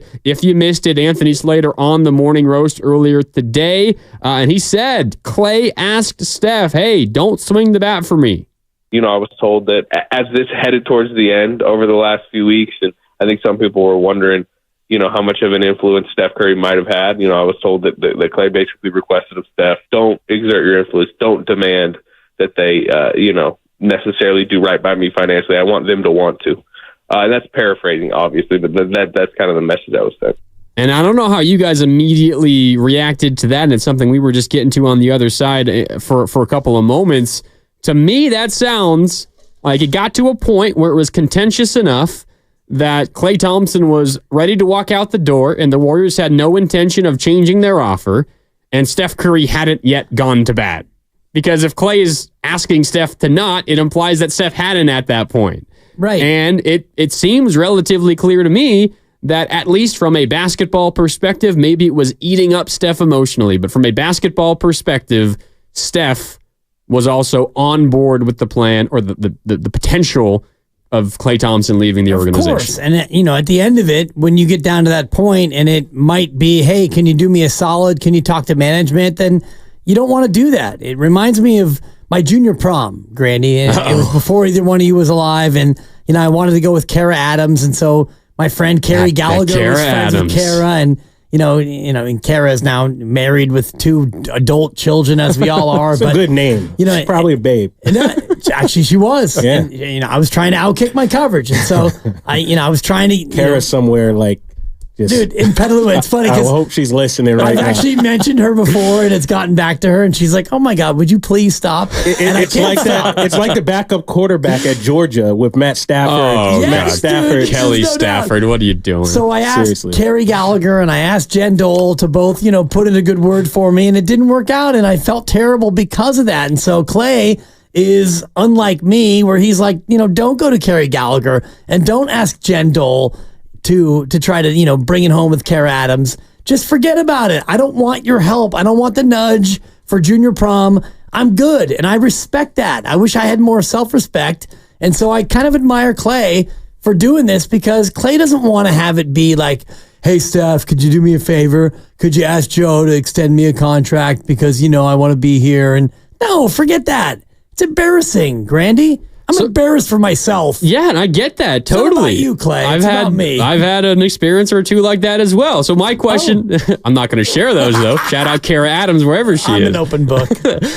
She lives in Petaluma. There we go. Still hanging out in Petaluma, huh? Yeah, she's married to a firefighter, and she's got 2 grown kids who are good for her. Shout out Facebook. I'll tell you what, Klay doesn't need any help getting dates. No, that's true. Nobody needs help getting a contract with the Warriors, apparently. Yeah, because he didn't. Yeah, he didn't ask for it though. He didn't ask for the help. But he's got self-respect. Yes, unlike your boy. So for me, the question then becomes: if Steph Curry, at the very least, was okay, and maybe it was a hesitant okay, but is okay with Klay Thompson walking out the door. And you brought up a good point, Jason, last segment. At the very least, he's complicit in this, and maybe it's fine, and maybe it's a good thing, right basketball decision. I think it's fairly easy to make that case. But the report was that both he and Draymond were 100% in on the chase of Paul George, and put 2 and 2 together. The chase of Paul George very much upset Klay Thompson and probably actively pushed him away. So at the very least, Steph Curry complicit in Klay Thompson leaving the Warriors organization. My question then becomes, what does Steph Curry want?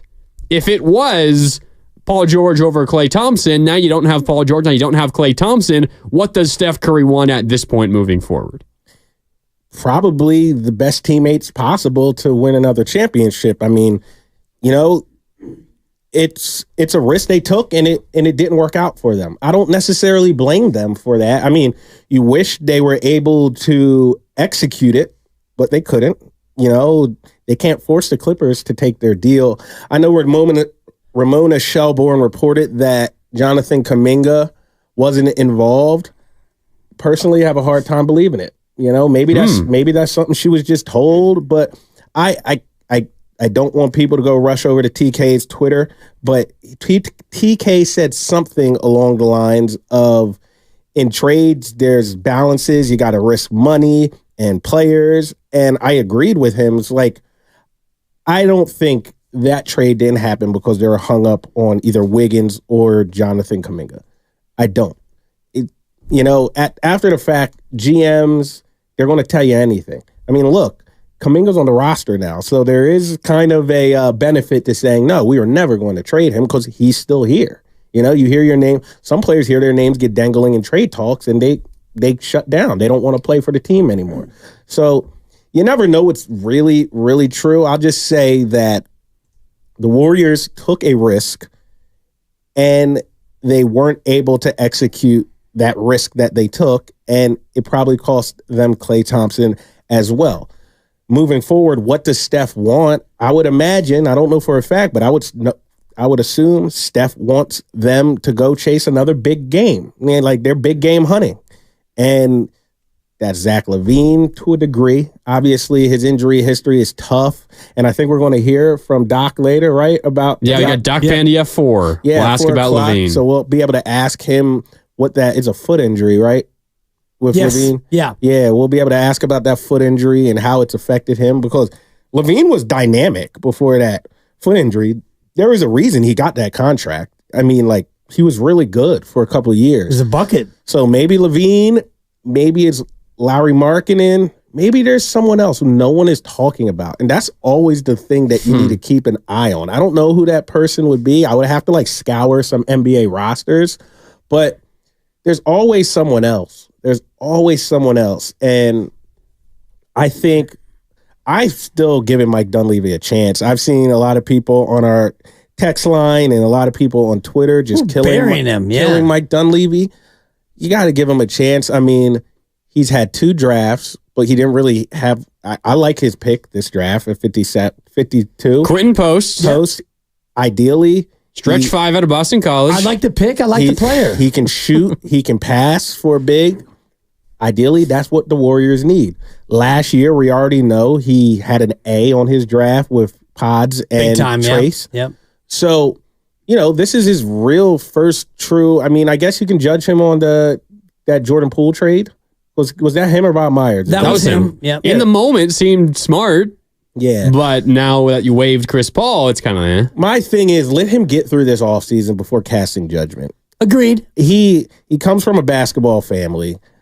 His dad was a coach, was a GM. There's no reason to think that he's drowning and he's not qualified for this. But there is a thing about this, and you weren't here for that because you were still back in Philly as a young man, but the player, I know. Mike Dunleavy, the player. Yeah. So those of us who have been here, and I'm not saying that Number 2 overall, right? Number 3, I believe. Out of Duke. Yes, and I'm not saying that I'm so of the mindset because I know Mike now personally, and I know Mike as a GM, and I do think that we're not that close, but I've talked to him, I've interviewed him. And, I do think that Mike Dunleavy, the GM, is different than Mike Dunleavy, the player. And also, if you look at Mike Dunleavy, the player, his career turned out to be pretty damn good. He played 13 or 15 years in the association. It didn't work out here, but he went on to be a serviceable professional player at multiple teams. And so his career turned out to be better than some other people that we know who've been drafted in the top 3 by the Warriors. So I'm going to put that aside. But what you said, Jason, is, the idea of just waiting and seeing. It's July 2nd. Let's give the man a chance to see what plays out. But I wonder which way you think that they're going to go, because if they're going to make a trade, there are two different ways they go. Either they make a trade for somebody who is going to be on an expiring deal, like a 1-year deal, or like a Lauri Markkanen. He comes in on a 1-year deal and you have to extend him. Or you bring in somebody who already has a big deal, like Zach LaVine, somebody who's going to be $150 million over the next 3 years. Which way do you think they might go? Do you think that they might make a trade for a player who is going to be in the Steph Curry window? Which is why I thought DeJounte Murray might be a nice fit for them because his contract was more. Yeah, I did too. That wasn't even a king's ransom. Like I would have gave up what New Orleans gave up for exactly. him. Absolutely. How about Brandon Ingram? That's what I'm saying. So Ingram has what, this year and one more, or is it just this? Is he in the last year of his deal? Ingram coming over to the Warriors this offseason would remind me a lot about Andrew Wiggins coming over to the Warriors the year he did. Ingram has one more year left for $36 million. Yeah, pay him whatever. Yeah. And he's going to play better. He's going to play better because it's a contract year. He already spoke. The way he spoke during his exit interview with New Orleans this year was like, I have to be better. This was like the worst season I've had since my rookie year, which was just like me learning. And I just have to be better. He's inspired. So I would absolutely take a flyer. And I'm selfish. I'm not paying for the team. I could care less how much Joe Lacob has to pay. I just want an exciting team to cover. And the Warriors, they were kind of boring last year. They've been kind of boring the last 2 years. I guess it was a fun playoff run, 2 years ago. Right. That Sac series was awesome. Yeah. And even that Lakers series, it was awesome. Yeah, they lost in 6, but for the most part, every game was pretty close. It was one of those series that Lonnie Walker IV. Yeah, I mean, I think I had a tweet. I had a tweet that blew up after that series. I said essentially, you always have a tweet that blows up. I know it's actually viral. Nah, it's annoying. It is so annoying. My Twitter was insane yesterday. It sucks to be so topical and so viral. Oh man, I'm still catching flack for the viral yesterday, but. My point I like that. You got aggregated. Like when you were saying don't aggregate me, you got aggregated. Oh man. I'm like, if it's they so had funny. Guru got lucky because Guru was like going in way harder than me. And then I get on the mic and it's like, boom, Jason Dumas. But anyway, with I said something along the lines last year, really the only difference in that Lakers series, D'Lo and Austin Reeves outperformed Klay and Jordan Poole. That was pretty much the series. Everything else was like a wash. I mean, obviously you had that Lonnie Walker game. Right. Which was insane. Game 1, insane. Was that game 1? I thought so. Oh, whatever it was. It doesn't matter. I was in the building for it. I just don't remember which game it was. But, it's just one of those things that the Warriors, in my opinion, have been boring the last 2 years, and I would love for them to make a splash. But it's just you don't know right now because the owner seems intent on being extremely cost efficient, and it's hard to make a splash and be cost efficient. Yeah, that Lonnie Walker game was game 4, by the way. Yeah, I wanted to put the Lakers up 3-1. I knew it wasn't game 1. Yeah. I was sitting there watching. Because the Lakers or the Warriors were the favorite. They were the home team. They were the higher seed, so they had games 1 and 2 at home. 3 and 4 were in LA. Game 4 to go up 3-1. Lonnie Walker took over. At that point, down 3-1, you're thinking it's probably over. So and they lost in 6, right? Yeah. So they won game 5 at home to force game 6, and then lost in game 6. Yeah, I went back. It was a fun series to cover. It was a very fun series to cover. But yeah, Klay just had a pitiful game 6. Yeah, it was a rough one, a rough series for the most part. He had a couple of nice games in those 6, but the last one was bad. You're right. Let's go out to the phone lines. 888-957-9570. It's Jason Dumas and Mark Garandi in for Mark Willard today. Dan Dibley here as always on Willard and Dibs on 95.7 The Game. Let's go out to Tim, who's in Raleigh, North Carolina. Tim, we're talking about what's next for the Golden State Warriors. What does Steph Curry want? What do you want Steph Curry to do or say? And what player might you be interested in? All that is on the table. Tim, what's up? How you doing today?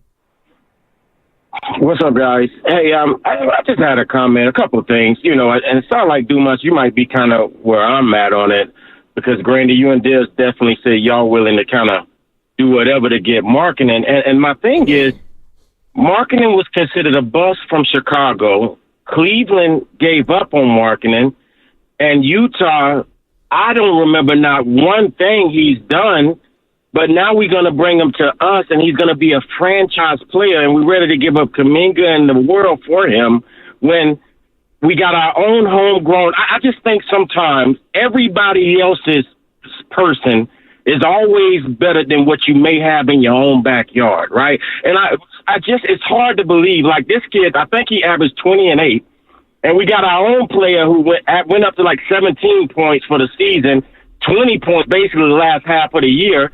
And if Kuminga was to make, let's just say, half of the leap he made last year to this year, I mean, I find it amazing how it just has to be a name, right? Like, it makes me think how 15 years ago, when it was a choice out of Monte and Steph, how many people called this radio station about how lifelong fans they are, and in the back of their mind, they know they really wanted to go with Monte, right? Like, before even letting Steph flourish into what he is.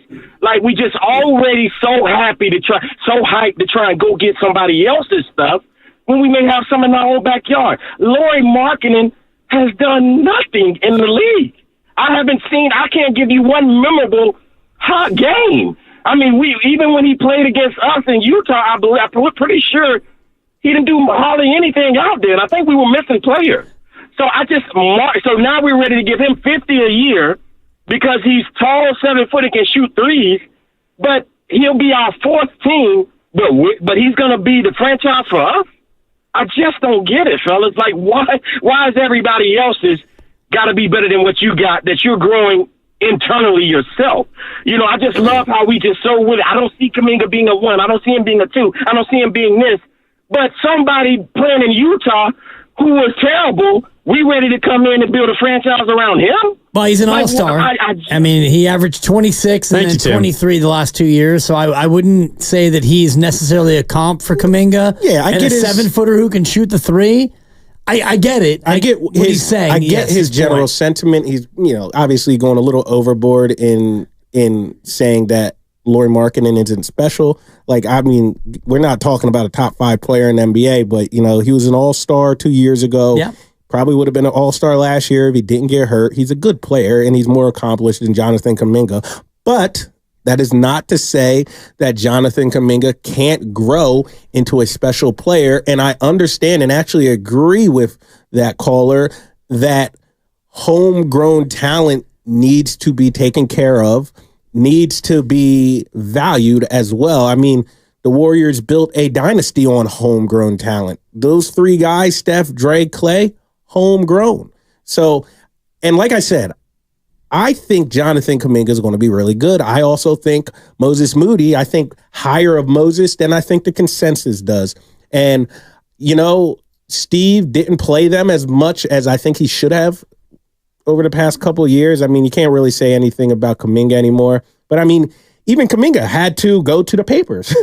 Like Kuminga wasn't multiple shy about times. And he wasn't even, and it wasn't even an anonymous quote.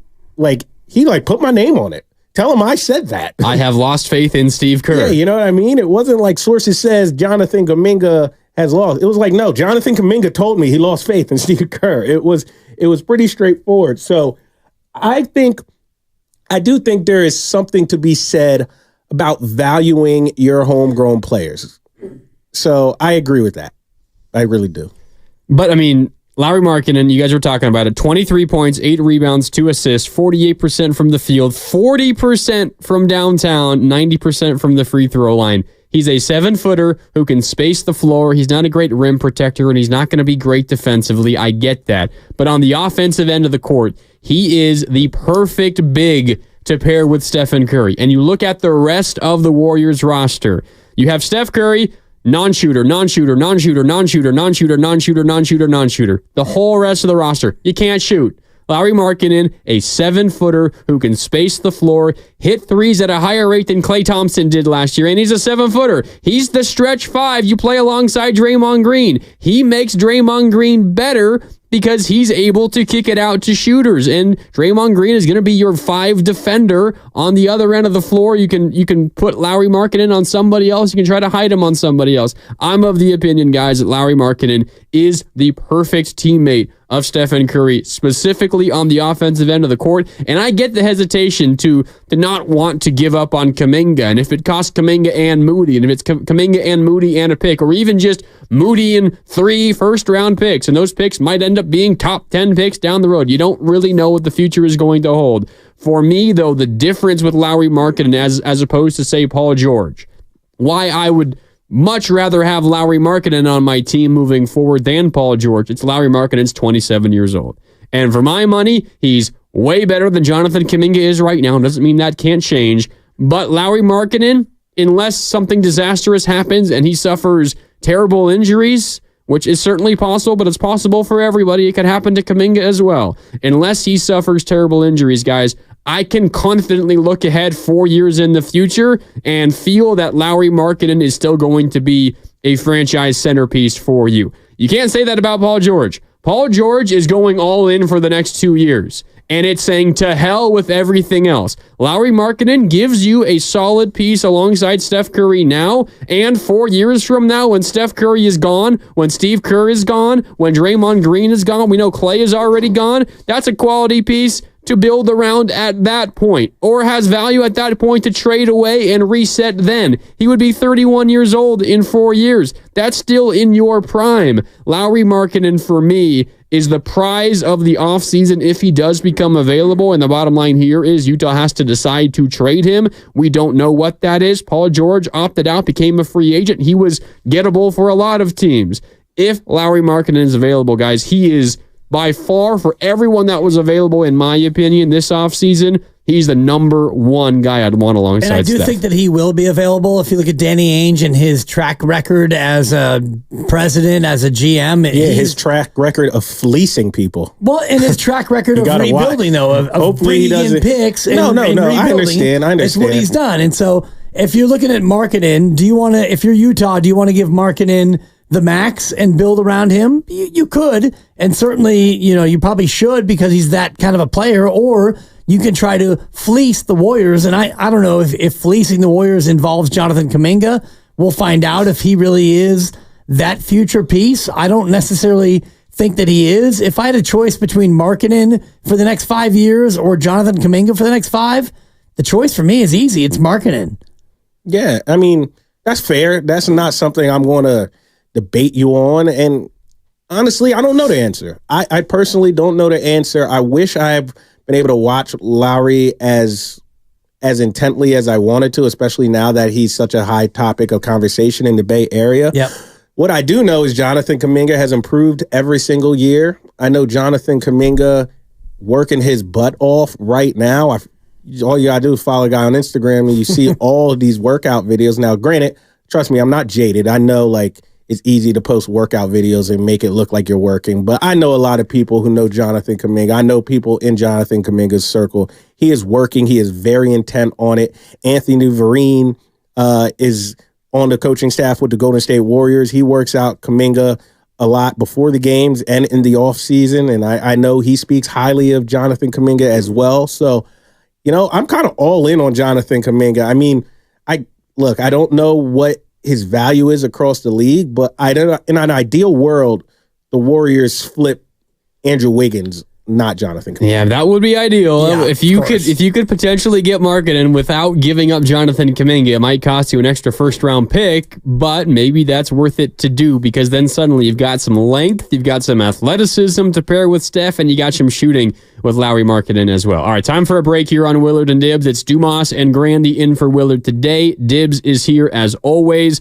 We'll take your calls coming up on the other side. Bob, I want to get to you because you got a point that I think I'm going to agree with. Hang right there, Bob. We'll get to you coming up on the other side. We are presented by Fremont Bank, celebrating 60 years of full-service banking with no compromises. More Willard and Dibs next on 95.7 The Game. The California Classic is...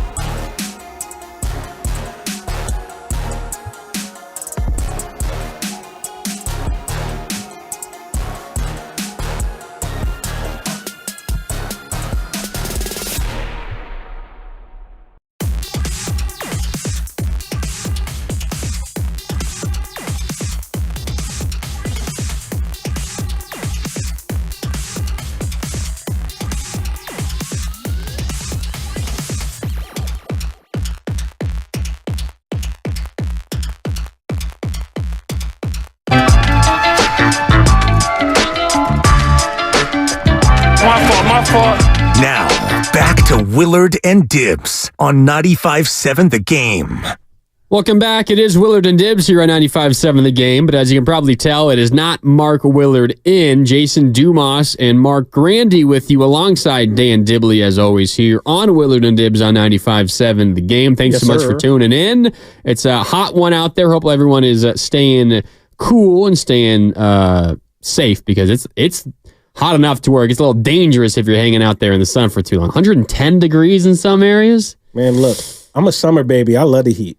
I'll take 105 degrees over 60 in July. I will. Jeez, okay. I will. Give me a 60 all day. Yeah, come on out to my house where it was a cool 100 when I left at 11 o'clock this morning. I like the Bay Area climate. Don't get me wrong. Yep. But sometimes when it's like June, July, August, and it's like 58, 63 degrees in my neighborhood and windy, it's annoying. Yeah. It's annoying Yeah, sometimes. go east, young man. Come on out. I was born and raised east. What, you trying to get rid of me already? 6 years too you sound much. like some of our listeners. Jason from Philly, stop talking about our Bay Area sports team. Yeah, blah, well, blah, blah. He's I a don't hater. mean that far east. You are wearing a Philly hat, an Eagles hat mixed with a Philadelphia Philly hat. Yeah. It's kind of a cool hat, I gotta admit. I mean, granted, these are teams I rooted for growing up, but I actually wear this hat first and foremost because my friend designed it. So it's a cool design. If you're not watching on YouTube or on Twitch, it's the old school Eagles logo. So the bird, but he's flying through the whole of the P, the Philadelphia Philly P. Yeah.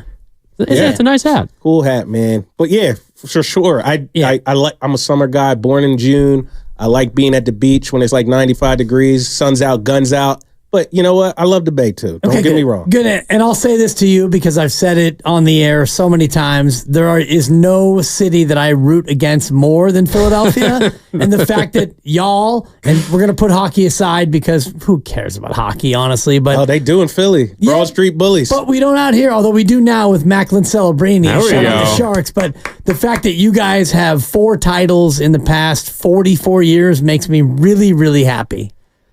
Yeah. I was seeing 2 Phillies, 1 Sixers, 1 Eagles. You'd be better at this than me, Jason. We'll get back to the Warriors in a sec. Obviously, being a Philly guy, Phillies are obviously really good. Yep. The Eagles are very good, and you got the 76ers who just got Paul George, like the best that those three franchises have been in a long time, all at one time. Yeah, probably at least 10, 15 years. There's been a couple of times. I remember in college, it was kind of the same thing. Sixers, Eagles, or I think it was Eagles, Phillies, Flyers were all really, really good. But, like Dibs just said, I'm kind of jaded.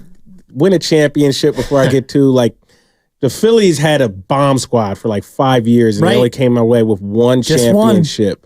Cody Ross and the Giants ruined it one year. Cody Ross turned into prime Barry Bonds that series. Right. That was great. So, you enjoy the ride, but a couple years ago, I went to Houston and I watched the Phillies get eliminated in the World Series. I watched the Eagles lose a Super Bowl in Scottsdale. At least you got a Super Bowl win a few years ago. I was at that Super Bowl too. So, you know what? As I get older, I try not to attach myself. One, for my job, I have to remain objective, especially because I cover the 49ers. I cover the Golden State Warriors. So I'm able to remain objective, but also, I'm older and I have other interests in life.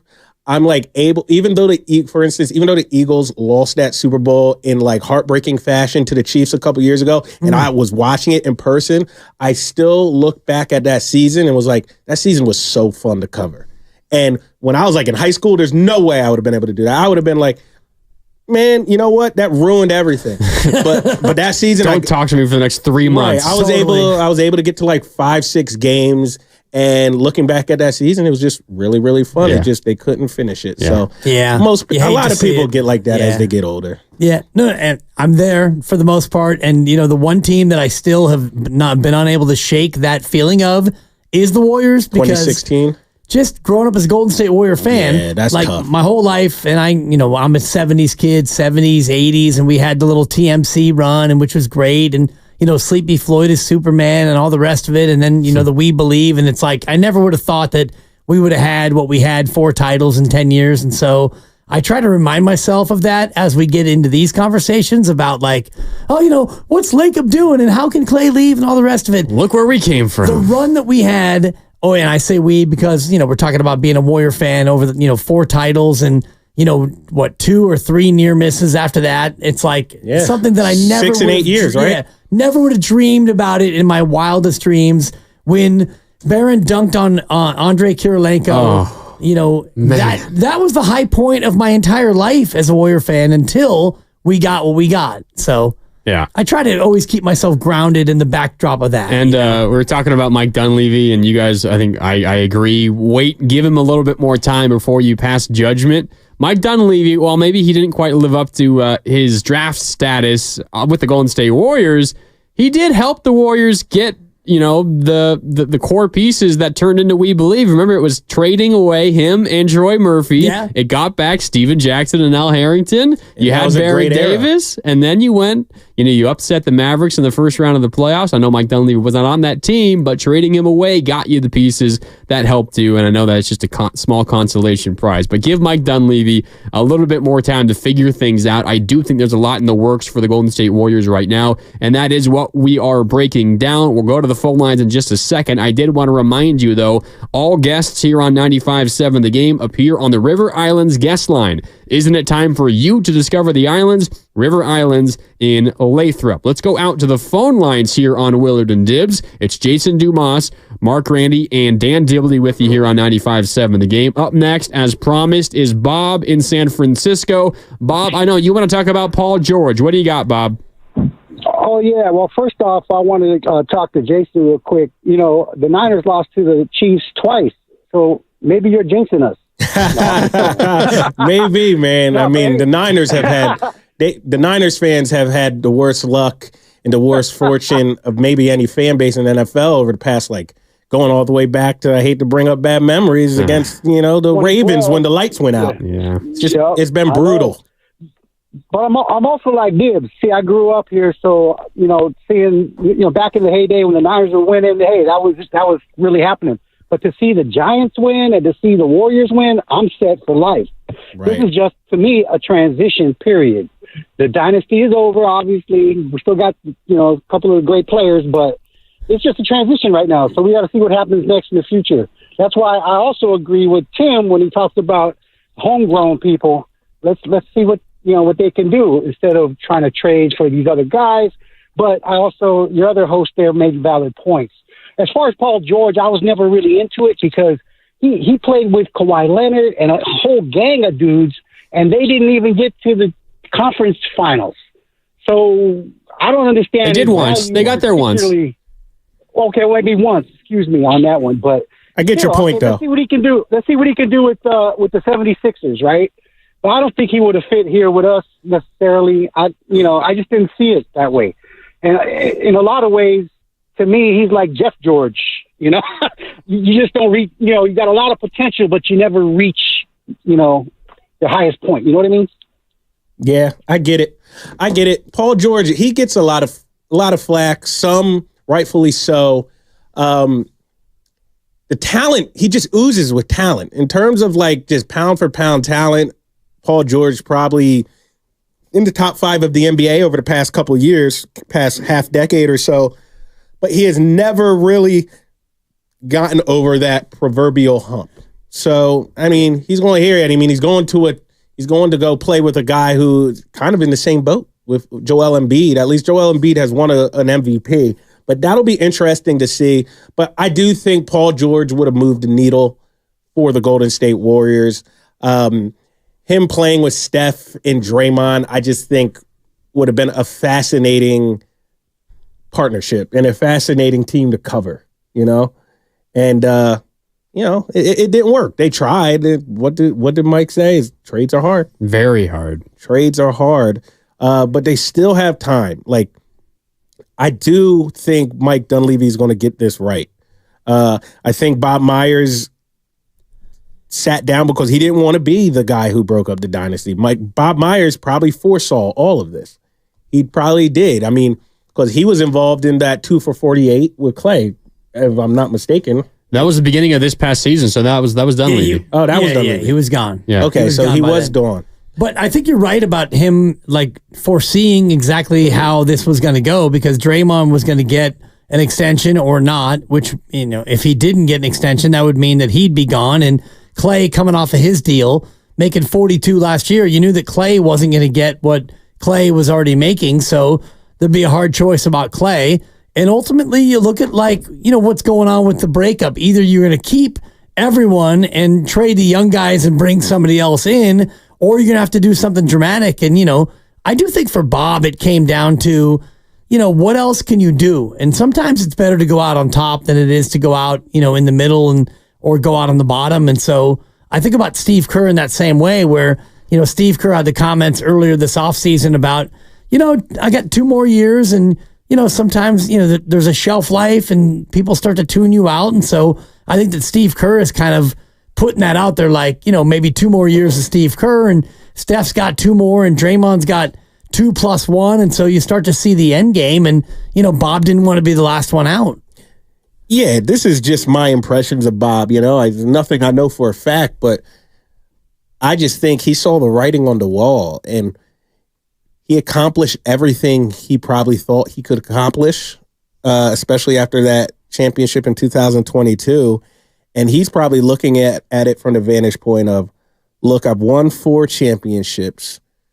We're probably not going to win another one based on how the team and everything was shaping up on the day or around the time he retired. It's going to get ugly before it gets better, a.k.a. I'm going to have to make decisions. Draymond, going to have to make decisions. Klay Thompson, there's going to be some tough conversations. Klay's going to have to take a role change. I don't want to do any of that. I don't want to step away now while I can be remembered for everything I accomplished and not remembered for all the ugly stuff. Meanwhile, Mike Dunleavy, he's not as emotionally invested to guys like Klay Thompson and Draymond Green. And he can make he can be a little more objective. He can make those decisions a little easier without it tugging. Because, Bob even said this himself, Draymond and Steph and Klay, even Steve for that matter, they're not just guys who he worked with. Those are his friends. Like family. Yeah, so it's not like you're just firing somebody or cutting somebody who you just have a little working relationship with, and if you never talk to him again, you won't really care. It's not like that. For Mike Dunleavy, it's probably like that. At least a little bit more so than it would be for Bob Myers, for sure. You're right. Way more so. And he's got a lot of tough decisions to make. One of them was the Klay Thompson decision, or potentially lack thereof. That one has passed them by now, and now they have another big decision to make. Is it stand pat for the most part and fingers crossed that your youngsters, Kuminga and Moody and Pajemski and TJD, continue to develop? Or is it being willing to maybe package 1 or 2 of them plus some picks to go out and make a move? That's the big question facing Mike Dunleavy and the Warriors now. And let's get your guys' opinions on that. 888-957-9570 as we continue here on Willard and Dibs. It's Jason Dumas, Mark Randy in for Mark Willard. So Dan Dibley here as always on 95.7 The Game. Up next is Chris in Sonoma. Chris, what's up? What do you think the Warriors should do the rest of this offseason? Hey, good afternoon, fellas. Thanks for taking my call. I've always thought that they're not done. I've always thought that something big's in the works. I think everyone should allow Mike Dunleavy to do his job. He had a great draft a year ago, and you got to allow a guy to do what he's been hired to do. My point is this. I don't think it's Kuminga for marketing. Why does it have to be Kuminga? That's the first thing. But the second thing on Kuminga is, fellas, wasn't he a lottery pick? Yeah, number 7 overall. Mm-hmm. Yeah. And isn't he now 21 years old? Yeah, give or take. Around that age. Yeah. Okay. I guess. He's 21. He'll turn 22 in October. He had very little basketball experience. He did not go to college. And a lot of people are dissing his man. Oh, geez. Here, I want to say 32 and a half, roughly. The kid can be developed. Yeah. And I want everybody to stop and think about this guy. And I'm not saying he is this guy, But there is a player on the Boston Celtics who played 1 year for the University of California, my alma mater. Don't do it. And he could not shoot a three at college. Okay? Boston developed him into a very good basketball player. I think the Warriors need to develop Kuminga, and I think everybody's got to back off on he's a bust. And no let one's this saying kid he's a be bust. developed. Yeah. He's going to be a good... But everybody wants to package him in a trade. It doesn't have to be Kuminga for some. It can be somebody else. What you have to ask yourself, the only thing you have to ask yourself is, why would we'll use marketing just for this example? Why would Danny Ainge trade marketing and not get back Kuminga? Exactly. Like you just gotta give to get. That's all. I mean, in an ideal world, hell no, keep Kuminga, of course. Like, and I want them to keep Kuminga, but like when you start trying to acquire good players, you got to give some things up. So, I mean, maybe you look. Mike Dunleavy gets an A+ if he's able to get Lauri Markkanen without trading Jonathan Kuminga. He gets an A+ if he's able to get anyone of that ilk while also keeping Jonathan Kuminga. That is best case scenario, and I'm sure anybody would prefer that. But you also just have to mix in a little of realism with it. Yeah, and the realism is that Utah is not going to want to acquire your package without Jonathan Kuminga. So if you really want to swing for that kind of a trade, you're going to have to include Jonathan Kuminga. And it's not to say that Kuminga's a bust, and no one is saying... I think he's going to be really good. I think he's going to be really good, but will he be as good as Lauri Markkanen eventually? Maybe, but let's just take the next 2 or 3 years of their basketball life. So you take Lauri Markkanen at 26, going to be 27, versus Jonathan Kuminga at 21, going to be 22. Well, I think it's fair to say that in the next 2 to 3 years, Lauri Markkanen will be better than Jonathan Kuminga will be in the next 2 to 3 years. And that's really what we're talking about here for the, quote, Steph Curry window. So if you want to really maximize the Steph Curry window, you don't think about Jonathan Kuminga as a 27, 28, 29, 30-year-old player, because when Kuminga is 27, Steph is going to be 43. So now we're talking about Tom Brady or maybe LeBron James if he's still playing at 43. So I think when you talk about Jonathan Kuminga, you have to look at him in terms of the next 2 to 3 years. It's not what he might eventually be, because he might eventually be, an all-star. He might be 25-11 as a 27-year-old player.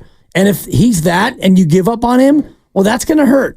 But you would do it knowing that you're doing it for the short term of Steph Curry. That's the only reason why you would trade Jonathan Kuminga, in my opinion. I think that fits 100% for the Paul George question, because Paul George, 4 years from now, he's done. His career is over, but much like Steph Curry. For the Markkanen question, because he's 27. 4 years will be 31, still in his prime. Exactly. So if you trade Kuminga for Markkanen, you're trading for Markkanen. You're going to give him the max, and you're going to hope for 4 or 5 years of great $50 million a year play from Markkanen. And after 5 years, when Kuminga's 27, well, Kuminga might at that point be as good, if not better, than Lauri Markkanen.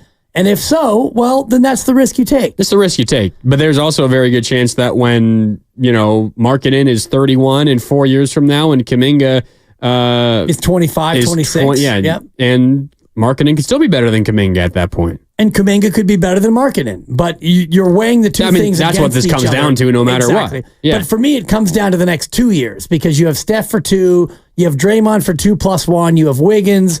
You've got all these assets, and you're trying to do it right now for Steph. If you're not trying to maximize the Steph Curry window, then forget all this. You keep Kuminga, you keep all your draft assets, you keep Moody, you bring in Melton, and you hope for the best. If that's really what you're trying to do, then you don't worry about anything other than the future. Yeah, we've got some callers who I think want that to happen. Warriors develop the youth. One of those guys is Bobby, who's in Oakland. Bobby joins us now here on Willard and Dibs. Bobby, what do you think the Warriors should do?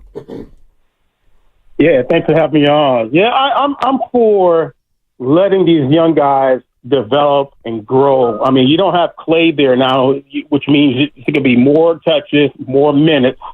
They've shown glimpses. Yeah, we don't know for sure. Sometimes the moves that you don't make are the best ones that you can make. I mean, Markkanen, he's a good player. I don't think he's a great player. I mean, as far as the example of who's going to take you to that championship level.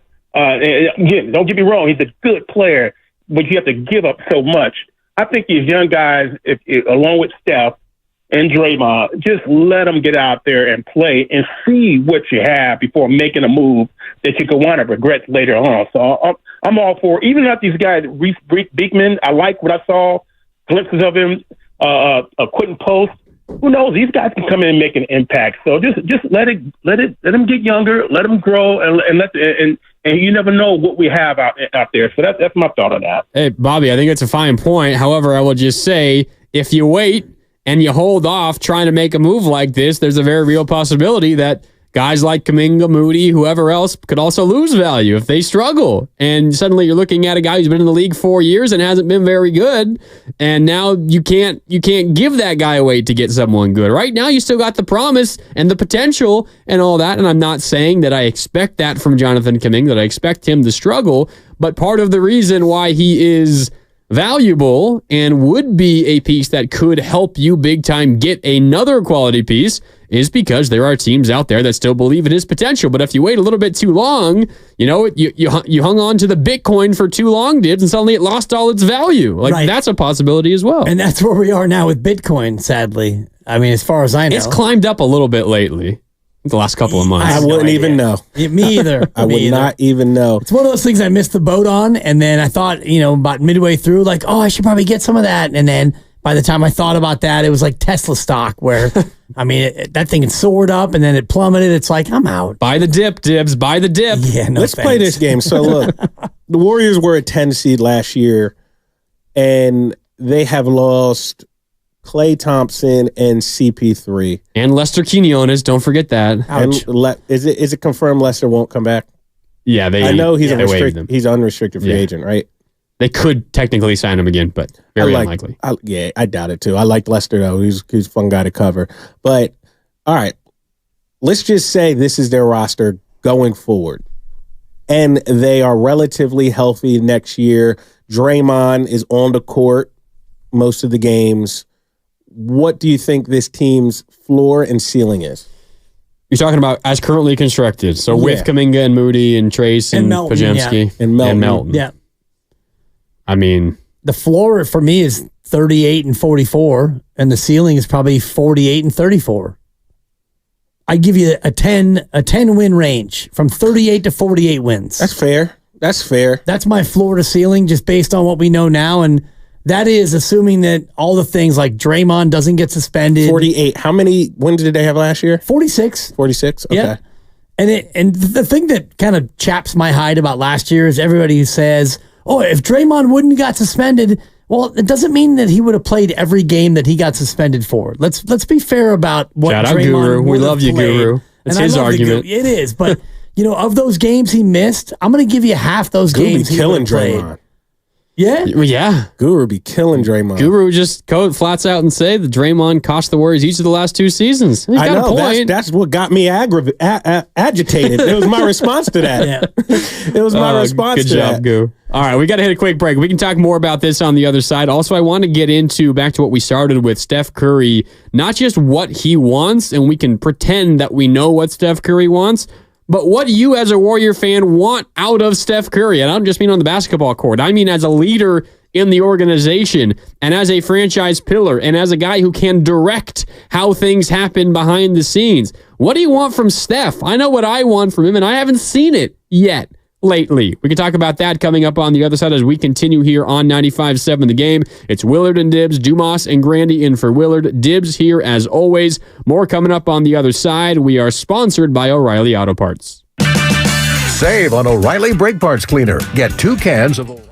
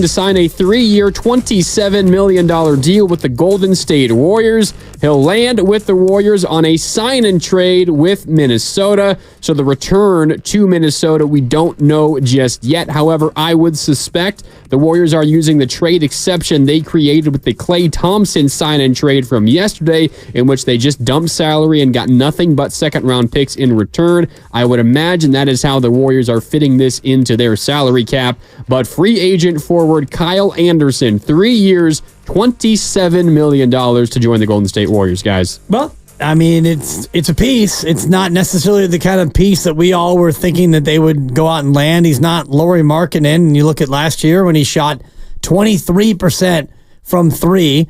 A guy not a three-point shooter, that's for sure. No, but I mean, he shot like 41% a couple years ago. My only thing is this: just initial reaction is he does a lot of the things Draymond does offensively. Obviously, Draymond clears him miles on the defensive end, but offensively, they're like the point forwards, kind of can get people involved. They do a lot of the same things. It almost feels like it's just too similar of games, like almost like they can't play on the same floor together. I mean, yeah, if he's shooting that poorly from deep, it's going to be hard. It's kind of the issue you run into at times this past season when you had Draymond and Kuminga and Trace Jackson-Davis on the floor together. 3 non-shooters, and that was even if the other 2 were Steph and Klay, and they still ran into some issues. So, and apparently not a floor spacer. The compensation, Grandy, according to Woj, is a future second-round pick, swap, and cash in the sign-and trade. So no mention of that trade exception that you would figure would have been a part of it. So they bring him in, and they could still fit him in underneath their first apron that they're now hard capped at, because they don't have that much salary when you look at what they have on the books. I think they have about $145 going into that spot, and now you add his roughly $9 million a year, so they're still going to be below that first level. Yeah, and the trade exception, I was even confused by this yesterday, and I think I ended up saying the wrong thing. This trade exception isn't something that goes back to Minnesota in a deal. It's something that is created. Like, for example, yesterday, the Warriors signed and traded Klay Thompson to the Mavericks. The Warriors took back no money, so the Warriors create a trade exception of the amount of money they sent out and did not get in return. Now, you then create that trade exception, and you have that amount of money to use in future trades. And because this is technically a sign and trade, the Warriors are able to sign Kyle Anderson because it is a sign and trade, and they do it with their trade exception. Because while they are under the first apron, they are still in the salary cap. So you can't just go out and sign someone straight up. So they got to do a little bit of financial gymnastics to make it all work. And I would imagine now, because Minnesota isn't taking any salary back, they created their own trade exception if they want to use it in the future. But you can understand why Minnesota's doing this, guys, because Minnesota is going into some salary cap hell as well. Anthony Edwards is going to be making a ton of money coming up shortly. And Karl Anthony Towns has one of the worst contracts in basketball. So they're going to be in a situation where maybe they have to make some tough decisions. Warriors potentially benefit from that. Kyle Anderson is not too flashy. We know him as slow-mo. You guys have talked about that. But he's also been on pretty good teams wherever he's gone. Wherever he's gone, the teams have been pretty decent. He's contributed to winning, and he's a kind of player who's going to give you solid defense. He's going to help rebound the ball. He's going to be smart with the ball in his hands. He's not going to wow you offensively, but he's going to make smart winning plays. And again, everywhere he's been on a pretty good basketball team. So I think it's a positive move for the Warriors. And for $9 million a season, not terrible. Yeah, I mean, for $9 million a year, I'm surprised he got a 3-year deal. Don't let Klay see that. But I don't know. I got it. Just initial reaction. Offensively, does not seem like a guy you can pair with Draymond Green. It's like you get too much of the same thing from both of them. Like, Kyle Anderson is like good with the ball in his hands. He's a playmaker. He's like a point forward. Draymond Green is the same way. They duplicate each other too much. So I just wonder. I don't know. I wonder, I don't love it right now. Do you have a little bit more news? This comes from Anthony Slater, who confirms it is a 3-year, $27 million for slow-mo Kyle Anderson. But the third year of the deal is non-guaranteed. Okay. So think of it as what just happened with Chris Paul. Non-guaranteed. The Warriors take back what I just said. The Warriors at a certain point. Yeah, that's. I mean, 2 years from now, they can just waive Kyle Anderson and owe him nothing if they really want to. Right. This trade for me is a big shrug mixed in with a yawn because it's not a player who's going to help you to get any better. He's a guy. He's a guy who you can play. Yeah, he's a veteran. And like Jason was saying, he's somebody who can distribute. He can rebound a little bit. He can defend a little bit. But you're still trying to replace Klay Thompson's shooting. And we can all talk about Clank Thompson and how he was not as good as he used to be. But you're bringing in a guy who is not a shooter. So now if you look at what you've added to this team, you've got Melton who can shoot a little bit. He's not Klay Thompson. Yep. Now you got Anderson who's going to come in and take minutes, and he can't shoot. So what are we doing in an era where you're a three-point shooting team? How are we trying to make our team better?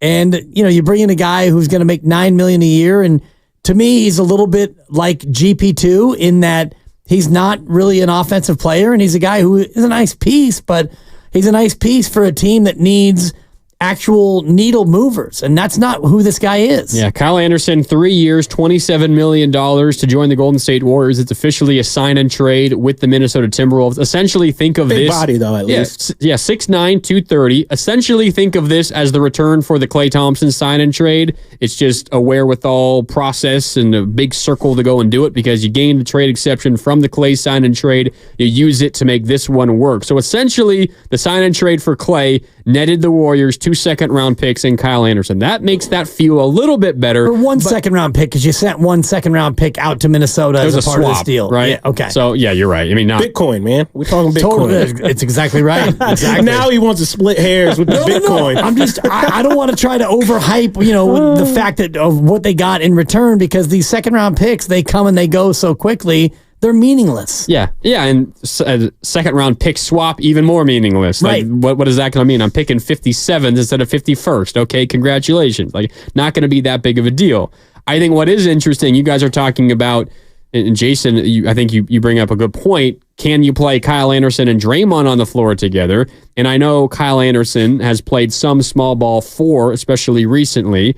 6'9", has played a lot of small forward as well. As your 3, does this mean anything for Andrew Wiggins? I mean, we know Andrew Wiggins has been shopped already this offseason. You've got Jonathan Kuminga. Kuminga, last season recently, has been your 4. Steve Kerr has been very hesitant to give him any minutes at the 3. Kyle Anderson maybe slots in as your 3 off the bench. Does this mean anything for Andrew Wiggins? Anything different than we already know? Do you think this signals even more so that the Warriors are looking to move off of Andrew Wiggins, or is this not involved at all?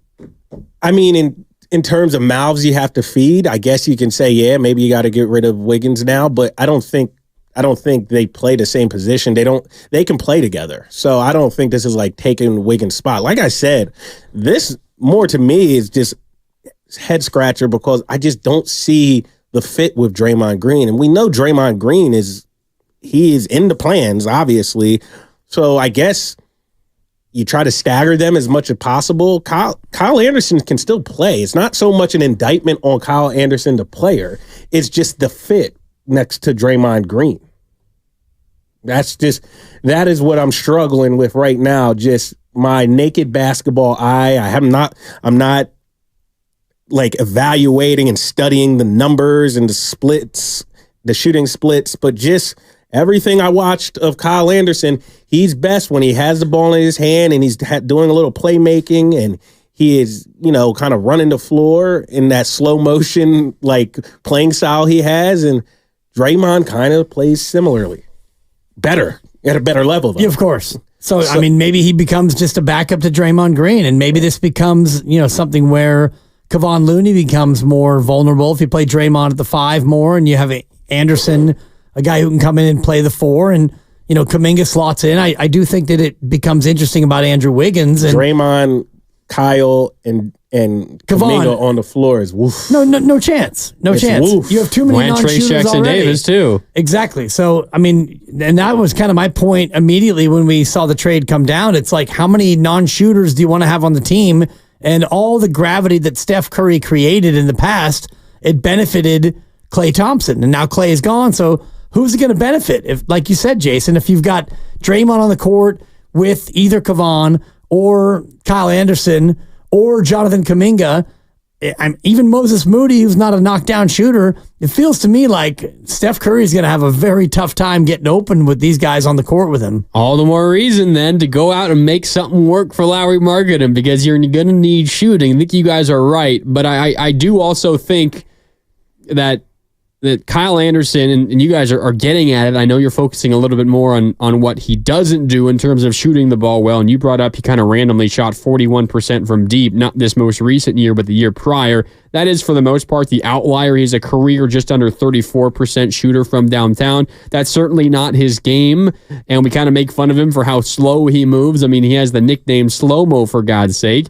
He's not going to blow you away offensively, but he makes winning plays, and I think he's the kind of player, to your guys' point, similar to Draymond in the sense that what he does well doesn't always show up in the box score, and he has a bigger positive impact than you see if you're just looking at the numbers. You go in and you break down the tape. If you're a tape bro and you go in and you watch what Kyle Anderson does, I think you see more positive things.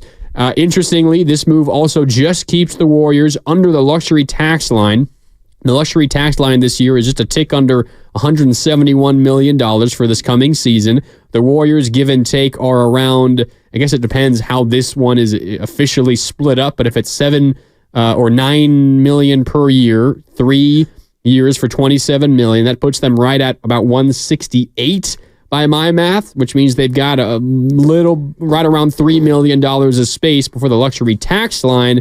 They have $8 million on top of that before the first apron cuts them off. But if they want to stay out of the tax, they don't really have much wiggle room left. But they've already used their non-taxpayer mid-level. They don't really have the ability to go out and sign many other guys other than veteran minimums. But you know, it's slim pickings at times as well. Shooting is one of the most important attributes across the entire NBA, and there's a reason why the Warriors, who don't have the ability to go out and sign anybody straight up, it's going to be difficult for you to try to find those skills in some of these other guys, which is why you're going to have to pay a premium on a guy who does that well, and that's a guy like Lauri Markkanen who's out there. So I get everything you're saying. I'll just fire back and say I think a guy like Kyle Anderson is going to fit in very well, come off the bench. Maybe he's on the floor when Draymond isn't, or they share the floor rarely when Draymond is the 5 and Kyle Anderson is the 4. But I think this is a positive piece, and Warrior fans are going to enjoy him being on this team. I'm going to say that this has to be a part of another move. If not, then I will, and I'll save my fury for down the road when this is not part of another move. At least he's been healthy last 4 seasons, 69, 79 games. How about that? Okay, how about that? And 22 minutes a night for a Minnesota team, and he started 10 games and he played 22 minutes. One of the best teams in the league, Dibs. But you didn't even need him really to play other than be your 7th or 8th man. So now you're going to go from a really good team to a really mediocre team, and what? You're going to have him play 30 minutes a game, and like Jason was saying, you have him play alongside Draymond. This guy can't shoot. He's not a shooter. And you've got Draymond who doesn't shoot, and Kevon who doesn't shoot. TJD, you don't shoot. How many non-shooters do you want to have on this team? GP2, you don't shoot. So you're adding another non-shooter to the mix of, yeah, you could be a playmaker, but what kind of plays are you going to make when your nickname is Slow-Mo and you're on a team that is, predicated on ball movement, player movement, and, trying to set open people up for three-point shots? I just think that this is a move that has to be the move before the move, and the other move had better be to bring in somebody who can actually score the basketball. Because right now on your team, you've got Steph Curry who can score, and who else? DeAnthony Melton? Okay, good little scorer. And Jonathan Kuminga, if that's your 1-2-3 punch, you're a lottery team. If that's your top 3 scorers, you stink. And I'm sorry. Who that's we're a fact. talking? Kuminga? Melton, Kuminga, and Curry.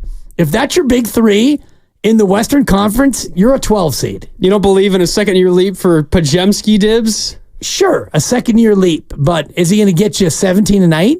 I mean, Pajemski, I think as a starter, maybe. The ceiling for Pods to me is a guy who can get you 14 or 15. His three-point shot is inconsistent. At times he can fill it up, but I don't know if he's ready to take that step to be 18 or 19 a night. Is he going to replace Klay scoring? No, you don't expect that as a second-year guy, but I think 15 points is not out of the question, and Fine. That's pretty good. That's really good. But again, if your core four is Pods, Steph, Melton, and Kuminga, that's not good enough. I don't disagree with you. I mean, I think that I hope that a bigger move is on the way. I think they need it. If they want to be competitive this coming season, like it's relative. This has to be the move before the move, is all I'm saying. I thought DeAnthony Melton was also the move before the move. Maybe that was the move before the move before the move. Well, and I think that was the move that they saw that they could make, and they had to make it because they had the mid-level. And I think as a mid-level player, I think that's a good signing. I'll just say DeAnthony Melton and Kyle Anderson, you're going to be much better defensively next year than you were this past year. 100%. You're going to be better. And here comes the if. This is the guru conversation, the guru argument. And if Draymond stays out of trouble and plays like 60-plus games this coming season, maybe 65-plus games this coming season, this is going to be a much better defensive team. And I know we're talking about some of the offensive issues and the shortcomings, and I agree with you guys 100%. I think this team needs more shooting. They need a stretch big. Lauri Markkanen fits that bill perfectly, and I'd be willing to move off of some of your young pieces to do that.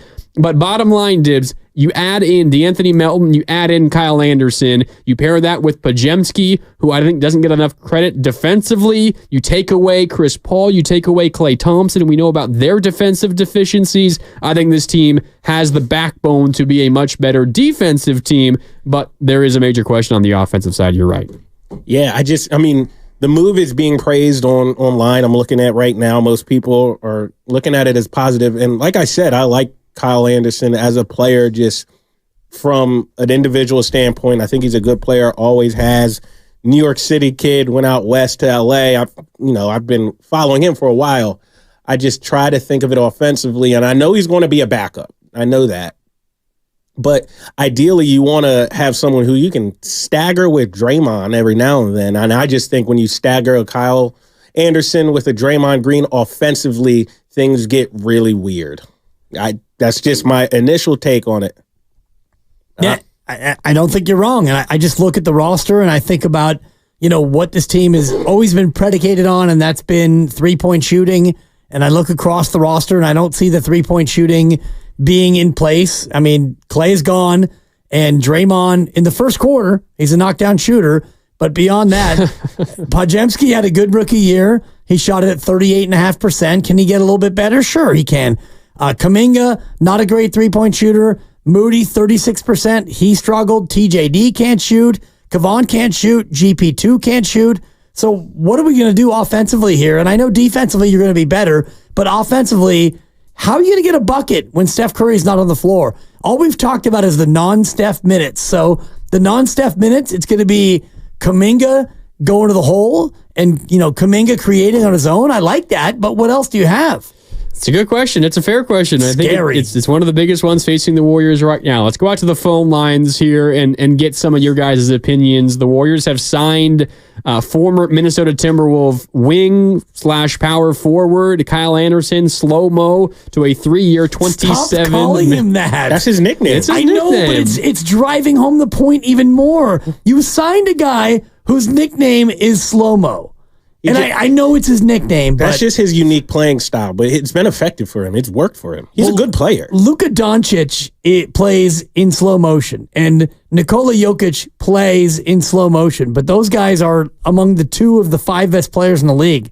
This guy's not. Yeah, but that's not the argument, though, Dibs. I know that the argument's the branding. We're trying to, don't miss the Golden State Warriors in slow motion this year. We'll put Fitz up to that. Come up with a better nickname for Kyle Anderson, okay? I'm going to go out on a limb and say Fitz he likes will come the player. up with something. He likes the player. He likes the acquisition. I'm sure he does. What about you? Kyle Anderson, God. 3 years, $27 million to join the Golden State Warriors. 888-957-9570. Javi in Vacaville is up next. What's up, Javi? You're on Willard and Dibs. Yo, Javi. How you doing, Mr. Dibley, and my two co-hosts for the day? I have a quick question for the guest as well as Mr. Dibley. I don't know what the Warriors are doing, and it's sad to see because you look at, obviously, the PG trade was negated. They didn't want to take what the Warriors had offered with CP3, Wiggins, etc. But and everyone says, why would you even consider this? You're telling me you're talking about offensive firepower. Granted, Kyle Anderson will be a reserve. But with Steph, Pods, Wiggins, Kuminga, Dre, and then on the bench you have GP2. You're going to have Moses Moody. You'll have Trace Jackson-Davis. Then you'll have Kyle Anderson, and your backup three, you'll find a way to make it work with whoever left is on the roster currently. But I just not understand, for the life of me, Andrew Wiggins, if you still have him there as your backup three on the bench. But why would they not go and pursue the likes of, they said, Zach LaVine would not be somebody they're interested in. You could probably, I'm more than certain, actually could get the DeRozan along with that in a sign and trade. That alone with the LaVine and DeRozan fits the timeline of Steph, and you have a replacement for Klay Thompson shooting vacancy. You fill the void of some veteran leadership and somebody who wants to win. And DeMar DeRozan, Zach LaVine, who needs something to do to prove that he's still worthy of where he's at. I know the money's atrocious. I said, okay, then with the team they have now, like I just said, Steph, Pods, Wiggins, Kuminga, and Draymond, along with GP2, Moody, Wiggins, Kyle Anderson, and Kevon Looney / PJD. How many wins is that team going to attest to? 35, 40? Steph Curry's going to score 55 points a game, and then you're going to do what when he has to get a blow on the bench? I'm just befuddled of what Dunleavy's done. I don't know what he's doing. Kyle Anderson's not worth $9 million a year. He averaged 6 points a game last year. He was he was making that the last handful of years, Javi, and I appreciate your call, and I think there's a lot of Warrior fans that feel the same way in terms of the overall direction of the offseason, I would say, and it might not be the easiest thing right now. It is a little bit of patience because big moves tend to take a little bit of time, and as far as it goes for Zach LaVine, I think it's the third year that is really the holdup here. If he was just on the Steph Curry, Draymond Green, Steve Kerr timeline, it was just 2 years of bad money. Maybe they consider it. But that last year being $49 million after Steph Curry, I don't know about that one. We can talk more about trades that. Trades are hard, yet he's made 2, by the way.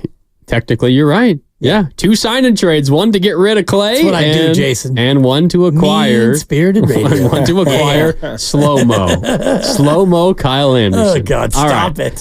Time for a break. When we come back, we got Doc Pandia on the other side for Cleared to Play. We'll talk about a number of injuries to new Warrior players, to all of that. It's coming up on the other side. We are sponsored by Fremont Bank, celebrating 60 years of full-service banking with no compromises.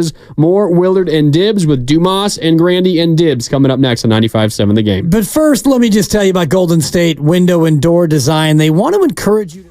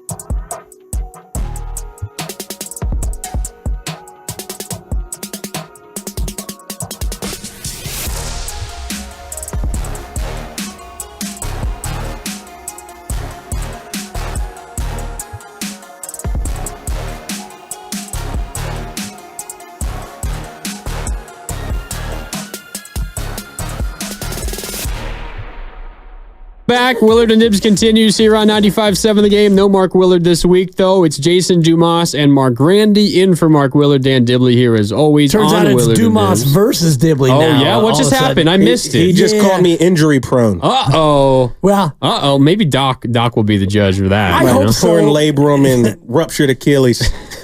I had the same torn labrum. Yeah, it's no picnic. All right. Anyway. We got to get to Doc, and all guests on 95.7 The Game appear on the River Islands guest line. Isn't it time for you to discover the islands, River Islands in Lathrop? And, of course, our guest right now is the great Doc Pandia. It's time for Cleared to Play, where we take you inside the tent and get you updated on the latest injuries in the Bay. Proud to partner with UCSF Health on this segment and bring in Professor of Orthopedic Surgery, Dr. Nirav Pandya. Doc, welcome. How you doing today? I'm doing good. How are you all doing? You know, we're still trying to recover from losing Klay Thompson. And I guess, first of all, as a Warrior fan, Doc, how does it feel knowing Klay Thompson's time as a Warrior is up? I mean, it's definitely hard, after seeing him, be here for 13 years and everything he contributed, pre-injury, kind of seeing him through his rehab process, and then obviously the last couple of years. And I think the biggest thing for me is I think people don't necessarily appreciate just what he went through in terms of those 941 days away. And when I look back at what's amazing about Klay, there are the three-pointers, there's Game 6 Klay, there's all that other stuff. But for a professional athlete to miss 941 days with those two major injuries and come back and perform at the level that he did, I just think people need to appreciate that, beyond everything else that's gone on. It's just pretty remarkable, and we just haven't seen someone like that in any professional sport do what he did. Is it even more remarkable the fact that they stacked kind of back-to-back where the ACL happened and he made it almost basically all the way back and then the Achilles, and so he had to start from scratch again? Yeah, absolutely. And I think what's the really hard part about that is just getting your confidence back. You go through this whole process of rehab, and you're like, am I going to get hurt again? Am I going to get hurt again? Am I going to get confidence? And then you get back and then you get hurt again. And then suddenly it's like, am I ever going to get that ability to play back on the court? And I think the mental part of, playing even as a weekend warrior after those injuries, but to come back and say, can I trust my body? And everyone's, looking at my performance and wondering if I'm going to be the same person. I just think the back-to-back nature of it and the fact that you lose so much of that time in your 30s where you should be kind of peaking just speaks volumes about what he accomplished. Doc, this is Rumor Mill Central this time of year, early July in the NBA world, and one name that keeps popping up for the Warriors is Zach LaVine. The Bulls are trying to shop him. Obviously, he has had some foot injuries over the past couple of years that have scared a lot of teams away. Is that a legitimate concern with a guy like him who is known as a above-the-rim athlete? Yeah, absolutely. I think that the two kind of injuries that will give you pause for NBA players are back issues and foot issues. And he had this 4 to 6 month recovery timeline for this foot injury that he had. And one of the things you get worried about, it was kind of like, let's see if you can play. Let's see if you can play. Okay, now we're going to get surgery. And now he's recovering from that. And also with the Bulls, he was having issues with that knee that he had ACL surgery on several years as well, too. So having knee soreness, getting a foot fracture for an explosive athlete, it definitely gives you a little bit of worry, especially if you're depending on him to be your number 2 scorer, if you're losing someone like Kuminga in any kind of sign and trade. So I think that's a concern is he going to be healthy, and can he be what makes him so good, which is an explosive player? Doc Pandia of UCSF Health with us here on Cleared to Play on Willard and Dibs on 95.7 The Game. One of the newest Warriors, Doc, not slow-mo. Kyle Anderson, who, if you haven't heard, just signed like a half hour ago, or was announced that the Warriors had agreed to a 3-year, $27 million deal. We can ask you about him in a sec, but the other newest Warrior, D'Anthony Melton, has been relatively healthy for most of his career, except for last year when he only played 38 games with the 76ers, dealing with a back issue. I imagine a back issue for an NBA player also is one you're a little bit concerned about for D'Anthony Melton. Yeah, absolutely. Particularly when you lose a significant amount of time with only playing, a little bit less than half the season. And I think the report of his back issue was a lumbar spine stress response, which is a fancy way of saying you've got inflammation in the bones in your back.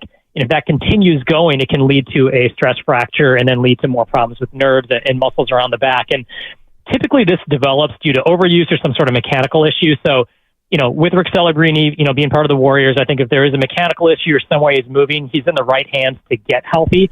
But you just worry. You hear about NBA players, and Jason's familiar with, when Ben Simmons in Philly and Michael Porter Jr. and Draymond, all these PL players who get back issues, something you want to watch very closely. Luckily, no surgery yet, but something that you want to look out for as he's entering into training camp and playing with the Warriors. When you look at Steph and Draymond going forward into this year, how concerned are you about their advanced age and what their risk of injury might be this season? Yeah, no, absolutely. I think that as you get older, your rate of injury risk increases, particularly as you get into your late 30s. And Curry's played about 32,000 minutes in his career, Draymond 23,000, so that's a lot of wear and tear. Of the two people, I get worried more about Curry, and I think part of it is just the way that he moves on the court. I mean, he's continuously one of the leaders in the league in terms of how much distance he's covering during the season. And if he doesn't have a number 2 scoring option next to him, is he going to have to move around more? Is he going to have to work more to get a shot? So not only is having a second option good for the team, but also potentially is good for Stephen Curry's health. And I do worry, is he going to be working a lot without that option next to him? Is that going to lead to the ankle issues, the hamstring issues, et cetera? So absolutely a concern as he's getting older. Part of that's who's playing next to him as well, too. Doc, you lauded Klay for being able to get through those 2 injuries and being able to come back and play at the level he's played at with missing, 900 and something days. Long term, those 2 injuries and the trauma on that lower leg, as Klay continues to play, I mean, he was a warrior, figuratively speaking, last year. He played the most games, I think, on the team. Is he in the clear, do you think now? Do you think he's be able to say he's past those injuries? Or is that something that you're always going to have to keep an eye on when you pop an Achilles and when you tear an ACL? I guess that's to a lower degree, the ACL part. Yeah, if you look at most of the data and most of the studies that looked at players who have these injuries individually, pretty much if you get to year 3, and he'll be year 3 from his Achilles this fall, you're pretty much at that point where any kind of subsequent performance decline or injury risk has pretty much been minimized. Now, obviously, his age is probably the biggest factor, but from anything related to that ACL or Achilles, he's kind of past that at that point now. So any decline is going to be more age-related, and he's pretty much past that in terms of the ACL and the Achilles, which is good for a player like him and potentially maybe the reason why the Mavericks said, hey, we're going to give you 3 years because we know that you're kind of past that point of worrying about those 2 injuries. Last one for you, Doc. There's been some weird reporting about the Warriors holding Andrew Wiggins out of the Olympics and whether it's a decision that they both have to come to and agree on or whether the Warriors are forcing his hand. Is this just as simple as the Warriors being careful with one of their guys? And I know there's been rumors about trading him. Does it go back to the rib injury he sustained in the playoffs a while ago? What's your level of concern, Andrew Wiggins, health-wise at this stage? It's pretty minimal. I think that one of the things, you always see this with, kind of in the sports medicine setting. It's like, look, your active injuries are fine, but if you take more time to rehab and rest, it's probably going to be better for you and improve your performance down the long term. So it's short term versus long term. And I think just with some of the off seasons that Wiggins has had, particularly, with the chest injury and there was this ankle injury he's dealing with, putting all the trade rumors aside, it's probably the best for him to get a season where he's conditioning and working on it. And we know that a lot of players, when they play in the Olympics, that really cuts into their normal cycle of rest and rehab that they get heading into a season. So I think from a long-term standpoint, probably best for Wiggins, particularly how he's kind of entered in these seasons the past couple of years. So I think it's more kind of long-term benefit versus something the Warriors are doing in terms of a trade piece. Good stuff, Doc. Hey, Kyle Anderson, jersey in the cart or what? We'll wait and see if hopefully he's a piece for a bigger trade. I'm with Dibley on this. Nice, one. Doc. Thank you. Thank you. All right. Thanks as always, Doc. We appreciate your time. Appreciate you. All right. Take care, guys. Yep. All right. That's Doc Bandia. Cleared to play. The proceeding was sponsored by UCSF Health. A little worried maybe about D'Anthony Melton's back injury, but Andrew Wiggins, you never know, but we'll see where it all goes from there. Good stuff as always. Yeah, like you said, Doc those Bandia. backs are tricky. Especially for a basketball player. I mean, you're using your back all the time, and of course, these athletes are jumping crazy. And slow-mo, Kyle Anderson, there's a reason why he's so healthy. He doesn't move quick enough or jump high enough to get hurt. Well, Melton, obviously, I'm invested in the Sixers. I watched him play up until the injuries last year. He was playing really good basketball for them. He's a good player. He just has to get healthy, and hopefully that back issue isn't chronic, and he'll be able to play. As it pertains to Kyle Anderson, like I said, I've been watching him play since UCLA. I knew of him when he was a high school recruit in the New York City, Jersey area, very close to Philly, a location I always keep an eye on in the grassroots scene. Good player, great pedigree. I just wonder the fit offensively with the Warriors. Yes, I get it. He's a role player. He's going to be coming off the bench. But even bench players, you always want to stagger them with guys like Draymond and some of those other starters. And I just think they duplicate each other a little too much. But we'll see. We'll see how it all plays out. Worst case scenario, he's a high IQ player who doesn't really make many mistakes on the court, and you can always use those guys. Yeah, so he's basically Kevon Looney plus, is what you're saying. I think he's better than Kevon Looney. Or they're different. They're different type of players, right? Because Kevon Looney is a high IQ player who doesn't make mistakes, and you can count on him to do exactly what you need him to do, which is 16 to 22 minutes of good, solid screen setting, rebounding, between 5 and 22 rebounds, usually closer to 6 or 7. Pretty good defender, not a shot blocker, but he's a guy who, when he's on the court, he won't hurt you. And that's kind of what you're describing Kyle Anderson. And I'm not going to use his nickname because every time Grandy says it, slow-mo, it makes me even cringe a little bit more because the Warriors are in need of impact. And, DeAnthony Melton is a guy who can come in, he could be impactful. He could be, a good solid 12 to 13 points a game if he's healthy. He's a guy who can come in and score and shoot it and be productive, but I just don't know if Kyle Anderson fits with what this team's trying to do. And I think you guys are both right to be questioning what the offense looks like for the Warriors, which to me just signals that, if this team really does want to compete and be a player this season, then you're going to have to make another move, and a big move. And I think also what this move does is the Warriors are right up under the luxury tax line now. Again, the luxury tax is about $170.8 million this coming season. The Warriors are like at 169-ish. They have like less than $2 million of space left. And they got a lot of roster spots filled. You don't really have a lot of room to go and do anything else at the moment. So if you are going to do anything else, you would have to think it would be a trade or 2 players for 1 player or something like that. And who is, you trade from a position of strength and suddenly the Warriors have a lot of wings. DeAnthony Melton and Kyle Anderson, and you already have Wiggins, and you've got Jonathan Kuminga, and you can consider GP2 to be in that wing mold. You got a lot of those guys. So I would feel like if you're going to make a move, one of the guys that might be on the way out the door is one of those wings. And most notably, you got Andrew Wiggins and Jonathan Kuminga. That would be my guess. Now, we also have this, and I'm going to say this off the top. Take this with a grain of salt because this is not a name that we all know, and we're not going to treat his word as gospel.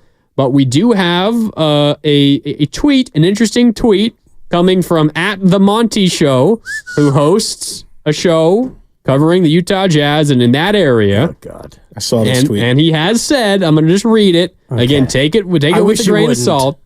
The Warriors and Jazz have made significant progress in talks around Lauri Markkanen. Sources close to the Jazz tell me the Warriors do not have the parts to make a deal, or this is me adding on, maybe they don't want to, and I am told they are looking for a third team to make the deal work. We don't know if that is 100% true and factual and accurate, and Tibbs doesn't want to believe it. But I know the source. And oh, you do? Yes. But before 95.7 The Game was 95.7 The Game, it was a station called Sports Radio 957. And I left another radio station to join this station before we actually launched the official brand. And during that time, I worked with The Monty Show. Okay. Alongside another... So he's tapped in, huh?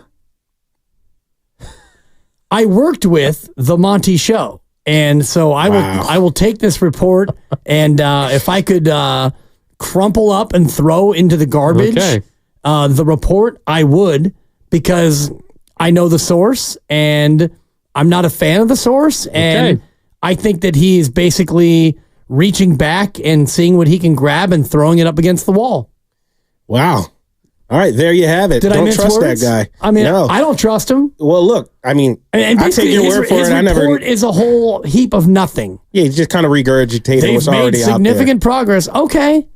Thanks, The Monty Show. It is kind of funny. He says they've made significant progress, but then in the next line he says the Warriors do not have the parts to make a deal. So if you don't have the parts to make a deal, how can you possibly make significant progress? Right, and he's told that they're looking for a third team to make a deal work. Okay. And the news part of that is what? All I'm going to say is, and we can forget. I said what I said. That's all I'm going to say. You know the guy. It's your prerogative. You can say he whatever. Still owes me lunch. Oh, okay. Over the Monty show. The Mavericks and the Heat NBA Finals in 2011. Wow, this goes I had back. the Mavericks. Yeah. Wow. He had the Heat. Oh, he took the favorite and he lost. Yeah, still owes me lunch. Score one for the Dipper. Which is probably 2 lunches by now on interest. But go ahead, Grandy. I don't want to bog this down in me. All I'm going to say is, regardless of the report, and you can believe it, you cannot believe it, Dibs doesn't believe it, that's perfectly fine. The Warriors are up against the luxury tax. They don't really have many roster spots to fill anymore. All that says to me, you can't just go out and add more players. If you're going to change your roster, it's going to be via another trade. That's what the Warriors have been doing. And it's going to be a trade not like the one they just made, where you send money and a second-round pick swap back. You're swapping players at this point. You have a lot of wings. You're probably going to be moving away a wing if you make a move. Wiggins or Kuminga would be my guess. And as you guys have laid out, and you're 100% accurate in this, what is the Warriors, at least on the offensive end, their number one missing skill at the moment? It is shooting, floor spacing. Who is available out there on the trade market that would space the floor for you? There's maybe a couple, but Lauri Markkanen is one of them. So, Dibs, we could forget about this. It could be a fake report. It could be totally wrong. He could be pulling it out of his you-know-what. Yeah, it's an opinion. Whatever. It makes sense to me that the Warriors are very interested and are calling up the Utah Jazz. Who knows how far it's going? It makes perfect sense that they are on the phone with Danny Ainge and company. They should be. If they're not, it's a mistake. And according to this account, and sources tell him that more sources. The Warriors are hesitant to give up 4 first-round picks, Kuminga and Moody, for Markkanen. You think? You think they're hesitant, Jason, to give up 4 firsts, Moody and Kuminga for Markkanen? I think that they would be more interested in giving up. That's more 2 than firsts. that's a little more than that's actually a lot more than what they gave up from Mikal Bridges. Brooklyn did 4 picks and a swap, right? 4 picks, a swap, and what's his name involved? My man, the white European guy. Oh, Bogdanovich. Yeah. I love the description. So you would be giving up 4 picks just like the Knicks did, but then Moody and Kuminga, who are just objectively more valuable than Bogdan. So and the Warriors are hesitant to do that. Boy, that's breaking. Hit the breaking news sounder. I'm trying not to get bogged down in the reporter, but I do think that if it was 2 firsts and Kuminga and Moody, I think that, for me, feels a little bit more like what the compensation should be. Maybe Utah wants more than that for Lauri Markkanen. Okay, say the holdup number 1 is Jonathan Kuminga. What if you could get it done for Wiggins, Moody, and multiple say it's still 4 first-round picks, but instead of it being Kuminga, it's Wiggins, Moody, and 4 first-round picks. Do you do that? Yes. 4 first-round picks. You do that. I don't care about the picks, personally.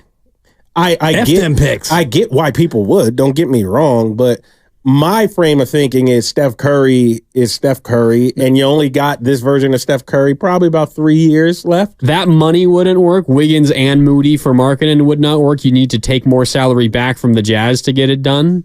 For Wiggins and Moody? Wiggins and Moody make more than Markkanen. Markkanen's only making 18. This year. Right. Who else is on that Jazz? So that's why they need a 3rd team, though, to make it work. Potentially. You're right. That would be the 3rd team could help you out. You could take less. If you're under the apron as a Warrior team, you could take less. I thought you just couldn't take on more. Well, I guess I don't know exactly what Utah's situation is. Right. And also, I mean, there's the whole thing about, 150% of the deal salary-wise, depending on where you are. I know that because they're now not in that second apron anymore as of the beginning of the league year, that now they can aggregate salaries to make it work in a trade. But, maybe it's just Wiggins and multiple first-round picks then to make it work. And, if you could keep Kuminga and Moody. If it's Wiggins and picks, then you're doing it. Well, and I think that 6 first-round picks. I don't think that Utah is of the mindset of like, okay, we got to get Moses Moody to make this deal work. I think that if Utah is getting rid of Lauri Markkanen, they're thinking about multiple first-round picks anyway to make it work. Yeah. Because you're rebuilding. I mean, you're already rebuilding, but if you get rid of Markkanen, you're really rebuilding. Well, let's look back. One of the most famous Danny Ainge trades, and of course it's when he was with the Boston Celtics. He's now with the Utah Jazz, and he's famous for fleecing people and for trading out aging stars who still have some big name value, and maybe they have a year, 2 years max of being decent in them. First of all, it's a different situation here. Markkanen is only 27 years old. But the most famous one is when the Celtics pulled off a trade with the Brooklyn Nets. And it was when they shipped off Paul Pierce and Kevin Garnett.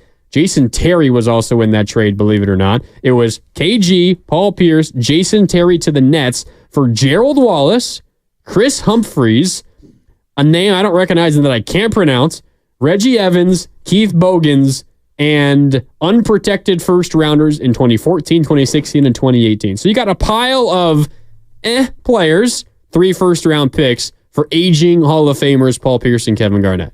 3 first-round picks and a Hall of players. And now Bobby Marks is working in television for a reason. True. For a reason. Yes. It was a horrible trade, probably the worst in NBA history. But it's not as if the Nets were, and I guess this is a little bit of a different situation because it's not as if the Celtics were getting back in return some quality young player like Jonathan Kuminga. It was just picks and like nothing else. Mm-hmm. No, I get it. It's not like the Celtics were holding out for the Nets to offer their version of Jonathan Kuminga. No, the Nets just wanted those. Danny Ainge just wanted those picks. I mean, look, you have Steph Curry, and you gotta risk the risk/reward. Do you want to go all in on trying to get Steph another championship ring, or do you want to try to walk that fine line and do both? They've been trying to do both the last couple of years, and look what has happened. I mean, like, so lucky they got that 4th ring. So lucky because it kind of kept the vultures out of the way for a couple of years. But then the last 2 years, there were opportunities where you probably could have been more aggressive and helped get yourself closer to a championship ring, and you didn't take it. So you got to commit to one or the other. I don't think you can really be on both sides of the fence like the Warriors have been the last couple of years.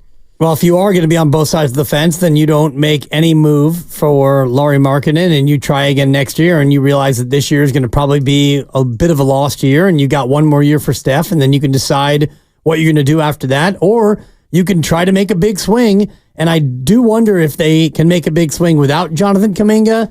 And, ideally, yeah, it'd be Wiggins and Moody and multiple first-round picks, and you get Markkanen in, you keep Kuminga, and then you worry about paying Kuminga next year, and you figure out if you need to trade him next year and that $35 million that he's going to be making, like you did Jordan Poole. But I think if you try and move off of Kuminga now, even if you bring in Lauri Markkanen, does that make you enough better to where you can get to where you want to be this year? I don't see it. Yeah. I don't know. Lauri Markkanen's got 1 year left on his deal, $18 million. If it was, say, Wiggins and Moody, Wiggins is making over 26, Moody is making nearly 6, so that's $32 million right there. You would need to match because the Jazz are over the salary cap, and they can't take in more than they give out. So you'd have to make things work, but that's, as Jason points out, maybe where a third team would come in, but it may ultimately come down to the Warriors' desire or not desire, they don't want to give up on Jonathan Kuminga or a couple of picks as well. It could come down to that for the Golden State Warriors. All right, time for a break here on Willard and Dibs. It's Jason Dumas and Mark Randy in for Mark Willard. Dan Dibley here as always on 95.7 The Game. There's a lot more to get into. We had the breaking news that the Warriors have signed Kyle Anderson to a 3-year, $27 million deal. More on that. We'll take your calls on it. Also, what do you want out of your superstar Steph Curry? What should he be doing at this stage of his career? That coming up on the other side. We are sponsored by Safeway. More Willard and Dibs next on 95.7 The Game. Head to Safeway this week to get ready for the 4th of July. USDA Choice Boneless Beef Tri-Tip Roast, untrimmed twin.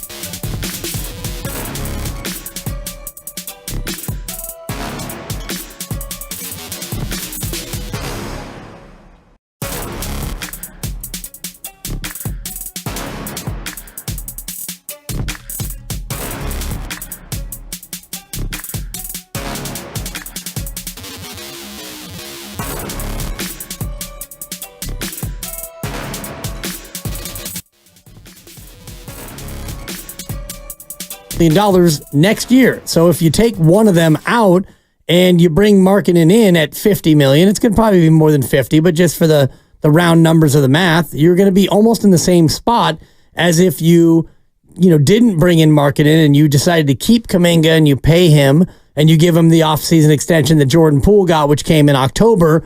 Then next year you're going to have Steph at 59, Draymond at 26, you're going to have Wiggins at 28 and Kuminga at 35. So you're going to be in that same spot anyway. Not to mention with, Anderson and, Melton's 1 year, he probably won't be here, but you get the point about where he'll be financially anyway. Yeah, absolutely. I mean, it's a movie you have to make, in my opinion. You have to make. Ideal world, you keep Kuminga around. There's something to be said about the homegrown talent. Me personally, I think that probably more than others, that's important. Keep the guys who you developed, you drafted. It just speaks well to who you are as an organization, your scouting department, and your hiring managers, for lack of a better word. I know that's not really a thing in basketball, but that means something. But if you have to give, you have to give to get, So if you have to give up a Jonathan Kuminga, if you truly believe in Lauri Markkanen, it's not even really for us to say, it's for Mike Dunleavy to say, then you do it. But you can't punt seasons when Steph Curry is 36 years old. Mm-hmm. That is just my point. You can't punt seasons when Steph Curry is 36 years old.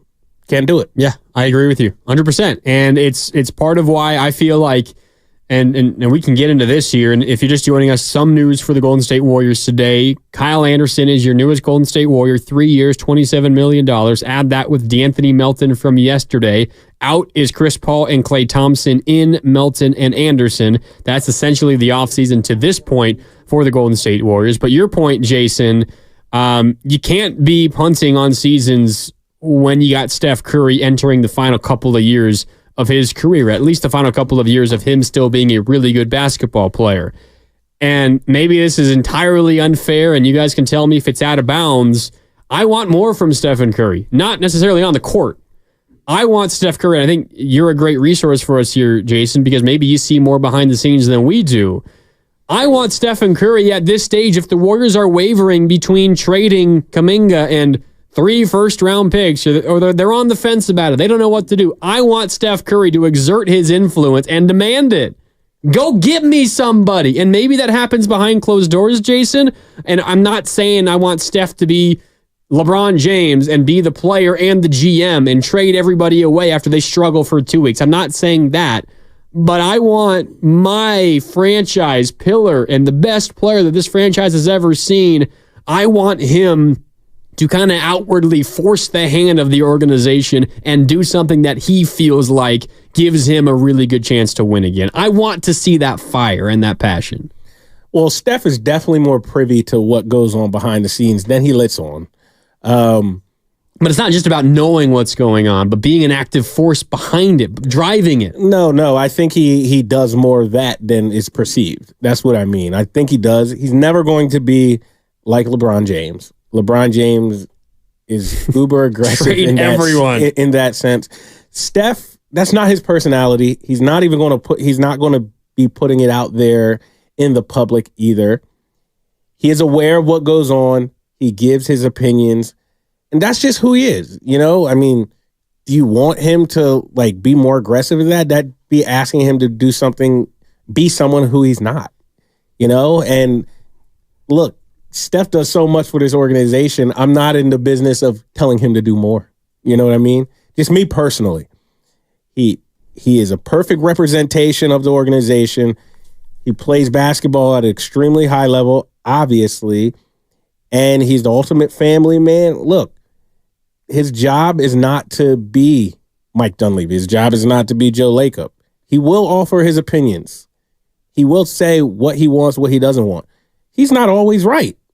The vets wanted Avery Bradley over Gary Payton II. Right. Mm-hmm. You know what I mean? So you got to, as a GM, I don't even know if I want my player exerting that much power. You probably don't. Because sometimes we've seen how it's played out in LA. Every time they hire a coach, it's okay, who cares? Their coach is LeBron James. Like that's not a healthy work environment. It's not. So I think Steph does it the perfect way. He says what he prefers, and they'll listen sometimes, and they won't listen another time. Let's be happy they ain't listen with Avery Bradley. Good point. You know what I mean? And I think that the organization knows how he feels about Jonathan Kuminga and how he feels about Lauri Markkanen. I would imagine that those opinions have been voiced, and so now it's not really up to him to sit there in the war room and consult with Mike Dunleavy Jr. on every possible trade. They know how Steph feels about the young core and what direction Steph and even Draymond by proxy, what they want to do with the roster and with the organization. And I look at last year's move to bring in Chris Paul. That doesn't happen without Steph and Draymond and probably Klay as well weighing in on how they feel about Chris Paul and how they feel about the idea of bringing him in for 1 year to have that veteran presence. And so I think the same thing would exist now where Mike Dunleavy and Joe Lacob in the front office, they know what Steph thinks about Kuminga and Moody and the young players and also Lauri Markkanen and Brandon Ingram and Paul George and all the rest of it. And so you're trying to do what you can do. There's a price point for all of this. You're not going to give up Kuminga, Moody, Pods, and 4 first-round picks. You're not just going to gut your team for Lauri Markkanen to bring him in and give him the max. There's a certain balancing act. There's a price that you will pay, that you'd like to pay, and that's where this dance becomes so intricate. Yeah, the 408 on the Xfinity mobile text line, Klay asked Curry not to talk. Yeah, you're 100% right. That's what Anthony Slater wrote earlier today on The Athletic. It's a great piece. I recommend you read it if you haven't just yet. I'm not talking about the Klay situation. I'm talking about going out and swinging big for Lauri Markkanen or someone of that ilk. I want my star to put a little bit of pressure on the organization, and maybe he is behind closed doors. And if he is, that's great. I'm not saying he's not. I just want him to be doing that. If he's not, I want him to. And I go back to something that Mike Dunleavy said last week about the offseason ahead, and this was before the NBA draft, and we know that pre-draft presser oftentimes turns into a pre-free agency presser, not a pre-draft presser, especially for the Warriors, who did not have a first-round pick. But this was Mike Dunleavy when talking about the future of his organization.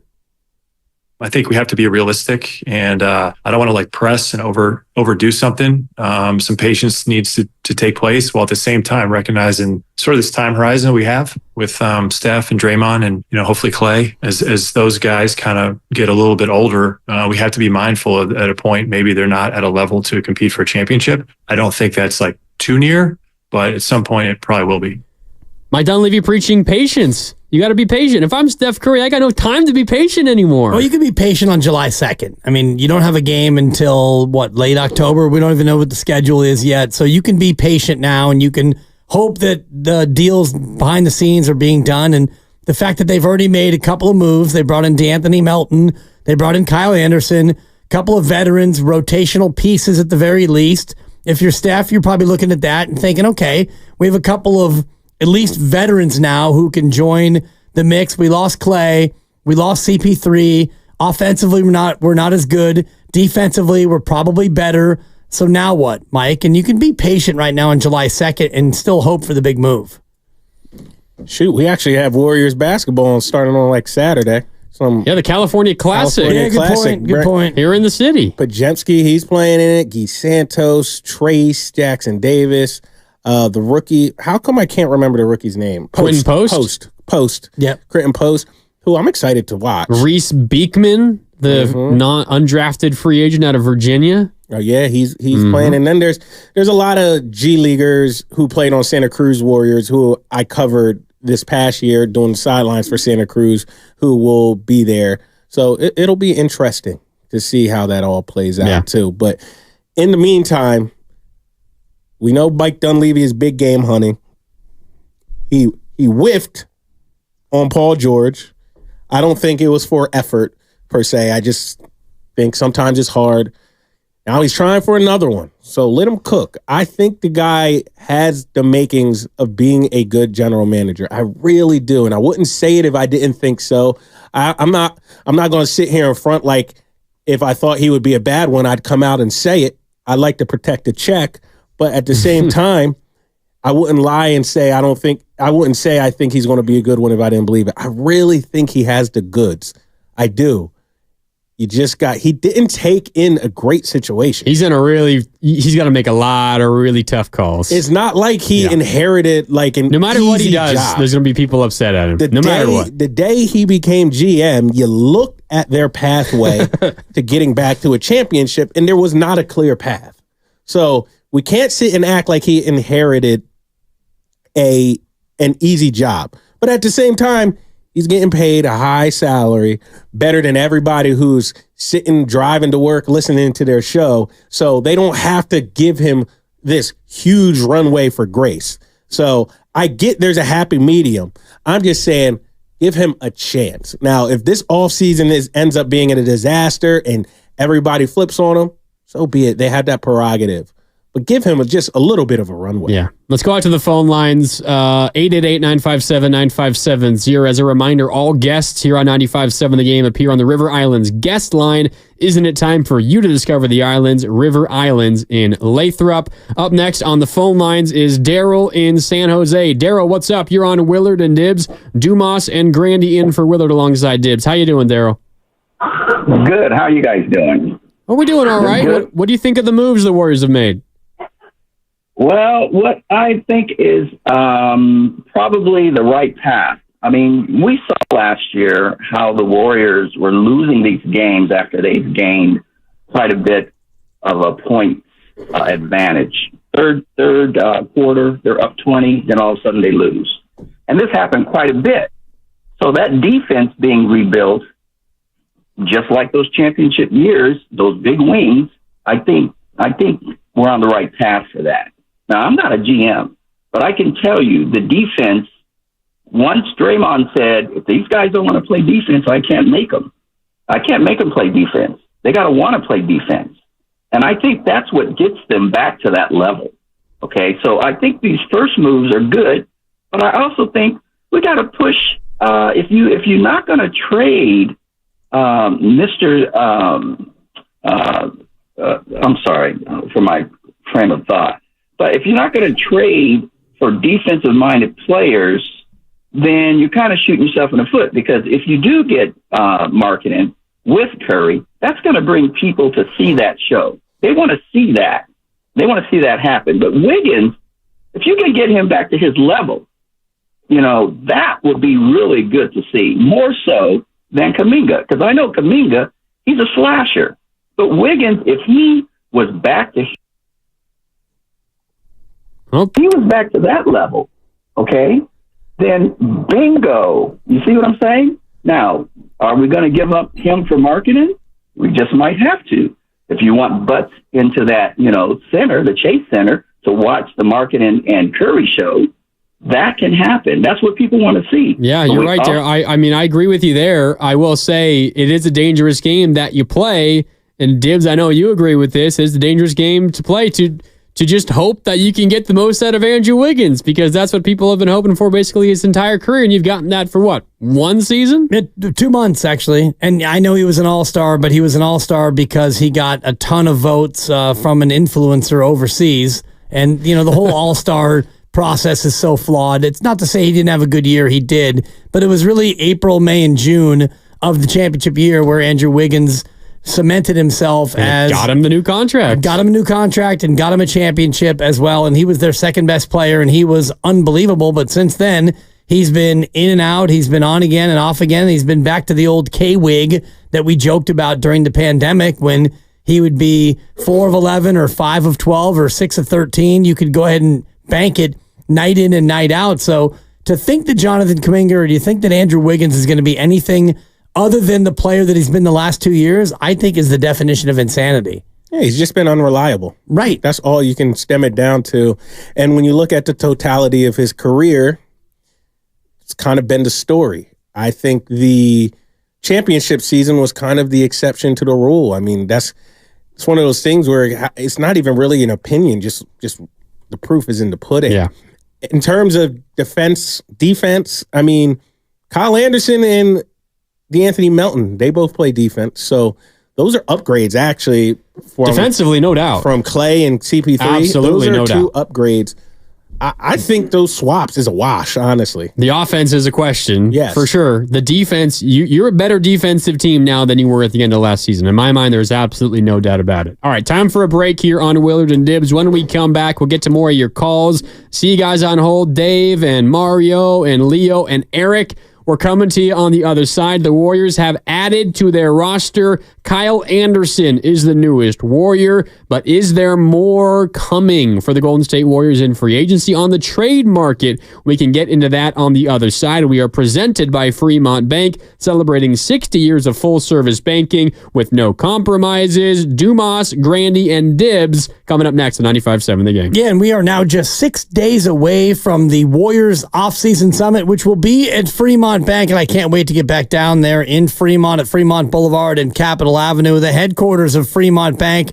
And it's a family-owned bank with that family-owned feel. When you come out to the summit, in 6 days, you're going to see it for yourself. You're going to see tellers and managers who know each other. They know their customers, and it's different than these big box banks. It's a real bank that's committed to contributing to my goals and empowering my community. As Grandy mentioned, they've been in business for 60 years. We just had the 60th anniversary party, part of the unveiling of the new headquarters down there in Fremont, and they are an incredible bank. It's a community bank that serves the community. When you deposit your money with Fremont Bank, like I do every couple of weeks with direct deposit, you know that money stays locally, and it works to support the businesses and the home ownership and the other activities right here in the Bay Area that make our area so strong. They've got 21 branches throughout the Bay Area, and I encourage you, go in, see the people for yourself, and you'll know when you get there, it's Fremont Bank.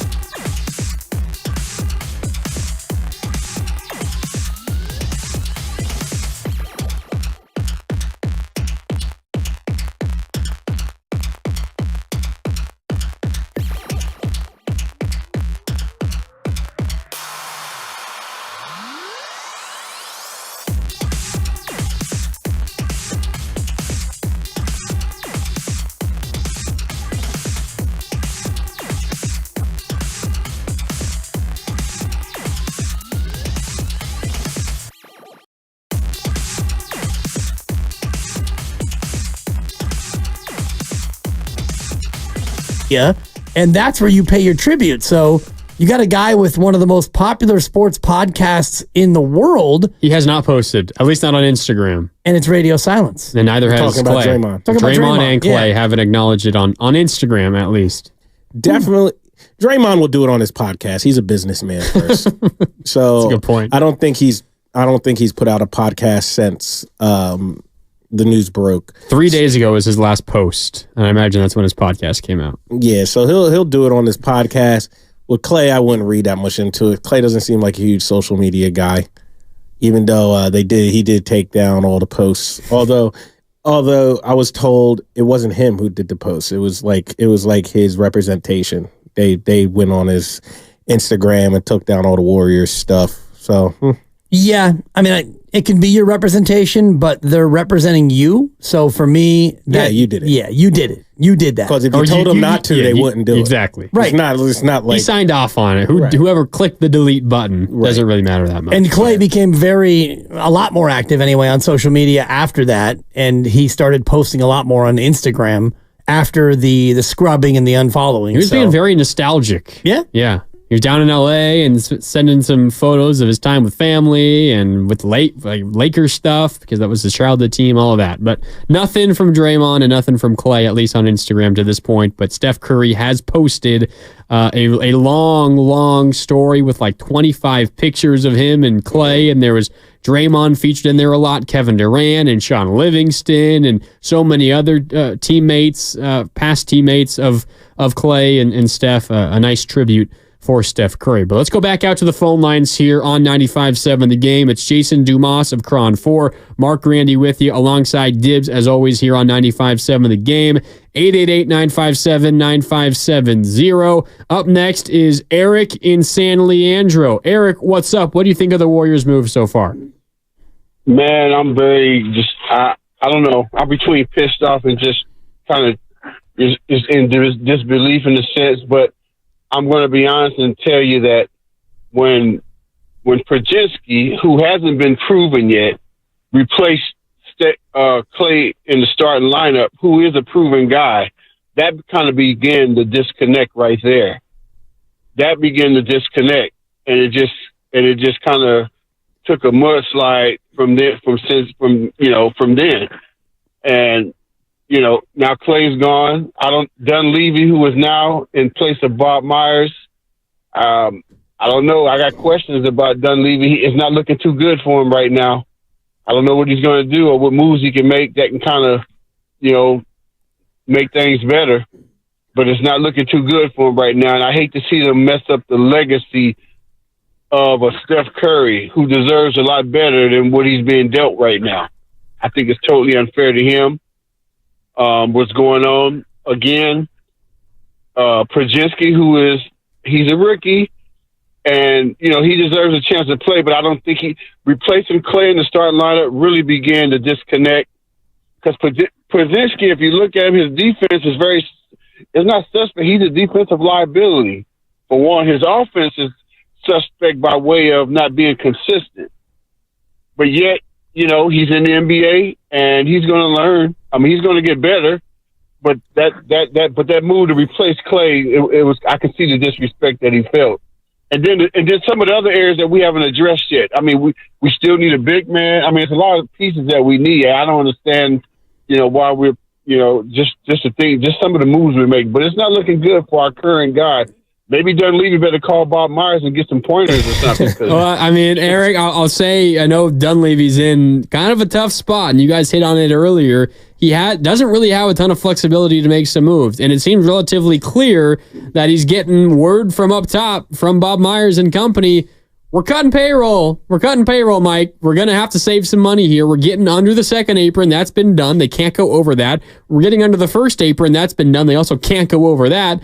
I think we want to get out of the tax entirely, which means you got to go down to no higher than $178.8 million of salary this year. They're at like 168, 169 at the moment. They're right on that mark, and they've got very few roster spots left. So unless there is a trade to be made, there really isn't much room for the Warriors to do anything else, but there is still an opportunity for a big trade to be made. But to Mike Dunleavy's credit, guys, he has made a couple of, I think, positive signings. D'Anthony Melton yesterday, and now Kyle Anderson today. If you're just joining us, Kyle Anderson, a 3-year, $27 million contract with the Golden State Warriors. It is officially a sign-and trade from the Minnesota Timberwolves, Kyle Anderson's previous team, and the Warriors use what was called a trade exception from the Klay Thompson sign-and trade to get that deal done. Essentially, just think of it as a Klay Thompson trade away and a Kyle Anderson, what the Warriors get back. That's essentially closes the book on the Klay Thompson sign and trade. And while, as you guys are right, there are some questions offensively, there's no doubt in my mind that this is a much better Warriors defensive team. And for a lot of last season, the issue was the defense. Right. And you know, they're better now defensively. A lot of it's going to, of course, rely on the health of their key guys, Draymond and Steph. We know that that's always the case. But a couple of positive moves. I'm a fan of Kyle Anderson. Really big fan of his. It's not like he's going to add 8 wins to this team, but he's not going to hurt you almost any time he's out there on the court. No, absolutely. And I think Mike, yesterday it was looking super scary. You lost Klay. You didn't know what you were going to get back for him. You lost CP3. You knew you weren't getting back anything for him. So you're like, oh, man, what is going on? But these 2 moves today, well, I guess Melton was yesterday too. Yeah. But these moves today, when you pair Melton and Kyle Anderson, as I said, the offensive fit with Kyle Anderson, don't love it. I know a lot of people are talking it up online right now. I just think him and Draymond do a lot of the same things, and they're just too duplicative. So I have some reservations on that. But when you take that out of the question, Kyle Anderson and D'Anthony Melton, 2 good role players, 2 really good role players if you ask somebody. Like, this is the working around the margins that the Warriors probably should have done like last summer. Well, they tried to with Dario Saric, but that was not working around the margins the right way. But that's, I think, the move that they were making, right? Year prior, they tried with JaMychal Green. Yep, exactly. And didn't quite work that time. Well, JaMychal, he hasn't been in the NBA since. I don't think that so. was a really bad it worked move. with Otto Porter Jr. when they brought him in. That was a little bit more of He won them a championship. around the the elites margins as well that same year. Sure. Not as important as Otto, but he was positive. And I'll allow for what you're saying, Jason, and I think you're right about working around the margins. And these are 2 guys who are veterans, rotational players, good defensive players. And, Kyle Anderson, the metrics will show you that when he's on the court, the team plays well and they do well. But I think about in real time, if you're going up against the Warriors, and maybe I just have to wrap my brain around a different Warrior experience, but this team, not only do they not have the Splash Brothers, but now you've got really 2 guys who can shoot. You've got Podziemski and you've got Steph. So if I'm an opposing team and I look at a lineup that has Kuminga or Moody or GP2 or Looney or Draymond or Trace or Melton or Anderson, any of these guys on the court, defensively, I'm going to feel like I can relax a little bit, just double team Steph all over the court, run everyone else off the line, and let somebody else beat you. I don't see a lot of scary weapons on this team offensively, and maybe they change the way they play now and they go out and they try to beat teams 95-94. I think that's an interesting point, and it's something that Steve Kerr has said towards the end of last season, or maybe it was his exit interview, asked if maybe they've got to consider changing style of play and figure some new things out, and maybe that is a challenge for Steve Kerr and company, especially on the offensive end this coming season. Back out to the phones we go. We got full lines. We want to rapid fire run through some of these here. Leo in San Francisco is up next. If you want to get on hold, 888-957-9570. But Leo joins us now. Leo, what's up? Hey, how you guys doing? Just a couple things. I think Markkanen would be a great trade. But given what, and you guys touched on this earlier, given what Danny Ainge wants, which is basically young players and 4 or 5 draft choices, Mikal Bridges kind of bag, there's no way that he's taking Wiggins in any trade off of that. And then the other thing I think people haven't talked about, Markkanen has said numerous times in the last 6 months he wants to stay in Utah, and he likes what they're building, and he loves Will Hardy. And, he got into a situation in Utah where there was no pressure, unlike what he was feeling in Cleveland. Came in, I think it was most improved player, made the all-star team. He basically has some leverage. If a team wants to trade for him and he decides, you know what, no, I've got a year left on my contract after this year, and I'm basically not going to sign an extension. And he decides, okay, in my mind, do I want to go play with the Warriors and have some pressure on me to try to get him another ring? And when Steph leaves, I'm going to be the man. I don't know. Maybe he says, you know what, let me look long term. Maybe I want to go play for San Antonio with Wemby, because in Utah, he has a big man like Kessler backing him up who's a rim protector, and he could go over to San Antonio and play the position he's playing now in Utah, and basically have Wemby backing up at the rim and have to worry about playing defense or rebounding. So I think there's other things, especially from a marketing perspective, where he has a lot of leverage. As far as slow-mo getting Warriors picking up slow-mo, I think that's just insurance.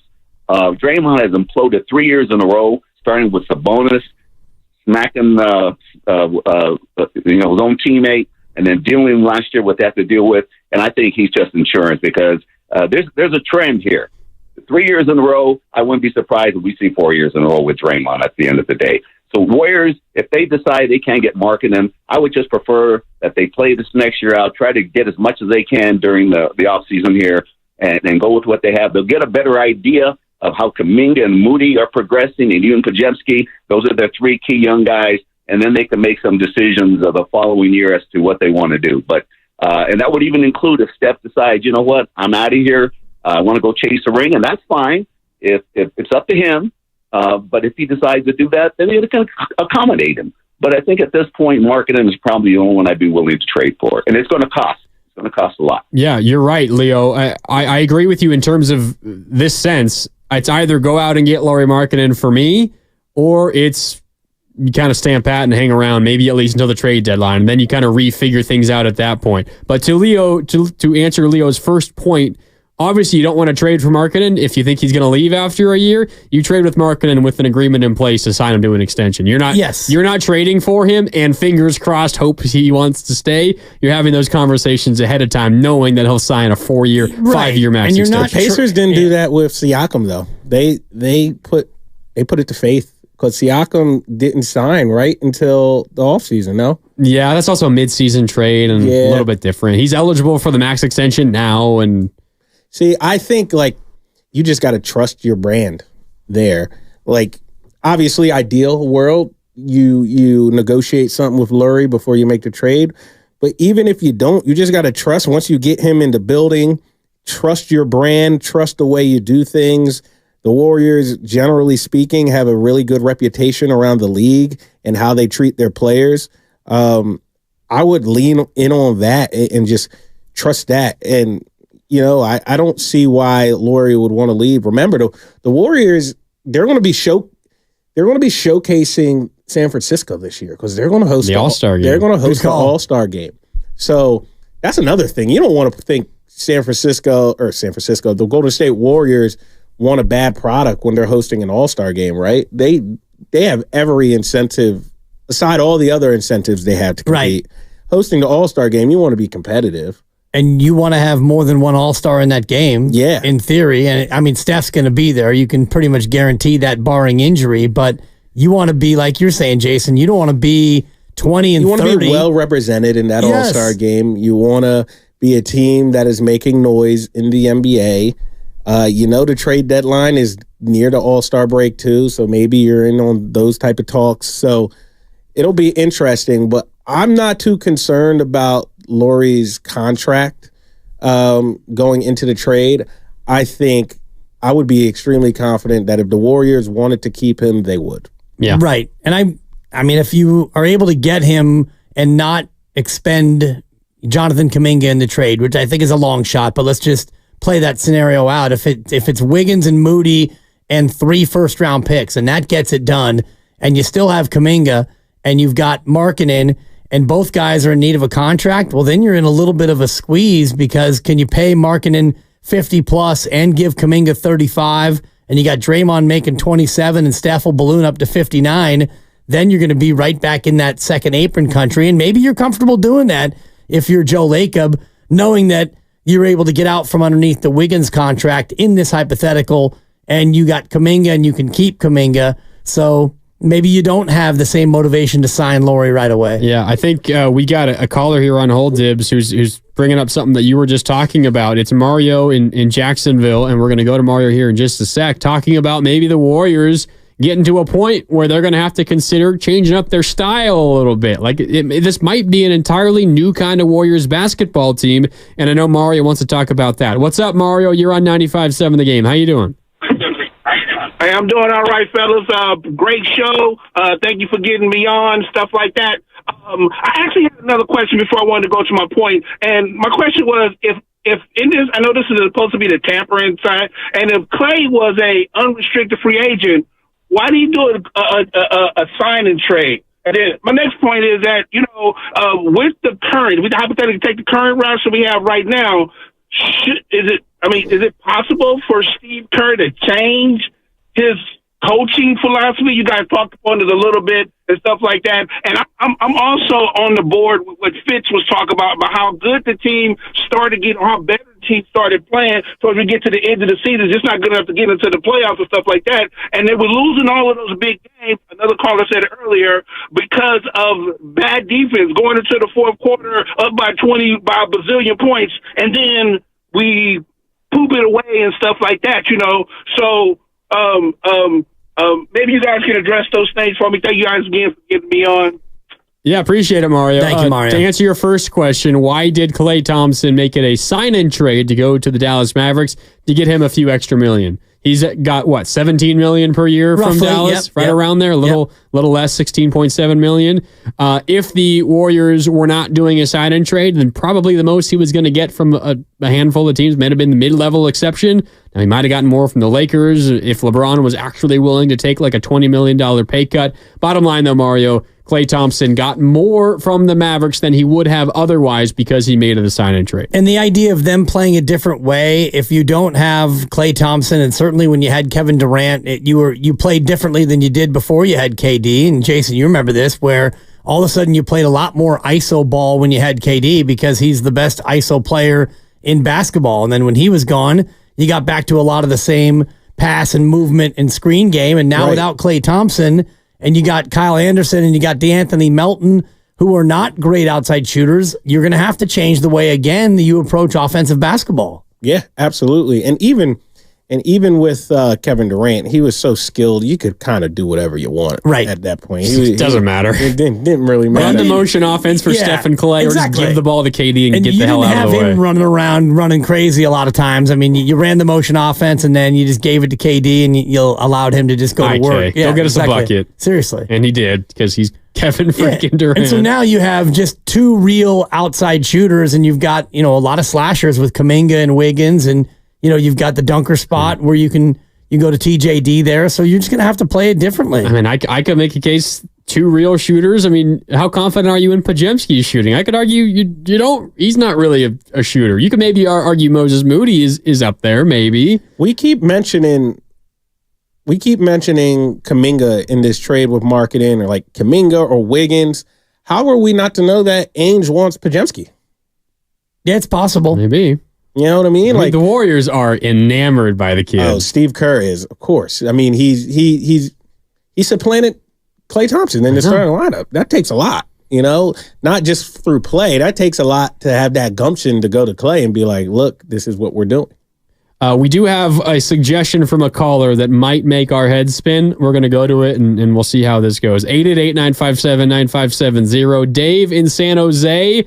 I think Dave wants to throw out a name that the Warriors should acquire. Dave, what's up? You're on Willard and Dibs.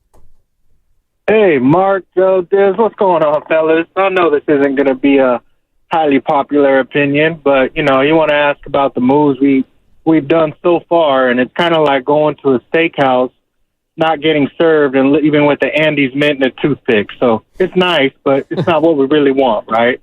Yeah. But, here's where we're at. This is a punt season. I hate to say it, but based upon the way that they played last year and the ownership basically saying we're not going above a certain salary cap level, this is a punt season, unfortunately, unless our guys just turn it on, the young guys turn it on. I'm not willing to give up 3 years, 4 years of the future and our current stars for marketing. I'm just not. I don't believe he's that guy. I don't believe you pair him with Steph and he's that guy. So we have to work with what's out there and what we have. And here's the suggestion, and again, that's going to get heat, but it's not the worst. I'm sure you've heard worse. So Wiggins and Looney, and maybe you have to attach a little bit of draft capital, but you go out and you go get Ben Simmons. I know, it sucks. But if we're already moving in the defensive direction, right, you now have two stud forward defenders in Simmons and Draymond. You got your low post presence in TJD, and you got a very good off-ball defender in Moody or GP2. And so we're basically saying, hey, Steph, will you go down there and outscore the other team's guy? Because we're going to shut down and lock down on defense. Now, the better thing about Simmons, because it very, very well not work out, is that it comes off the book sooner and it's a higher value. And so you get to that trade deadline, you're looking at other opportunities. If not free agency next year, there's $40 million off the books for you to go play with and go get somebody that you really want. But unfortunately, this is a punt season. Let's not be thinking we're a better team now than we were last year. Thanks for the call, Dave. Simmons and Draymond Green can't play together. Ben Simmons, $40 million. $40 million. Does anyone even know what team he's currently on? Because he hasn't played in forever. Right? Still on the Nets. Yeah, he's on the Nets still.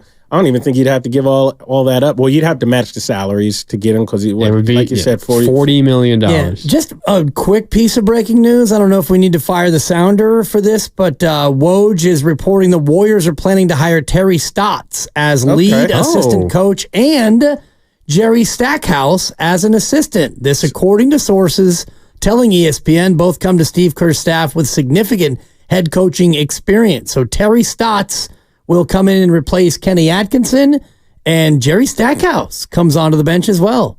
Where was Jerry Stackhouse the coach at? Was he Vanderbilt? College? Right? Oh, yeah, Vanderbilt. That's cool. Yeah, we probably could have played the sounder, but I thought I'd just get right to we're it. Good. We're on a nice little roll here. Terry Stotts, of course, longtime head coach of the Blazers. Yep. With Dame Lillard for a while. He got let go a handful of years ago now. Dame hung out there for a year or two after Stotts got let go, but largely successful NBA head coach. Just because, as you mentioned, Kenny Atkinson, now the head coach of the Cavs. You had a vacancy to fill. You had another vacancy to fill anyway, so you get a couple others. I mean, a couple experienced guys and well-respected guys around the NBA. No doubt. Yeah, so that's filling Decky's spot. Right, rest in peace. Yep. And then, obviously, filling Atkinson. Two big-time names. You know, I mean, Stotts is, I guess, relative big-time, but he's getting he's going to be on the seat right next to Steve Kerr. One thing I'm wondering about, obviously it's not a pressing matter, but I wanted to inquire about it. I haven't gotten the time yet. I wonder if Mikey Thompson is leaving the organization. Oh, that's a good point. He has been Clay's older brother, right? Yeah, yep. He has been a player development coach for a while now. He's out there with Chris DeMarco. He is out there with Anthony Vereen, who is the head coach of the Summer League team this year. He's out there with Jacob Rubin, who is the head coach of the Summer League team last year. So I wonder if Mikey Thompson is going to be around. Something definitely to ask. Yeah, something to keep an eye on. But the Warriors make a couple of additions to their coaching staff. Terry Stotts, longtime head coach of the Portland Trail Blazers, and Jerry Stackhouse, longtime NBA veteran, most recently head coach of Vanderbilt at the collegiate level. They joined the Warriors staff alongside Steve Kerr and company. A couple of veteran and well-respected guys. That goes with the moves the Warriors have made on the player front. Bye to Klay Thompson, bye to Chris Paul, and they welcome DeAnthony Melton yesterday and today, just an hour and a half ago or so. They also welcome in Kyle Anderson, formerly of the Minnesota Timberwolves. Back out to the phones we go, 888-957-9570. Dave in Fresno standing by. Dave, what's up? What do you think of the Warriors' moves thus far?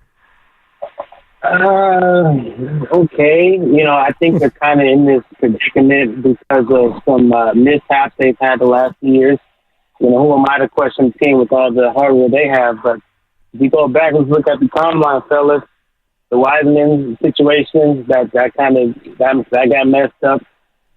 You know, with the re-signing of Wiggins, now you're looking back like, that kind of set us back a little bit.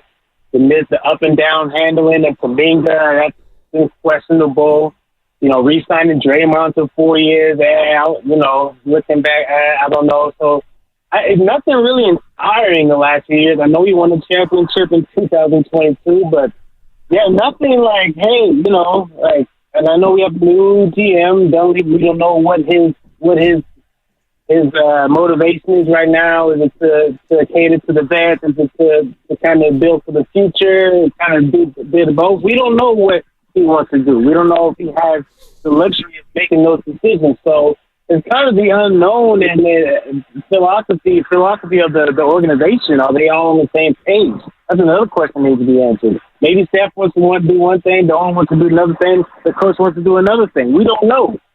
So right now, we're kind of in no man's land. Now we're praying to the guys who get more market picks.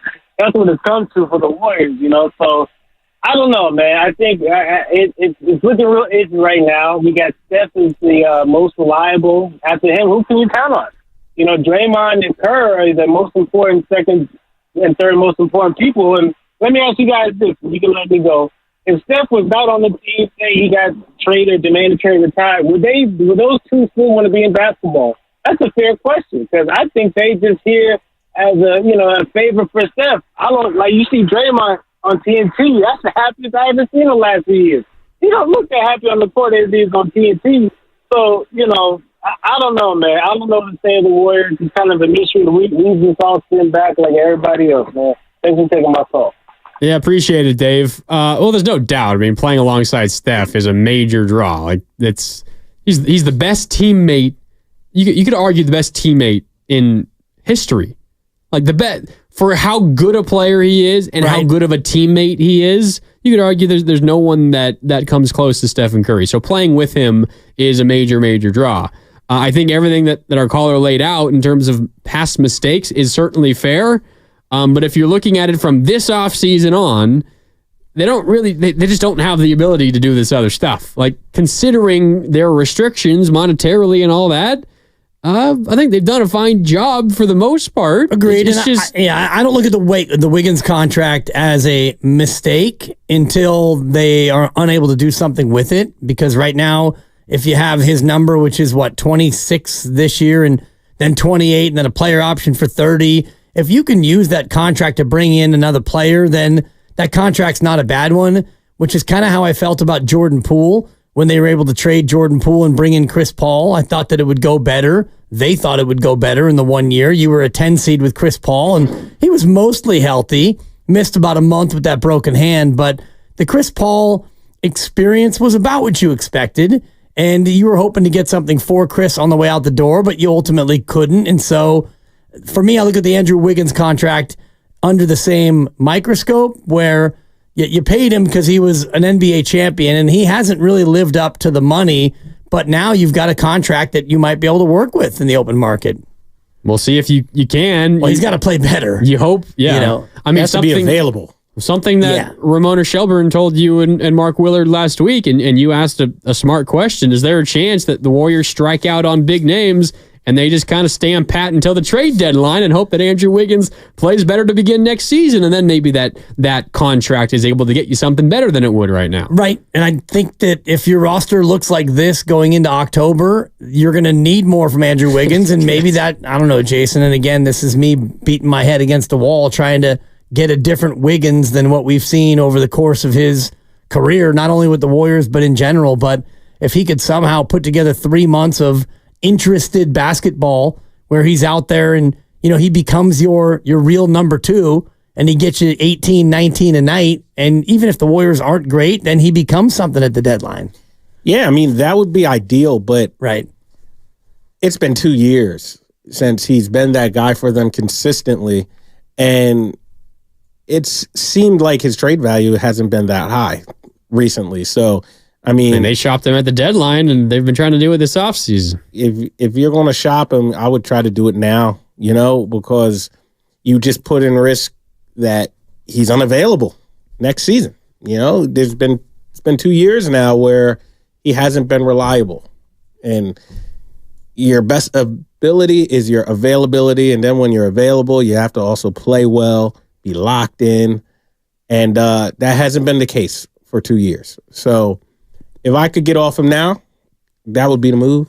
And I think that they would agree with you, but it seems like, and we heard the reports last week that they are aggressively shopping him, and that to me is more than putting a free sign and sending out an alert on Facebook that, hey, you got something for free. Yeah. If you're aggressively shopping him, you're posting him on eBay, on Craigslist, and you're putting it out there basically saying we'll take pennies on the dollar, and you're still not getting a lot of bites. I'll put it this way. The Golden State Warriors right now, if you include their draft pick, Quentin Post, you add in everyone currently under contract, and then you add in their 2 signings, they have 14 players on their roster. Yep. Mm-hmm. 14. You can only carry 15, and the Warriors generally don't carry 15.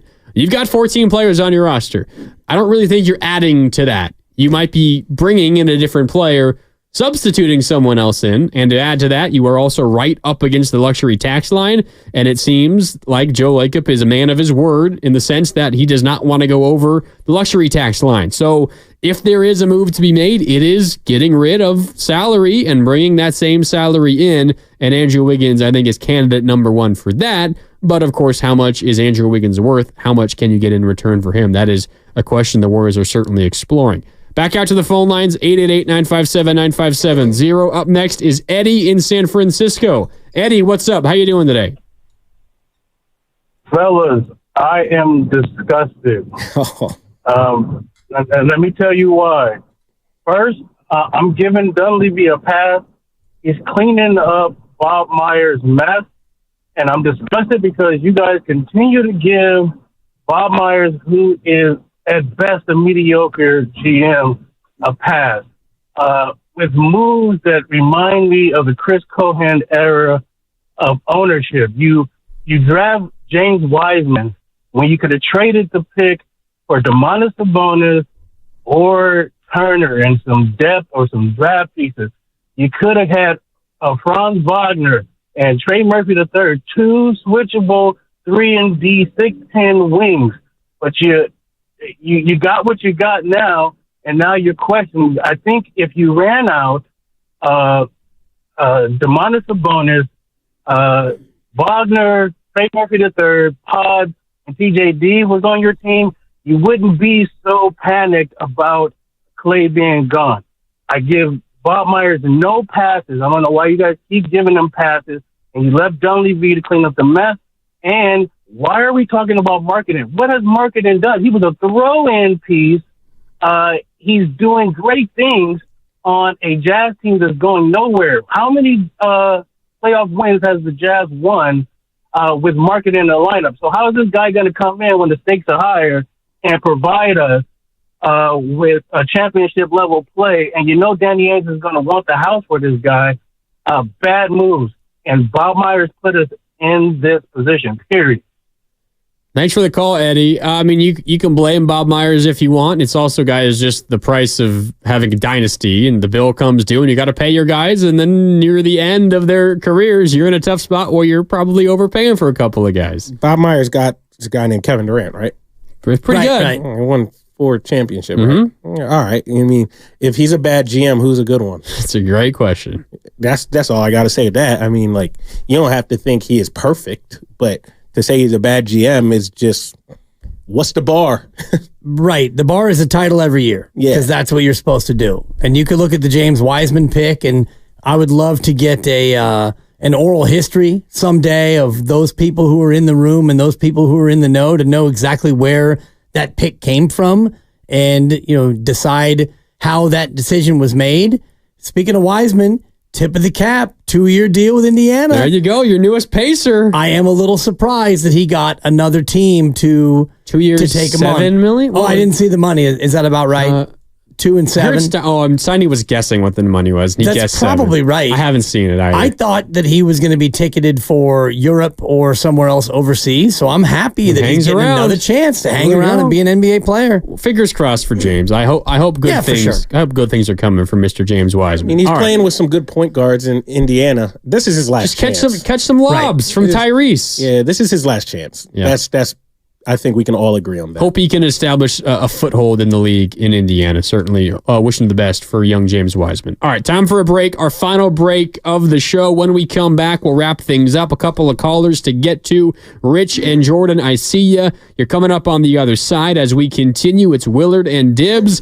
Dibbs, Dumas, and Grandy in this week here on 95.7 The Game. We are sponsored by Lucky California. More coming up next. Don't miss Lucky's 4th of July sale this Wednesday and Thursday only with breathtaking.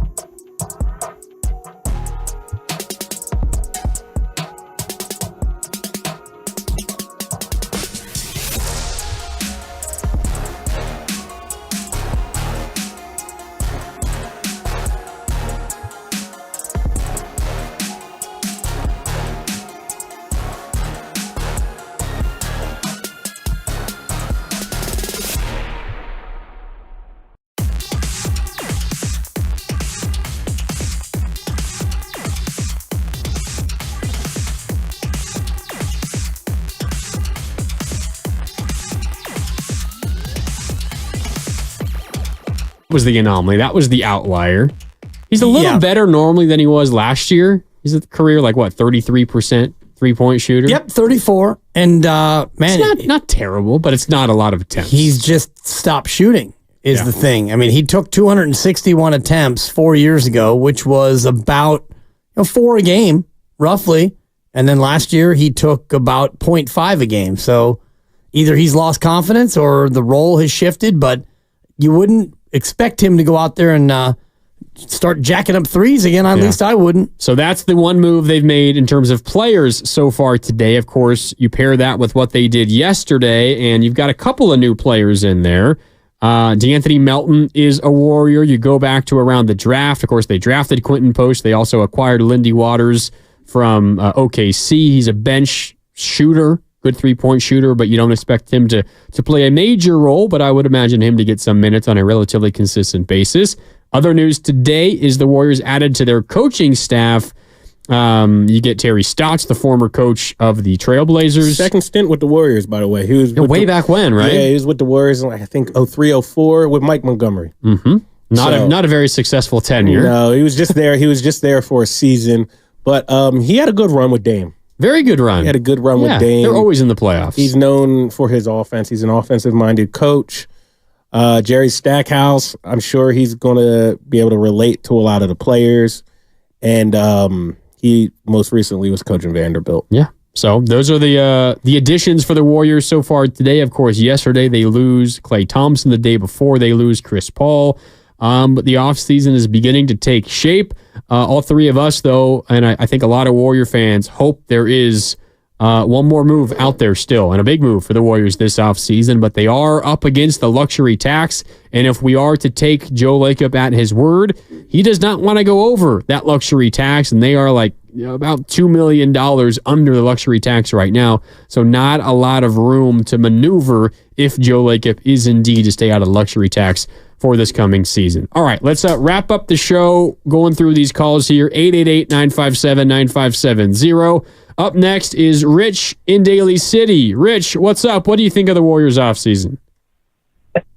Guys, I am totally disappointed. So much of it is, I work in a corporate environment, and so much is about expectation setting.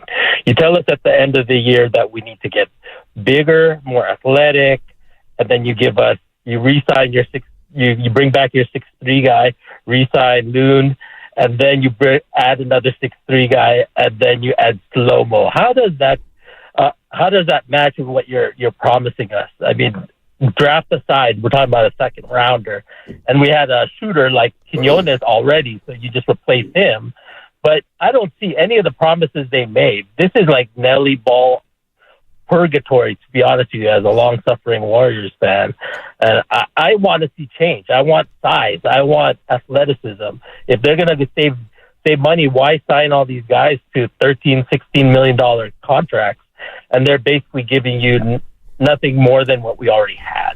Well, question for you before we let you go, and I ask this genuinely: what promises did they make us? What are you under the assumptions of what promises? I would have appreciated if they had gotten us some players with more size. 6'10", 6'11" guys at the swing position, maybe power forward position, maybe center position that were athletic. And even Wiseman, he signed probably for a pittance, right, for 2 years. Like, you couldn't have resurrect his career. I mean, they didn't give enough time to the guy when they had him here, and he was scoring 20 points when he was playing and given legitimate time. So gotcha. I don't see why they could have done that. Gotcha. So it's still that I'm with you, Jason, as far as promises. I don't think that they made any promises. They're trying to make big moves, and I think that they tried like heck to bring in Paul George, but didn't work out. No. Now it sounds like they're trying to get Markkanen. It just sounds like they're big game hunting, and they're trying to get a name, a player who can move the needle. That's what I said going into this offseason. I said the Warriors need to consolidate their roster. They have too many guys who need minutes who aren't good enough to really make a difference. So it's like whether it's Moody, CP3, Klay Thompson, Podziemski, Kuminga, Wiggins, like a lot of guys, they're all interchangeable. At least last year, some of the guys are trajecting to ascending, but like last year, just too many interchangeable pieces that were all about the same talent level and didn't get you any ground. So my thing was they need to consolidate that roster. They can't be like 12 deep. It's almost like having two quarterbacks. It's like you got two, you don't really have any. And they need to get a second guy for Steph. Because last year, Steph's second guy, it was just like a carousel. It was either Wiggins, Klay Thompson, or Kuminga. Offensively, at least. He ain't winning nothing with those three as your second best player. You just aren't. Yeah. You need another guy who's going to score you a bona fide 25 points every night. 20, 25 every night. Mark it down. So as of now, the offseason is still early. If they can get a big fish, maybe trade 3-4 guys for one guy, so you only really have 8-9 guys on the rotation. Right. I'll be happy. Because you're sitting with 11 right now, and I'm looking at the rotation, and if you've got Anderson and Melton to go along with the guys you already have, you probably have an 11-man rotation, and I think you're right about last year.